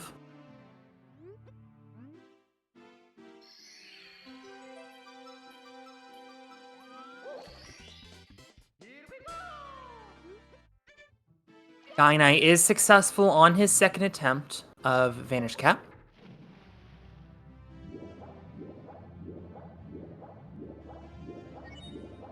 Also, a quick reminder on those giveaways. We did have our summer giveaways. The winners were selected. Congratulations to the winners. These are new prizes coming up, so you will not be competing against those that put in tickets for the summer prize. This is an additional Nintendo Switch and so on that are up for grabs. Just wanted to clarify that. And just throwing out there, Tears of the Kingdom already been out for over a year. You got like such a nice library on Switch at this point. Might have Prime 4 on Switch. I mean, probably at this point. I've heard the rumors about like potential cross-platform with the Switch 2 when it's finally completely announced. But like just a lot of great games coming out for the Switch. I know like throughout its whole lifespan, everyone's always said, "Oh, now is the best time to get into it." But I mean, seriously, there's so much available to play on it. It's really just such a robust library. While we were talking, Callie also struggling a bit on Vanish Cap. We saw Guy Knight taking a death. Callie thankfully able to save it. As he goes back in. Currently a 145. We know he is capable of much more than that and running against pretty strong splits. So even though we see a plus in that first column, he is running against splits that are much stronger than the high 145 he has on the board. So we certainly expect him to get a better time than that, either tonight or over the course of up to 9 hours tomorrow.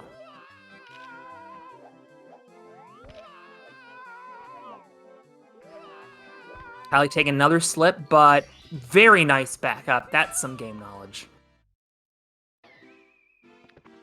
Yeah, and that's half of what these sorts of node reset situations are about. You're never going to get your first line strats 100% of the time, and you have to be able to understand how you can best recover from any kind of potential dangerous situation. That's really what separates the top tier runners from like the really high level pro runners that you wouldn't quite call top tier.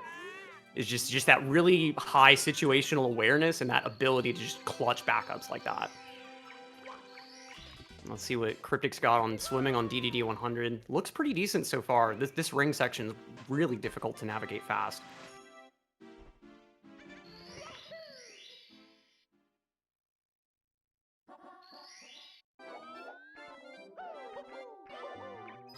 Ouija entering Bob-omb Battlefield. That's where Beeve is now, as well as Wilco.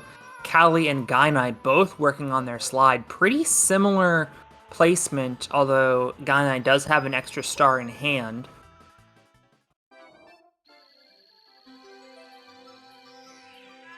Or now working on shifting Sandland. Going to be heading into the IROC fight. Gets in nicely. Cryptic working on his DDD 100, as we mentioned. This is always such a tough star. Back at Summer Pace, I was on the mic for several runs that had disastrous DDD 100s, and it just completely tanked runs. In fact, I think Cryptic... No, I take that back. He did get that red coin. But missing that red coin can be disastrous, especially if you don't get this front sub. And Callie speaking of misreds, Callie missing the tree red on CCM or CCM Reds and having to take a sec for the backup here. And yeah, like for me personally, when I watch 120 star, DDD 100 is my line for getting excited about a run. I will not let myself get hyped for anything that has not gotten past this frickin' star. Because it just, I've been burned so many times by, oh my god, 135 pace, and then just DDD 100 completely disaster. Yep. Like it, Yeah. Oh, over. What on earth? Guy and I missing 4 coins on the slide, so this is And gonna at be the kind of very beginning too, he's gonna have to go way back for these. He was doing some kind of backwards move, and I think he was trying Whoa. for the quick star grab strat, and then just completely missed these 4 coins. Thankfully, he will be able to get the star outside of the bridge, not having to worry about falling off.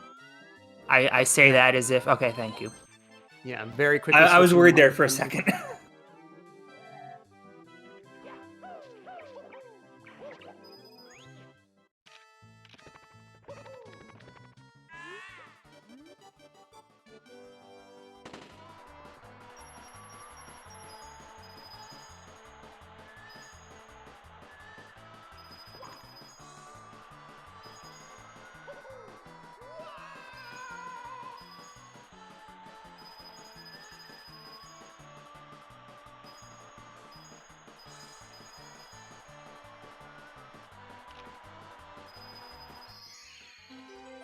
And Callie having some better luck with the coins there. And yeah, that backwards quick start grab, as you can see there, you're able to go really wicked fast and get a pretty decent camera angle.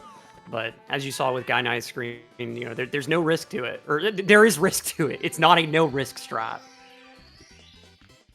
Same with, like, on just sliding away by itself, the pro ending going over the corner so that you get the quick get up. Like, that... A lot of these pro runners make it look easy, but that takes so many times of just barely nudging too far to the left and then bouncing off the wall to a death. By the way, it appears that we have just been rated by Cheese. Thank you, everybody, for joining us from Cheese's chat. GG's to Cheese on some pretty good runs today. Unfortunately, couldn't get any finished, but hopefully we will see him put up a good time tomorrow. We are currently trying to qualify for the fall pace 120 star relay. Callie! Oh! Oh no! And that's gonna falling be it for off. that one. I think he was going for hundreds and just fell into the void. The wind wasn't going to save him, and already he wasn't on great pace. He does have points on the board and decides to toss that run. GG's to Callie. Hopefully he's able to put up a better time tomorrow, and we are down to 6 runners. We got Horror in the middle of SSL on, looks like it's still green pace. I think this is comparing against latest run. So, I mean, it definitely still ahead of his leaderboard PB at the moment. Oh, kind of a weird dismount from that pillar, but nice fast backup. I cannot tell on my screen what splits he's running against, but that does check out. It looks like to me it says latest, but maybe I'm hallucinating. Who knows? Are any of these streamers really here? Am I really here? Who am I? What am I? And speaking of community mainstays, on the right side of our screen here, we got Wilco on the main screen. He's probably been up on here for a second now. I just didn't quite notice him popping up. But been around both the SM64 and formerly the SMS communities forever. Was the source of, I think, one of the earlier 120 Shine routes in SMS. But been a 120 star runner for basically as long. There were so many periods of time where if you got onto Twitch in like American morning time, Wilco would be like the only one streaming at like 5 a.m. or something. Like just really dedicated to the grind every day. Wilco, definitely a fan favorite, as Guy and I missing the Vanish Cap there, able to recover quickly, thankfully. Of course, the originator of the Wilco clip, which I think Best a trick in couple the other game. games have strats that are jokingly nicknamed Wilco clip because of it. Wilco, unfortunately, going to miss a plus. Going to go for shining atop the pyramid instead. But as... Oh, I take We that got back. the He's talent going for backup. Nice. Okay. This one wastes the least amount of time. And Oh! That's going to waste some time. Went from wasting the least to wasting the most. Oh, man. Oh man. And at some point, it looks like Ouija has tapped out as well. I think we were focused on Wilco, so we didn't see what happened. But knowing Ouija, he probably just, you know, Being blinked SSL, I wouldn't funny. be horribly shocked if he went for Fly Guyless. Just didn't quite work out or something. We're also being 29 raided stars. by Callie. Callie, thank you for the raid. We are down to the last few runners. So we're down Here- to 4 at this point.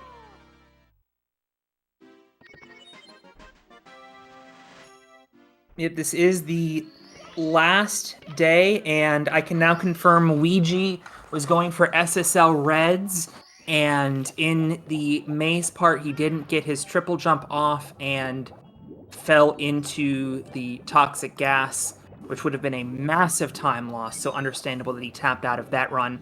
And once again, Ouija in the danger zone, needing to put up a time tomorrow, or else he risks what happened to him last fall, and not making pace at all, even if he puts up good times in the August and September qualifiers. And this really feels like a little bit of deja vu. You know, both Cheese and Ouija without a time on the leaderboard first day. And we've seen this sort of situation happen so many times over the course of these events. And like you said, it's always that risk that just nothing quite comes together tomorrow. But we will see what happens. It's kind of the gamble that's happened at this point. And we'll just have to see how exactly it plays out. Especially Cheese, given he led the pace summer competition from start to finish. Won the no reset run and then put up a better time on day 2 and never looked back. But we will see if Cheese's plot armor shines through. I'm sorry, go ahead. Oh, no, nothing. I was saying Beeve getting topless in a SSL. That's another trick that can like bleed so much time in runs. Nice.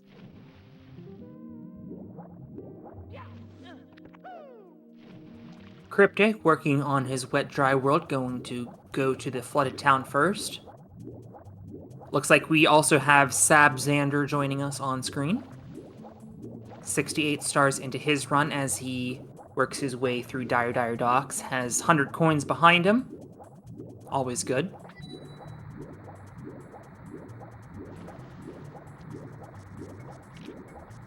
Right, and Cryptic with town movement here. Okay, this is going to be the Vanished Cap Star, but Wet Dry Roll 100's town movement is definitely some finicky stuff and can also bleed a ton of time. Not really many opportunities for your run to completely die, but you know, very, very easy to bleed so much time trying to get some of those coins, get some of the wall kicks, the really, really fast ledge jumps.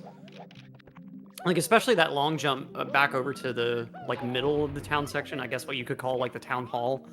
That last little section, I've noticed a fair number of runners can end up bonking somewhere and lose hefty time. Nice elevator activation, though. That's what you love to see on this star. Yeah, Cryptic, very clean so far in Wet Dry World. We also want to thank Wilco for the raid. Thank you to all of the runners who have been raiding us. Of course, time up for day 1, but there is a full day of action tomorrow. And if we hit our $27,000 fundraising goal for Urban Arts, we will have even more time tomorrow for your favorite runners to get some times on the board. If you're a fan of Cheese or Ouija, you don't even have a time yet. Callie, we know, can do certainly a lot better, but thankfully at least has a time on the board. There are definitely a lot of runners who we would love to see get some extra attempts tomorrow. Absolutely. And Cryptic, unfortunately, getting a little ledge bullied by the gray platform at the top of Wet Dry World. You know, already having a little bit of an issue with the elevator wall kick, which, I mean, that wall kick is so finicky. It's really insane how the, like, pro runners have gotten so consistent at that over the years, because I remember simply mentioning, like, a few years back that when that trick, doing the wall kick off the ledge and getting over the elevator platform, when that first started becoming a strat, people would just go for it, but people almost, like, never got it. It was a thing that, like, it was great if you got it, it was a nice time save, but no one really ever expected it to be, like, 100% consistent at all. And, you know, over time, it just, with the improvement in the way that, you know, people understand the game, with just all the raw practice, it's become just a mainstay trick at this point. Now, I can't tell if Beeve is in chat, so you'll have to help me out here. I couldn't tell if Beeve accidentally saved and quit, or if he just wasn't happy with how that SSL Reds spun out. But it's Beeve is done. So once again, we are down to 4 on the screen. Sabzander going for his second Bowser fight on not PB pace, or not event PB pace, but you know, I don't know what his upstairs splits look like, so perhaps he has some time to save upstairs. Cryptic, similar story, but could still definitely pip that 145-12. Gainai, looks like he is also red on his splits, and Horror also red on his splits, so we will need some divine intervention, perhaps, to get a... But you know, I think it's like a pretty consistent phenomenon that you will play one half of the game well. Like, if you're gonna do any part good, no one's ever gonna play the whole game well.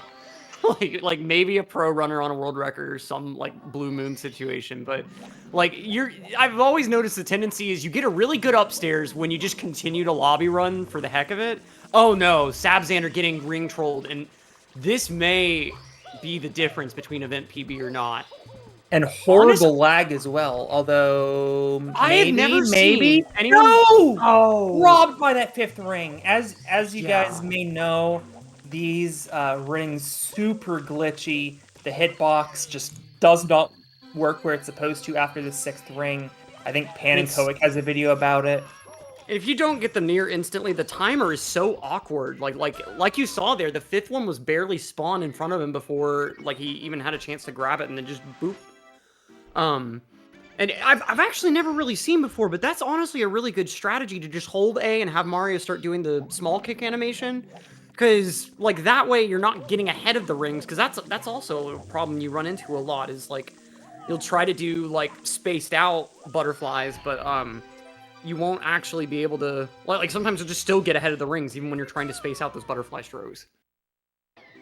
Which, like, can we talk about... Mario is a champ of the butterfly stroke. Like, I don't know how many of y'all ever did, like, any kind of swimming kind of stuff.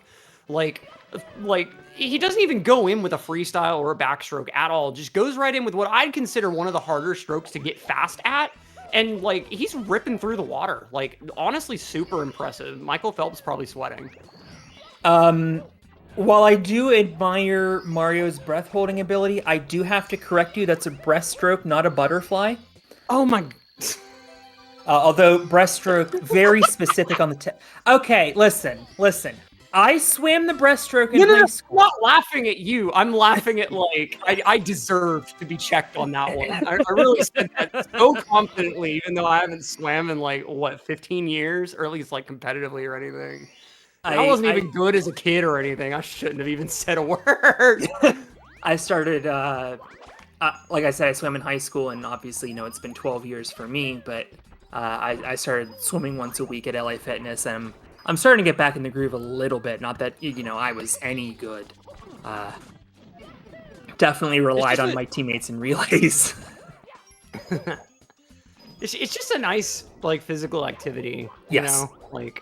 And especially, like, if you're the type of person that has any kind of joint problems or back problems or anything, like, it's so nice to be able to do something where, like, you know, you're able to kind of relax stuff that you're not normally able to and work out muscles without having to worry about, like, you know, some of the same posture stuff that you'd be worried about standing up or, like, doing stuff like running or cycling.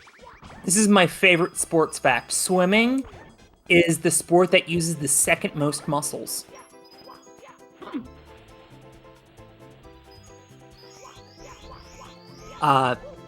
I'll finish my thought in a second, but I just noticed that Ouija has raided us with 700 viewers. Thank you so much, Ouija, for the raid.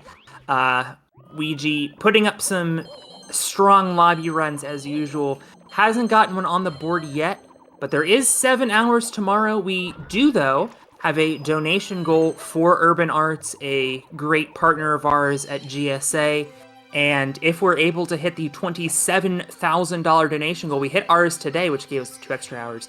If we hit the donation goal of $27,000 for tomorrow, which you can start building towards now, then we will have an additional 2 hours tomorrow as well. And for a runner like Ouija who doesn't have a time on the board yet, that could definitely come in handy. It could be vital for Ouija's chances for making pace in the first place. Yeah, we really can't say enough like how big of a difference those 2 hours can make. Like we've had first place runs on the leaderboard come in those last 2 hours on day 2. So I mean, it really can make the big difference between whether a runner is able to top the leaderboard and get a ton of points, or if a runner, you know, just has to stick with a time that they're not quite happy with. It may not get quite as many as they might be capable of. Encryptic! Oh man, the 3 bounce. You know, it'd be so wonderful if that actually counted. Like, but no, Wiggler only accepts that you hit them whenever you actually wait for them to yell at you. Yeah, this is not Japanese Super Mario USA where you can like chain hits. Oh god, it's not work yeah. like that. Yeah, the boss fights in that game, like the speedrun, are really interesting. Like the Toad boss fight too, or Wart, sorry. The Super Mario 2 LTA win. I grew up on Super Mario Advance. Oh, select a player. So did I. So did I. With Mario Bros on the same cart, right? Yep. Like original Mario Bros, the pipe game. Yep. Yeah. Oh man. Should Good have memories. cartridge on Although somewhere, I've got to admit that, like in the end, when I found out what all the other Super Mario Advances were, I would have definitely preferred the Mario World one. Like Mario World, I love that game so much for 2D. I just remember before anyone knew anything about Mario Brothers, my friend had Advance 2, and she was flaunting that there were 96 levels in her game and only 20 in mine. Again, because we were like 8, we didn't know anything. Right. Quickly, because it's bothering me, the sport that uses the first most muscles, surprisingly, motocross. Really? You wouldn't I think, can but see hauling it. around the heavy motorbike, you know? Yeah, and I mean, when you're trying to do like aerial stunts and stuff, I can totally see that. At the very least, you're engaging like everything in your arm. Well, during our tangent, it looks like Gainai's run has ended. I am going to check up on that. We were kind of focused on Cryptic and Xander on some very deep runs. And Cryptic with the Cooper race of a lifetime here. okay, wow, Going for the I'm full shot. embarrassed. It's been a while since Gainai tapped out, but a mishap in Fire Sea did him in. Oh, yep, that'll do it. Like, Fire Sea is the bane of no reset runs. Oh, yeah. Like, just... Oh, man. Especially with the cycle mechanic, it's just so punishing. Ooh, speaking of punishing, that was almost very punishing for Sab Yeah. Xander. Thankfully, he saves it. Great save, but Fire Sea just so punishing with that cycle. If you make one mishap, you're potentially sitting there and waiting for 10-15 seconds. And for these runners, even in a hour and a half plus run, those 10-15 seconds can feel like an hour, and it's infuriating. Yeah, and even just, like, getting the bad ending, like, it still costs so much time compared to being able to do, like, your normal movement there.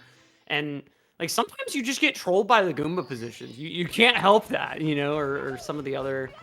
just like mishaps. I feel like that cage elevator room, the way the camera moves around, the way that the floor slopes right before where you need to do the triple jump, like it's a very easy room to make mistakes in, I feel like. Just really small errors that like shouldn't matter, but like you said, with how tight the cycles are, they do matter so much. I'm not sure I've ever seen a runner miss that exactly once. Either they get it the first time or they miss it like 4 times in a row. And obviously, I'm sure I've seen it, before once, but it just seems like the compounding errors on that triple jump are so punishing. Yeah. Yeah, absolutely. Oh, just a little bit too low with the wall kick there. So infuriating. So 2 runs upstairs. Horror's still working on some lobby stuff. And Xander having a bit of a bobble on secrets, but definitely recovering here. And like you mentioned earlier, still decently behind, but still looks like within personal best pace. Best possible on these splits is a 139.19, but I don't know like if these are. Well, it looks like these are his normal splits, given that like 1704 total attempts. I was wondering if maybe he had splits just for these events, just to keep the stats separate, but it doesn't look like it. So it looks like that's kind of a realistic, final estimate. Obviously, taking into account, normal mistakes, but this still has potential, is what I'm trying to say, and being very bad at.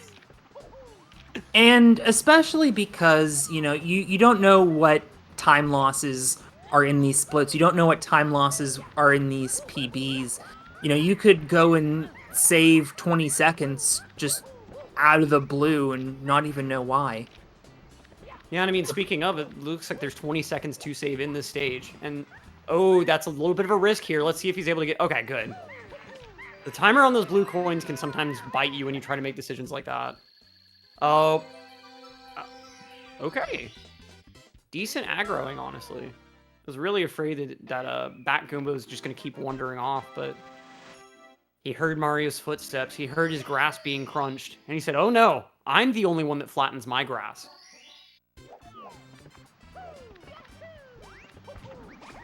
Like, I wonder if it's really just a territorial thing with the Goombas. Like they're not really, they don't care that much about Bowser's plan. Like, sure, yeah, he pays them or whatever, but I imagine there's a lot of an element of, just, this is my turf, Mario, what are you doing? I mean, it's self-defense also. Like, we haven't right, really we're established the trespasser. We haven't established a canon, are they dead? Do they just run away and the game doesn't process the polygons? Do these Goombas have families? I mean, I think it must be a death thing, because, they literally flatten. Like, their organ structure collapses. If there is a skeleton, it shatters. I mean, you don't come back from that. So, I mean, and keep in mind, these are assumedly, established worlds that just have existed within the paintings, and Mario's just kind of jumping into. He doesn't have any kind of implicit right to, do what he's doing in these areas. He thinks he's doing the right thing, according to, his internal logic, but, there's no inherent, good moral arbiter telling him you are doing the right thing by coming here. So, I mean... And also the fact that, these Goombas are so weak, they can barely attack Mario. Mario kills them by just breathing on them. And they're just still sitting there, standing their ground. I mean, Bowser can pay them all he wants, because he's not going to have to actually pay that out. But it's think about it. If they were really a predator, they'd have a better... look at the Bomb-Oms. I can believe that the Bomb-Oms have, an agenda against Mario, because they blow up on him. That is a weapon. But, with Goombas, they tackle him. That's, your last resort if you don't have a weapon. You just use yourself as a weapon. So, it kind of implies that, they're not really in a position of being the antagonist here. But also the fact that the Bob-Ombs are going to blow up, and so now we have to ask that same question with the Bob-Ombs. It's like bees when they sting. Mario agitates them by coming into their area, and so they have no choice but to sacrifice themselves. This conversation got really dark. Well, okay, I'll lighten it up a bit. According to Paper Mario 64, I choose to believe that canon of the Bomb-Omb just, comes right back after it explodes. I feel like that makes sense, ultimately. Their whole purpose is to blow up, but then be able to blow up again later on. If we were actually able to have independent conversations with independent Bomb-Oms, I think the recurring theme would be that they could actually respawn. But I think, with these enemies, they don't have a reason to respawn around Mario. In that game, they respawn around you because, they're literally your partner. They're along with the adventure for you, right? But, along with you for the adventure, sorry. But, in this case, they're literally enemies. They're not trying to be seen around you. They're going to attack and then, go ahead and regroup somewhere. So... I can definitely see the Bomb-Oms being a bit lighter fare, because their whole point is exploding. the Goombas getting flattened like that concerns me. You know, like I don't think a living creature is able to survive that. But also you figure, like, if you run off screen and come back, like, the Goomba respawns. Is that the same Goomba? Is that a different Goomba going in for I choose to believe backup? that's a different Goomba, but the Bomb-Omb is the same Bomb-Omb, and I'm not taking questions on why I make that distinction. Roger that. So Cryptic working at 98 stars here in Snowman's Land. Getting a nice triple jump there into the freezing pond to go to 99. Yeah, we got Horror on a really, like, promising sort of situation here, already pulling back up to only 1 second behind PB, and you are having to compete here against a 141.49. Looks like best possible is a 139, and so it's going to be kind of tight. It's going to need a really solid upstairs, but it's not impossible. We certainly have seen much, much crazier things in this game. Let's see, okay, good Scuttlebug RNG there, just had the 1 coin loss, but still going to be totally fine for this 100 coin. That's a pretty decent outside result. Speaking of things that can lose you a ton of time, getting bullied by the Scuttlebug outside and then losing your Vanish Cap.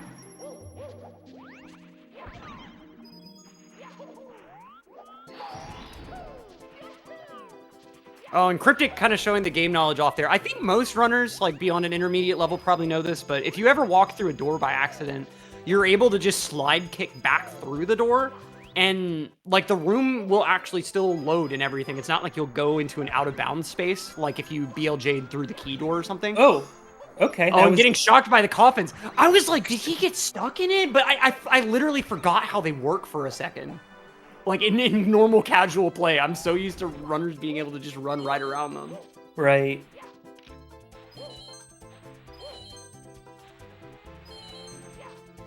Decent books here. Oh, and let's Cryptic here. Come on, Moneybag. This Moneybag I find has like some of the worst influence. Wow, that's pretty decent RNG there. Having to still back up for that 1 coin, but I've said this multiple times. I've just never bothered looking into the decomp to see if this is true, but I really think Moneybags have the most violent coin spray of any entity in this game. I don't know 100%. what it is, but it's just like they really spray out everywhere. Now, I've got to wonder if it's one of those little like design quirks where it was just they used a different value for that enemy and forgot about it. Sabzander missing a clip to go up the mountain and then just goes and asserts his dominance by getting breezeless. Hey, that's a way getting to rejected by the Oh, clip no, again. Now the mountain's Yeah. showing its dominance. Nice backup! That is so hard to do consistent. That's so hard to do consistently. Overshooting the instant clip, unfortunately. Oh, come on! This mountain is getting its revenge on Sabzander. What did it ever do to you, Mountain? I can't believe he's gotten that back up twice. I cannot overstate how difficult it is to freestyle that back up like that. Like, no kind of camera setup or anything, like literally just running at it and going. It is so finicky managing to get through that slope and just... And the whole issue that happened there was just he didn't hit A and B on the same frame. Probably accidentally hit A a frame earlier. And that's what makes the difference. You have to get a jump dive off of the slope in order to clip through. Because, like, the game doesn't expect Mario to be running on a slope that's, like, that steep, as if it's a floor.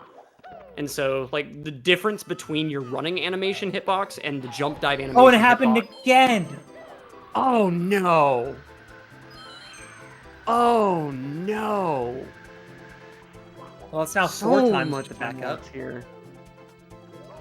And, like, there's really nothing that you can do about that. Like,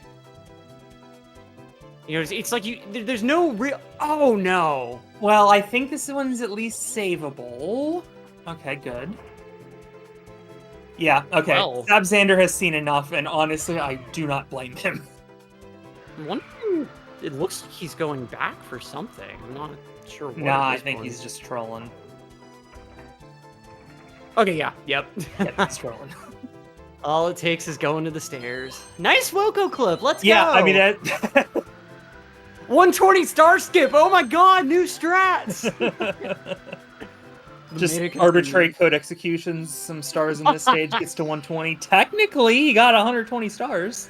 Right. Oh god, we'd have to create a new cat. Oh god, I do. I hope we never find like a reliable ace to like just do an arbitrary star count like that, because that's gonna wreck the leaderboard so bad. God, we'll have to be like OOT and have like 15 tabs on every leaderboard page.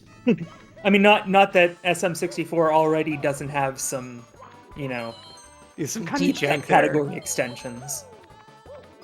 But it's like, at least we get to kind of like contain those in their own board, you know, kind of sweep them under the rug a little bit. We don't have to go no SRM, restricted SRM. Right. I clown on it, but honestly, OOT and MM are such cool speed games. It's so cool that 3D games actually have tech like that. Honestly, it We kind of get- surprises me that we haven't found anything like that in Mario 64 for how buggy of a game it can be at times.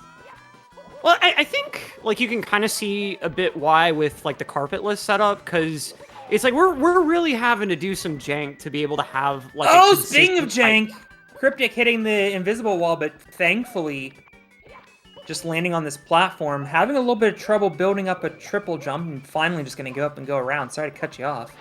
Oh no, you're good. You're good. It really seems like they just kind of the Zelda games have this perfect mix of you have a move that can reliably change your angle, and like you also have the ability to pause buffer. Yeah, Sabzander just going for carpetless for the memes. Yeah, sure, why not? But like you have like really robust pause buffering in the Zelda games, and especially being at 20 FPS, it's also just a bit easier to hit things frame perfect. Like, it's just this perfect storm of things where you have a lot of tools at your disposal to be able to do something that requires you have, like, pixel or angle perfect accuracy. And we just don't really quite have those tools with Mario 64. Like, pause buffering is so Monka-esque. Like, doing quote-unquote ESS turns is so jank. Like, it's just... yeah. I've never looked into... I really wonder what the difference is between, like, the like stick position that you're having to do for this like small crawling turn and like the position you'd have to use in Zelda for ESS. I think also it might have something to do with the inventory, like glitching out the inventory. You don't really have an inventory in this game other than coins, which resets at the end of the level, and stars. That's true too, yeah. And especially, like, you know, back in the old days, like, with stuff like bottles in Zelda, like, you have a tool in that game that lets you write a value to a memory location. Like, just an item that does that. And a glitch that lets you do that arbitrarily. Like, within some kind of weird rules, like, dictated by the game. It's like you said, there's nothing like that in Mario. You're not going to catch something weird in a bottle and manage to give yourself extra items. Like, right. You're not going to catch Pokemon and buy Pokeballs at the shop. RBA is honestly like one of my favorite glitches in a speedrun game because I just think mechanically it's so cool. Like the fact that the sword is just an inventory button that just has an extra restriction on it. And if you manage to get past that restriction, you could do just really great things. Like it's just, oh, I love it. I'm not super familiar with Oot, but it sounds like it'd be a fun category to watch.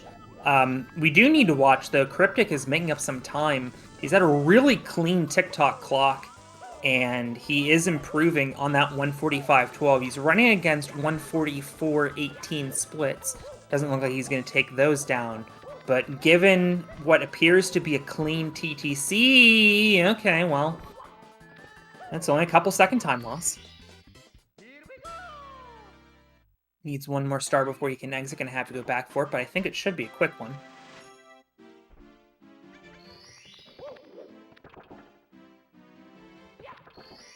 Stopping the clock, so that would leave me to believe it's reds. Yeah, he still has reds left. And this is definitely quicker than a 30-second star if you do it optimally. I do have to say, I feel like we've been seeing players get a lot better at moving reds. It seemed like something that you just did in a last-ditch effort, even as recently as a year ago. And now it seems like people are pretty regularly implementing it into runs, no matter their quality. Yeah, and a couple of years ago, there was definitely like when you'd go to Wikipedia and look at the strat page, they would just describe moving reds as like you should have this backup in the back of your pocket, but like it doesn't save that much time to be worth how much more risky it is. And I kind of feel like it came from these like 16-star runners that started dipping their toes in longer categories and just had this mentality of, I want to go fast. I want to go as fast as I can. I will do whatever is the fastest thing. And it really pushes the game forward. And I mean, I've got to admit that, like, you know, it kind of makes existing players groan a little bit because it's just like, oh, come on. You're going to make me play at this level in, like, the end game? You're going to make me do tricks like this now? But, like, it is, you know, just the natural progression of the game. You're going to see harder strats, and you're going to see stuff that, like, just feels more arbitrary because it's so precise. But, like, something like moving reds, like, with how jank those platforms can be, with how subtle the difference between a floor and a sloping floor can be, and, like, you know, you side flip a frame later and the jump just doesn't come out. Like, I can certainly understand why people never wanted to go for that before, but, you know, at a certain point when enough other people do it, you kind of just have to follow. And that's kind of what we've seen with so many tricks in this game, like fly guileless becoming pretty standard in like 16-star, for instance, and then, you know, starting to see it pop up in like 70-star, pretty much necessary for world record at this point. I never would have expected to see fly guileless in 70-star of all categories. What, you want to make your Fire C attempts that much more inconsistent? Like, getting to Fire C? What? You know, you want to waste getting a Suki on Dark World just to, like, have to reset to this SSL trick? Why? But, you know, you see the final times that people like SWRC can come up with, and you get it. You know, I never, ever would have thought stuff like that was possible. Like, back in the era of, like, watching D whatever and stuff. Go for, like, the first 46. But here we are. It's only going to be a matter of time before someone, Luigi, decides to throw it into 120, and we're just all doomed to it. Right. It should be noted, by the way, Cryptic not going for carpetless.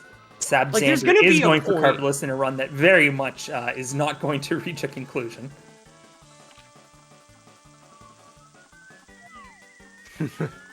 And still hasn't quite gotten the trick just yet. Yeah, it's performance pressure. I was going to say, like, we're quickly getting to a point where to get any world record in this game, you have to have been an Osu player since you were 11 years old. That's a good way of putting it. And just dinosaurs like us will never be able to catch up. We could, like, I had this running joke on my stream of, like, I was going to lock myself in a cabin for a year just practicing TTC 100. And it's like, even if I did that for a decade, like, just lived off the land and only played Mario for, like, years on end, I'd still never be this good. Like, I've always halfway felt like there's an element of, like, if you start the game early enough and, like, your brain's still developing, you're just able to, like, learn certain strats and notice stuff a bit better in the end, like, after a few years. I don't know what it is, but it just, these people that start really young tend to end up being the ones that, like, really top the leaderboards in the end. I would not be lying if I said that thought has not crossed my mind a number of times, that you know, I could spend the rest of my life running Mario 64 and I probably wouldn't, you know, break a 140 on 120 star unless we, you know, find arbitrary code execution, to go back to a previous point. But, you know, we are seeing, and I've had this happen to me at jobs, where the newer runners only ever know one way of doing something, where if you come in, you know, early and, you know, 100 improvements happen during your time, then you know 100 different ways of doing something, and sometimes you can get mixed up on which way is the correct way, and that's why I admire, you know, the OGs like Cheese and Punkay that have stuck around for so long through so many process improvements. You know, they were here when world record was 143, 142, and, you know, right now we see Sab Xander at a 143 sitting in 7th.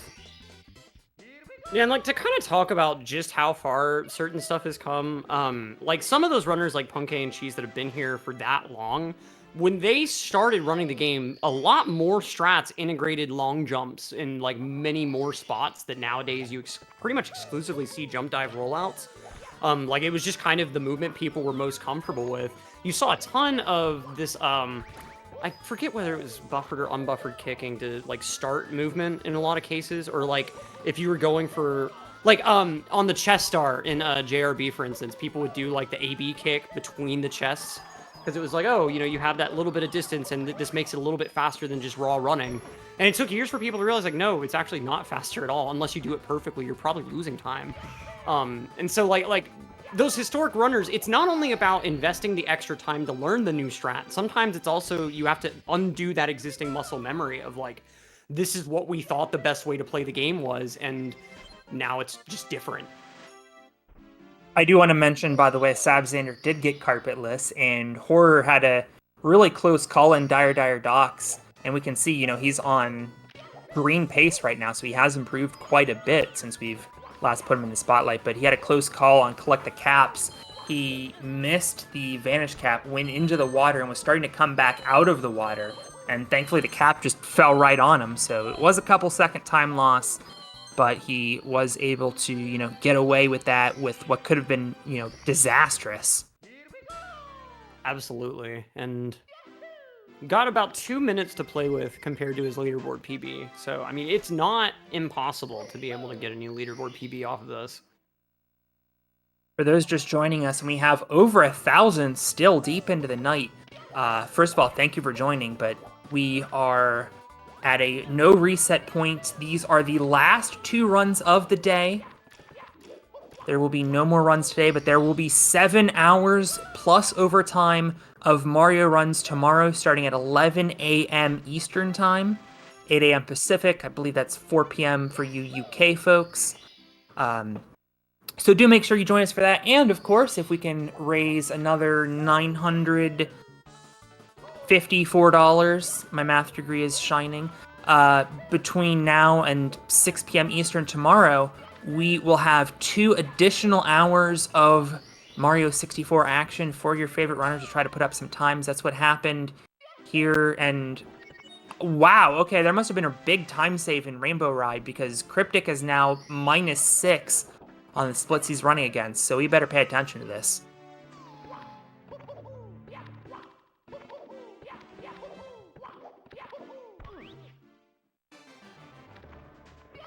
Nice elevator star for Horror. Horror also green, so all of a sudden we have some pretty strong runs here. Yeah, but we've seen so many runners manage to take a spill to reds here, so this jump will never not make me nervous. That third red jump, like, it just, every time I see it in a run, I always am convinced it's gonna fail. I would never go for that. Oh, it's just the standard. It's like, what else do you do to get over there fast? Like, do you jump on the main platform and just kind of hop down? Like, that's part of the problem, is hopping down a little space like that. You're gonna lose so much time because you're pretty much have to ledge grab down. Like, you try to run off of it and you're probably gonna fall off. Like, it's so small. But nice grab on the pole there. And it's kind of another situation, too, where it's like you pretty much either get that pole grab first try or you spend forever mashing on it. Playing it nice and safe. Good. Okay, come on. Get to the star. Get to the star safe. Nice. There it is. Okay, 120 stars for Cryptic, and we just need a decent fight at this point. And assuming that 4418 is his leaderboard PB, I imagine it must be. He's definitely looking here at a potential leaderboard PB with a missed throw even. And that, yeah, this could for sure 143. There are 1,000 of you. Let's see those numbers in chat. There's one. One. Here we go. Let's see this second throw going for nice and easy. There we go, 2. Oh, a little bit of an angle, but that's fine. Nice. There it is. Oh, not quite far enough, actually. Not getting the bounce. Just a little bit too late for a bounce. It's still 143, I think. It's going to be have a close. hard throw on this I one. think it is now gone. There we go. That should be like a 144.01. I can confirm, by the way, his lifetime PB is a 141.37. So while this will not be a lifetime PB for Cryptic, it is by far his PB of the day, 144.02. Props to Shady Watt for calling it. And Cryptic going to be moving up the leaderboards with a improvement of over a minute here in overtime. Thank you to all of you who helped us reach our goal, and I'm sure Cryptic thanks you as well as he improves his time quite a bit.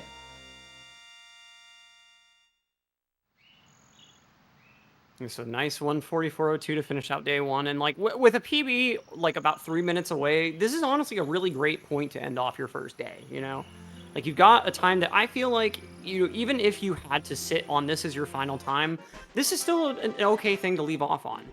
And so I mean, but let's go ahead and all eyes on Horror now. Last man standing here, and we've got 139 still technically on the table. I'm just gonna let chat throw out the kappas in response to me saying that, but let's see how Secrets goes here. Nice second Secret turnaround. It is so easy to end up dying on that second Secret from just not quite doing the turnaround right. You know, you try to take it too sharp, you'll end up getting the side flip there instead. Oh, hello. Looks like we're joined by another runner, Monty VR. Shout out to Monty VR. I've actually played Mario Party with him like forever Oh, ago. nice. I think this yeah. might be an MU run. Looks like it, yeah. I don't think it will, not that it would make the top 15 at this juncture, but we are going to give him his due. Get your counts in for Monty VR. Make sure to hit him up with a follow after this as well as he grinds for sub 2. In fact, this might be a lifetime PB for him. I'd have to check, but he's running against 2 10:47 splits. And this would be a huge improvement on a very grand stage. This is why I love LTAs. Not usually when somebody's going for a 5-minute PB do they get an audience of 1,000 people. Right, exactly. By the way, you at home, nice Bowser grab, by the way. Yeah, you at nice home flip can grab join us there. tomorrow if you know how to play Mario 64. You do have to be N64 to get leaderboard points. But we will still feature you anyway if you put up a good run. Like Monty VR, who misses the third throw. That's okay. Yeah, and I mean, you heard AC Money right. You don't have to have been invited to this tournament. You don't have to have signed up like a month ago to reserve your spot. You can literally get in on this tomorrow if you watch today and you're like, I honestly would love to start doing this. Like, you could like just download I believe it's a live split extension. Go ahead and get everything set up, and like you would be able to join in. And like AC said, you know, if you don't already have an N64 set up, no leaderboard points potentially, but you know, and especially, you know, if you're an old time runner that, you know, might be a little bit rusty and you just want to throw some runs out there, you're absolutely welcome to. And GG's to Monty. Chat has confirmed that is a lifetime PB 206.05. Congratulations to Monty. Playing on a 3-pointed croissant too. I mean, that's impressive. Making me hungry. We will let you know if there are any more straggling finish runs that we need to make you aware of. But right now, we head back to Horror, who's trying to improve on his 6th place time. Simply going to be very hard to chase down, but could still get a pretty strong time that would prevent him from getting leapfrogged tomorrow. Sorry, go ahead. Yeah, I was gonna say that like I hadn't been focusing like 100%, but it looks like he's had a really good THI so far. I didn't notice personally any issues on secrets, and it looked like 100 coin went really solidly too. No, Nice Horror's camera been management playing here, too. super strong the last 10, 20 stars. He was plus on this run for quite a while, and Now has I am knocking improved on wood. I don't know if you can hear that. Now that we're talking about, oh, he's been playing so well, like Right. aggressively hits desk. Lifetime PB 140.01. That's gotta be annoying. We're up to 30 sub 140s now, which is pretty cool. Yeah, shout outs to Cryptic 80 getting, I think, like a frame tied 50. Like retimed, it was a 50.00, like 0.1 or something. Like it was almost nothing. Wow. Like separating him from a 49. It was so tragic. God, his 49 grind was just so tragic all the way through, because I think there were like 2 runs like that or something. I think he got like a 50.01 and then that 50 flat.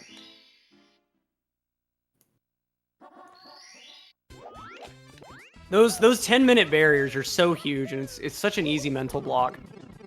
Because I remember, like, back about probably like 5-6 years ago, when like the best times were like about a like 138 or so. Like Parakushi was absolutely 139, like low 139 capable for a while. But it really took them a while to be able to actually like just break through that 140 barrier. And I think when they did, like, it ended up being like, I think it was like a low 139, almost skipped 139. Just, it's so weird how those mental blocks can kind of pop up, where like you obviously have the skill, but just because the time is this, like, the whole time is arbitrary no matter what, you know? But it's like, just because the number looks nice, that just makes it so much harder to finish out the run.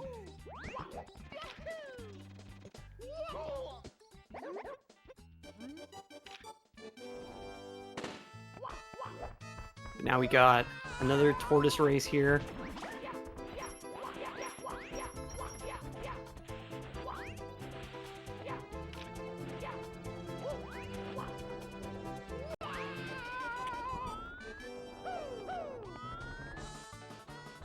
I'm gonna leave and rejoin the call. I'll be right back.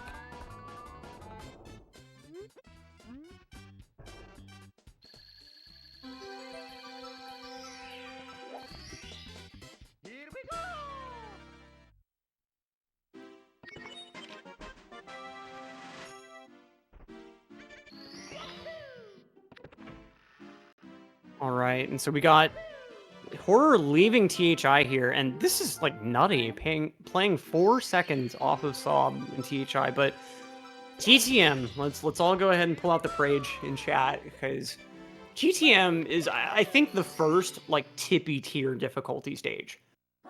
Maybe that's a hot take, I don't know, but like this stage is just brutally difficult, like for its trick stars. Like, it's so easy to bleed so much time. Like, it feels like Womp's Fortress all over again. Like we saw with Sat. Yep, here it is.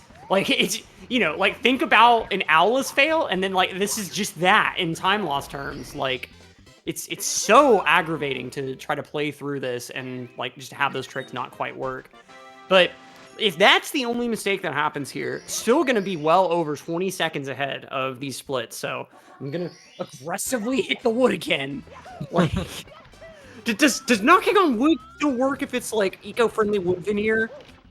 No, I once said knocking on wood doesn't work and then knocked on wood. So I have saved everyone from knocking on wood for all eternity.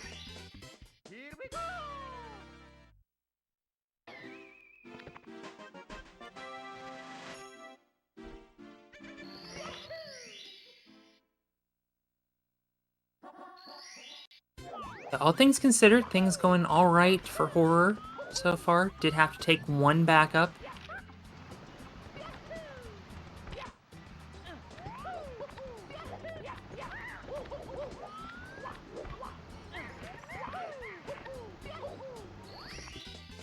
And a nice top of the mountain star there. Something that these runners make look really easy is like the spacing for the double jump there can be kind of finicky to actually, like, if you want as small of a single jump as possible, right, before like you go into the double jump for that triple.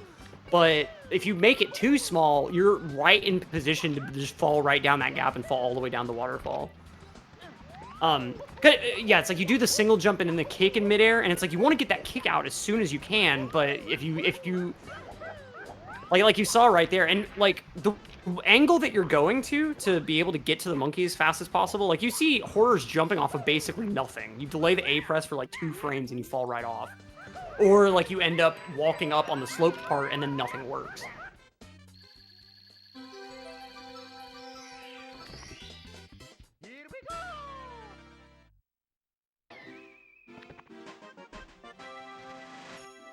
Right, so 3 stars left here. 100 coin and Breezeless. And, you know, I wouldn't blame him if he decides to just skip out on Breezeless just because of the potential for that bit of time loss. It's only, I believe, a 2-second time save. Trying to think of it off the top of my head.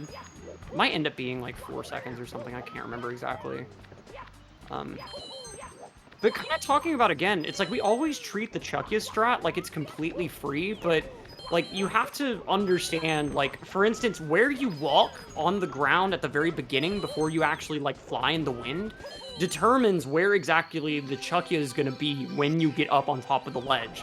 Like, if you're walking close enough to the ledge, you'll aggro him earlier, and so it changes, like, he'll go towards the ledge earlier, so it changes where he's actually at in relation to the ledge whenever you get up there. So it's like little stuff that, like, when you're first learning the game, you don't really pick up on, like, I need to be paying a lot of attention to this.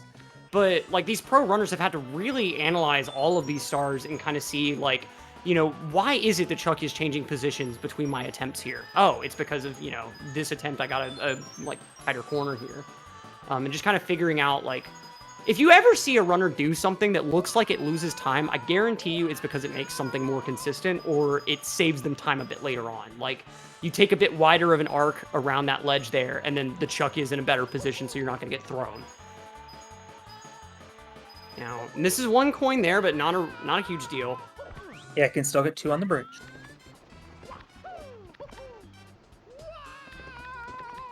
Playing things really nice and safe. Got kind of an awkward angle there, too, so if he went too fast, there was a fair chance he would have just fallen right off. Just kind of had to deal with the strafe. Oh. Okay, he's just going to wait it out. Good decision. Okay, phew. That could have been really annoying. By the way, I can see from Horror's uptime, which, by the way, you should follow Horror, as I have just done. He's been up for over 10 hours, so I think he's been playing since time started at 11 o'clock this morning.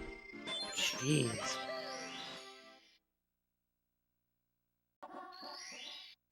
Alright, and you have just a quick breezeless attempt here. And I hadn't even seen that he had, like, about 16 seconds to save here in the first place. Nice breezeless! Okay, I wasn't sure he was going to go for it, but nicely done. And only 4 seconds lost compared to these splits. I mean, that must have been a pretty strong TTM on those on the 140-146 splits, because... Yeah, and I mean, this was really strong besides that log wall kick mistake. Only losing 4 seconds, and I think he had, like, 16 potentially to save. And, like, that's about the time loss of falling down from that area. So I definitely think that, like, aside from that one mistake, he really played the rest of that stage as solidly as you can, reasonably. Nice Snowman's Head. This is yet another star that, like, very, very easy to mess up. I don't know why this fact sticks in my head so well, but one of the few mistakes that D-Wood ever made in his very first 46 is on that star specifically. And I just feel like that's a good piece of evidence of how hard it is. Like, that same run gets, like, an immaculate TTC 100. Like, gets insane, like, Tama pluses. Like, it's double Tama plus. I think got Suki in Dark World. Like just crazy run throughout, all kind of difficult strats. And you don't really think, as a casual viewer, of Snowman's Head as being that hard. But it's like, in comparison to all of those things going right, like, that star is still at that top level. You can still just mess it up because it's so tight. A lot of it is just walking off that bridge is stupid, just to be frank about it. Like, you're wall kicking off an ultra-thin platform that is also at an angle that you're jumping at from sliding down a slope. Like, it's a worst-case scenario kind of situation. And speaking of worst-case scenario, Horror getting some kind of mediocre RNG at the start of 100, but definitely manageable. And we've all tried, you know, Snowman's Head the quote-unquote correct way, gotten blown off 100 times and not been fully sure why. So, I mean, Snowman's big head is pretty frustrating for casual players. At least it's been frustrating for me in my casual play, because I'm sure as heck not putting that in 16-star runs or 70. Ideally not in 120, but I kind of have to. But in all seriousness, you know, it seems like, oh, just wall kick up. That seems fine. No, not really. And it's like, you go look up this strat on Wikipedia, and you could find a picture that someone's painted over of, like, oh, yeah, you just wall kick between these 2 wood grain lines. And it's like, okay, you want me to hit this small target again from the sliding jump? Like, what? And it's like, you're a little bit too low, you end up bonking and falling down. You're a little bit too high, you like, end up just taking, like, a weird attempted ledge grab, and then it still doesn't work. Like, maybe I'm getting that reversed, but it's like, it's just so easy to mess it up and lose so much time on. But like it sucks because it's like even if you're just running 70, it's so short that you realistically can't justify like putting in anything else in the route. 120, nice coin RNG. 120 star tutorial, step 1, collect 120 stars. You just collect all of them. It's simple, you know? Simplest Yeah, category, you just collect them all. Horror's already got 100 of them. Only took him an hour 25. My dad works for Nintendo, and he could do it in 110. Oh, sick. Well, did I pull off the the right kind of playground Yes, voice there? Absolutely. Getting rejected by this wall here. Yeah, the slope just bullying him, but managing to get up in the end. And shout outs to the Panenkoic Invisible Wall video, revealing that it's really just random on this star. You really have no control over, like, there's a whole plane. If you haven't watched that video, to summarize, there are a ton of situations in this game where if you go through, like, a certain area of 3D space, like, the game just hates you, basically. It'll bonk you and stop you, and like, it's always been assumed that it's been, like, a weird, like, geometry issue, and, like, if you just go around it, that you're not gonna have a problem, but, like, there are areas like that where the entire area above the slope you're jumping over has the potential to be that invisible wall. And thankfully, if you're going fast enough, there's a very low chance of you hitting it, but it is still very well possible. And, like, there is nothing you can do to 100% avoid it. Let's see the split time. Oh, he lost 1/10 of a second. Dead run. Just throw it. Just throw it right there. Wilco clip time. Prage in chat. Prage in chat. I mean, still on 141.10 pace. This would get him some breathing room. Doesn't look like Wilco. There we go. Nice. With his hit and right over to Cloud Mario. Here we go. Okay, Cloud Stage. God, I know he's gonna do one cannon, and I'm gonna have to close my eyes, just straight up. I hate one cannon shot. I hate it so much. Like, getting up to that second platform, like, I talked earlier about, like, the sky third red jump being anxiety-inducing for me. This is the most anxiety-inducing trick in the whole freaking game. Like, no comparison. Nothing else is anywhere near as stressful as watching this. So, good luck, Horror. Hold your breath. Here it comes. And a quick shot. Jesus. And that's going to make it. Handily, too. Oh, my God. See, it's just that easy. Just aim over there. Oh, my God. God, like, that was an instant rollout there. Like, just pixels lower, and that would have been a bonk and, like, complete dead run. I mean, this is like a perfect Cloud stage, I think.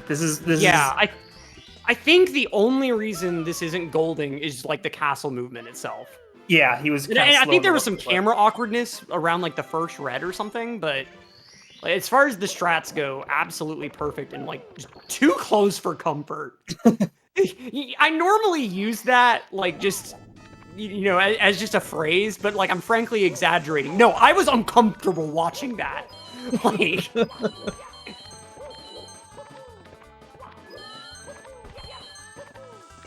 Okay, let's see. Nice start, no ledge grab, no side flip either, unfortunately. It's such a pain when that happens. And going with the traditional movement here. Okay, good blue coin break. Yet again there, you ground pound slightly earlier there, instant death. You would think, oh, I'm just gonna hit the platform right underneath me, right? Well, if you ground pound in just the wrong spot, you'll bonk on the blue coin switch and end up flying backwards. And so it'll send you right into the death zone. Like, it's... That happened at pace to several people on very good runs. Yeah, and it's so frustrating. Because it's really like a frame of difference. You do it a frame later and you don't have that problem. And what's worse is you get to see it well before it happens. Because Mario's shadow will pop onto the switch and pop back off. And that's how you know you're getting that bonk. Like, it will always happen when that animation happens that way. Nice thwomp accounting. That's some RNG, but also, like, just a lot of situational awareness. You gotta listen to the sounds and just kind of know exactly where he's going to be and what would be best, trying to wall kick off or just trying to ignore him entirely, dive under.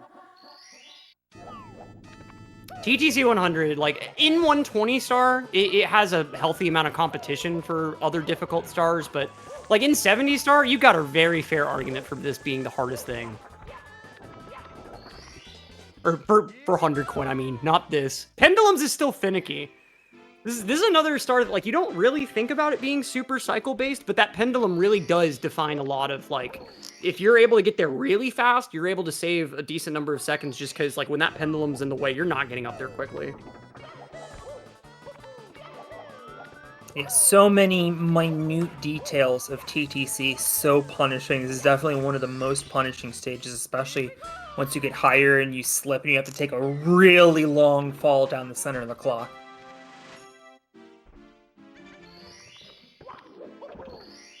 Still 12 stars to go. Halfway done with TTC, but the hard part done. Knocking aggressively. Because get a hand is one of those that, like, you just long jump weird, and then that's another GG. Alright. Alright, 2 stars left. We got reds. We got time jumps. I mean, it's a little bit of a misnomer. Like, all the jumps in this game are timed, right? Like, I mean, what's so special about these bars? They're moving. This is the next verse, though? Sorry, God. These bars. God, my brain is so stupid. The first thing I thought about. Nicely done there. Nicely done. So we just got one more star left in TTC. Let's see. Okay, yeah, stopped reds. Smart play here. Very smart play. Yeah, on this kind of time save, on this kind of stage. And in case you're wondering, like, why exactly he's ledge grabbing before doing the time stopped, it's easier to time when you, like, press the stick forward to walk into the clock and, like, do it as early as possible when you're just getting up from a ledge grab. It's if you were standing up on the platform, like you jumped up onto it or something, the difference in spacing, like how close you are to the clock painting, makes it, like, fairly easy to walk in just slightly too early. So doing it with the ledge grab instead just makes it more consistent, getting, like, as early of an entry as possible. How good was his TTC that he lost 2 seconds there? Dang. That's apparently his tippy in this 140-146 was cracked. Speaking of cracked tippy, here we go, Rainbow Ride. Oh boy. Well, I mean, at this point, if he is going for carpetless, realistically one shot, because he's playing, you know, right up. I mean, I'm not gonna say right up against PB, but I mean, one carpetless fail, he's gonna lose over a minute, and PB is completely gone. Right. And of course, he's saving it for the end.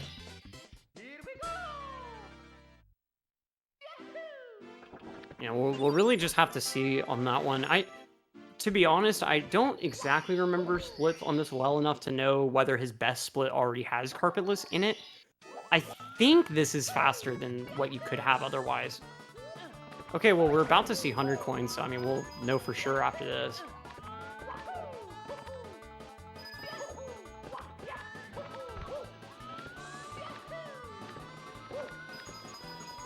Nice movement through the moving section so far.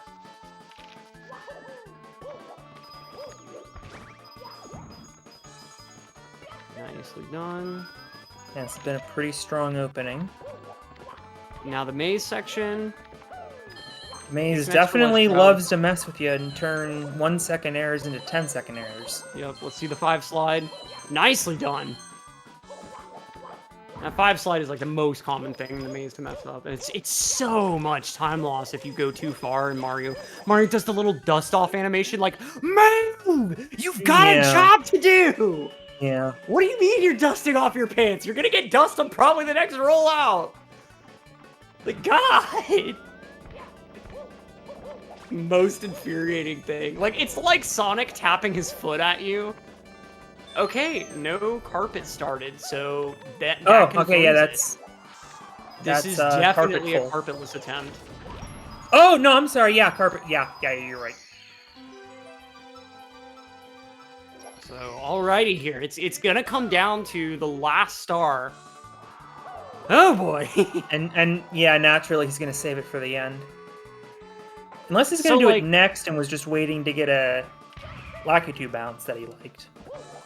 So, for anyone who may not be like really well versed with the community, Carpetless is, I think it's fair to call it the most inconsistent trick in 120 star, just because it works so much differently compared to anything else you're gonna have to do in this game. If you've ever seen Zelda speedruns, it is so much more comparable to something that you would do for like wall clips in Zelda, for instance, than anything else you would ever see in this game. A big part of the difficulty is that you have to go for something known as a glitchy wall kick, which requires like extremely precise positioning. Basically, you end up going you end up wall kicking off a wall, but then your direction is defined by a different wall. If that sounds confusing, it kind of is, and like it's stupid precise. So the way that you end up having to go for it is by pause buffering, a very specific setup. The setup you can try again, like if you turn too far at the beginning of the setup, you can start over and try to do that turn again. But once you dedicate to the triple jump, you then have to pause buffer a frame perfect wall kick. And keep in mind, pause buffering in this game is extremely jank. The frame that you press start on the pause menu, the game immediately starts moving again. So you have to press start at a rate of 15 presses per second in order to reliably advance the game only one frame at a time. And so what most runners will end up having to do basically is like just get close to and just kind of understand, like, based on what the situation looks like on the pause screen, like, okay, it looks like I'm 2 frames away, it looks like I'm 1 frame away, you know, and be able to just kind of adjust your timing a little bit based on that. But it's, once you're in the air, if you pause 2 frames before the wall kick, and you unpause and repause, and you realize you're 1 frame past, you have lost a minute. Like, you cannot back that up. There is nothing that you can do in that scenario. And folks, we're talking about 1/30th of a second here that these runners need to know the window for. So here we go. If you've ever held a stopwatch and tried to get the minimum time, that's 0.03 seconds. Yeah, that is 1/3 of a tenth of a second. So here we go. And by the way, this long jump, pretty yeah, we difficult didn't as even well. mention that wall kick. You get a firstie on that, you're dead too. He's got the turn. And you need a firstie here, if I'm not mistaken. Here we go. There's one. There it is! Oh my god! There he goes, first try. And with that, this run is absolutely still alive. 138.32. This is 140 now. Yeah, this is is still absolutely clutch. The last run of today. The very last run with everybody watching him. Like, just that is crazy. And I mean, he was in a position where he had to go for it, but it's just like, I can't really believe that he actually decided to and got it. Like, that is, I was not exaggerating or overhyping, okay? Like any top level runner will tell you the same thing. Like, that is just an insane trick to be able to like get first try. So many 120 star runs now are really just defined by whether they get that trick first try. And it seems like the conversion rate, even among top players, is just below 50%. Yeah, like it is. I'd have to go back and have to go back and check pace to be exact. But I mean, I sat there in person and watched 8 hours a day for 3 days, and I saw a lot of runs end at carpetless, and I think I saw less that got it first try. Yeah, and it's a lot of that is, you know, it's so hard to reliably advance 1 frame. And if you get in a situation where you're 2 frames away from the jump, it's like, oh god, like, how am I gonna manage to do this? Oh, by the way, in this time, Horror has pulled off a tremendous Bowser in the Sky with no mistakes, and slid about a centimeter in front of the Troll Goomba to stop his momentum. Yeah, and here we go, 120th star, so we're just a Bowser fight away. 140 still readily on the table here. And Horror has been such a long time runner. We'll see how this fight goes. knocking the wood one more time. Yeah, this is not event PB. There's one. I hope we get a lot of numbers in chat for him because this is the very end of day 1. There's 2. That's 2 Last throws. throw of the day, hopefully. And that might be missing to the left. It is. So 140's gone, unfortunately, but still a low 141. You're not quite close enough for the glitch grab, but... There we go. Nicely done. There it is. And you can see a that sigh of smile. relief. It's going to be a 141.07. GG's to Horror, who does improve his time. He will not move up placement points, but if somebody pulls off a mid 141 tomorrow, this run will save him quite a bit. Yeah, and over 40 seconds improvement. Like that's huge. That's absolutely huge. That's putting the onus on a person not to make like any more major mistakes. You know, you like take a big significant fall anywhere, and like that could really be the difference between whether someone would leapfrog him or not. So huge GGs for managing to get that time. And hey, what did I say right outside of basement? You know, it's always the kind of mid runs that get the crazy upstairs. And here's kind of the proof in the pudding right here. Losing under 2 minutes to Sob over the course of that entire upstairs. And that's no small feat. Like, you are going to lose time to your sum of best. No one, even Sweegie or Ouija, is going to play exactly with their sum of best reliably. But like to still get within like 2-3 minutes of your sum of best throughout like a whole half of the game is just huge. So huge GGs to Horror here. I mean that's really just a sign, you know, not making any tremendous mistakes here. I think the biggest thing I really remember was like the fall in TTM. It was like probably about 15 or so seconds. Yeah. No, I mean that was such a strong second half. Again, he was red for basically an entire first half. I think it was like plus 30 at one point. So I mean, played over a minute under his run earlier today in the second half. Yeah, here we go. He's showing off his splits. At one point, plus 40 off HMC 100.